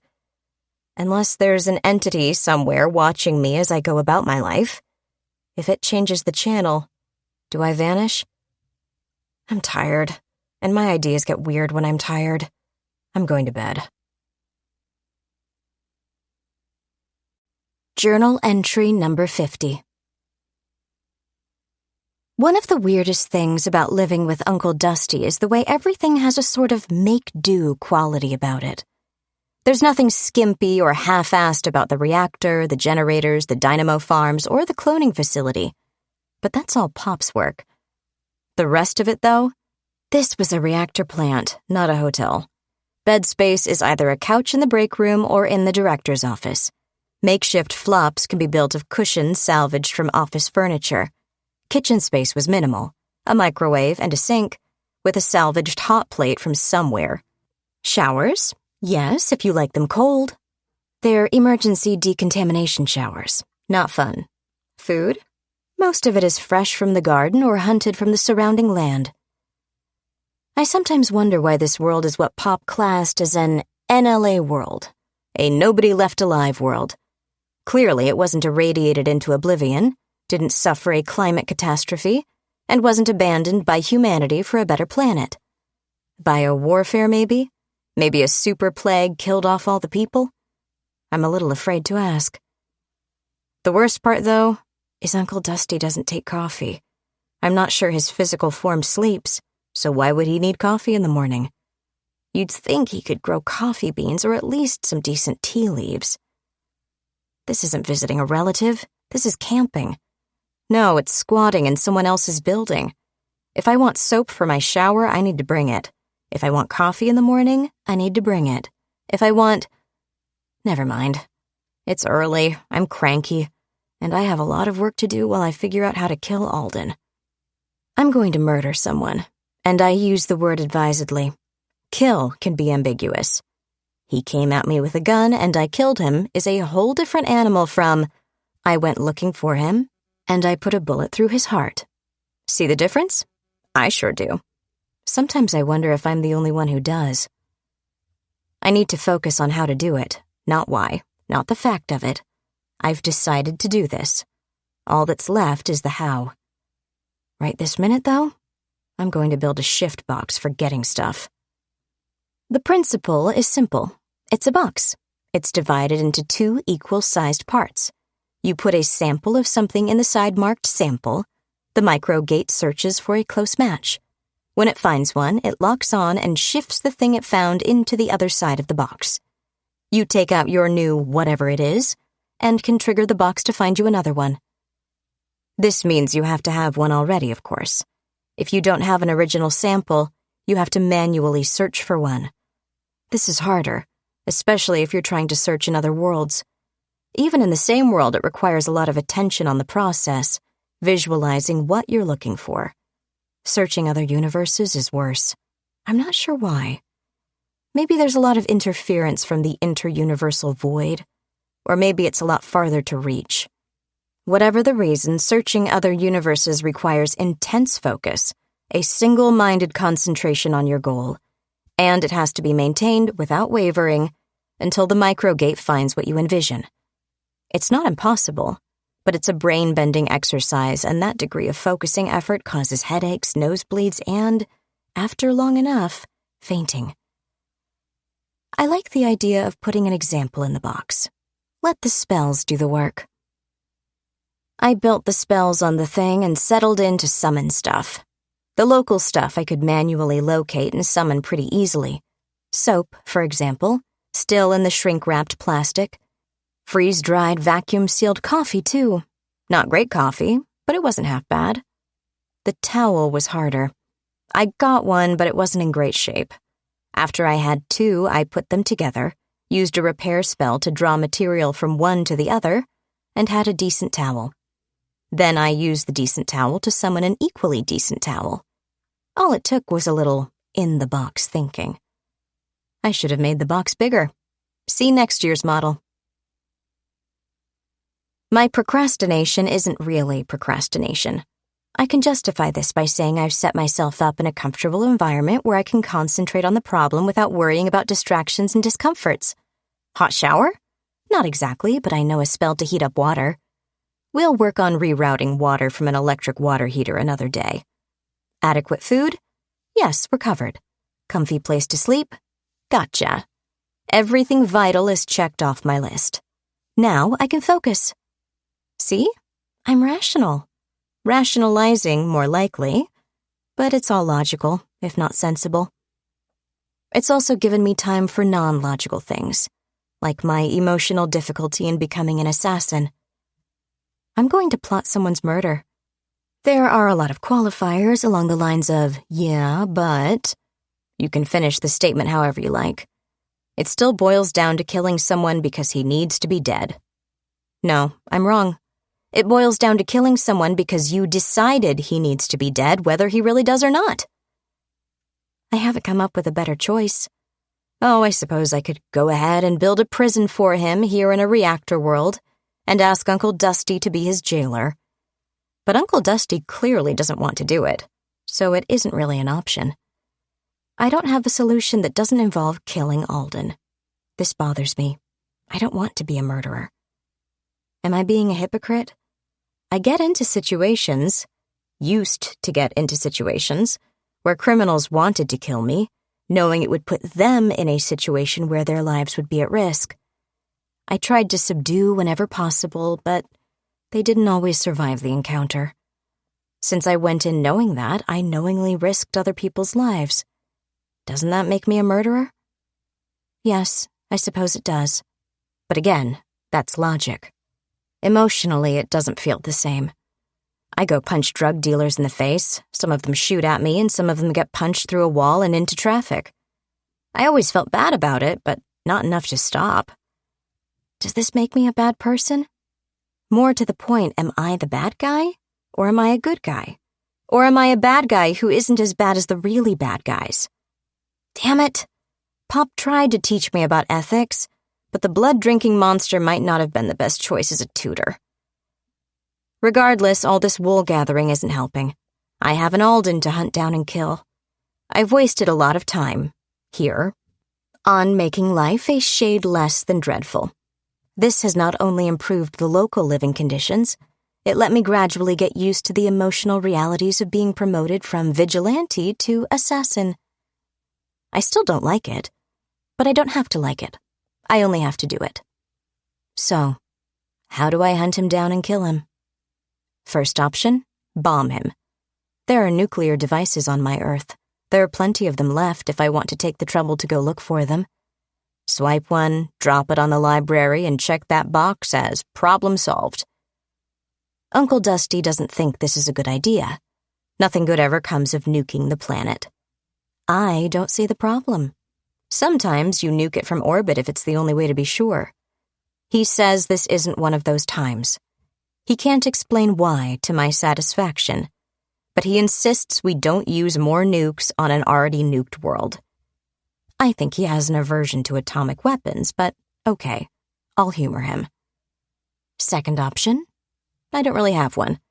I need to know more about the situation before I can make any sort of plans. All right, I need an idea. Time to get thinking. Good thing I've got comfortable living arrangements, isn't it? Journal entry number 51. Since I'm in a reactor-powered magical environment with no ideas, I've been wandering around the power plant grounds, periodically setting off my solar power converter gem and adding to the existing array. It's something to do while I'm thinking. It also raises the efficiency of the dynamos by increasing the level of magical force in which they spin. It's kind of like upping the magnetic intensity in an electrical generator. I've built a stick with 3 gems mounted on it. 2 of them are for targeting and linking, while the third is the power panel spell. It's as idiot-proof as I can make it, and I've gotten good at making things user-friendly. Even Uncle Dusty can wander around and put more panels in his power farms. As for me, I was helping him out, yes, but going for a walk is sometimes the most important part of the thinking process. If you're not finding an idea in your study or your bedroom, take a shower. Is there an idea there? No? How about in the kitchen, the garden, the woods out back? Go look. Sometimes ideas are hard to find. Finally, after a couple of days of tromping around the property, I decided to look for an idea somewhere closer to the problem. 1 mobile microgate and a complicated scrying spell later, I was using a wraparound headset as a virtual flying viewpoint, complete with telescopic, thermal, and low-light vision. I spent a day and a night watching the library and the vampires roaming around its borders. Several of the vampires tested the barriers. They didn't burst into flames, but sizzled or even shriveled when they edged into the energy-dense areas. It was less of a sharp demarcation than it was a fuzzy area. The intensity fell below ignition point and declined from there over the space of a couple of feet. A campfire isn't an all-or-nothing proposition. There's no line with 0 heat on one side and burning on the other. You can feel the heat before you burn your hand. In the case of a vampire zipping along in a taxi, it may feel like a sudden immolation, but standing there and regarding the effect, they clearly felt it before it became dangerous. I found it interesting how more of them were testing the borders rather than roaming mindlessly alongside. The process of recovering or evolving their intelligence was ongoing. Eating others of their kind might accelerate the process for a few, but having an obstacle to overcome was driving all of them to think. On the upside, if something happened to the celestial energies permeating the library and the surrounding area, vampires would pour in by the thousands almost immediately. There was nothing to prevent me from walking into such an area, finding the tektite, and walking away with it. Nothing but quasi-mindless human zombies. Lots of quasi-mindless human zombies. Lots of heavily armed, quasi-mindless human zombies. All right, maybe there were a few things to prevent me from walking in and taking the tektites. Dang, the charge on the area was a problem too. The tektites kept providing power, kind of like the fuel in a wood-burning stove. If you suddenly removed the fire, the stove would still be hot enough to burn you. Not only did I need to remove the source of the energy, I needed a way to cool the area down quickly. What could I use to spray down the metaphorical stove? Or do I need another metaphor? Who says I have to cool it down? Maybe I can think of it as electricity instead and ground out the charge. Uncle Dusty! Yes? Hello? What? I want your help with an experiment. Sure. What do you need? The dynamos are made of osmium, right? The primary rotors spin cylinders of osmium, yes. They're 3D printed? Most of them. Then you should have a lot of osmium wire. Uncle Dusty did not enjoy the experimentation, but he was a good sport about it. Not as good a sport as Rusty was when I tested his regeneration, but good enough. The theory was sound, but the spell was strictly a wish real hard sort. It didn't have any basis to start from, much less work with, for attuning the wire in the way I wanted. We got the wire to act as a conductor for celestial energies, but it was a painful process and made Uncle Dusty more than a little uncomfortable. When we were done, his avatar rubbed his hand. Energies flowed out of his hand and into the wire, grounding out into the floor. "That hurts," he repeated for something like the 1,000th time. "And I'm still sorry," I replied again. "The good news is it's grounding out pretty well, but it's not a big charge differential." "How do you mean?" "We're on your holy ground, right?" "Right." "So there's a charge in the ground. It's not as much as there is in your physical form, but it's not draining away into a vacuum, so the voltage, I think? It's not drawing energy from you as hard and fast as it could." "Yeah, I figured that out on my own," he agreed. "If you don't mind, I'm going to go figure out a way to keep from being damaged by this." "Knock yourself out, Unc. Rusty and I can handle the rest." So we did. Late one evening, we returned to my Manhattan. Not much time had passed on my Earth, so things were still largely as we left them. We were kitted out in tactical gear. In addition to a few weapons, I carried a pair of gate spells set up in hula hoops. One was a dedicated link to the hoop Rusty carried, but the other one was much more complex and thorough, linked specifically to a matching hoop in one of Uncle Dusty's reactor worlds. I also brought along a pair of large, fully charged power crystals and a pre-made microgate, just in case. I wasn't getting stuck again. My notebook was stuffed with prepared spells. Most paper drawings can't hold much power. The containment isn't perfect, and the leakage causes the paper to burn. This leads to a runaway power discharge and is bad. However, with a power containment diagram on one side and a spell on the other, it's still a pretty good way to have a spell handy without going to all the effort of embedding it in a gem. It's faster to make, and when you need to use it, faster than casting it on the spot. You may still have to add outside energy to the spell, and it still burns up the paper. But for a one-shot spell, who cares? It's cheap, it's weak, and it's relatively quick. But it has its uses. Pop agreed it could have good points, but I don't recall he ever bothered. He usually visualizes his spells and deals in much higher voltage. I can do only a few minor spells his way. Rusty was much more heavily armed and encumbered. The backpack had a rocket launcher, sure, but it also had quite a lot of freshly magicked osmium wire. He would handle the majority of the penetration.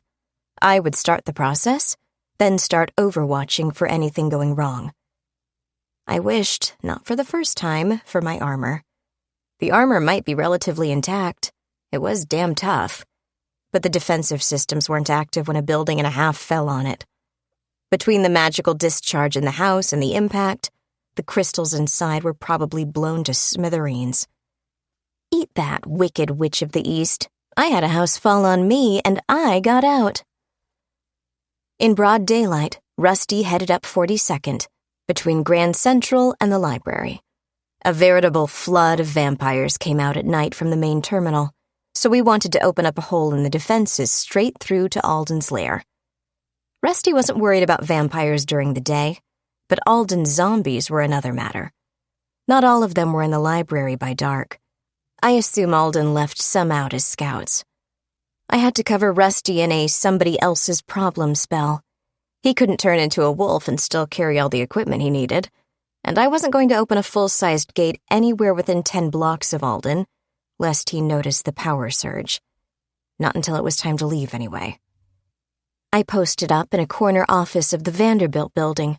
I needed the view and time to prepare. McQuaid to Glinda. Come in, Glinda. Over. I made a mental note to talk to Rusty about his choice of code names. Next time we work them out in advance. Go ahead, over. The wolf is in the strip joint. I say again, the wolf is in the strip joint. We have eyes on the henhouse. Over. Rusty, if you mean you're in position and ready, say so. Aw. Did you lay out the wire? Yep. Okay. When we spot the first vampire, we go. I know. I'm watching now. I went back to drawing on the marble floor. It was a really nice penthouse, but nobody was going to care, so I didn't feel bad about it. With my diagram set up, I kept gathering power into the containment subsections. I'd already narrowed down the targeting and brought a big power reserve, but every little bit helps. I've got a vampire, Rusty said. I keyed my radio and answered. Where away? Grand Central, or near enough. It's moving with purpose, though. There might be a human about to get eaten. Open fire. While Rusty did his job, I did mine. Somewhere near the center of each celestial energy area there was, in theory, a tektite. Since they're small things, about the size of a fingernail, finding one could be difficult, especially if there was any sort of zombie guard. So I cheated. Finding the center of a circle when you only have one arc of it is a matter for geometry. Draw a line anywhere through the arc, find the midpoint, and draw a perpendicular line through it. Draw 2 more lines in the same circle anywhere else, and you'll see 2 lines cross in the center of the circle. Pop taught me that. There's a lot of geometry involved in magical diagrams. Euclid would recognize a little of it, but most of it is logical only if you know about the extra dimensions. Okay, so I have targeting points on my map. I have someplace to aim for, rather than somewhere over there. I still don't know exactly where these celestial tektites are, but I've narrowed it down by a factor of thousands. This is not enough to target the tektite specifically, though. For that, I'd need to be able to scry on it, and that wasn't going to happen in a static field. Fortunately, I have a few things working for me. Alden is a lousy wizard. He can hide them, but he doesn't know how to shield them from magical attack. Also, I have a hammer and a small anvil I've scratched spells onto. I also have plain tektites I've prepared for my voodoo correspondence magic. And, best of all, tektites are made of glass. I put on my safety glasses. The little anvil, it's only about 6 inches overall, went into the diagram. I put my first tektite on it. I started my spell and aimed it at the designated coordinates. I couldn't aim at the tektite I wanted, but I could aim for where it had to be. So, instead of shooting it, I dropped my spell-like grenade on the GPS coordinates. Go that way, this far, and land there. My hammer came down with all the strength of my arm behind it, slamming my tektite here into the anvil. The glass disintegrated in a most satisfying manner. Hopefully the tektite I was targeting also disintegrated. I repeated the process, shifting my aim to another circle's center area, the place where each celestial energy tektite had to be. Crunch, crunch, crunch, crunch, again and again. Okay, the power sources for these holy ground areas is now gone. Fine. What now? Wait until it slowly leaches away into the environment? Wait until it's expended in frying, scorching, and sizzling vampires? Nope. Osmium, as it turns out, isn't in its base state a good conductor of celestial energies. It interacts with it pretty well, though. By attuning the wire to the pattern of a celestial entity, you can move the osmium through an intense magical field and produce power that entity can use. It works even if you don't attune it, but the output is undifferentiated energy. The first is like producing the exact sort of light your plants love. The second is like producing all sorts of light, some for growing plants, some for attracting bugs. These principles are well established, and understanding them was vital to the building of the dynamo farms. Lay down an untreated osmium wire along the street. You put one end in a charged area and the other in an uncharged area. The energies flow along it, trickling away like water leaking out of a bucket. But if you find a way, like I did with Uncle Dusty's help, to attune the wire to celestial energies, the leak is considerable. Kind of like how raw iron isn't a great conductor, but if you cool it down to cryogenic temperatures, it starts to work really well. Earlier during the day, Rusty laid out wire into 3 of the outermost circles, taking care to avoid zombie patrols. This didn't matter much while there were Tektites in the center, constantly powering them up again. But when I anviled them into fragments, there was nothing to replace the power leaking away. The inner layers, on the other hand, were harder to get to. No, that's not quite correct. They were harder to go to. Zombies, again, were the problem. Getting to them was easy. Getting out again without tipping Alden to the fact we were up to something, and without being chased by a zombie horde, was more difficult. Rusty's idea was simple, effective, and involved shooting things. From his vantage point on crap, I can't remember the name of the building. Big thing across the street and southwest of me. 300 Madison Avenue, whatever that one is. Rusty was on the roof with a line-throwing gun. It wasn't loaded with rope. The spirit-through was connected to a long strand of coated osmium wire. With his height advantage, he launched a shot that darn near went into the front of the library. Then he connected the end of the wire to another coil, reloaded, and fired another shot the opposite direction, giving the area a good long grounding run. He repeated the process about 15 degrees to the left and right of his first shot, then again to the left and right for the grounding shots. I watched the glow through the window. Other places were still shining with a celestial aura.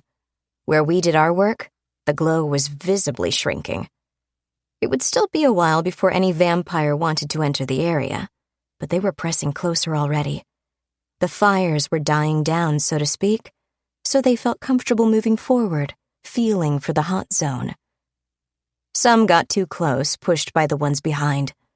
They scorched and sizzled and screamed, but this too hastened the dying of the light. Without a source to resupply the areas, they fizzled away. Any problems? Rusty asked. Not on my end. How about you? Not yet. I'm still inside a holy ground field, but the vampire mob is getting closer. I take it this is working? Yes. Wonderful. I'm being surrounded by starving vampire hordes. Success. Looks like. I'm glad you're pleased. Maybe we should think about getting me out of here? He suggested. I mean, I locked doors and stuff as I came up, but once they reach the building, the doors won't be enough. I'm on it. Come around to the north side so I can see you. On my way. A moment later, I saw him waving. I don't think he could see me. He was on the roof. I was behind glass. Got you. Got your hula hoop? Yes, I do. Put it down and prepare to jump down through the hole. Ready when you are. I sent my one-shot local gate hoop up to the ceiling and held it there with nothing but concentration. A moment later, Rusty dropped through it, hit the floor, and rolled. The gate snapped shut behind him. On the rooftop across the street, there was a small, brief fire. At this end, the hoop destroyed itself by pulsing a magical disruption around its length. This eradicated traces of the spell and shredded the plastic into confetti. How's it looking? He asked. We went to the window to watch. Vampires were still pushing forward. Give it another 20 minutes and they should break through. Less if they keep pushing each other into contact with the area. As I spoke, 2 vampires seized a third, lifted him, and threw him bodily into a still-charged area. He wailed as the energies coursed through him, igniting him. He thrashed and screamed as he burned away to ash. The rest surged forward when their comfort zone did. A few in front didn't stop, couldn't stop in time. A dozen more were badly burned, but they shared the herd as the energies dissipated further. The process of collapse accelerated as the mob forced itself onward. Okay, not 20 minutes, I observed. Make it 2. They don't care, do they? Rusty asked softly. They really don't mind sacrificing each other as long as it gets them closer to the blood. They don't. What concerns me, though, is those first 2 pitching a third. They deliberately grabbed a guy and flung him. It was more than an intelligent thing to do. It was a knowledgeable thing.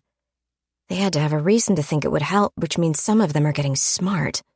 They've been testing the barriers, learning about them.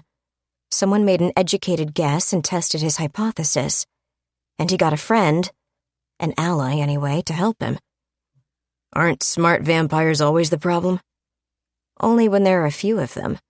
Hordes of mindless, blood-drinking monsters are a different sort of problem. Yeah, I guess. Look, they're on the lawn. So I see. Zombies are shooting at them, but they're not doing any good. Nope. There went the front doors. It cost the vamps 30 or 40 of their number to get through the residual celestial zones, but I expected more. Maybe having a lot of them crossing the danger line at once spread the damage out? No doubt. I don't think it matters much when they have thousands. What's that? Rusty asked, pointing. It was an explosion. It came from beyond the library, near the fountain at the far end of Bryant Park. Another followed. Vampires? Rusty asked. Can't be. We only opened up one side of the defenses. The explosions are inside a Tektite-powered area. They can't be back that far. A third explosion went off. A cloud of dust puffed into the sky. There's a library archive under Bryant Park, right? I asked. Yeah, it's part of the library where they keep old stuff. Kind of like an attic or a museum basement or something. It's where Alden is holed up. How far does it run? How do you mean? How long does it stretch under the park? From the library to the middle of the park, all the way across? I have no idea. I turned to the nearest mirror and chanted at it, waving my hands in a hurry. A minute or two later, I looked down on the site. The explosions had blown a sizable hole down into, or rather up out of, an underground chamber. Alden, covered in dust, was being helped out of the hole by a dozen of his zombies. The zombies were all damaged to one degree or another, mostly bleeding from the hands. There were even more in the hole, acting as a human stairway for him to climb out and for those following after. Rusty made a disgusted sound. He's not getting eaten by vampires tonight, he complained. He still might. He's not moving with any great speed. He'll go fort up in a place with a vampire-frying aura. No, I said, thinking. He can't. Why not? He's not an idiot, more's the pity. He doesn't know what dropped his other barriers, or maybe he does. Zombie spies might have seen it. Either way, he can't assume it won't happen wherever he goes. He can't depend on that particular form of defense, and his zombies can't hold off a vampire horde. He needs to escape. Besides, with bleeding people around, the vampires might be crazy enough to soak up all the existing charge from a Tektite area faster than it can replenish it. This ought to be good, then. Just in case, get the rocket launcher. Wherever he decides to stop running, I want him to be at a severe disadvantage when we go in. Most people don't think of a rocket launcher as a softening-up tactic. Most people aren't hunting half-angels either. Fair point. He hefted the tube and held it respectfully, examining the hand grip. Is this safety on or off? Off. He clicked it to safe and slung it. Alden, meanwhile, entered a building west of Bryant Park. He came out again with a Tektite in hand. Bringing along the holy ground, perhaps? I would, if I had to be out at night in a vampire-infested city. He walked south along 6th Avenue, hurrying but not running, surrounded by 20 or so minions. More minions trailed behind, but they were damaged to one degree or another. Were they unable to keep up? No, they were keeping up, but they were spaced out. Decoys and delaying tactics, probably. Okay, I'm ready, Rusty announced. How do we get out of this building to chase him? There are vampires all over the place. I'm still not convinced the vampires won't get him. Hang on. Sure. What you doing? I brought a lot of Tektites. Keep tight in on him, keep him in frame. I can't lock on to him. If we don't keep track of him, we might not find him again. I'm not sure I know how. You've played enough video games. Keep moving the point of view so we're looking down at him. Don't try to zoom in. All I need is for him to be on the screen. Gotcha.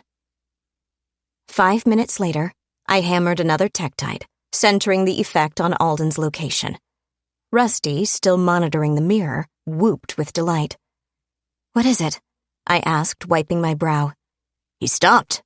Stopped? He and his zombies aren't moving. Let me see. I maneuvered the viewpoint around and zoomed in. Whoa, Rusty said. Looks like half his rosary exploded, and his hand is as bloody as if he put it in a blender. What was he doing? Holding on to it? Could be. Bloody poetic justice, I'd say. I have no sympathy at all. But the whole rosary should have shattered. It was all in the target area. Why didn't it? Pick a reason. He's sensitive to magical operations. Pop's spells may be partly shielding him. The glass may be tougher to break when they're inside his aura, or when he's using them. Hell if I know. Hang on. I drew heavily on my power crystals, building up my spell again while Rusty kept tracking Alden. I cycled up the biggest, most destructive piece of unsympathetic magic I could muster. There was no point in pecking away at him with little shots, not now. With a suitable power source, it would be practical to wear him down. But he was carrying around a scrambled, staticky zone.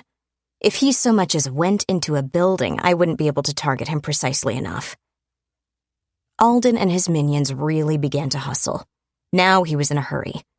I didn't mind, since he was sticking to a street rather than taking shortcuts through buildings. I took aim several feet ahead of him, watching carefully on the mirror. I set the detonation point at chest level for him to maximize the proximity to his necklace. He advanced down the street with his zombies and, while he didn't squarely hit my target locked point, he came so close I wanted to squeal in glee.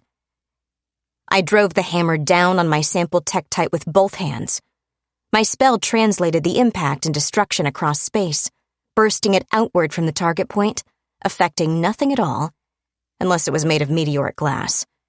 Every tektite in his rosary popped like a gunshot. Rusty laughed in delight.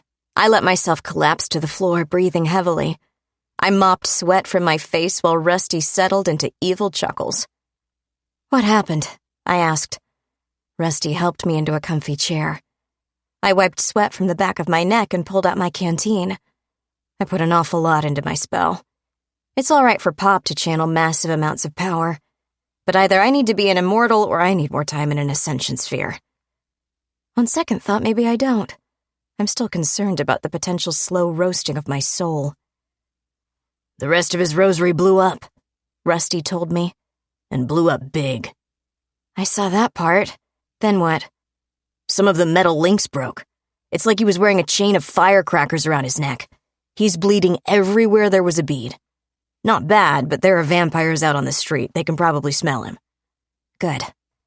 I was only aiming to destroy his amplifiers and the scrying, fuzzing effect around them. But if he smells appetizing, so much the better.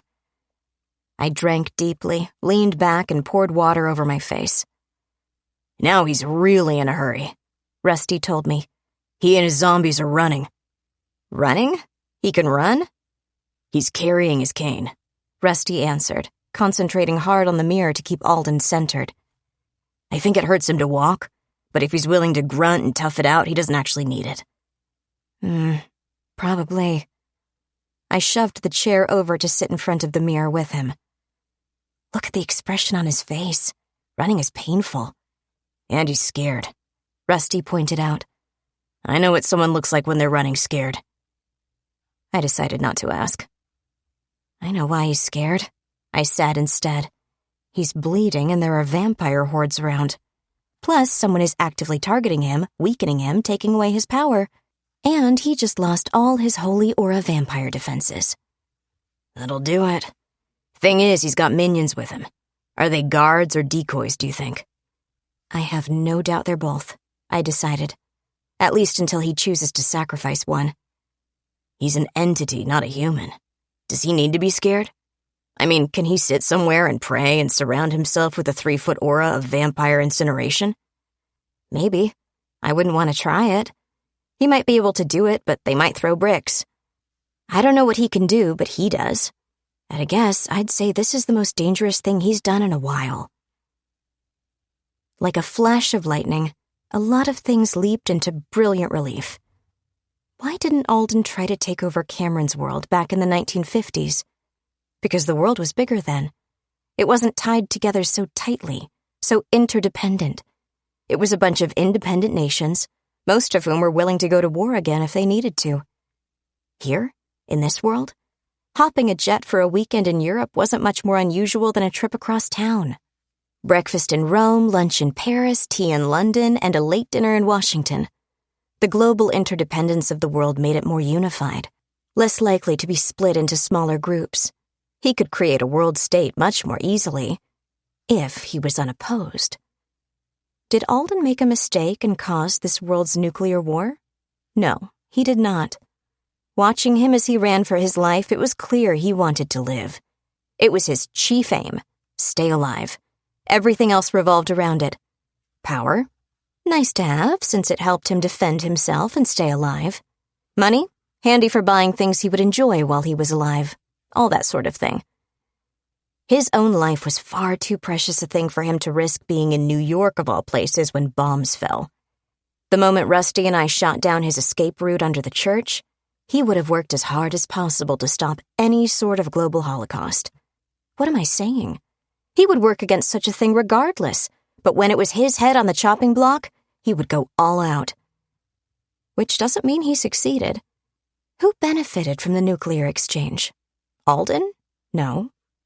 But humans were now involved in open war against creatures wanting to feed on them. The wholesale destruction of technological society went a long way toward reducing humans to prey animals and, suitably infected, as shock troops. But vampires need humans. How were they going to survive if all the humans were killed off by the freshly transformed hordes? This could still be a mistake on someone's part, but I felt certain, given Dietrich's comments, at least one vampire faction was, at the very least, taking advantage of it. Regardless, it was something I could think about later. Alden was running through the night, bleeding and frightened, limping slightly as he slapped shoe leather. Schadenfreude is defined as pleasure derived from another's misfortune. I'm no saint. You better believe I derived pleasure from it. It was, in a small way, painful to watch. Here was this huge, muscled hulk, now thundering along at his best speed, trying to ignore his wounds. He panted and puffed, clearly not used to sprinting. He was much more the steroid-jacked weightlifter type than a runner. Serves him right for skipping his cardio workouts. One of his fingers was somewhat purplish, probably due to the exertion. At a guess, Pop's rings weren't set to resize automatically. And come to think of it, why should they? It's not like his fingers ever change size. Alden's whole body was constantly building muscles, so whatever finger he originally put it on was thicker now. It wasn't coming off. I suppose the finger could. It might be safer than cutting the ring. On the other hand, if he can't heal a gunshot wound through the liver, losing a finger might be permanent. He and his minions beat feet down 6th, veered left down Broadway, and kept going. The snarling hiss of a vampire warned him of his danger, but a minion intercepted it, struggling violently and hopelessly. The minion succeeded, though, in diverting the vampire from Alden. The two fell down in their struggle, but the vampire fastened fangs in the flesh of the throat, voraciously sucking, while Alden and the others kept right on sprinting. I was impressed. Most people can't run at a full-on sprint for 100 yards, much less several blocks. I expected the zombies to because they didn't care about little things like shortness of breath, chest pains, or dizziness. Alden, even wounded, kept up this surprising pace. I had to remind myself he wasn't fully human. "Where's he think he's going?" Rusty asked. No idea. I'm guessing he's not running to so much as he's running away. There's a vampire mob invading his library. He wants to be far away from that. Once he finds a place to ride out the night, a church maybe, then he can worry about where he wants to go too. It's what I would do anyway. We'll sort out where he is when he comes to rest. I'm getting the hang of this, Rusty assured me. Once the static isn't an issue, scrying becomes a lot easier. I agreed. You don't have to concentrate on the zoom controls, just on the point of view. Height helps, though, if you're trying to get a big picture. It's okay. I recognize the area. He's coming up on the 28th Street station. It's not sealed by anything, so there ought to be a lot of vampires around. Does he know? I wondered. We watched as he continued. If he knew it, it didn't slow him down any. He and his guards kept right on going at full speed. Vampires did show up, but they weren't specifically after him. When minions threw themselves into the fray, the vampires were only too happy to take whatever presented itself. Alden passed the station with his guard reduced to about half a dozen and kept right on going. It was a constant war of attrition, all on the zombie minions. Over the whole distance, a vampire would show up, a minion would be sacrificed to it, and the rest would keep on running. One here, another there, a dozen in one big lump, then another along the way. When he ran low on minions, he switched tactics. Instead of sprinting, he turned left into a park. This one wasn't flash burned by a nuke. Using cover, they proceeded more cautiously, more quietly, trying to avoid attention instead of accepting the risks of gaining distance at speed. He'd gone the better part of a mile in one long sprint. Maybe he felt the risk factors had shifted. The horde might not follow him this far, so the major threats were now the free-roaming individuals in small packs. Or maybe he was just tired. His side was definitely bothering him. They stopped in the greenery of the park, off the paths, hiding while they caught their collective breath. I watched gleefully as Alden lay flat, clutched at his side, and gasped out a string of very bad words. His evening was ruined, but as soon as he found a spot to hide out overnight, Rusty and I were going to ruin far more than that. I took the opportunity to examine him more thoroughly. His shirt was shredded by the destruction of the rosary, but his chest already stopped bleeding. Pity the shattering glass wasn't more forceful. The injuries were only skin deep. His hand had stopped bleeding too, but it still had bits of broken glass in it. His ring finger was much darker due to the physical exertion. The wound in his side never did bleed, but from the way he clutched at it with his good hand, it hurt him something fierce. Once he recovered his breath, he and his decoys worked through the park, keeping out of sight. They exited along the south side and worked east using doorways, dead cars, and other cover. They moved carefully. There was a lot of broken glass on the street and a small amount of rubble. Judging from the damage, they were near the northern curve of the Brooklyn Navy Yard blast. Windows and glass doors were mostly broken, especially if they faced south. I didn't even want to think what it would be like on the street when the glass came raining down. They moved through the remains of broken doors and into a building, navigating through the near darkness to keep pressing on, farther in, away from the street. Alden led the way through the shadowy darkness, picking through looted shops and tumbled wreckage, hunting for something. When he came to the fire stairs, he sighed in relief. Whatever building he was in, he wasn't stopping on the ground floor. He headed up, probably hoping to avoid notice until dawn.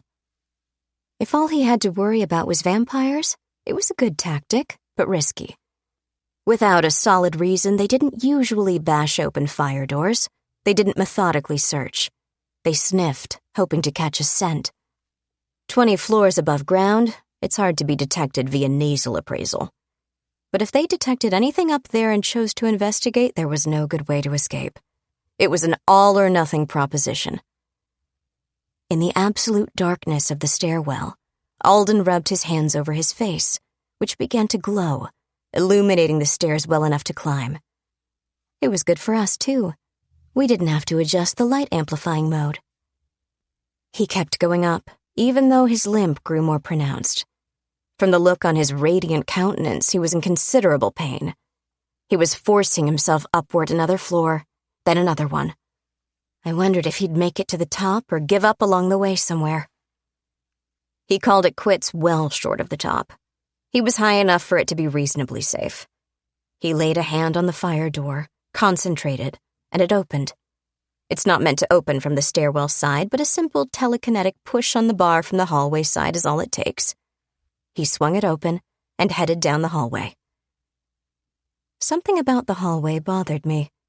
There were no signs of anything amiss aside from the power being out. No bodies, no debris. Nothing to indicate anything unusual happened. The outside of the building had cosmetic damage from the blast, but there were no windows in the hallway. While apartments and offices certainly had windows blasted out, much like the ground floor's glass doors were, the inner hallway should, in fact, look exactly as it did, pretty much untouched. What was it? The weird lighting? The way I saw it in a magic mirror? Alden picked an apartment. He struck it twice with his fist, speaking magical phrases. That's when I realized what was wrong. My locking spell failed under his magical assault. The door went in when he kicked it with an over-muscled, powerful leg. The alarm spell on the door sent me an alert, letting me know someone entered my old apartment. I grabbed control of the spell from Rusty and shot the viewpoint out of the building, going up a bit, getting a big picture view. Madison Square Park to the west, where he started being stealthy instead of sprinty. Rusty jerked away from me in surprise as I shouted. "What?" he asked. What's the matter?" "He's in my old apartment. He's getting away." "What do you mean? He's a bunch of floors up. He's taking shelter for the night." "My old apartment has my old witch room. If he can figure out how to operate the microgate and the mirror's gate spell, he could go anywhere." "Anywhere?" "Any universe." "And that's a problem? I mean, if he's gone, right?" "Weren't you listening? There's nothing to prevent him from solving all his personal problems, enslaving a planet or 10, and coming back. That's why we're here, to stop him before he becomes a much bigger problem." "Oh, right. I hate to bring this up, but we're between the library and Grand Central, right in the heart of Vampire Horde headquarters. How do we get to your old place? A hula hoop?" "This one is tuned, dedicated to the other one. Yours was to get you to me. Mine is to get us back to Uncle Dusty's place." "But you can use it as a doorway even if you don't use the spell, right? Or have I misunderstood?" "Yes, but I can't take it with me through itself. Besides, I didn't want to leave them behind, so they self-destruct after I use them." "That's a problem. Think we can get out of the building and sneak south?" "It'll take too long." "Look, I'm trying to think of a way to get from here to there. You don't have to snap at me." "I'm trying to think too." "Go ahead." I glared at Rusty, then at the mirror. I focused in again and ran into a problem. My old apartment was still warded against magical spying. The building didn't collapse, and there were no geodes to break. The spells on the place were still there, even though they were running down ever since the power went off. I could look from the hallway through the front door and see most of the living room, but there was no one visible. Even the zombies were gone. There wasn't a blood trail. Nobody was bleeding badly enough. But a lot of dirty footprints disappeared into the hallway. My comment was, shall we say, unladylike. How do I get from here to there in a hurry? I can draw a gate on the wall, but I don't have the power to open it.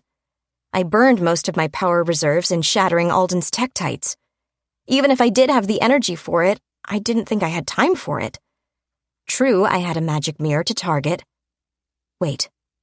Did it have enough charge in the crystals to open on its own? Probably. But if Alden used it, maybe not. Damn it would take too long to build a gate spell on this end. Could I open a microgate from here to the mirror's microgate? It wouldn't take much power.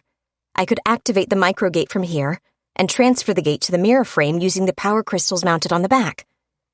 I'd still need to draw a gateway here, though, and empower it a bit to take this end of the gate. That would be faster. Although here in this apartment I had several open doorways that would be even better. Palm, forehead, hard. "Follow me!" I shouted, and threw down the hula hoop of escape. Rusty didn't argue. I activated the highly charged hoop, stepped into it, and promptly fell through the linked gate in Uncle Dusty's reactor world. I hit the floor, rolled aside, and wound up on my back, hands already rising to take aim at the gate. Rusty followed without a word, tumbled easily to the floor, and rolled to his feet. I gestured and spoke a word to slam the gate shut as quickly as I could. The hula hoop glued to the hallway's ceiling stayed intact. The one on Earth was the only one set to disintegrate. Rusty helped me to my feet. "Okay, we're here again." "In a world where there's a time differential," I said, "and a vastly higher level of energy available." "Ah, so we're farther away but in a much better position to do stuff?" "Think of it as backing up to get a running start." "Got it. What's the plan? Plan? Oh, it's like that. Okay, what do we do next? Next, I spend a few minutes on another gate spell. How long does that work out to on Earth? How should I know? Temporal differentials confuse me.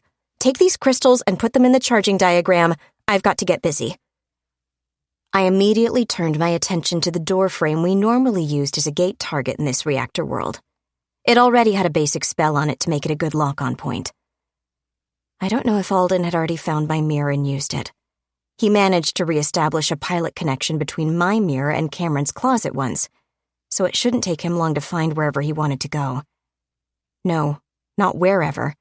Whenever. It wasn't a doorway between universes. He thought of it as time travel.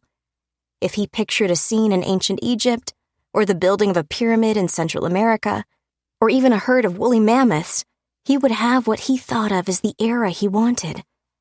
With his powers, settling in and making himself at home would be simple enough. He might not need to spend hours with the mirror searching for exactly what he wanted. He might not need minutes. "How are those crystals?" I asked, preparing the gate. Rusty sounded baffled. They're in the circle thingies? Right, sorry. Are you still armed? He hefted the rocket launcher. Good. This is a straight-up assault, I began, happy with the setup of the gate. I'd connect the microgate to the mirror's microgate, but once I did, the time differential would lock. Rusty dropped his backpack as I spoke. But is likely to be indoors. Maybe something a bit less explosive? He slung the launcher and readied an assault carbine. Much better. I'm opening a gate in a few more seconds. Go for it. I stepped back from the doorway. The microgate locked onto the one on my old mirror. Good. At least Alden wasn't using it at the moment. On the other hand, our time advantage disappeared when it connected. I immediately switched it to the framework and mirror. Everything spun away, snapped back, and showed me a floor. I recognized the carpet. The mirror was face down on the floor. We both stared at the rug for a moment. I hate to ask. I don't know. That's two of us then. I don't suppose your uncle can tell us anything? Yes. Rusty jumped as though jabbed with a hot poker. I hate it when you do that. Sorry, my avatar is shifting over and headed your way, but it's a considerable physical distance. In the meantime, what do you need from me? Unc, my mirror is on the floor of my witch room, so it's not terribly useful as a gate. I could turn it off, put this one on the ground, and open it again, I suppose, so we could stand inside and lift the other one, I think. But we don't know how many times we'll get shot or clubbed or whatever in the process. Since the gate is open, I can take a look. Looks like a half-dozen of Alden's zombies are guarding it. They all have something. A bat, a stick, a length of pipe. No guns in evidence, though. Where's Alden? Remember, I can't scan for him, but I looked everywhere in the apartment. He's not there. I said another unladylike word and switched back to the microgates. I retargeted the link. Instead of switching the microgate at the far end to the mirror frame, I switched it to the doorway into the witch room. It wasn't prepared to take the spell, so it was difficult and expensive. But I was prepared to go to considerable expense in exchange for getting it done quickly. The gate flushed away, snapped back, and Rusty didn't hesitate. He saw the zombies surrounding the face-down mirror. They turned toward the doorway. He squeezed the trigger and held it, controlling the carbine with both hands. He anticipated and prepared for the muzzle rise, braced the weapon against the recoil, and walked the stream of fire in a controlled, careful manner across them at mid-torso level. Rusty has fired automatic weapons before. How did I not know this? We should talk more. While he fired, I drew my knife and put on my sunglasses, the same glasses I used in the subway. The room wasn't illuminated and the muzzle flashes strobed brightly, ruining night vision for everyone. The carbine clicked empty, and I went through the gate.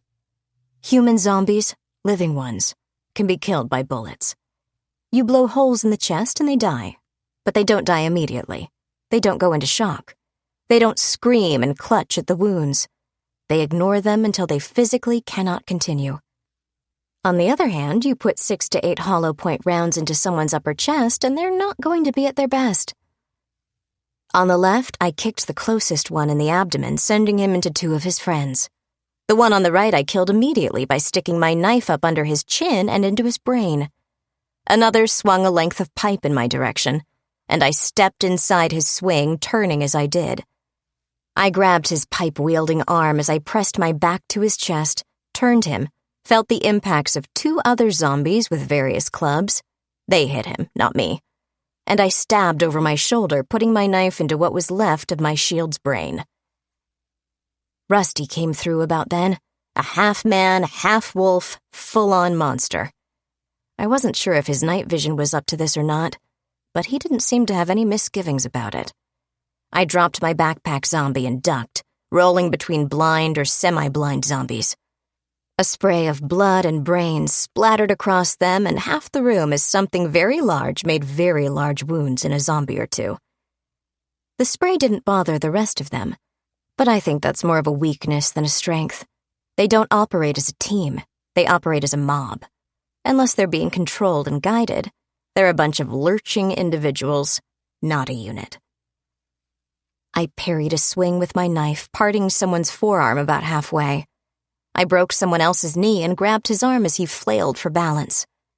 A moment later, I had him face first in a wall an instant before I thrust my knife up the back of his neck. My knife cuts metal. Flesh and bone are like tofu. The severed arm guy grabbed with his remaining hand. I ducked under his grip, holding his hand and turning to place his arm in a lock. It didn't bother him. He continued to struggle. It gave me a good way to hold him and make my next shot with the knife perfect up behind his ear. He shuddered and quit. Meanwhile, Rusty was as busy as a fox in a henhouse or a werewolf in a witch room. Bloody bits came out of zombies, some of whom fell down temporarily. Rusty hadn't quite got the hang of dealing with these things. Sever the spine, crush the head, destroy the brain. These are the quick-acting, instant-kill sorts of things. Flinging someone's kidney into someone else's face may momentarily blind him, but it's not instantly fatal to either one. If we'd had to lift the mirror gate standing inside a ring of these guys, it would have been ugly. As it was, I wasn't hurt, and Rusty would be fully recovered in minutes. He slid down the spectrum into human form again. I observed the process of his clothing shape-shifting with him. I want to say, as an aside, that I am extremely proud of my spell. The mirror's stand was broken. We lifted the mirror and propped it against a table. I fired up the microgate instantly, and was very careful not to specify any sort of destination. It wouldn't necessarily reconnect to wherever it went before, but if we were fast enough, the wormhole connection might still have the equivalent of an ionized track, like a path of least resistance for an electrical discharge. My scrying through the microgate connection showed me Cameron's old bedroom. I didn't like it. This connection was a regular one, often made, almost routine. It might not be where Alden went. It might be nothing more than an affinity between here and there caused by all the former use. Did Alden go through to Cameron's house? There was no sign of anyone. No muddy footprints, nothing. I couldn't look at much of the house because the scrying sensor blurred as it got away from the gate. But I could dial up the sound and listen. No slamming doors, no screams, no tires squealing as someone drove away. With a trifle of amplification, I heard something. It took me a moment to identify it as snoring. If Alden came through, fleeing from pursuit, vampires, and me, he was courteous enough to close doors behind him and gentle enough to not wake anyone. I considered this unlikely. I slapped the microgate shut and turned my attention to the frame. "What's up?" "Wherever Alden is, we can't find him using most methods. Uncle Dusty says he's nowhere around here, so he must have gone through the mirror. I'm trying to pick up any sort of leftover after-image, sort of, from where he went. I wished silently for my real witch room before it got blown to bits. Thing is, I've used the microgate on this mirror several times, so it's not going to be helpful at all. I've used the frame too, but not as many times. It won't be easy to pick up a latent image from a gate spell in the first place, but the frame is my best chance. It's kind of like an old-fashioned magnetic data medium. The gate was used, then closed. Closing it is like erasing the media. It would be a pain to recover the coordinates, but it's at least possible. Now, though, the media has been written over by a new gate connection and erased again. When we looked through and saw carpet, remember? And you can't search for him because he's invisible to general searching stuff? That's right. Anything I can do to help? No.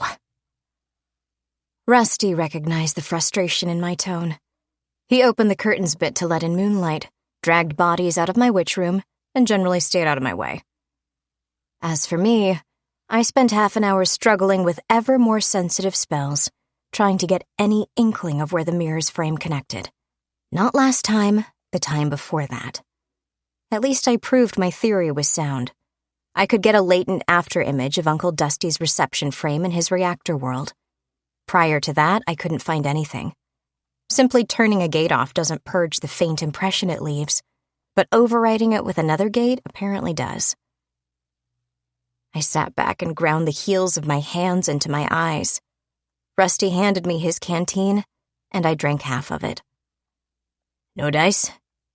Not even craps, I replied. The recent usage has scrubbed anything beforehand.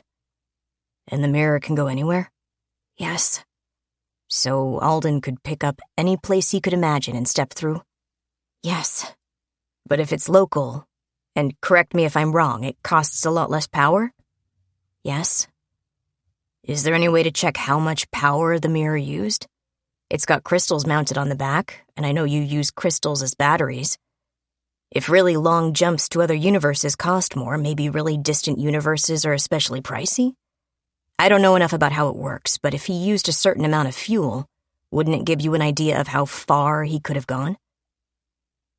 I grabbed Rusty, kissed him, and flipped the mirror around.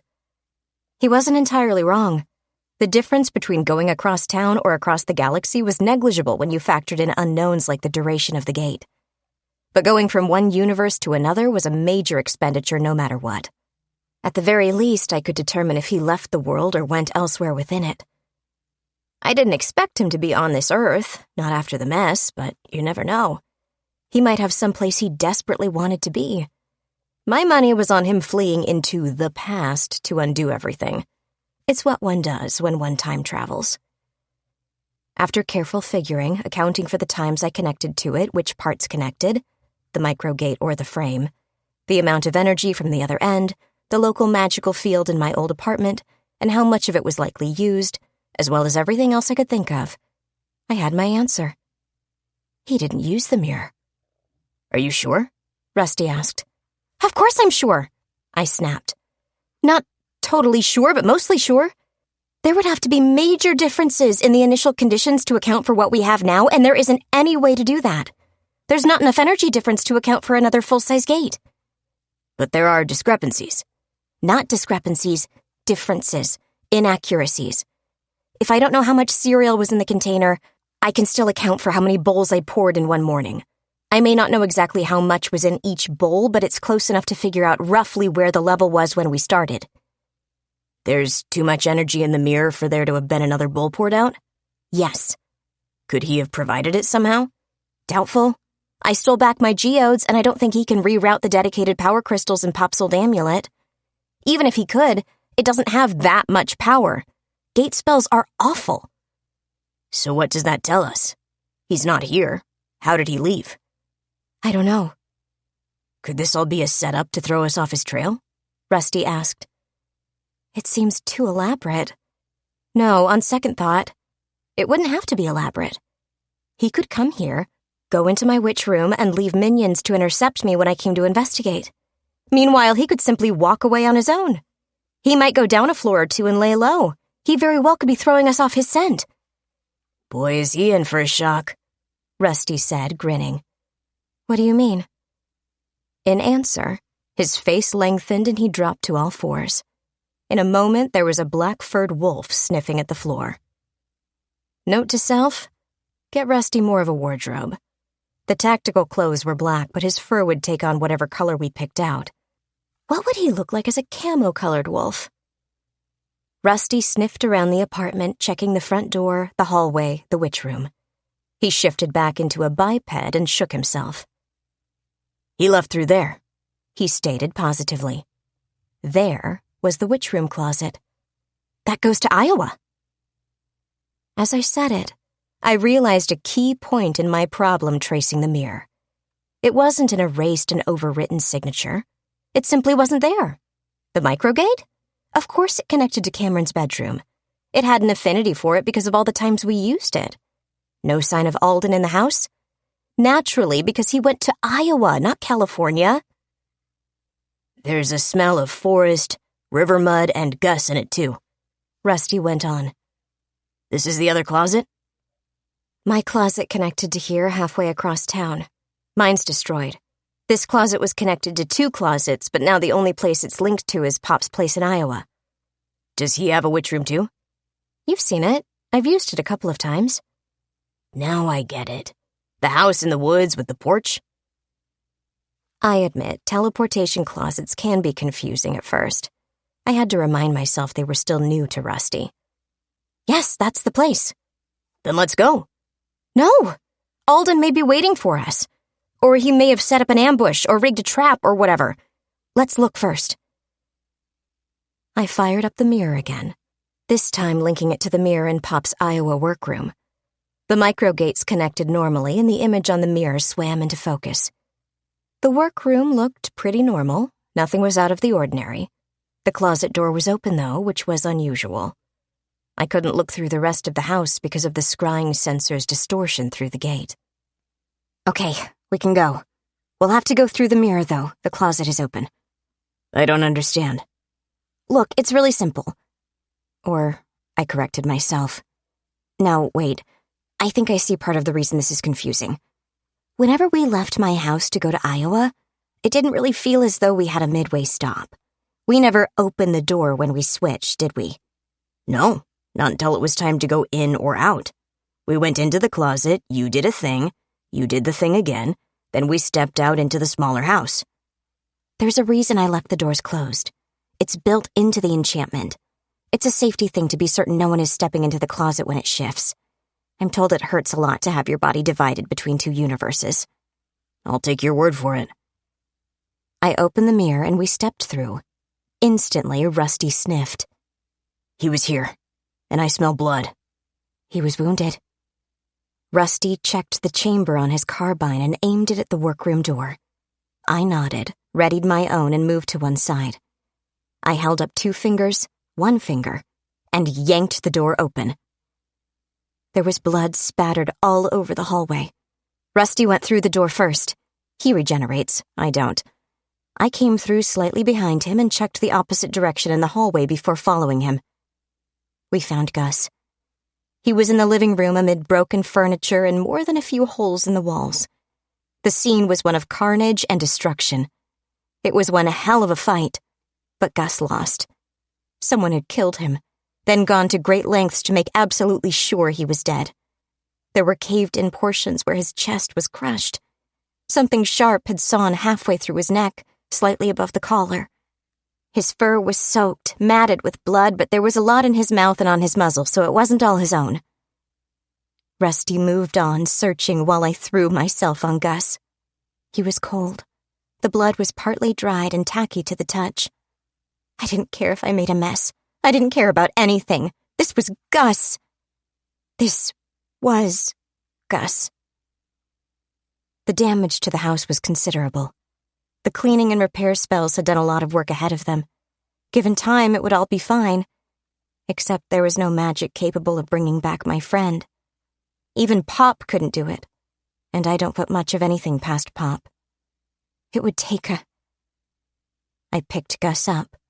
It's not easy hefting so much limp weight, but I managed, trying not to think about how Gus's shape felt wrong.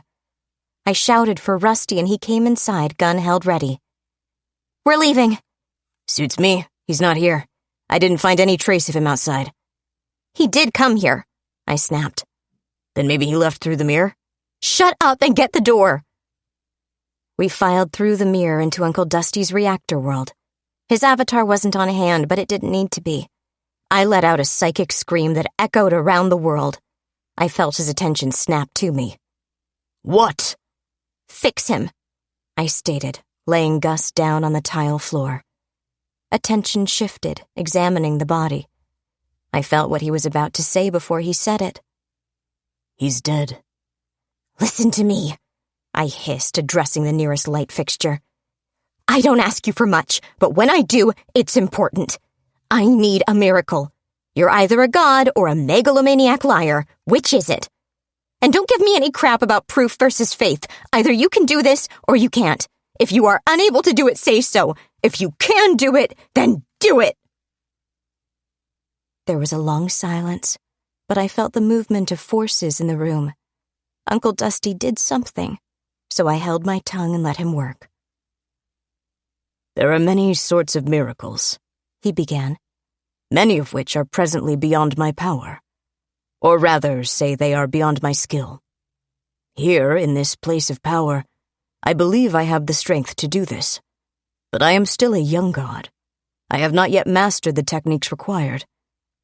I regret, my niece, that I cannot, not will not, but cannot, give you the miracle you want. I was about to snap something hurtful at him, but he went on. Although I cannot give you the miracle you require of me, I can give you another. Not what you have asked for, but perhaps enough of one to soothe your pain somewhat and diminish your loss. I'm listening. This body is, by and large, dead. The major systems have shut down. The spirit has departed to the bourne from which there is no returning, and even I cannot undo it, not after so long a time.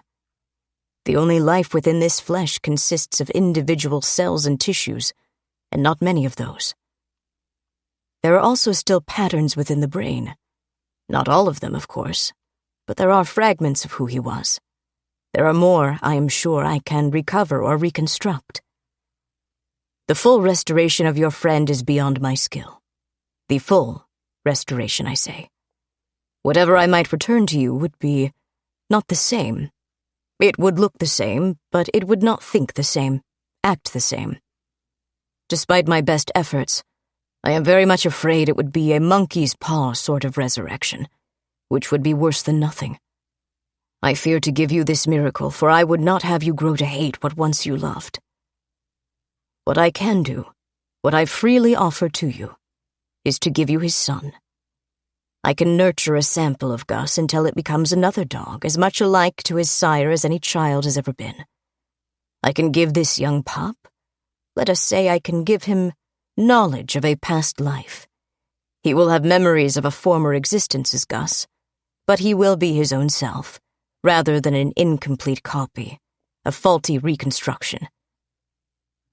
If you do not wish those memories to be preserved, of course, I can also give you a second Gus, once again a puppy, to grow naturally into whatever sort of dog you are willing to help him become. These things are all I can offer. I am sorry I am inadequate to the miracle you desire. How much time do I have to decide? I have already placed the memory fragments in stasis. Don't ask me to explain.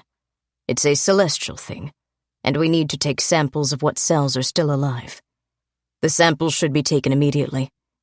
Once this is done, you may take 10 seconds, 10 years, or as long as your wounded heart requires. I didn't have to decide instantly. There were other things that had to be done instantly, but this decision would wait. Okay, I could do the things and think about it later. Where do we take the body? At Uncle Dusty's instruction, Rusty and I took Gus to the cloning laboratory. His avatar met us there. The human body I wear was grown here, he told us, preparing instruments while we placed the corpse on a table. It's designed for growing human clones. There's no reason we can't grow a dog, even one as special as Gus.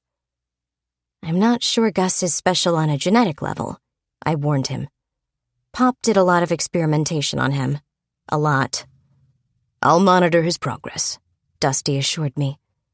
If it seems he's not developing into the spitting image of his father, I feel confident there are some miracles I can work on your behalf. Dusty grinned at me and lowered a medical face shield. Your father did his part. Here in this place of my power, I will do my part. If you want another dog, I promise you, you shall have a worthy successor to the Gus."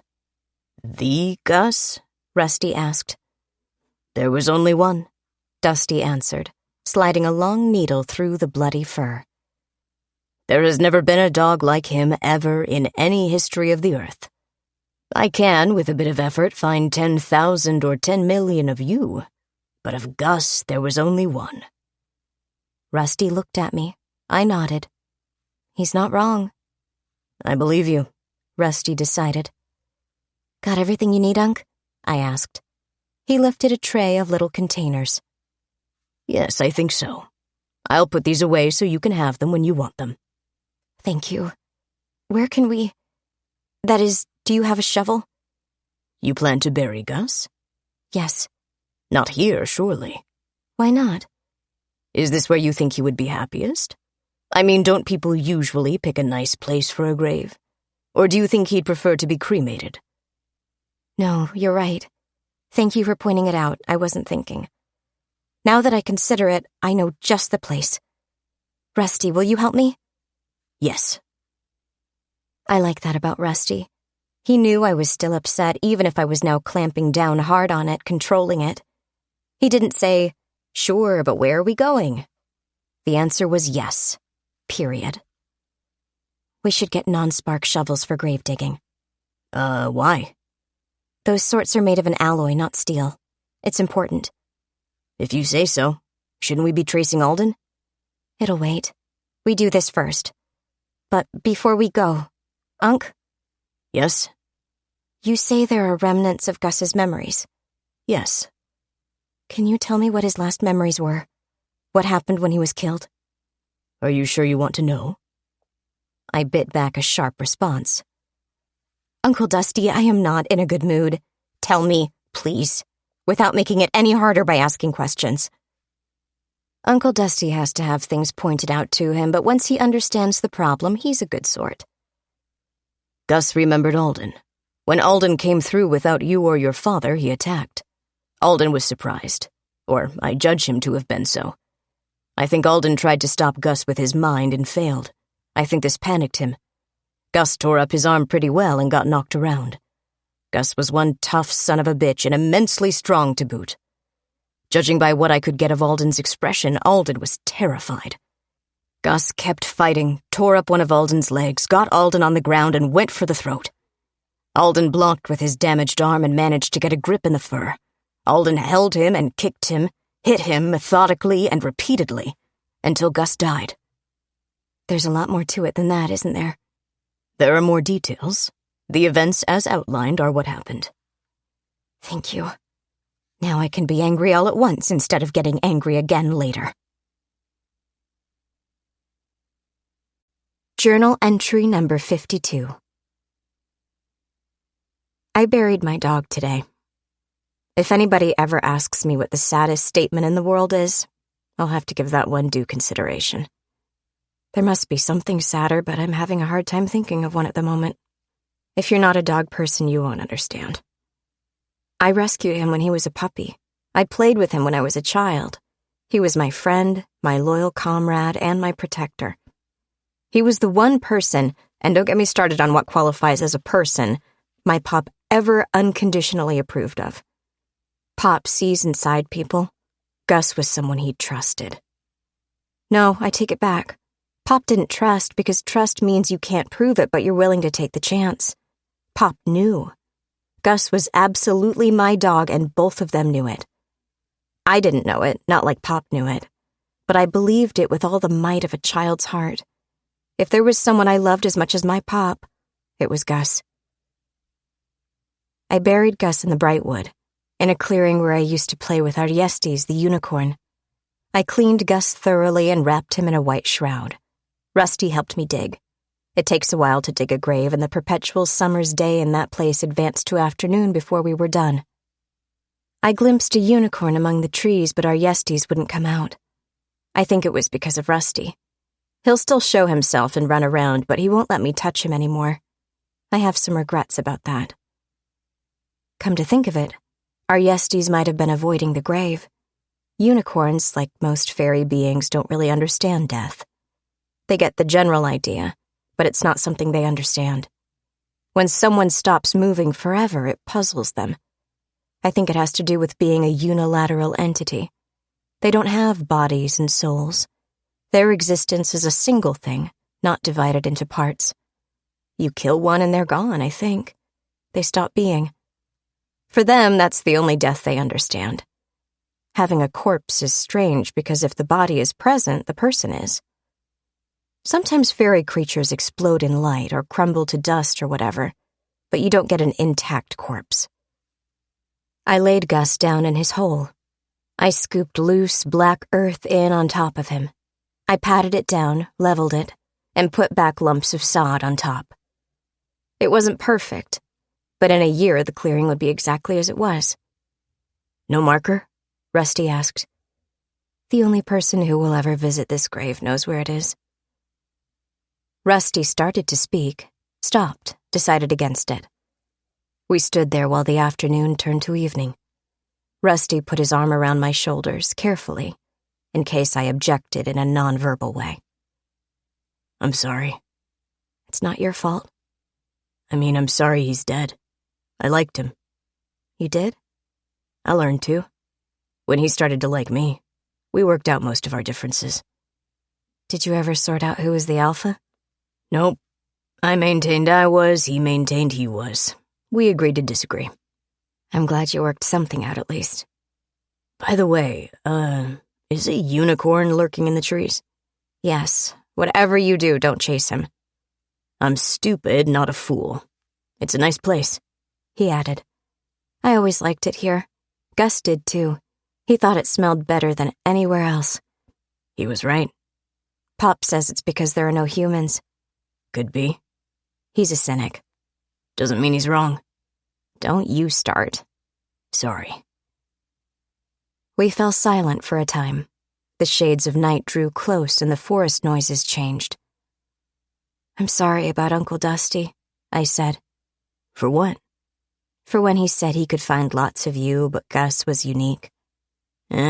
He's a demigod. I never know what to think about anything he says. I'm hoping I can stay on his good side. It was still kind of insulting, and he didn't mention the important parts. What important parts? He could find other copies of you, but not you. You're the one I know. You're my friend. That makes you unique. All the other variations of you may be the same to him, but they wouldn't be the same to me. Rusty was silent for a bit. Stars came out and a laughing breeze murmured through the trees. Need a shoulder to cry on? Rusty asked. I have no tears. Oh? They'll turn to steam. Is this a metaphor for how you've got a fiery hatred? Yes. Ah. So what do you want to do? Beat Alden nearly to death and burn him the rest of the way? Rusty bit his lip, started to speak, bit his lip again. Comment? I asked, as sweetly as I knew how. This seems... is this because of Gus? Partly. I don't understand. First you want to punish Alden, then you want to imprison Alden. It was always all about the consequences. He needed to know he was opposed so he would back off on his psychic rampage. Okay, so it's even simpler. You wanted to punish him. Your Uncle Dusty convinced you he had to die. Now you're eager to kill him. Over Gus? I rubbed my temples and restrained myself. I was feeling ready to explode, and Rusty was provoking me. Not really, and not intentionally, but I wasn't in the most stable of emotional places. I held up a finger for silence while I took a moment. I marshaled my thoughts and considered what I wanted to say and how to say it. Listen, Alden beats up my pop and steals his stuff. None of that is permanent. None of that, in the greater scheme of things, is more than an inconvenience. Pop gets better in a matter of hours at most. It's offensive, but it's like banging your funny bone. It hurts, but it goes away. The stuff? Pop replaced it so fast it's like it never happened. The theft itself was offensive, but it was temporary, ephemeral, a passing annoyance. Getting slapped in the face or spat on in public is temporary too. It still makes one angry and possibly vindictive. For what he did to Pop, Alden deserved a beating at the very least. Maybe not an outright murder, but he deserved to get his ass handed to him, deeply tenderized and fire-grilled. That's the sort of mental geography I was in when we had our come-to-Dusty moment. Alden is a power, one who would try to dominate the world and spread out to other worlds. Being a hybrid of angel and human, he might someday be a power among the universes. Uncle Dusty knows this stuff better than I do. He says Alden has to be stopped. My plans to stop him involved trapping him, imprisoning him, but doing so seemed impractical. Reluctantly, I had to agree with Uncle Dusty. This guy is a bad person and he has to die. I didn't like it. I'm not Farashan the assassin in the service of the Lord of Nuclear Fire, but I agreed it had to be done. Now this son of Celestial has killed one of the best friends I've ever had. And the key word here is killed. Killed. Dead. No last-minute resuscitation, no resurrection, no miracle, no getting him back. It's not temporary. It's not something he can take back. It's not something he can replace. This is final. Eternal. Forever. He's carved a piece of my heart out of my chest and beaten it to a pulp on the living room floor. I've buried it because I can never get it back. Even if I go with Uncle Dusty's offer to give me Gus's descendant, it won't be Gus. The Gus. So yeah, I was on board with killing him because Uncle Dusty convinced me. He talked me into it, proved it was necessary, and I did not make the decision lightly. Now this happened. I don't care what anybody has to say, what reasons are given, what arguments are made, what persuasion is used. All Uncle Dusty got was my agreement. Now, Alden's got my enthusiasm. I understand, Rusty said. I can't understand perfectly, since I'm not in your shoes, but I think I can imagine something close. Let's go kill the bastard. Journal entry number 53. It's not impossible to track a gate connection. You have to have the physical gate, of course, and it helps a lot if it hasn't been used and if the signature is recent.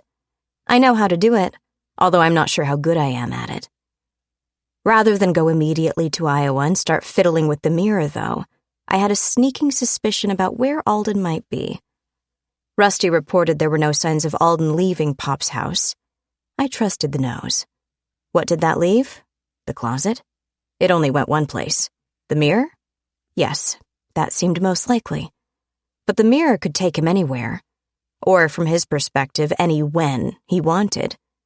Where and when? What would he be looking for? He had a long-term injury from being shot. It was a constant problem, but he was coping with it.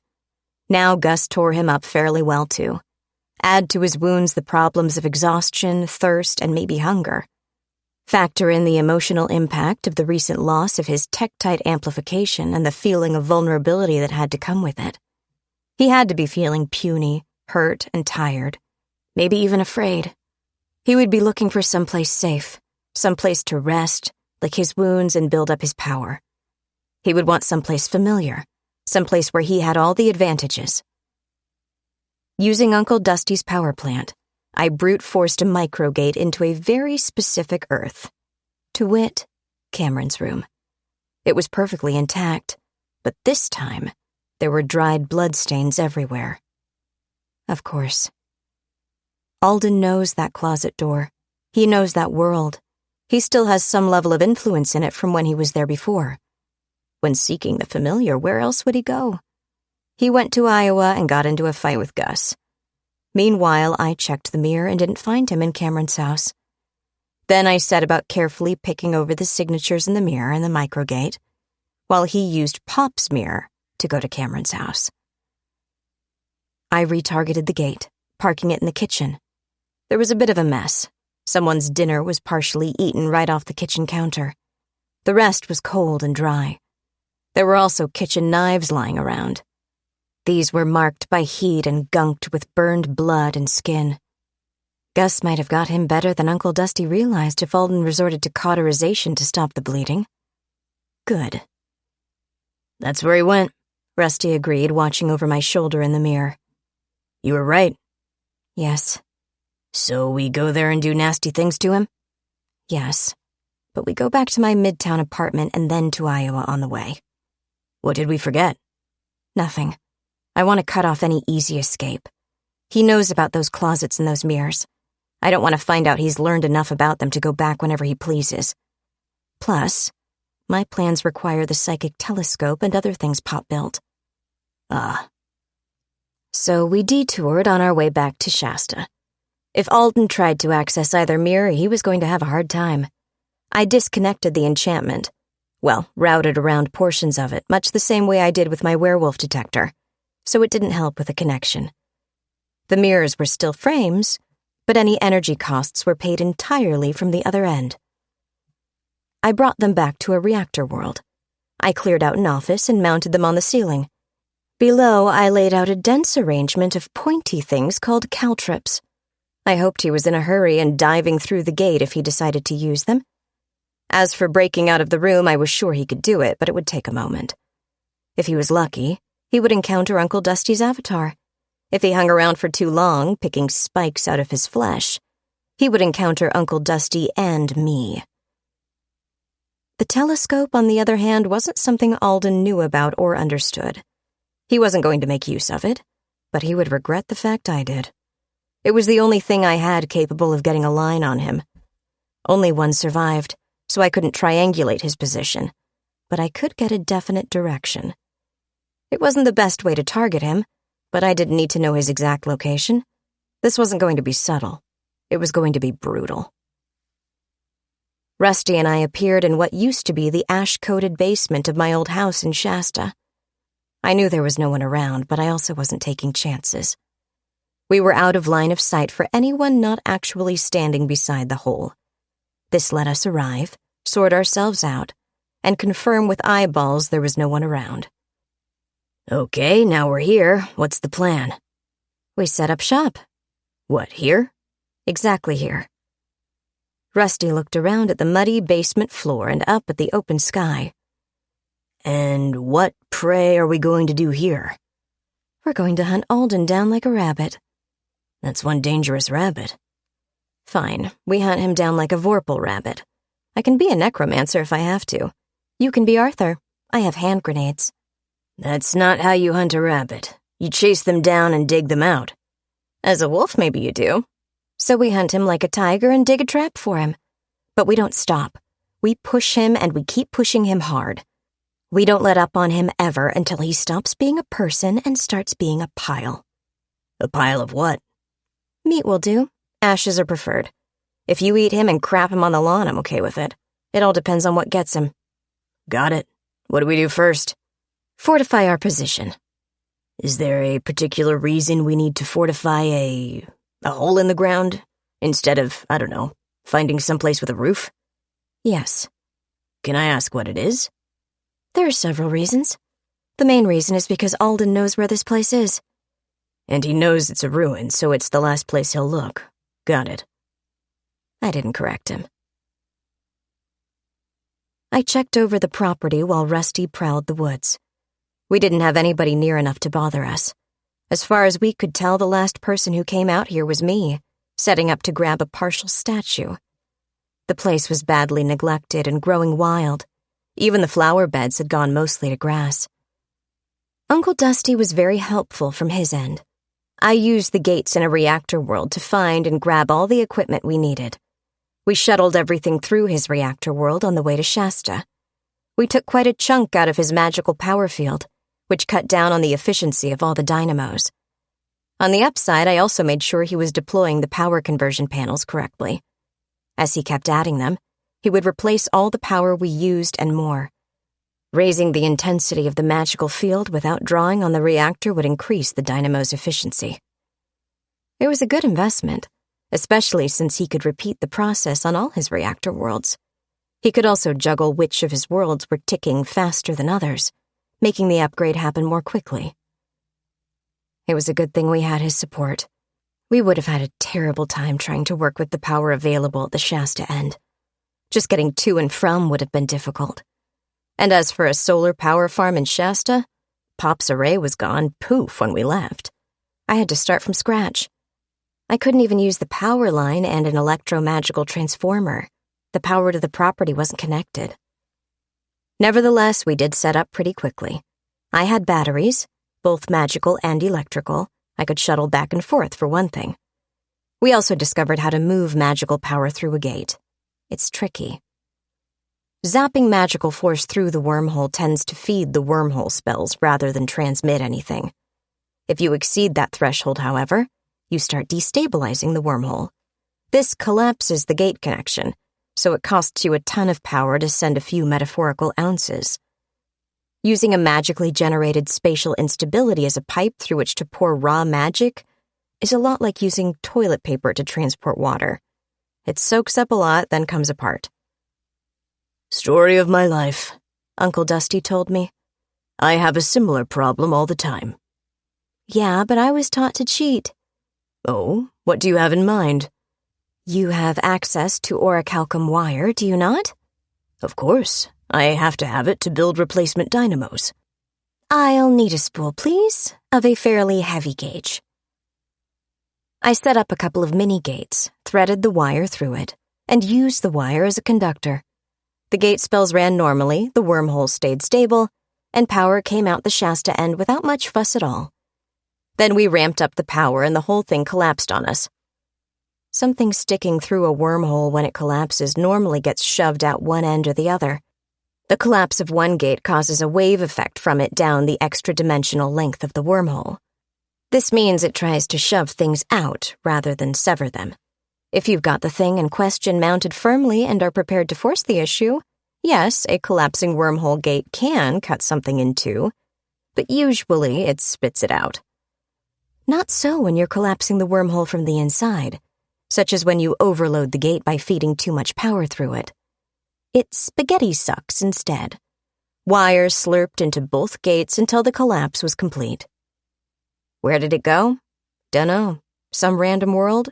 Into the great void of chaos? Not a clue. Needs insulation, Dusty suggested once we opened the gate again. That's a problem for another day. It worked pretty well in low voltage mode. It's not a high power connection, but it is like a normal power outlet. It'll do to run the equivalent of power tools while I get set up here.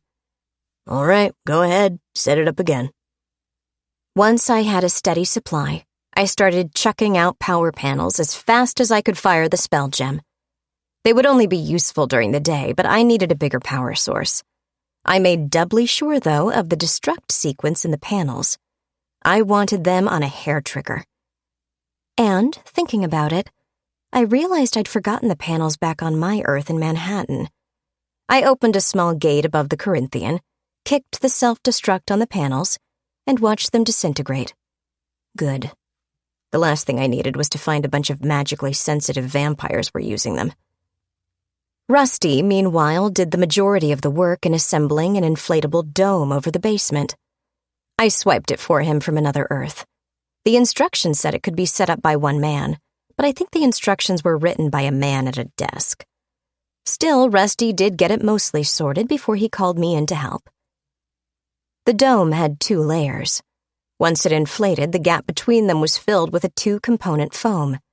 This hardened into a structure tough enough to last 100 years and stand up to thunderstorms, blizzards, hailstones, hurricanes, tornadoes, small meteorites, and other minor weather disturbances. There would definitely be bad weather. If necessary, I would arrange it. I didn't need it, but it was my first choice. For less environmental, more bullet-type threats, Rusty and I are also painting a sticky resin over the outside of the dome, then applying a ballistic fabric to it, gluing it in place. The dome isn't rated against bullets, so I'm uncertain about the ballistic qualities, but adding a dozen layers of ballistic cloth around the ground floor won't hurt. We'll spray the whole thing with a layer of epoxy afterward. It won't be pretty, but it will work. The basement is now covered over. We've done the shoveling and propping and put in a few beams and so forth, so we've got good flooring. We have a home base. As for the rest of the place, we've already cleared away the remains of the former house, what was left of the portico mostly, and cleaned up. However, I specifically forbade any mowing of the yard. Judging from the look on Rusty's face, he wanted to ask, but manfully suppressed the impulse. I smiled at him and winked. There is method to my madness. There better be. I get it from Pop. Only after setting up the shelter and sorting out the property did we set up the insides. Shasta was in an era before cable television, so a television antenna was necessary. I wanted the news, all of it. I got us a radio receiver and a television, one with a split-screen multi-monitor for all the available video. I wasn't concerned about anachronistic equipment, so I probably got a better picture than the guys in the studio. Nothing in the news screamed Alden to me, but I didn't worry. If he was recuperating, it meant we could be more prepared. I was hurrying, though, because I wanted to be ahead and stay ahead, or to catch up and get ahead. Fortress? Check.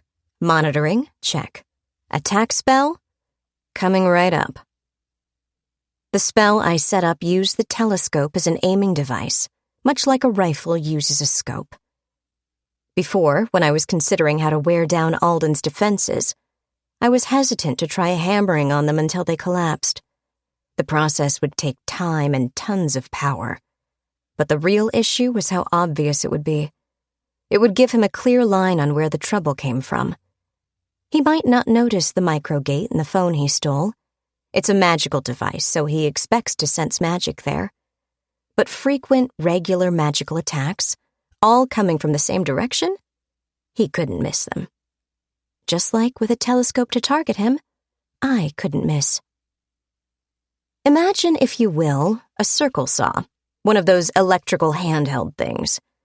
It spins a saw-toothed wheel at great speed so you can push the whole gadget over a piece of wood and leave behind a long, straight cut. Now take away the motor and handle. Leave only the blade hovering there, spinning madly. Spin it faster. Now make it intangible and invisible.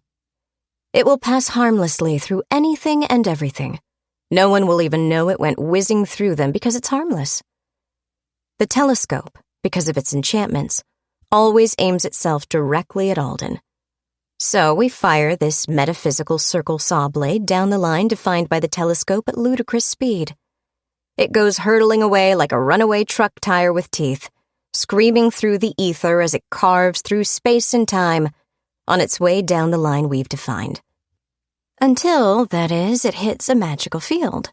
Not just any magic. The world has magic in it, and this spell will have the equivalent of ram scoops on either side in order to have the maximum possible range and force. Let's target intense magical fields. That sounds like a good choice, doesn't it? We may not be able to detect magical radiations from Pop's devices, but when we run into the Invisible Man, we know where he is. Then the voracious tire truck of saw-bladed teeth explodes on a magical level, trying to blow anything magical into frittering little fragments. It won't hurt the physical object, of course. It can't hurt anything physical. It's not built for that. It's meant to attack other spells, to shatter them, and to force whatever generated them to go to greater efforts in rebuilding them. I'm not sure I can design a spell to attack the physical structure of a magical object. I don't know if it's possible.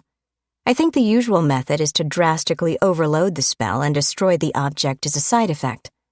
I know there's no hope in hell I can pull that off against one of Pop's gadgets. What I can do is wear the batteries down until it's out of power. No power in the universe can prevent it. Unless... well, there is one way. Alden will have to come out here and stop me. See, I said there was method to my madness. I set the wheels in motion, if you'll forgive the pun, one about every hour. As I added more power panels, we could fire more frequently. The power panels were fine for daylight assaults, but they also had to save enough power in crystal energy banks to keep firing through the night as well. Even if Alden sat down on a magical reactor, at least I'd ruin his sleep. When these things went off, it was like a feeling you get when... Have you ever blasted out of a sound sleep, nearly sitting up, wide awake in an instant and wondering what it was that woke you? Maybe you heard a gunshot or a car backfiring, or a transformer blew up 2 blocks over or something. Boom! Instantly awake and wondering what did it. Imagine this sort of thing happening every hour, all day, all night, non-stop. And as time goes on, the assaults come more quickly. After a while, it's every 59 minutes. As I produce more panels and charge more crystals, it's every 58 minutes. Then 57. How long would you let this go on? I had Rusty go into the front yard and start digging post holes around the circle drive. I kept working on expanding the solar panel arrays, monitoring the power storage inside the fortress, and still found time for the most powerful weather working I'd ever done in my life. I was proud of my weather spell. I'm not sure Pop would be proud of it, but he would be proud of me. I put a lot of effort into it. It was a real beast of a spell, built to grab the local weather and get immediate results. It also had unique bits for control I didn't learn from Pop. I had a backup plan, but I really wanted the weather to do the work. Journal entry number 54. The very next day, we got results. Alden did not like what was happening, so we had a visitor. Technically, the visitor is still here, but as soon as I can open a gate to dump the body through... I don't enjoy killing people, but sometimes I agree it's necessary. Any brain-drained zombie spy Alden sends is already a dead man walking. They're animated shells, not people. Rusty came inside, still dripping blood. At least he shook outside. I shouldn't enjoy that as much as I do, he admitted. What? The fighting, the killing. Something I meant to ask. You once mentioned how being a wolf has an effect on your thought processes. Care to elaborate? There are a lot of older wolves who talk about the spirit of the wolf, as though you can only be a wolf through some mystical inner journey. I don't agree. Things are different when I'm in another form. I'm seeing differently, smelling differently. All my senses have changed, so how I react to the world changes. I don't feel any different, I'm still me, but I do feel a more instinctive... He shook his head. There's an impulsive feeling. I react quicker, but I don't think about it as much. It might be different if I was a country wolf and spent most of my time on pause. Now, about the zombie. Is this why I've been patrolling the property line? I suspected there would be someone of the sort coming to visit, I admitted. A scout? But how would he know to send someone here? It's pretty easy to figure out if you're the one being bombarded. The telescope automatically tracks Alden and points directly at him, but the line works both ways. Anyone with a feel for the forces would know which way the blow came from, much the same as if I hit you with a baseball. At noon, he gets hit from this direction. Make a line on the map. Around dinner time, he gets hit from that direction. Make another line on the map. Where they intersect should be roughly the origin of the assault. And once he looks at the map, he'll recognize exactly where he needs to look. This is where he lost a fist fight with Pop. So there's history here. Got it. What's next for the mind-controlling half-angel? Well, under normal circumstances, I imagine Alden would wander around, gather followers, build up a sizable force, and attack. The only trouble with this plan is the near-constant bombardment. We're down to a headache-inducing 43-minute interval between shots. I don't know about anyone else, but I would consider this to be an intensely urgent matter. I thought you were planning to reduce the time by a minute per day. I forgot to factor in the power outlet from the reactor world. I'm making a lot more progress than I anticipated. Makes sense. Another question. Why should Alden care so much? Aside from a headache, I mean. It's not actually hurting him. Or have I misunderstood? The headache is a side effect. He won't be sleeping more than 40 minutes at a time. Less as I add more panels. Which reminds me, I need to prepare another big crystal. Do I get to help? Sure. Fantastic. Now get back to why Alden will be insane with eagerness to get you to stop bouncing your basketball off the wall of his mental bedroom. It's a little worse than that, but the personal issues aren't the main ones. What makes it doubly, possibly quadruply or octuply urgent, is the way the magical protection devices keep failing after every hit. It takes a little time to fire off the low-level cloaking magic, to say nothing of the higher-order healing spells. I'm surprised they can manage as well as they do on an Earth world, I added. I should have expected it. Pop is the most powerful wizard I've ever met. And you're his apprentice. He impresses you as much as you impress normal people. And by normal, I mean werewolves. Think about that while I try not to think about your father. So, Alden's stolen gadgets stop working when you hit them? This is important? Extremely important. I do a location spell now and again, but I'm keeping most of our reserves for the assault. The cloaking spells keep starting up again, but maybe Alden is wizard enough to manually gather energies, feed them into the enchanted devices, and sort of kickstart them into motion. If he does, it's something he has to do every 40 minutes or so. It takes him time to do it, and he knows it. During that window, I could be targeting him with anything. He doesn't know we're burning our power as fast as we can to keep up a constant assault. But holy ground? Yes. Scrying spells still give only glittering static. Big deal. Let him hide in there. He doesn't know I can't see him. All he knows is I can find him.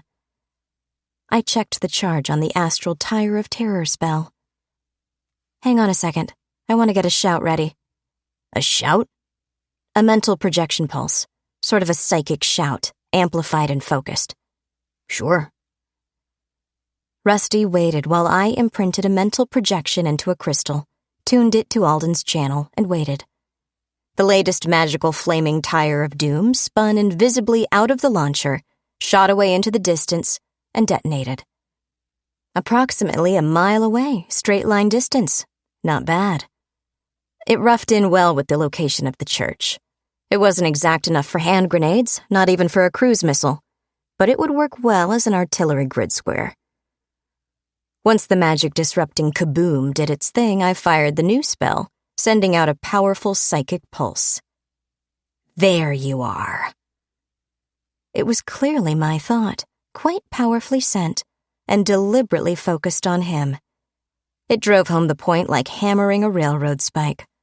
I knew there was no way I could target him with any accuracy, but he didn't know it. I couldn't see his reaction, nor did I include a return message function.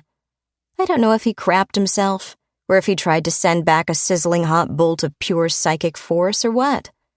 I like to think he needed a change of underwear. Okay, what just happened? Rusty asked.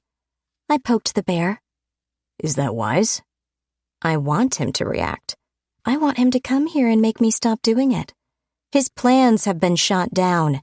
His escape into another time has not proven fully successful. And now someone he thought not worth his attention is actively hunting him. I can imagine many different ways he might feel, but I'm hoping really hard he's both frightened and angry. I want to provoke him into doing something stupid, and he hasn't. Not yet. And if he shows up with the cavalry and a couple of Marine divisions? It'll take him a long time to influence people into doing that on American soil. He can't afford to take his time and do it right. I'm pushing him hard, so he has to do something now. Which means he'll have to show up with whoever he can scrape up, and he might have to show up personally. He knows I can cut off his control to his minions. Remember in the vacant lot? He'll need to supervise, to counter any control I might gain over them. I want him here to do exactly that. That's the goal. That's the plan. I guess I'll finish putting up the barbed wire. No, work on planting the posts along the edges around the circle drive. I'll help tomorrow. I'll also handle the barbed wire. I don't want the fences finished, just well started. Huh? Trust me. Can do. Care to remove bloodstains for me? Sure. Journal entry number 55. Alden was hesitant to drop by with a bundt cake and welcome me back to the neighborhood. A man in a Bell telephone truck came down the driveway, halted at the gate, and got out. He scratched his head, examined the clipboard, and finally opened the gate. He left the truck where it was and walked up to me. I was driving another metal reinforcement post for the barbed wire fence. It would be more than one fence, really. The posts ran around the inside edge of the circle driveway, then the outside edge. If completed, the fence would act as a choke, forcing anyone coming in the gate to travel only on the gravel drive. I laid down the sledgehammer and wiped my forehead. The man politely touched the brim of his cap and turned it into a wave. He eyed the rough dome of the field structure where the house used to be. It wasn't architecture he'd seen before and likely wouldn't, not for at least a century. Good morning, ma'am. I'm from the phone company. Good morning to you, I returned. How can I help you? Sorry to bother you, but I got a work order to connect a phone line. Oh, so soon? I asked. I was surprised, but I rolled with it. I didn't ask for a phone line, but someone did. Yes, ma'am. I was wondering if I had the right place. I didn't see an address on the mailbox, just a route number. May I see the work order? He handed me the clipboard. His movements, intonation, and demeanor suggested he was a perfectly normal person who got orders from his boss. I double-checked anyway. A cursory examination said he wasn't tampered with. A pawn, not a zombie.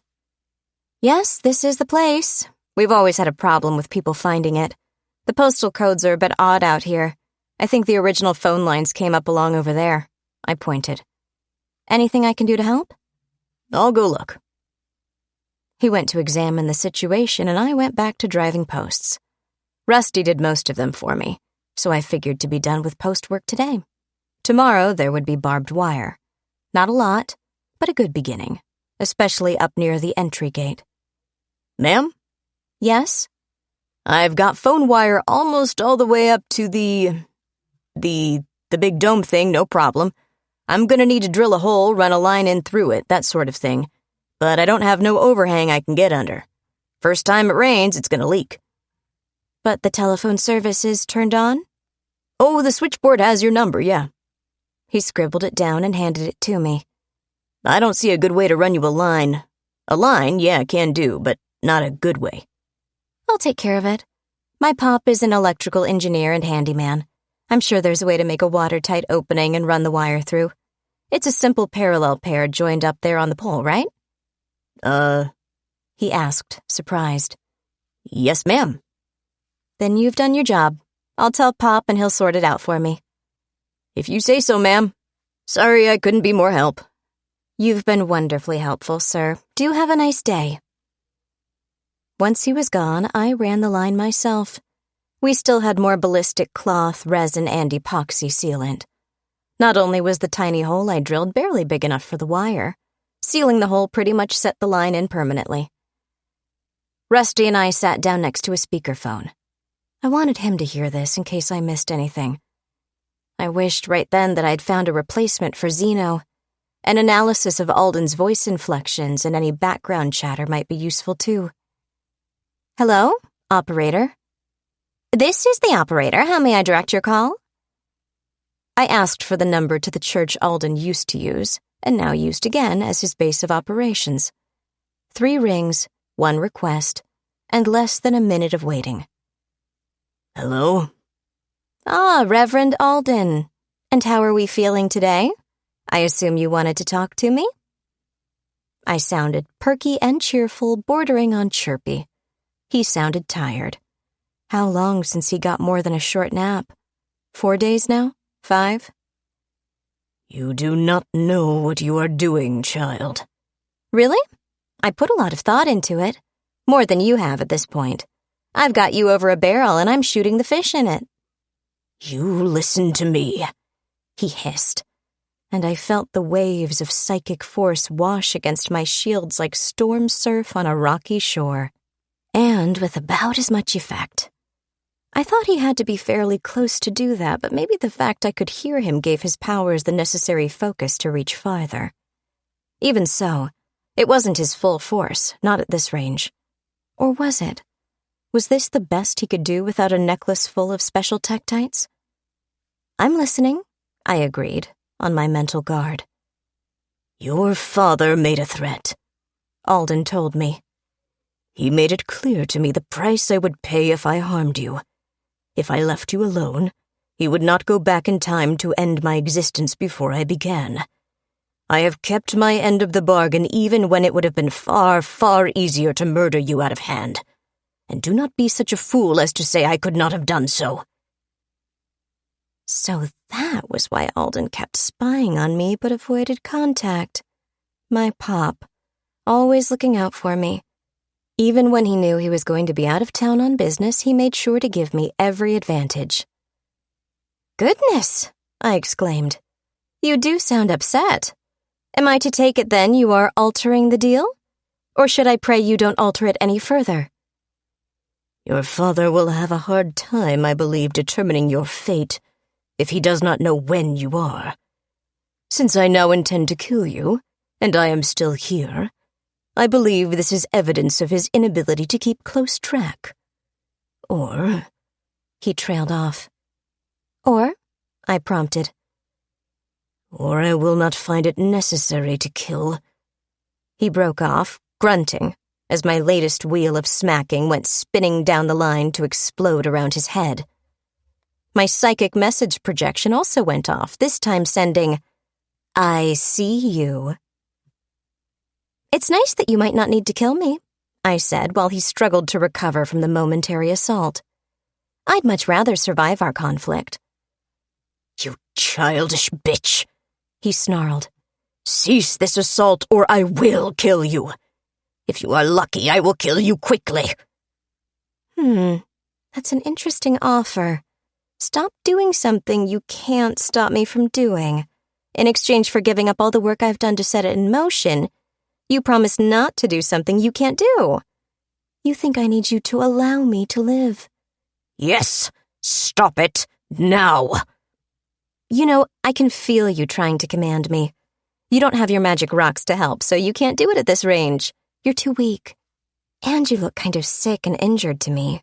Is the curse on Pop's amulet and ring starting to take its toll? What do you mean? He asked guardedly. Oh, nothing. It's just they aren't meant for a being like you. You're more resistant to the negative effects than a human, I'm sure, but long-term, I'm surprised you can still breathe, much less walk around. You're even tougher than I thought. I shifted forward and spoke into the microphone, conspiratorially, seductively. But you're slowly dying, Alden. Your stolen powers are killing you. Your magic rocks keep shattering and will continue to shatter as long as I live. You'll never get another 3 together before I break them. And you'll bleed, Alden. I'll make you bleed. And you won't sleep again, ever. The spells seeking you out and blasting your brain are fully automatic. They don't need me to operate them. They'll run for 1,000 years. You'll slowly go mad. Already your sleep-deprived brain is weakening. Soon your mind will be so feeble you won't be able to change my mind. That is why Pop won't have to unmake you. I will drive you insane and watch you waste away, drooling and gibbering, as my mind cuts yours to pieces before I kill you. There was a long pause on the line, a silence broken only by heavy breathing. Why? He asked. I've offended your father, obviously. You, though. What have I done to you? A debt of honor for mistreating your father? Does it matter? If I am to die, he suggested persuasively. Damn, but he could switch gears in an instant. Would it not be better, from your perspective, to make sure I know exactly why I am being murdered? I gritted my teeth, but I was resolved. I did not waver despite his language. Very well. Hurting Pop was one thing. He got better.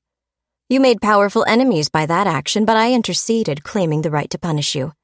You were also a thief. That, too, made us enemies. My things I have recovered from your underground lair and punished you for your theft in the process. The curses Pop prepared for thieves are obviously affecting you, so I do not need to steal back Pop's items. They are their own punishment, more potent and destructive than the curses on the tombs of Egypt. The way you live your life is also offensive to me. You take the free will of people away. You destroy minds. You don't simply steal material things. You strip people of their identities, of their selves, and purely to serve your own selfish interests. This alone would make us enemies. All these things that have offended me are the things I want to punish you for. There are others who wanted to kill you, but I, perhaps foolishly, resisted the idea. I do not like to kill. I get no pleasure from killing. But this time, I will take pleasure in watching you die, in knowing I am the one responsible for your madness and death, because you took from me something you cannot give back. You took the life of my dog. Your dog? The big floofy guy at the house in the woods. It attacked me. You invaded the house, I snapped back. That's what a guard dog does. Rusty put a hand on my forearm to remind me to be calm. From the way my throat felt raw, I realized I had screamed. I apologize for that, Alden said smoothly. Cool, sincere, slick, greasy. I will never accept your apology, I replied, just as smooth and cool. Listen and understand. It is now a simple case of who dies first. There is no other goal in my life, no other purpose to it. I am going to drive you mad and then kill you. Unless you kill yourself, of course, to escape the madness you can already feel creeping in at the edges of your mind. Goodbye, Reverend. Give my regards to whoever claims you. Wait. Wait? For what? There is one other option. You can't buy your way out of this, Alden. No, I was thinking of what I said before. Something about Pop? I asked, doing my best to sound puzzled. I knew what he meant, but you've got to let them deliver their lines. It kind of cements the idea in their heads, unconsciously commits them to the course of action. No. The other option is I kill you. Ha! Good one. You're already dying. Killing me won't stop the assault. You'd have to literally alter my brain to make it stop, and I don't believe you can. Not anymore. Not after I destroyed your rosary. Not now after days of sleeplessness and mental fatigue. You're too weak and growing weaker. Give up and die with whatever dignity you can muster. I hung up on him without another word. He didn't bother to call back. Think he'll go for it? I asked. You mean, do I think he'll rush out here to get into a fight? No. It would be nice, though. Yeah, Rusty agreed. What would you do in his shoes? I'm thinking I'd forcibly tell the local law there's an armed serial killer out here and send them to get slaughtered. Then, with a bloodbath as an excuse, call in all the neighboring cops, then keep escalating until they send in the National Guard. We can't hold off the military, can we? No, but mobilizing a force takes time, and Alden doesn't have a lot of it. Also, I wasn't kidding about pummeling his brain. I lied to him a lot, I admit, but my psychic powers aren't at their sharpest after a long day, and I'm certain he's had the better part of a week to be sleepless, fatigued, and exhausted. Unless he already has all the local constabulary under his thumb, it'll take him quite a while to convince them to go on a frontal assault. Plus, he's got injuries that may or may not be healing, and I have no doubt those are distracting him somewhat. So, what do we do? I string barbed wire as a bluff and diversion. Then I think I'll dial back the power on my assault spell launcher. I've knocked down the target's battery charge, so I can hit him less hard but more often. Make sure he can't catch even a decent nap. I'll need another detonation condition, though, now that the cloaking spells are sometimes deactivated. What I should have done is tune it to Alden's psychic signature in the first place. Why bother? Won't the widgets keep re-upping the shields? Yeah, but now he thinks they might be cursed. He might put them away somewhere. He might do it anyway, thinking I'm targeting those instead of him. Ah, and your spells aren't targeting them? Not exactly. The telescope is tracking him, acting like sights on a rifle. The warheads I'm firing only go off, though, in proximity to something magical. The spells will currently keep heading straight at him, but if he loses the amulet and ring, the warheads go right through and off into nowhere uselessly. I need to retarget so they detonate on either the shields or when they detect his psychic signature. Makes sense, Rusty agreed. I still have a lot to learn about this magic stuff. So do I. You want to work on that while I string wire? Even if he hops in a car and burns rubber immediately, how fast can he be here? Rusty asked. On these twisty roads, it'll be a while. You'd get there faster than a car by running in a straight line. Okay, I'll watch the telescope and keep a scrying spell on the highway. I might have convinced him he doesn't have a second to spare, but I'm reasonably sure he'll want to collect as much help as his current powers will permit. We definitely have 15 minutes. We probably have until tomorrow, but he could show up any time between. I'll try not to wear myself out, he assured me. Good. And don't string much wire. Put some along the inside edge, maybe, between the house and the outer gate. Shouldn't I get as far as I can? No, trust me. I want it to be an inconvenience, not a barrier. I don't understand. Good. Then Alden won't even suspect. The telescope kept swinging, but nobody showed up. Judging by the rate of swing and the distance of the spell detonations, Alden was out and about. I would have tried to keep track of him in the intervals between cloaking spell restarts, but I had more pressing matters. Besides, I had his approximate distance. He wasn't anywhere close by, and Rusty was on guard, which meant I could work without fear of interruption. I worked out the psychic sensor on my bombardment spell and placed it in the matrix. I also scaled back the power buildup before firing. I got the launches down to 15 minutes, but I wanted them to keep getting faster. Once I got them down to 5 minutes, I would start raising the power again. I wasn't sure this whole plan would take so long, but it's good to plan ahead. The panels charged the battery, crystals, and the spell. I used the power line from Uncle Dusty's world with my panel-making spell gem and built more panels. Progress wasn't too quick, though. I took a break, checked on Alden with a scrying spell, and discovered he wasn't on holy ground. I actually got a good look at him. He was in the back of a car riding somewhere. He almost had to be in the back. He was a big, over-muscled brute. His whole body was swollen, making me wonder if all those muscles were tumor tissue growing out of control. If things kept going the way they were, there would come a day when he would need people to push him around in a wheelchair. How long would it be before he couldn't breathe? He also had injuries. His face was okay, but his left hand was savaged. Something big, strong, loyal, and brave sank teeth into it and tried to rip it off. Against a human, it would have succeeded. The injury looked fresh, too, scabs everywhere.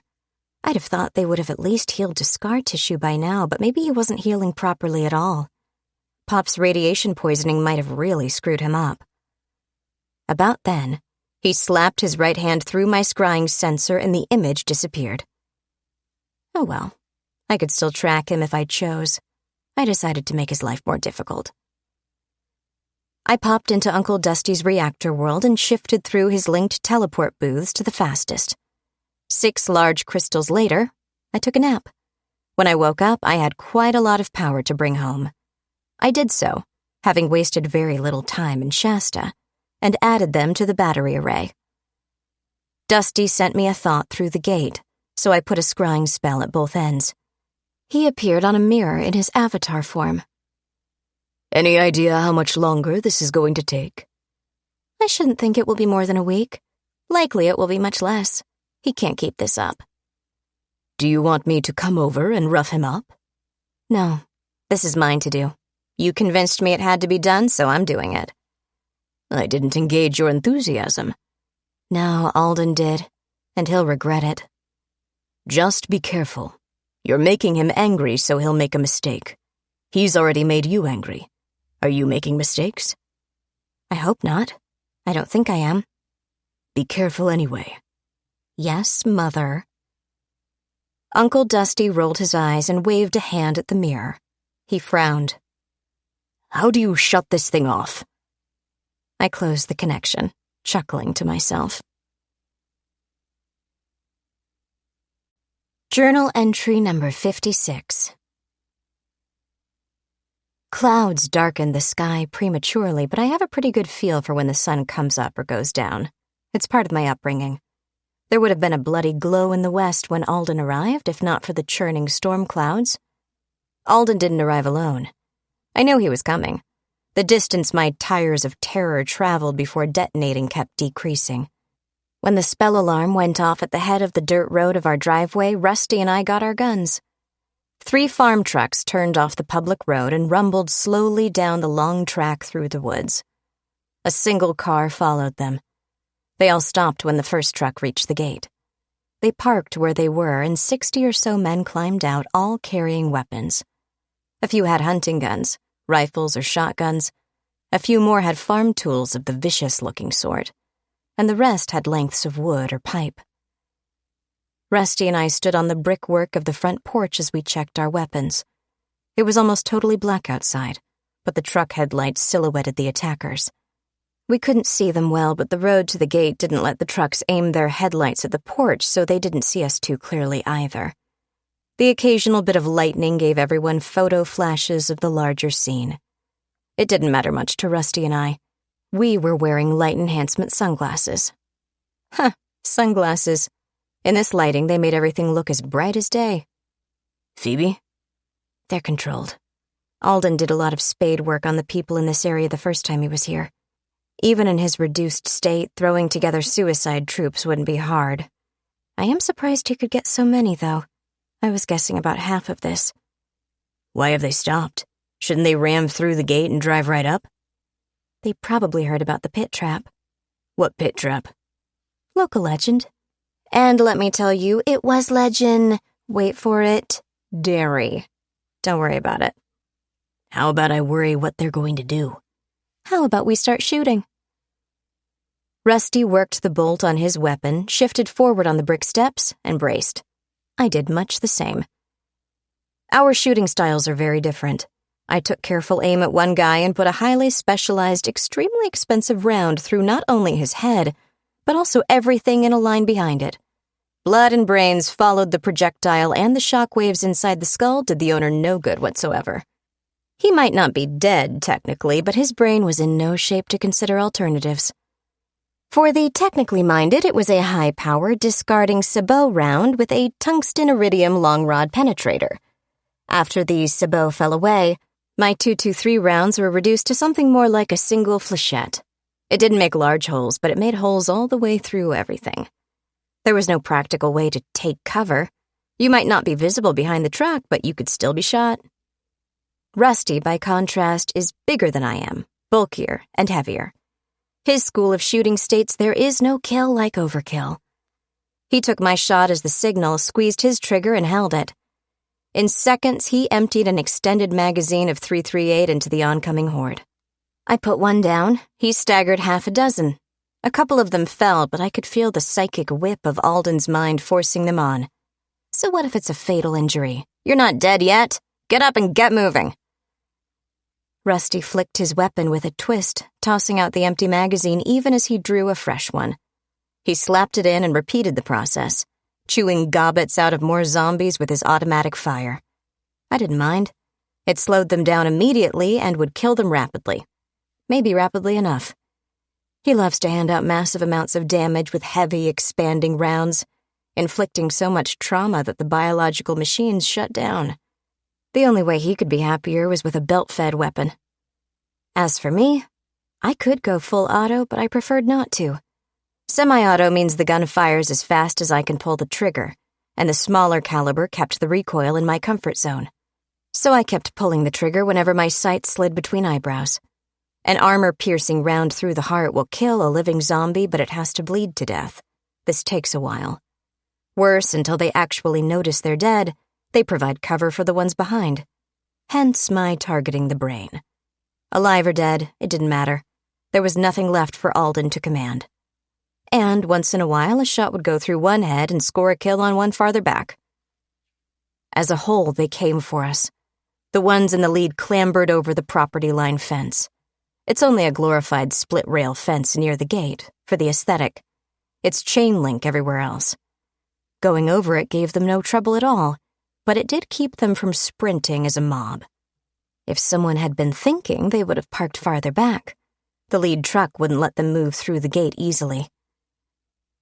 Once over the outer fence, they encountered the beginnings of the barbed wire fence along the inside edge of the circle drive.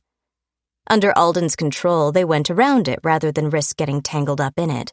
It was faster. They came straight for us through the ankle-high grass inside the circle drive. If we hadn't started the preemptive fire, they would have massed just inside the gate and advanced as a horde. That would have been a problem. One could argue it still was a problem, but I felt this was closer to manageable. By being strung out, it was a matter of dropping them faster than they could approach, and it wasn't going to happen if all those living zombies charged us as a cohesive unit. It was still touch and go. Fortunately, it was pretty dark. It didn't matter to Rusty and I, so the ones we dropped were hazards the others had to negotiate. A few tripped and occasionally tripped others. The rest ran toward us, but we kept knocking down the ones in the lead. Rather, I kept knocking down the ones in the lead. Rusty blew holes in the leaders coming around his end of the barbed wire and took chunks out of anything farther back, too. Automatic fire isn't terribly accurate. Either way, anyone on the ground was a problem for later. It was the mobile ones that concerned us. I was also pleased about the dozen or so zombies with guns.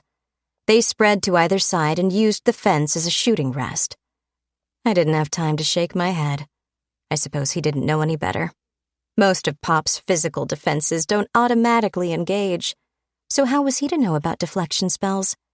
And I was dumping a lot of power into the spell launcher. Maybe he thought I didn't have any to spare. But I did. The deflection spells on Rusty and myself worked, literally, like a charm.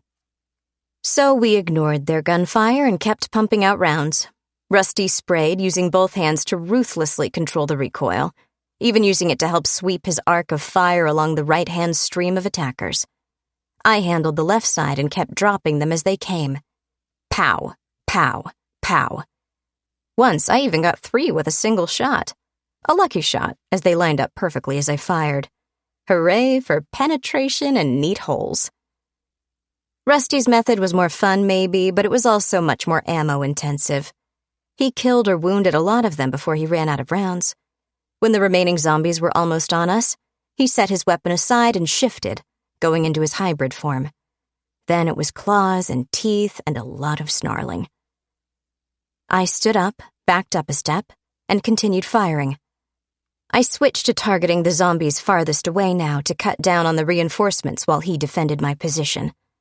They kept trying to get around him, but I was on the porch, a fairly narrow area, and I was backed up against a wall. In his hybrid form, Rusty was much taller and had more reach. They only struck at him in trying to get away, get around, get past. They wanted, Alden wanted, to get to me.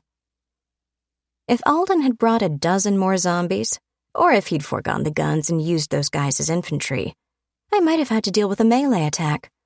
As it was, I shot a zombie in the head by stabbing him with the barrel and pulling the trigger.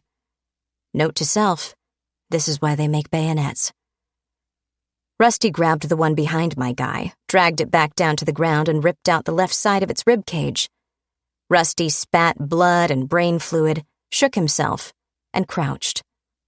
I, meanwhile, picked off the gunmen. It was like knocking down ducks in a shooting gallery. When it was all over, there was nothing but the grumbling thunder, the rumbling engines idling, and the ringing in the ears that comes with firing serious weapons. "Want to try again tomorrow?" I screamed.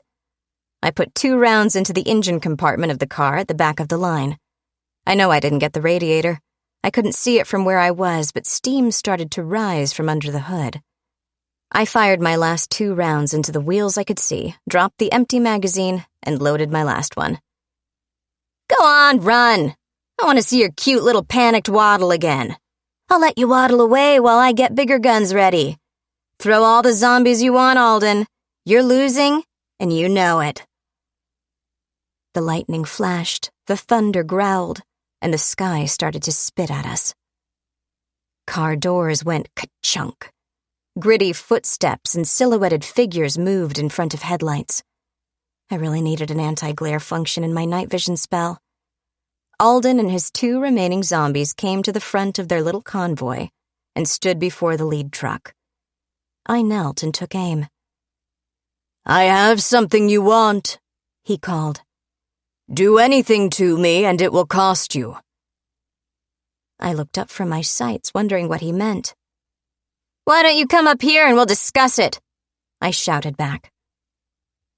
He looked left and right along the circle drive. The fence posts, the bits of fencing already strung, the coils of barbed wire not yet up, the strewn zombies all over the lawn. Clearly, he got here before we could finish with the fencing. The incomplete fencing laid out and designed to force him and his zombies to walk along the gravel drive. If we were planning to force him along the road was the one place he didn't want to go. Whether it was because it would expose them to gunfire for longer, or because the road had landmines didn't really matter. The yard was, clearly, the safer option from his point of view. One of his zombies climbed over the fence and worked the manual latch on the gate. I let him.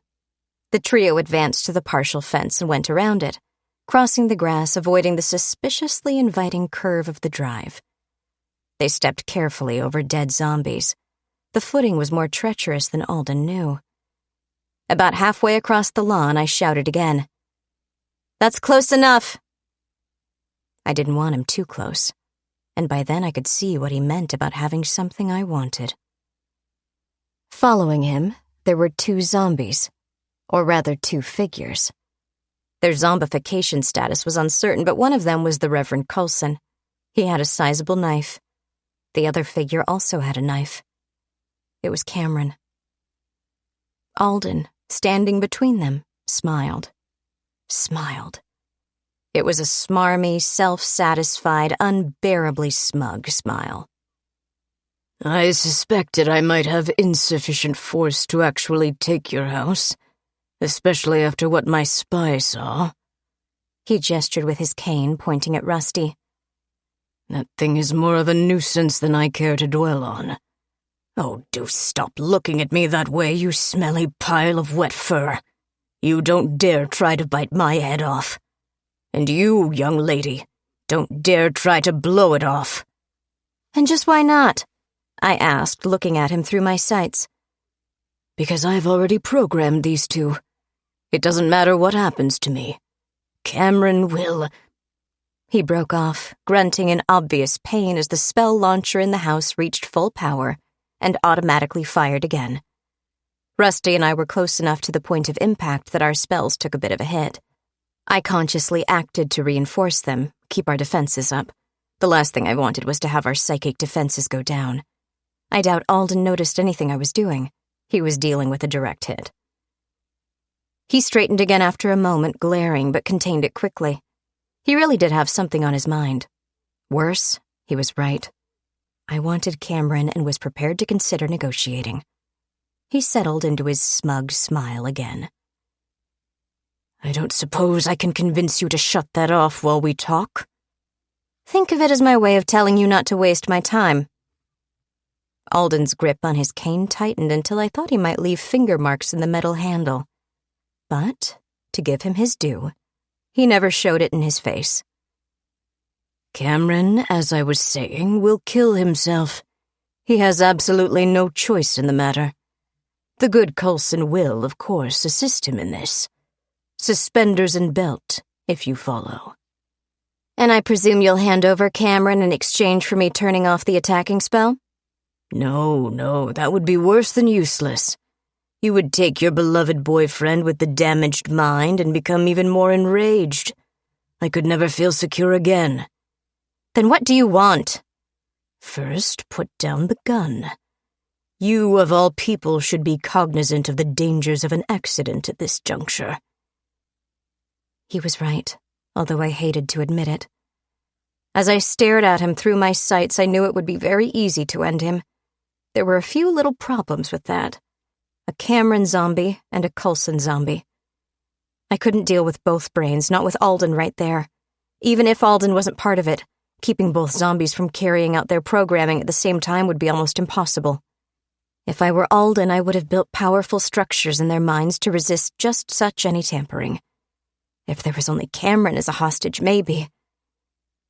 Without taking the time to overthink it, I switched my aim slightly and blew a neat hole completely through Coulson's head. He dropped instantly and started twitching. "And maybe," I shouted, "I don't want to put it down. How's that grab you?" Alden pursed his lips, clearly trying to decide if he wanted to make an issue of it and not certain how to do so. He could kill Cameron to show me he meant business, but Cameron was his bargaining chip, his hostage and his shield. And, almost as obviously, he dismissed the notion of fussing over the loss of Coulson. Coulson was only another meat puppet, a tool. Not important. If I wanted to blow him away to demonstrate defiance, did it fundamentally change the situation? "I suppose you feel better now?" "Much." "I'm so glad. I assure you I have done nothing to your dear young man's mind that will not wear off in the course of time. It's only a compulsion and a mild suppression of the will. If he lives, it will all fade in a matter of weeks. He will not even require your services in restoring his rather mundane thought processes. But before then, you and I will have finished our business. You will undo your father's curse so I can heal my injuries. Then you will surrender yourself to me utterly and without reservation. In exchange, I will allow your boyfriend to live a normal life. Perhaps even a happy one. Fail me in this and he will die in a very bloody fashion by his own hand. You expect me to give up my own life to save his? Yes. I thought to myself what an arrogant, presumptuous prick Alden was. Then I realized he might not be wrong. That only made it worse. On the other hand, I had the beginnings of an idea. It was a risky idea, a very risky idea. I didn't like the idea, but it seemed to be the best of the last of my options. How do I know Cameron will really recover? You have my word. And? And what? How do I know Cameron will really recover? If you're angling for the opportunity to probe his mind and block the compulsion, the answer is no. I will not permit you to circumvent my offer in such a fashion. I stayed where I was, crouched behind a rifle, thinking. I'm tempted to say I was thinking furiously, but that's a bit too on the nose. I don't have any assurance you're telling anything like the truth. You might keep me and Cameron. You have my assurance. Which is worthless. Tell you what, give him to Rusty. Rusty can take him away from here. Then it will be me and you. While you are armed?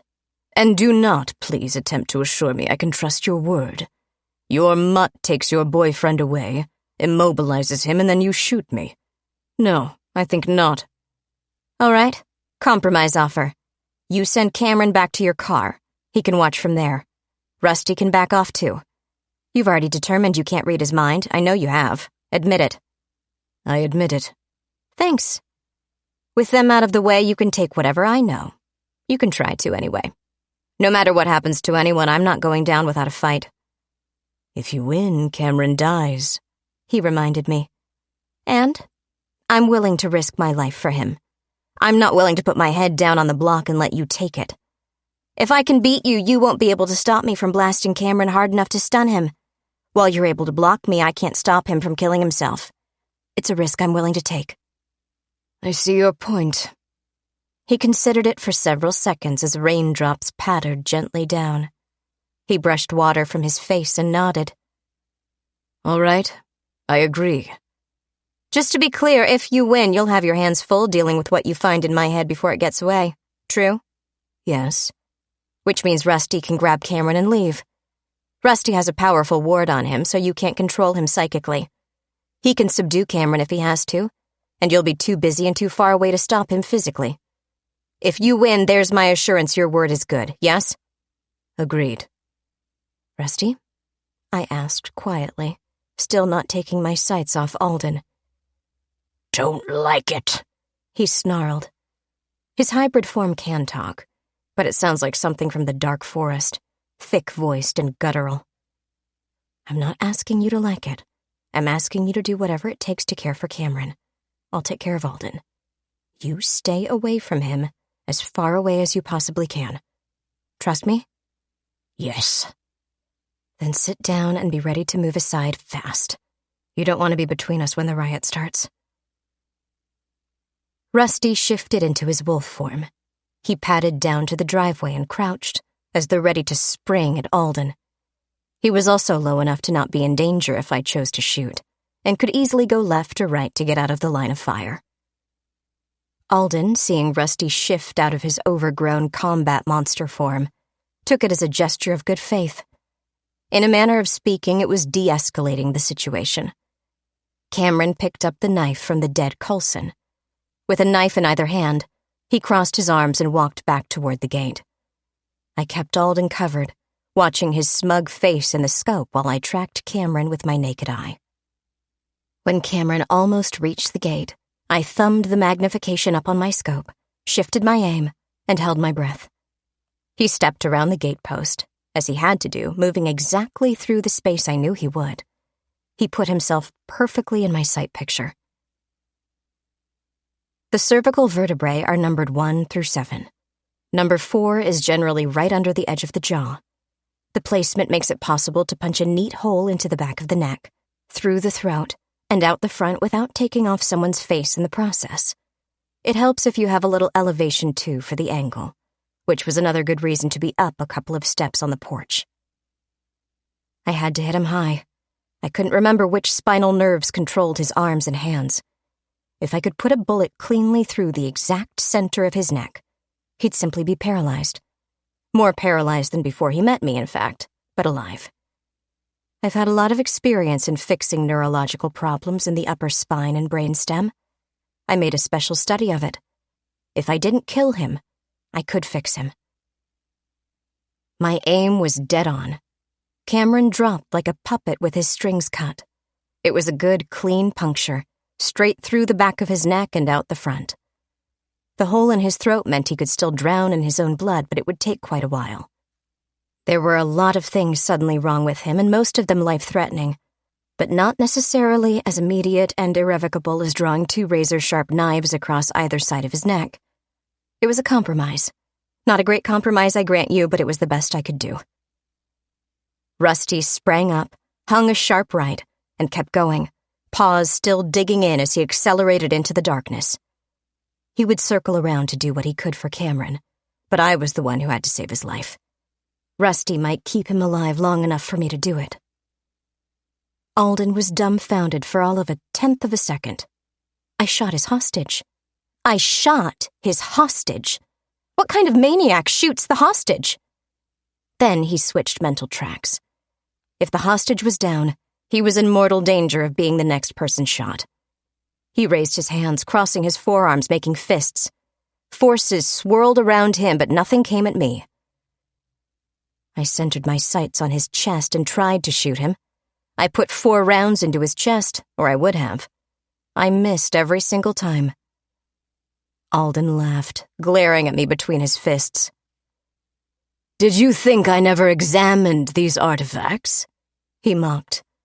"I am not fully their master, but did you think I failed to divine any of the functions? I am not so much a fool as to trust to your sentiment, and rightly so, since you slew your precious human." To myself, I admitted I might have made a mistake. Sure, I knew he had stolen magical knowledge from lesser practitioners, but I never really got a bead on how much of a wizard he was. I didn't even think about what he might have learned from Pop's gear. In truth, I doubted he learned much. How to turn different functions on and off, perhaps.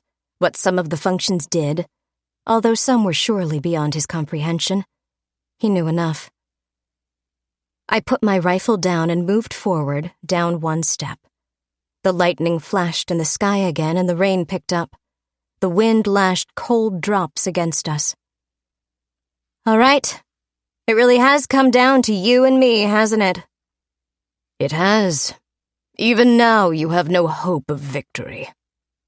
He pushed both hands at me, and I felt the psychic forces mounting, pressing on my shields. He wasn't as strong as I remembered, but the last time he tried anything on me, he had tektites amplifying his power. He was stronger than I was, but I had magical devices shielding my mind. What if I devoted all my energies to the attack until my shields started to fail? Could I wear him down enough, pummel him enough, while he wasted his efforts burning through my spells? He couldn't be any more certain about the outcome than I could. We were both risking everything on this one encounter. Of course, Alden always had faith in his own powers. I wondered if they had ever failed him. Aside from with Pop, of course. Since he had encountered my mind before, he certainly had cause to believe he could defeat me. Dang it. Pop's devices have psychic shielding, too. If he knows how to turn it on, it's not a fight between us. My psychic powers and my magic against his psychic powers and magic. He might have Pop's unwilling help. Could I hold him off until the next magical disruption shot went off? Possibly. Then I might shoot him, which raised the question of how he still had a deflection spell at all. Did he manually direct energies into the amulet's deflection function? Probably. Occam's razor. But with my proximity to the next detonation, it would affect my own spells as well. Not as much, but the previous shot had weakened them, and they were presently under Alden's powerful assault. At least my weather spell wasn't local. All I had on me of the weather control was the settings, and I built those to take a pounding. They weren't fundamental to my plan, but for sentimental reasons they were my first option. Pop's the weather control guru. He can put a tornado where he wants it and tell it to stay.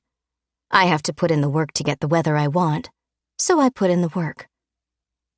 I decided not to have this fight. Alden was handicapped, but still older and stronger in the psychic department.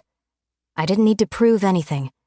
I didn't lure him onto my home turf to play games by his rules. I didn't want to play by rules at all. When it came right down to it, I didn't even come here to play fair.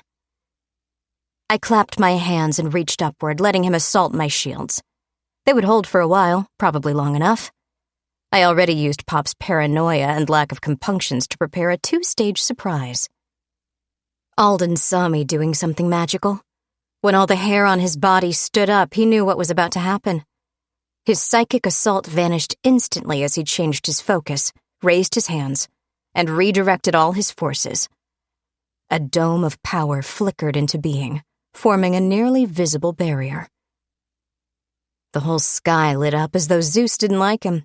The bolt descended like, well, lightning, jagged and crackling and bright. Alden wasn't some primitive. He understood at least the basics about electricity. The lightning should have hit him in the head and fused the ground he stood on into glassy footprints, cooking everything in between. Instead, it splashed, shattering into a dozen smaller rivulets of light, conducted along the outside of his sphere of forces, passing harmlessly around him. The broken lightning ground it out in the yard. The explosive net Pop wove into the front lawn went off with one hell of a bang. About 8,000 meters per second of fiery kaboom, give or take. I don't know how much det cord Pop ultimately put underground, but his intent was to eliminate a mob of pitchfork-wielding villagers. I'll say this for Pop. He's a top-notch do-it-yourselfer.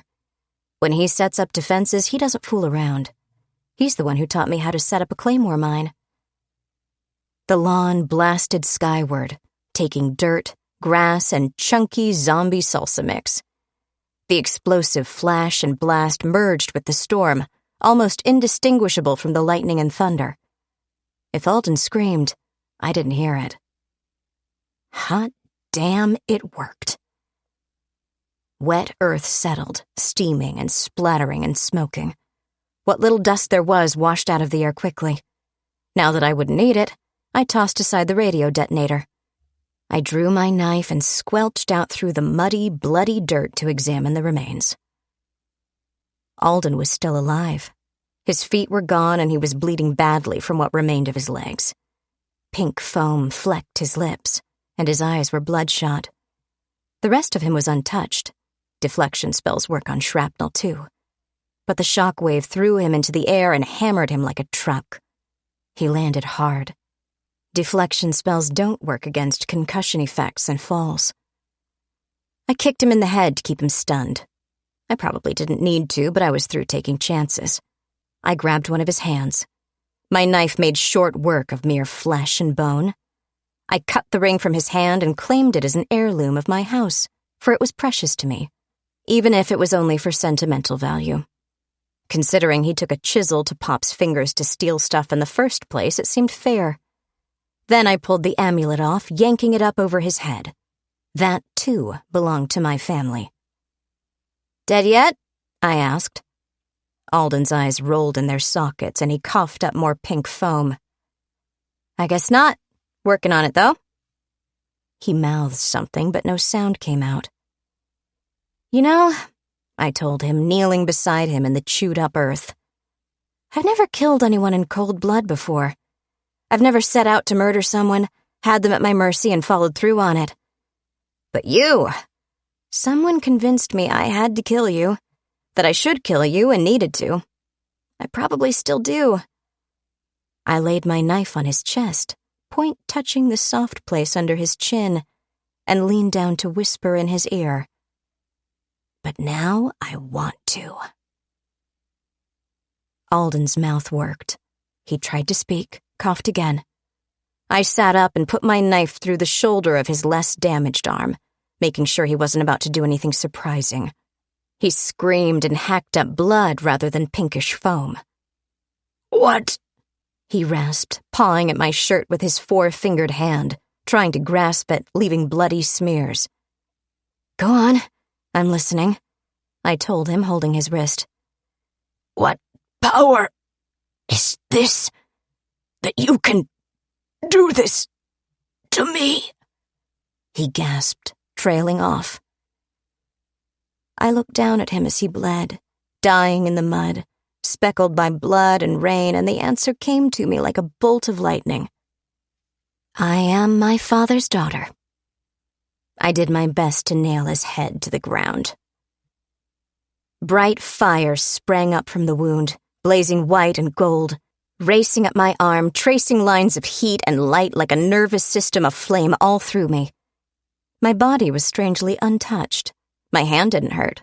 My skin didn't blister. Yet there was a part of me deep inside that felt the power escaping as I sundered his flesh. Once freed, it could not remain, and like lightning it grounded out into everything, everywhere, including me. I reveled in his death as his spirit faded into nothing, dissolved into the earth and air, water and fire, gone, gone, gone. With that release, I let go of my restraint. He was dead, and I wanted him dead. More dead, as if it was possible. I hit him again, stabbing through his heart. And again, because something inside me still needed to kill him. And again, as I finally let myself punish him as he deserved for everything he ever did to Pop, to Gus, to Cameron, to me. The rain kept coming down, washing away the mud and the blood, and I didn't care. I knelt in the sodden earth next to the ruined body, and nobody could tell if I wept, not even me. Distantly, I heard Rusty shouting my name. Alden was dead. If I didn't want Cameron to die, I couldn't let go. I couldn't relax. Not yet. I didn't want to get up. I didn't want to move. There was too much to do, and I was so tired. But damn it all, there was so much to do. I heaved myself to my feet to slog and stagger through the swampy remains of what was once the lawn. "He's alive," Rusty reported. "I didn't know what to do for him, so I put my necklace on him. I figured the healing spells couldn't hurt." "Very clever. Smart. Good work, Rusty." "Thanks. What do we do for him now?" "Help me lay him in the bed of the truck. You drive. Roll slowly and carefully around the disaster area while I work on stabilizing him. Then we'll get him inside." Rusty and I picked him up. Rusty did the heavy lifting, and I kept Cameron's head straight and level, immobilizing his neck. While Rusty fired up the truck and rolled slowly, gently around to the porch, I worked a couple of auxiliary spells. Cameron needed the blood leaking into his lungs to be inside his veins. He needed the cerebrospinal fluid to get back inside his brain and spine and, most important, to stop leaking out. He needed other stuff to stay out of the cerebrospinal fluid. There are so many different fluids in a person, and they all need to stick pretty strictly to their own areas. He also needed to have something to make sure his breathing was regular and his heartbeat steady. A lot of neurological wiring went to hell, and none of it could be trusted. I realized belatedly that I could have hit him substantially lower down. The shock wave through the fluid in the spinal column was like being kicked in the head. Paralyzed or not, he would have been out like a candle in a river. Live and learn. Hopefully I was learning fast enough to let Cameron live. Rusty stopped the truck, parked it, set the brake, and killed the engine. He went inside and fetched out a blanket. We carefully slid it under Cameron and used it as a stretcher, shuffling slowly along so as to disturb him as little as possible. Inside, I laid him out and did more bone welding. The nerve fibers would take spells of considerably more sophistication, but you fix what you can, so to speak. At least I remembered to shut down the Alden bombardment launcher. It didn't matter if it fired or not, there was nothing for it to hit anymore. The shots would rocket away into the distance and eventually waste away to nothing. The power, however, could be much more profitably used in Cameron's restorative spells.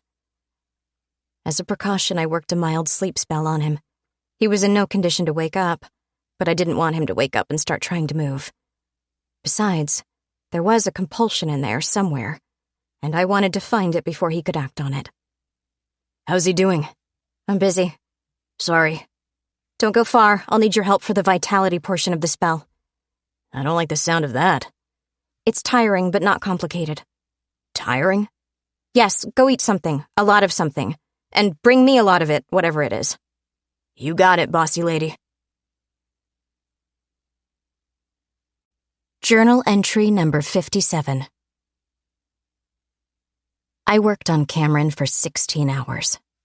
After all my magical surgery, intense healing spell work, and the wiring of both Rusty and myself into a vitality-sharing spell, there was good news. Cameron breathed on his own. His heart regained a regular sinus rhythm. He had no blood in his lungs, and had enough in his veins to live on. Best of all, his body had reclaimed, via spell, or produced enough cerebrospinal fluid to be useful. He rested comfortably. I was glad. I was also bloody damn tired. I took a nap. When I woke up from my too brief nap, I checked my patient. Cameron was still unconscious, held there by my sleep spell. Rusty had him strapped down to the bed just in case. Not a bad idea. I should have thought of it. Rusty was still asleep, curled up in wolf form. Cameron was on Rusty's bed, so that made sense. I opened and nuked several things for breakfast while the coffee boiled. I should have brought in an espresso machine. Rusty had the good sense to shift back into human form before asking about breakfast. I don't think I could have taken it if he'd sat there and looked at me expectantly. I miss Gus, and it hurts. A lot of things hurt right now. We ate, not well, but a lot. Cameron was still tied into us, drawing on our vitality to help repair things I'd welded together. We were supplementing his own vitality as well as the artificial stuff. Pop taught me a spell for converting magical energy into vitality, but it's not a good conversion ratio. I had most of the panels doing what they could for him. The rest were keeping the most subtle and thorough of the healing spells I knew running at full tilt. How's the patient? Rusty asked, still chewing.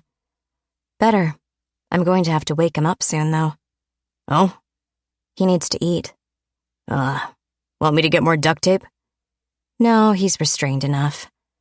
I have to rest for a while, out of the vitality loop. Then I'll go inside his head and see if I can find whatever Alden did to him. If nothing else, I should be able to lock him down inside his head.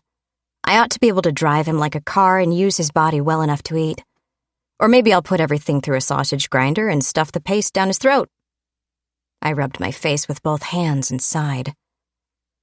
Or I'll get out of the vitality circuit and have a better idea when I'm not so damn tired. Yeah, okay. Anything special I should know or do? Don't let him hurt himself.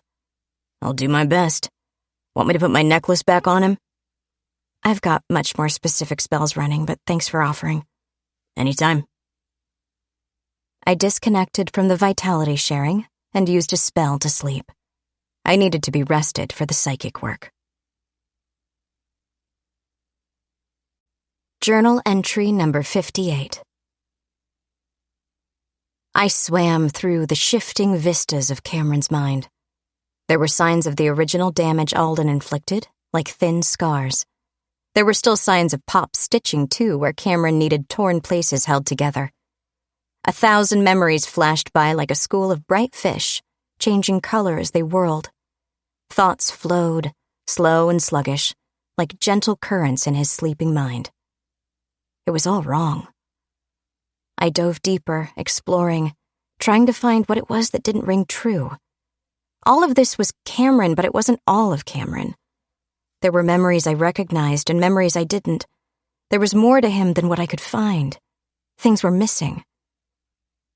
Deep down in the darker places, where the light of consciousness seldom touched, there were the bombs, the mines, the traps and the triggers and the charges. That's where the missing pieces would be hidden. The bits of Cameron that had to be put away, put aside, so there would be a clear path from trigger to action. Alden had planted a compulsion, I had no doubts. It was the sort of thing he would do. I can't find it without digging through a pile of unstable subconscious munitions, but, logically and emotionally, I know it's there.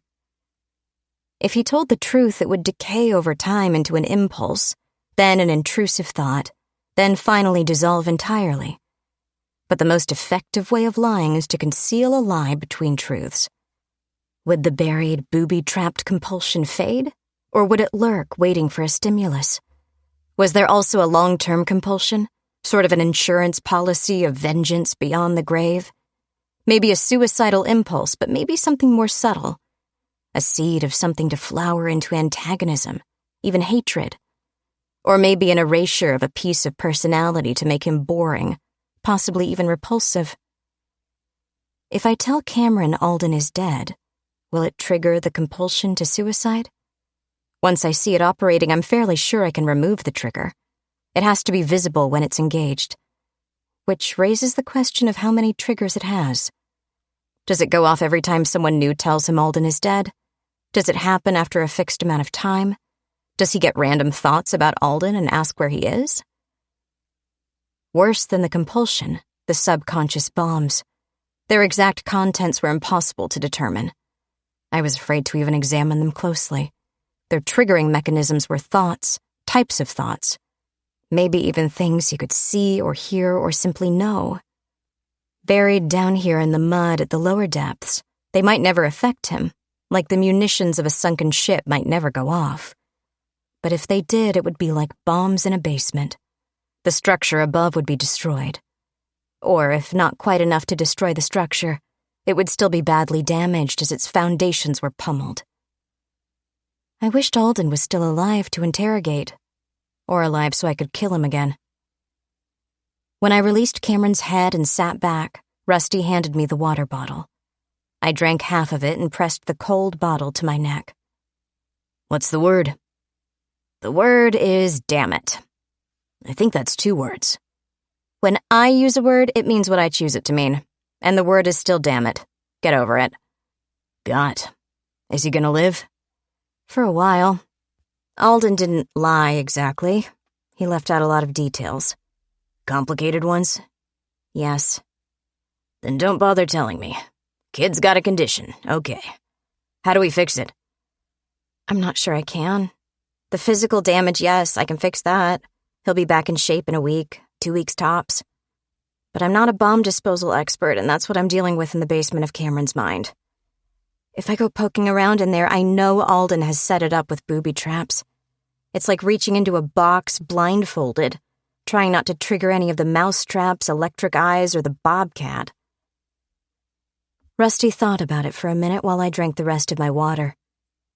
Did Alden have any reason to want Cameron? Rusty asked. How do you mean? Was Cameron going to be useful to him? Or was Cameron completely expendable as long as he got you?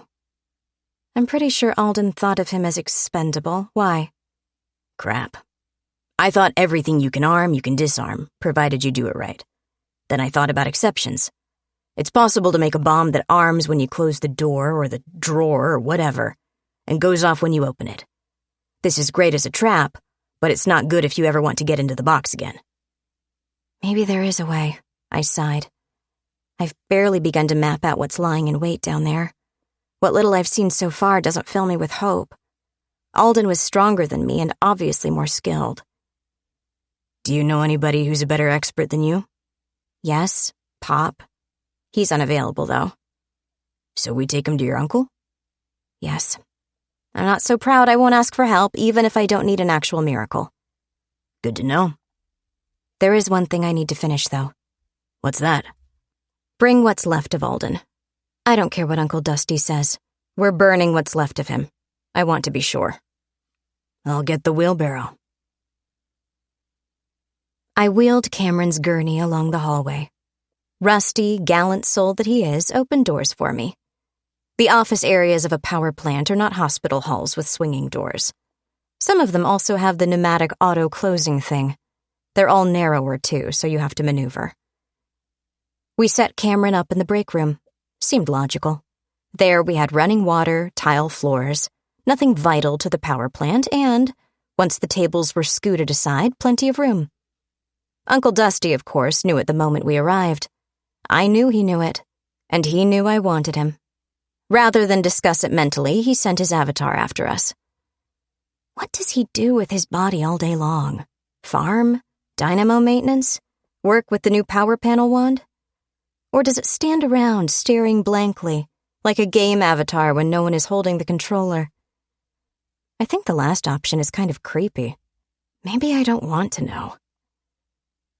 Rusty double-checked the straps holding Cameron to the gurney. I didn't think he was going anywhere, but Rusty doesn't trust potential zombies. He's been in close enough combat with them to respect their strength. Uncle Dusty let himself into the break room. I heard you calling for me even before you arrived. Cameron? Cameron, I agreed. Here's the poop. I explained the circumstances and what I found planted in Cameron's mind. Uncle Dusty nodded as I spoke, listening with his avatar. I think he was also looking inside Cameron's head, but I couldn't be sure. The whole place was alive with his energies, so multiple attention streams wouldn't be obvious. And you say you killed Alden? He's dead, no question, and unavailable for comment? He's so dead even Pop wouldn't be interested. That's pretty dead, he agreed. Cameron's got a lot of interesting architecture wired in there. Taking it out isn't going to be easy. But we're here, I protested. We're in your place of power. There's no cross-universe power transmission difficulty. Perhaps I was inexact. The power requirements won't be exceptional. Although if you don't mind, I'd like your help in stepping up the production in this particular reactor world. I've been elsewhere while you've been mooching off this one. Linked to Shasta, it's had to be at the head of the line for time differential purposes. Of course. Like I said, it won't take more power than I can afford. It's a complicated piece of psychic engineering and will require considerable thought. It will require something more precious than power. It will require focus and attention. He grinned at me, flashing perfect teeth. Don't look so glum, he told me. It's not as bad as all that. So you can fix him? I don't know. It depends on what you mean by fix, and it depends on exactly what Alden did to him. It may be possible to restore him perfectly. On the other hand, it may not. We won't know until I disarm the mess in there. But you can disarm the mess. Probably. It'll take time. I can't go in and rip it all out without ripping out large chunks of Cameron, too. I presume that's unacceptable? I should think so. So do I. So I have to carefully probe the psychic structures and figure out how to remove, short, or bypass each of the ways it connects to his mind. At first blush, it appears Alden used a sort of organic algorithm to grow these security features, in Cameron's mind, rather than go in and install them all by hand, as it were. My first priority will be to make sure it isn't still spreading. Could it be? Yes, but only slowly.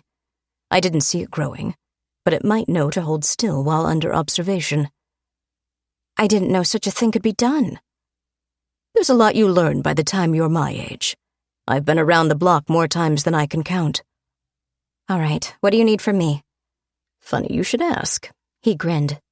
Most people don't get miracles on demand. You're family, so I'll make an exception. Since you ask, though, I definitely could use your help with a few things. Name it. We need to set up a better infirmary, a hospital room for Cameron. He's not going anywhere for a while. I'll need you to enchant hospital equipment, too. I'm not going to change his diaper or the sheets, that sort of thing. Consider it done. Once we have Cameron set up for his convalescence, I'll need you to go out and do other things, too. To achieve the focus and delicacy I want, I'll need my avatar here, focused on Cameron. This means I need you to do the traveling. Where do I go? What do I do? There are any number of things needing doing, he said. One of them is finding your father. I thought he didn't want to be found. True, Uncle Dusty agreed. But there's more to it. I'm supposed to alert him when certain things happen, and I can't, not without knowing how to reach him. For that, I need help. Can I count on you? Absolutely. Now, where can I burn Alden's body? I'll send some robots to gather wood. Journal entry number 59. It looks as though I'm now in the family business. Gods, avatars, prophets, religion, magic, and all the infinite worlds of if. I get the feeling I've been suckered somehow, but I'm at a loss to explain. Maybe it's part of growing up. I was a child with childish notions when I first started my superhero career. I was still a child when I took on the challenge of Alden. Have I grown up? Have I matured? Have I changed? Now I'm playing in the big leagues. I worry about this. Am I still a child? Am I grown up enough for this? Or am I just young? I'm the new kid on the block, as it were. But am I no longer a child? Am I up to this? Am I ready to...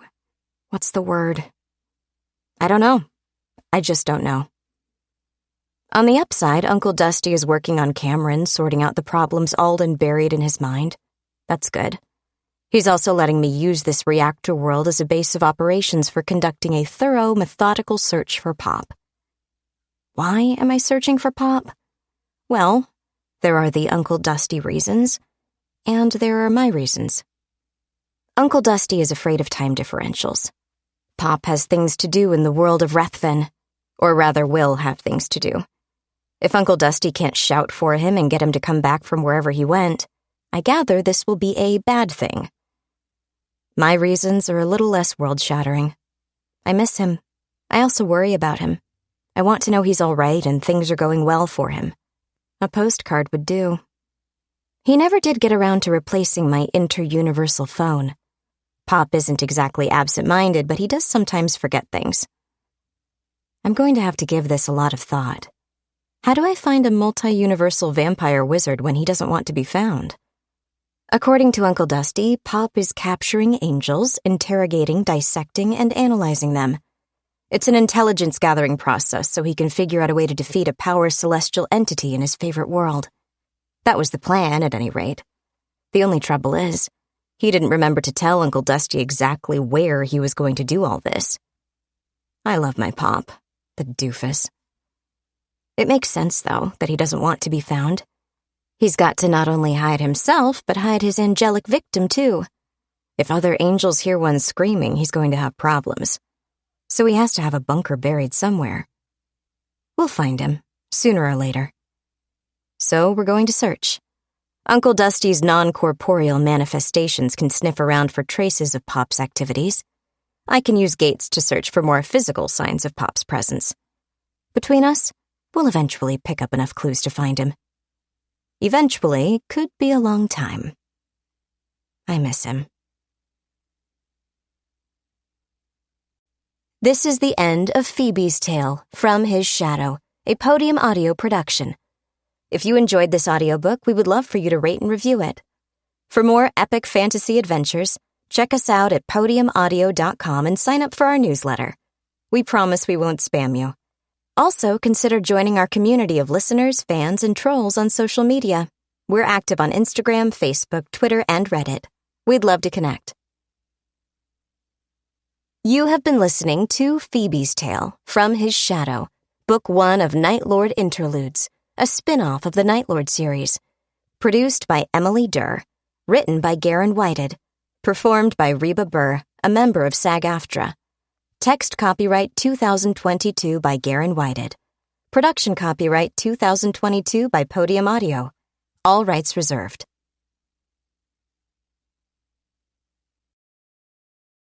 Audible hopes you have enjoyed this program.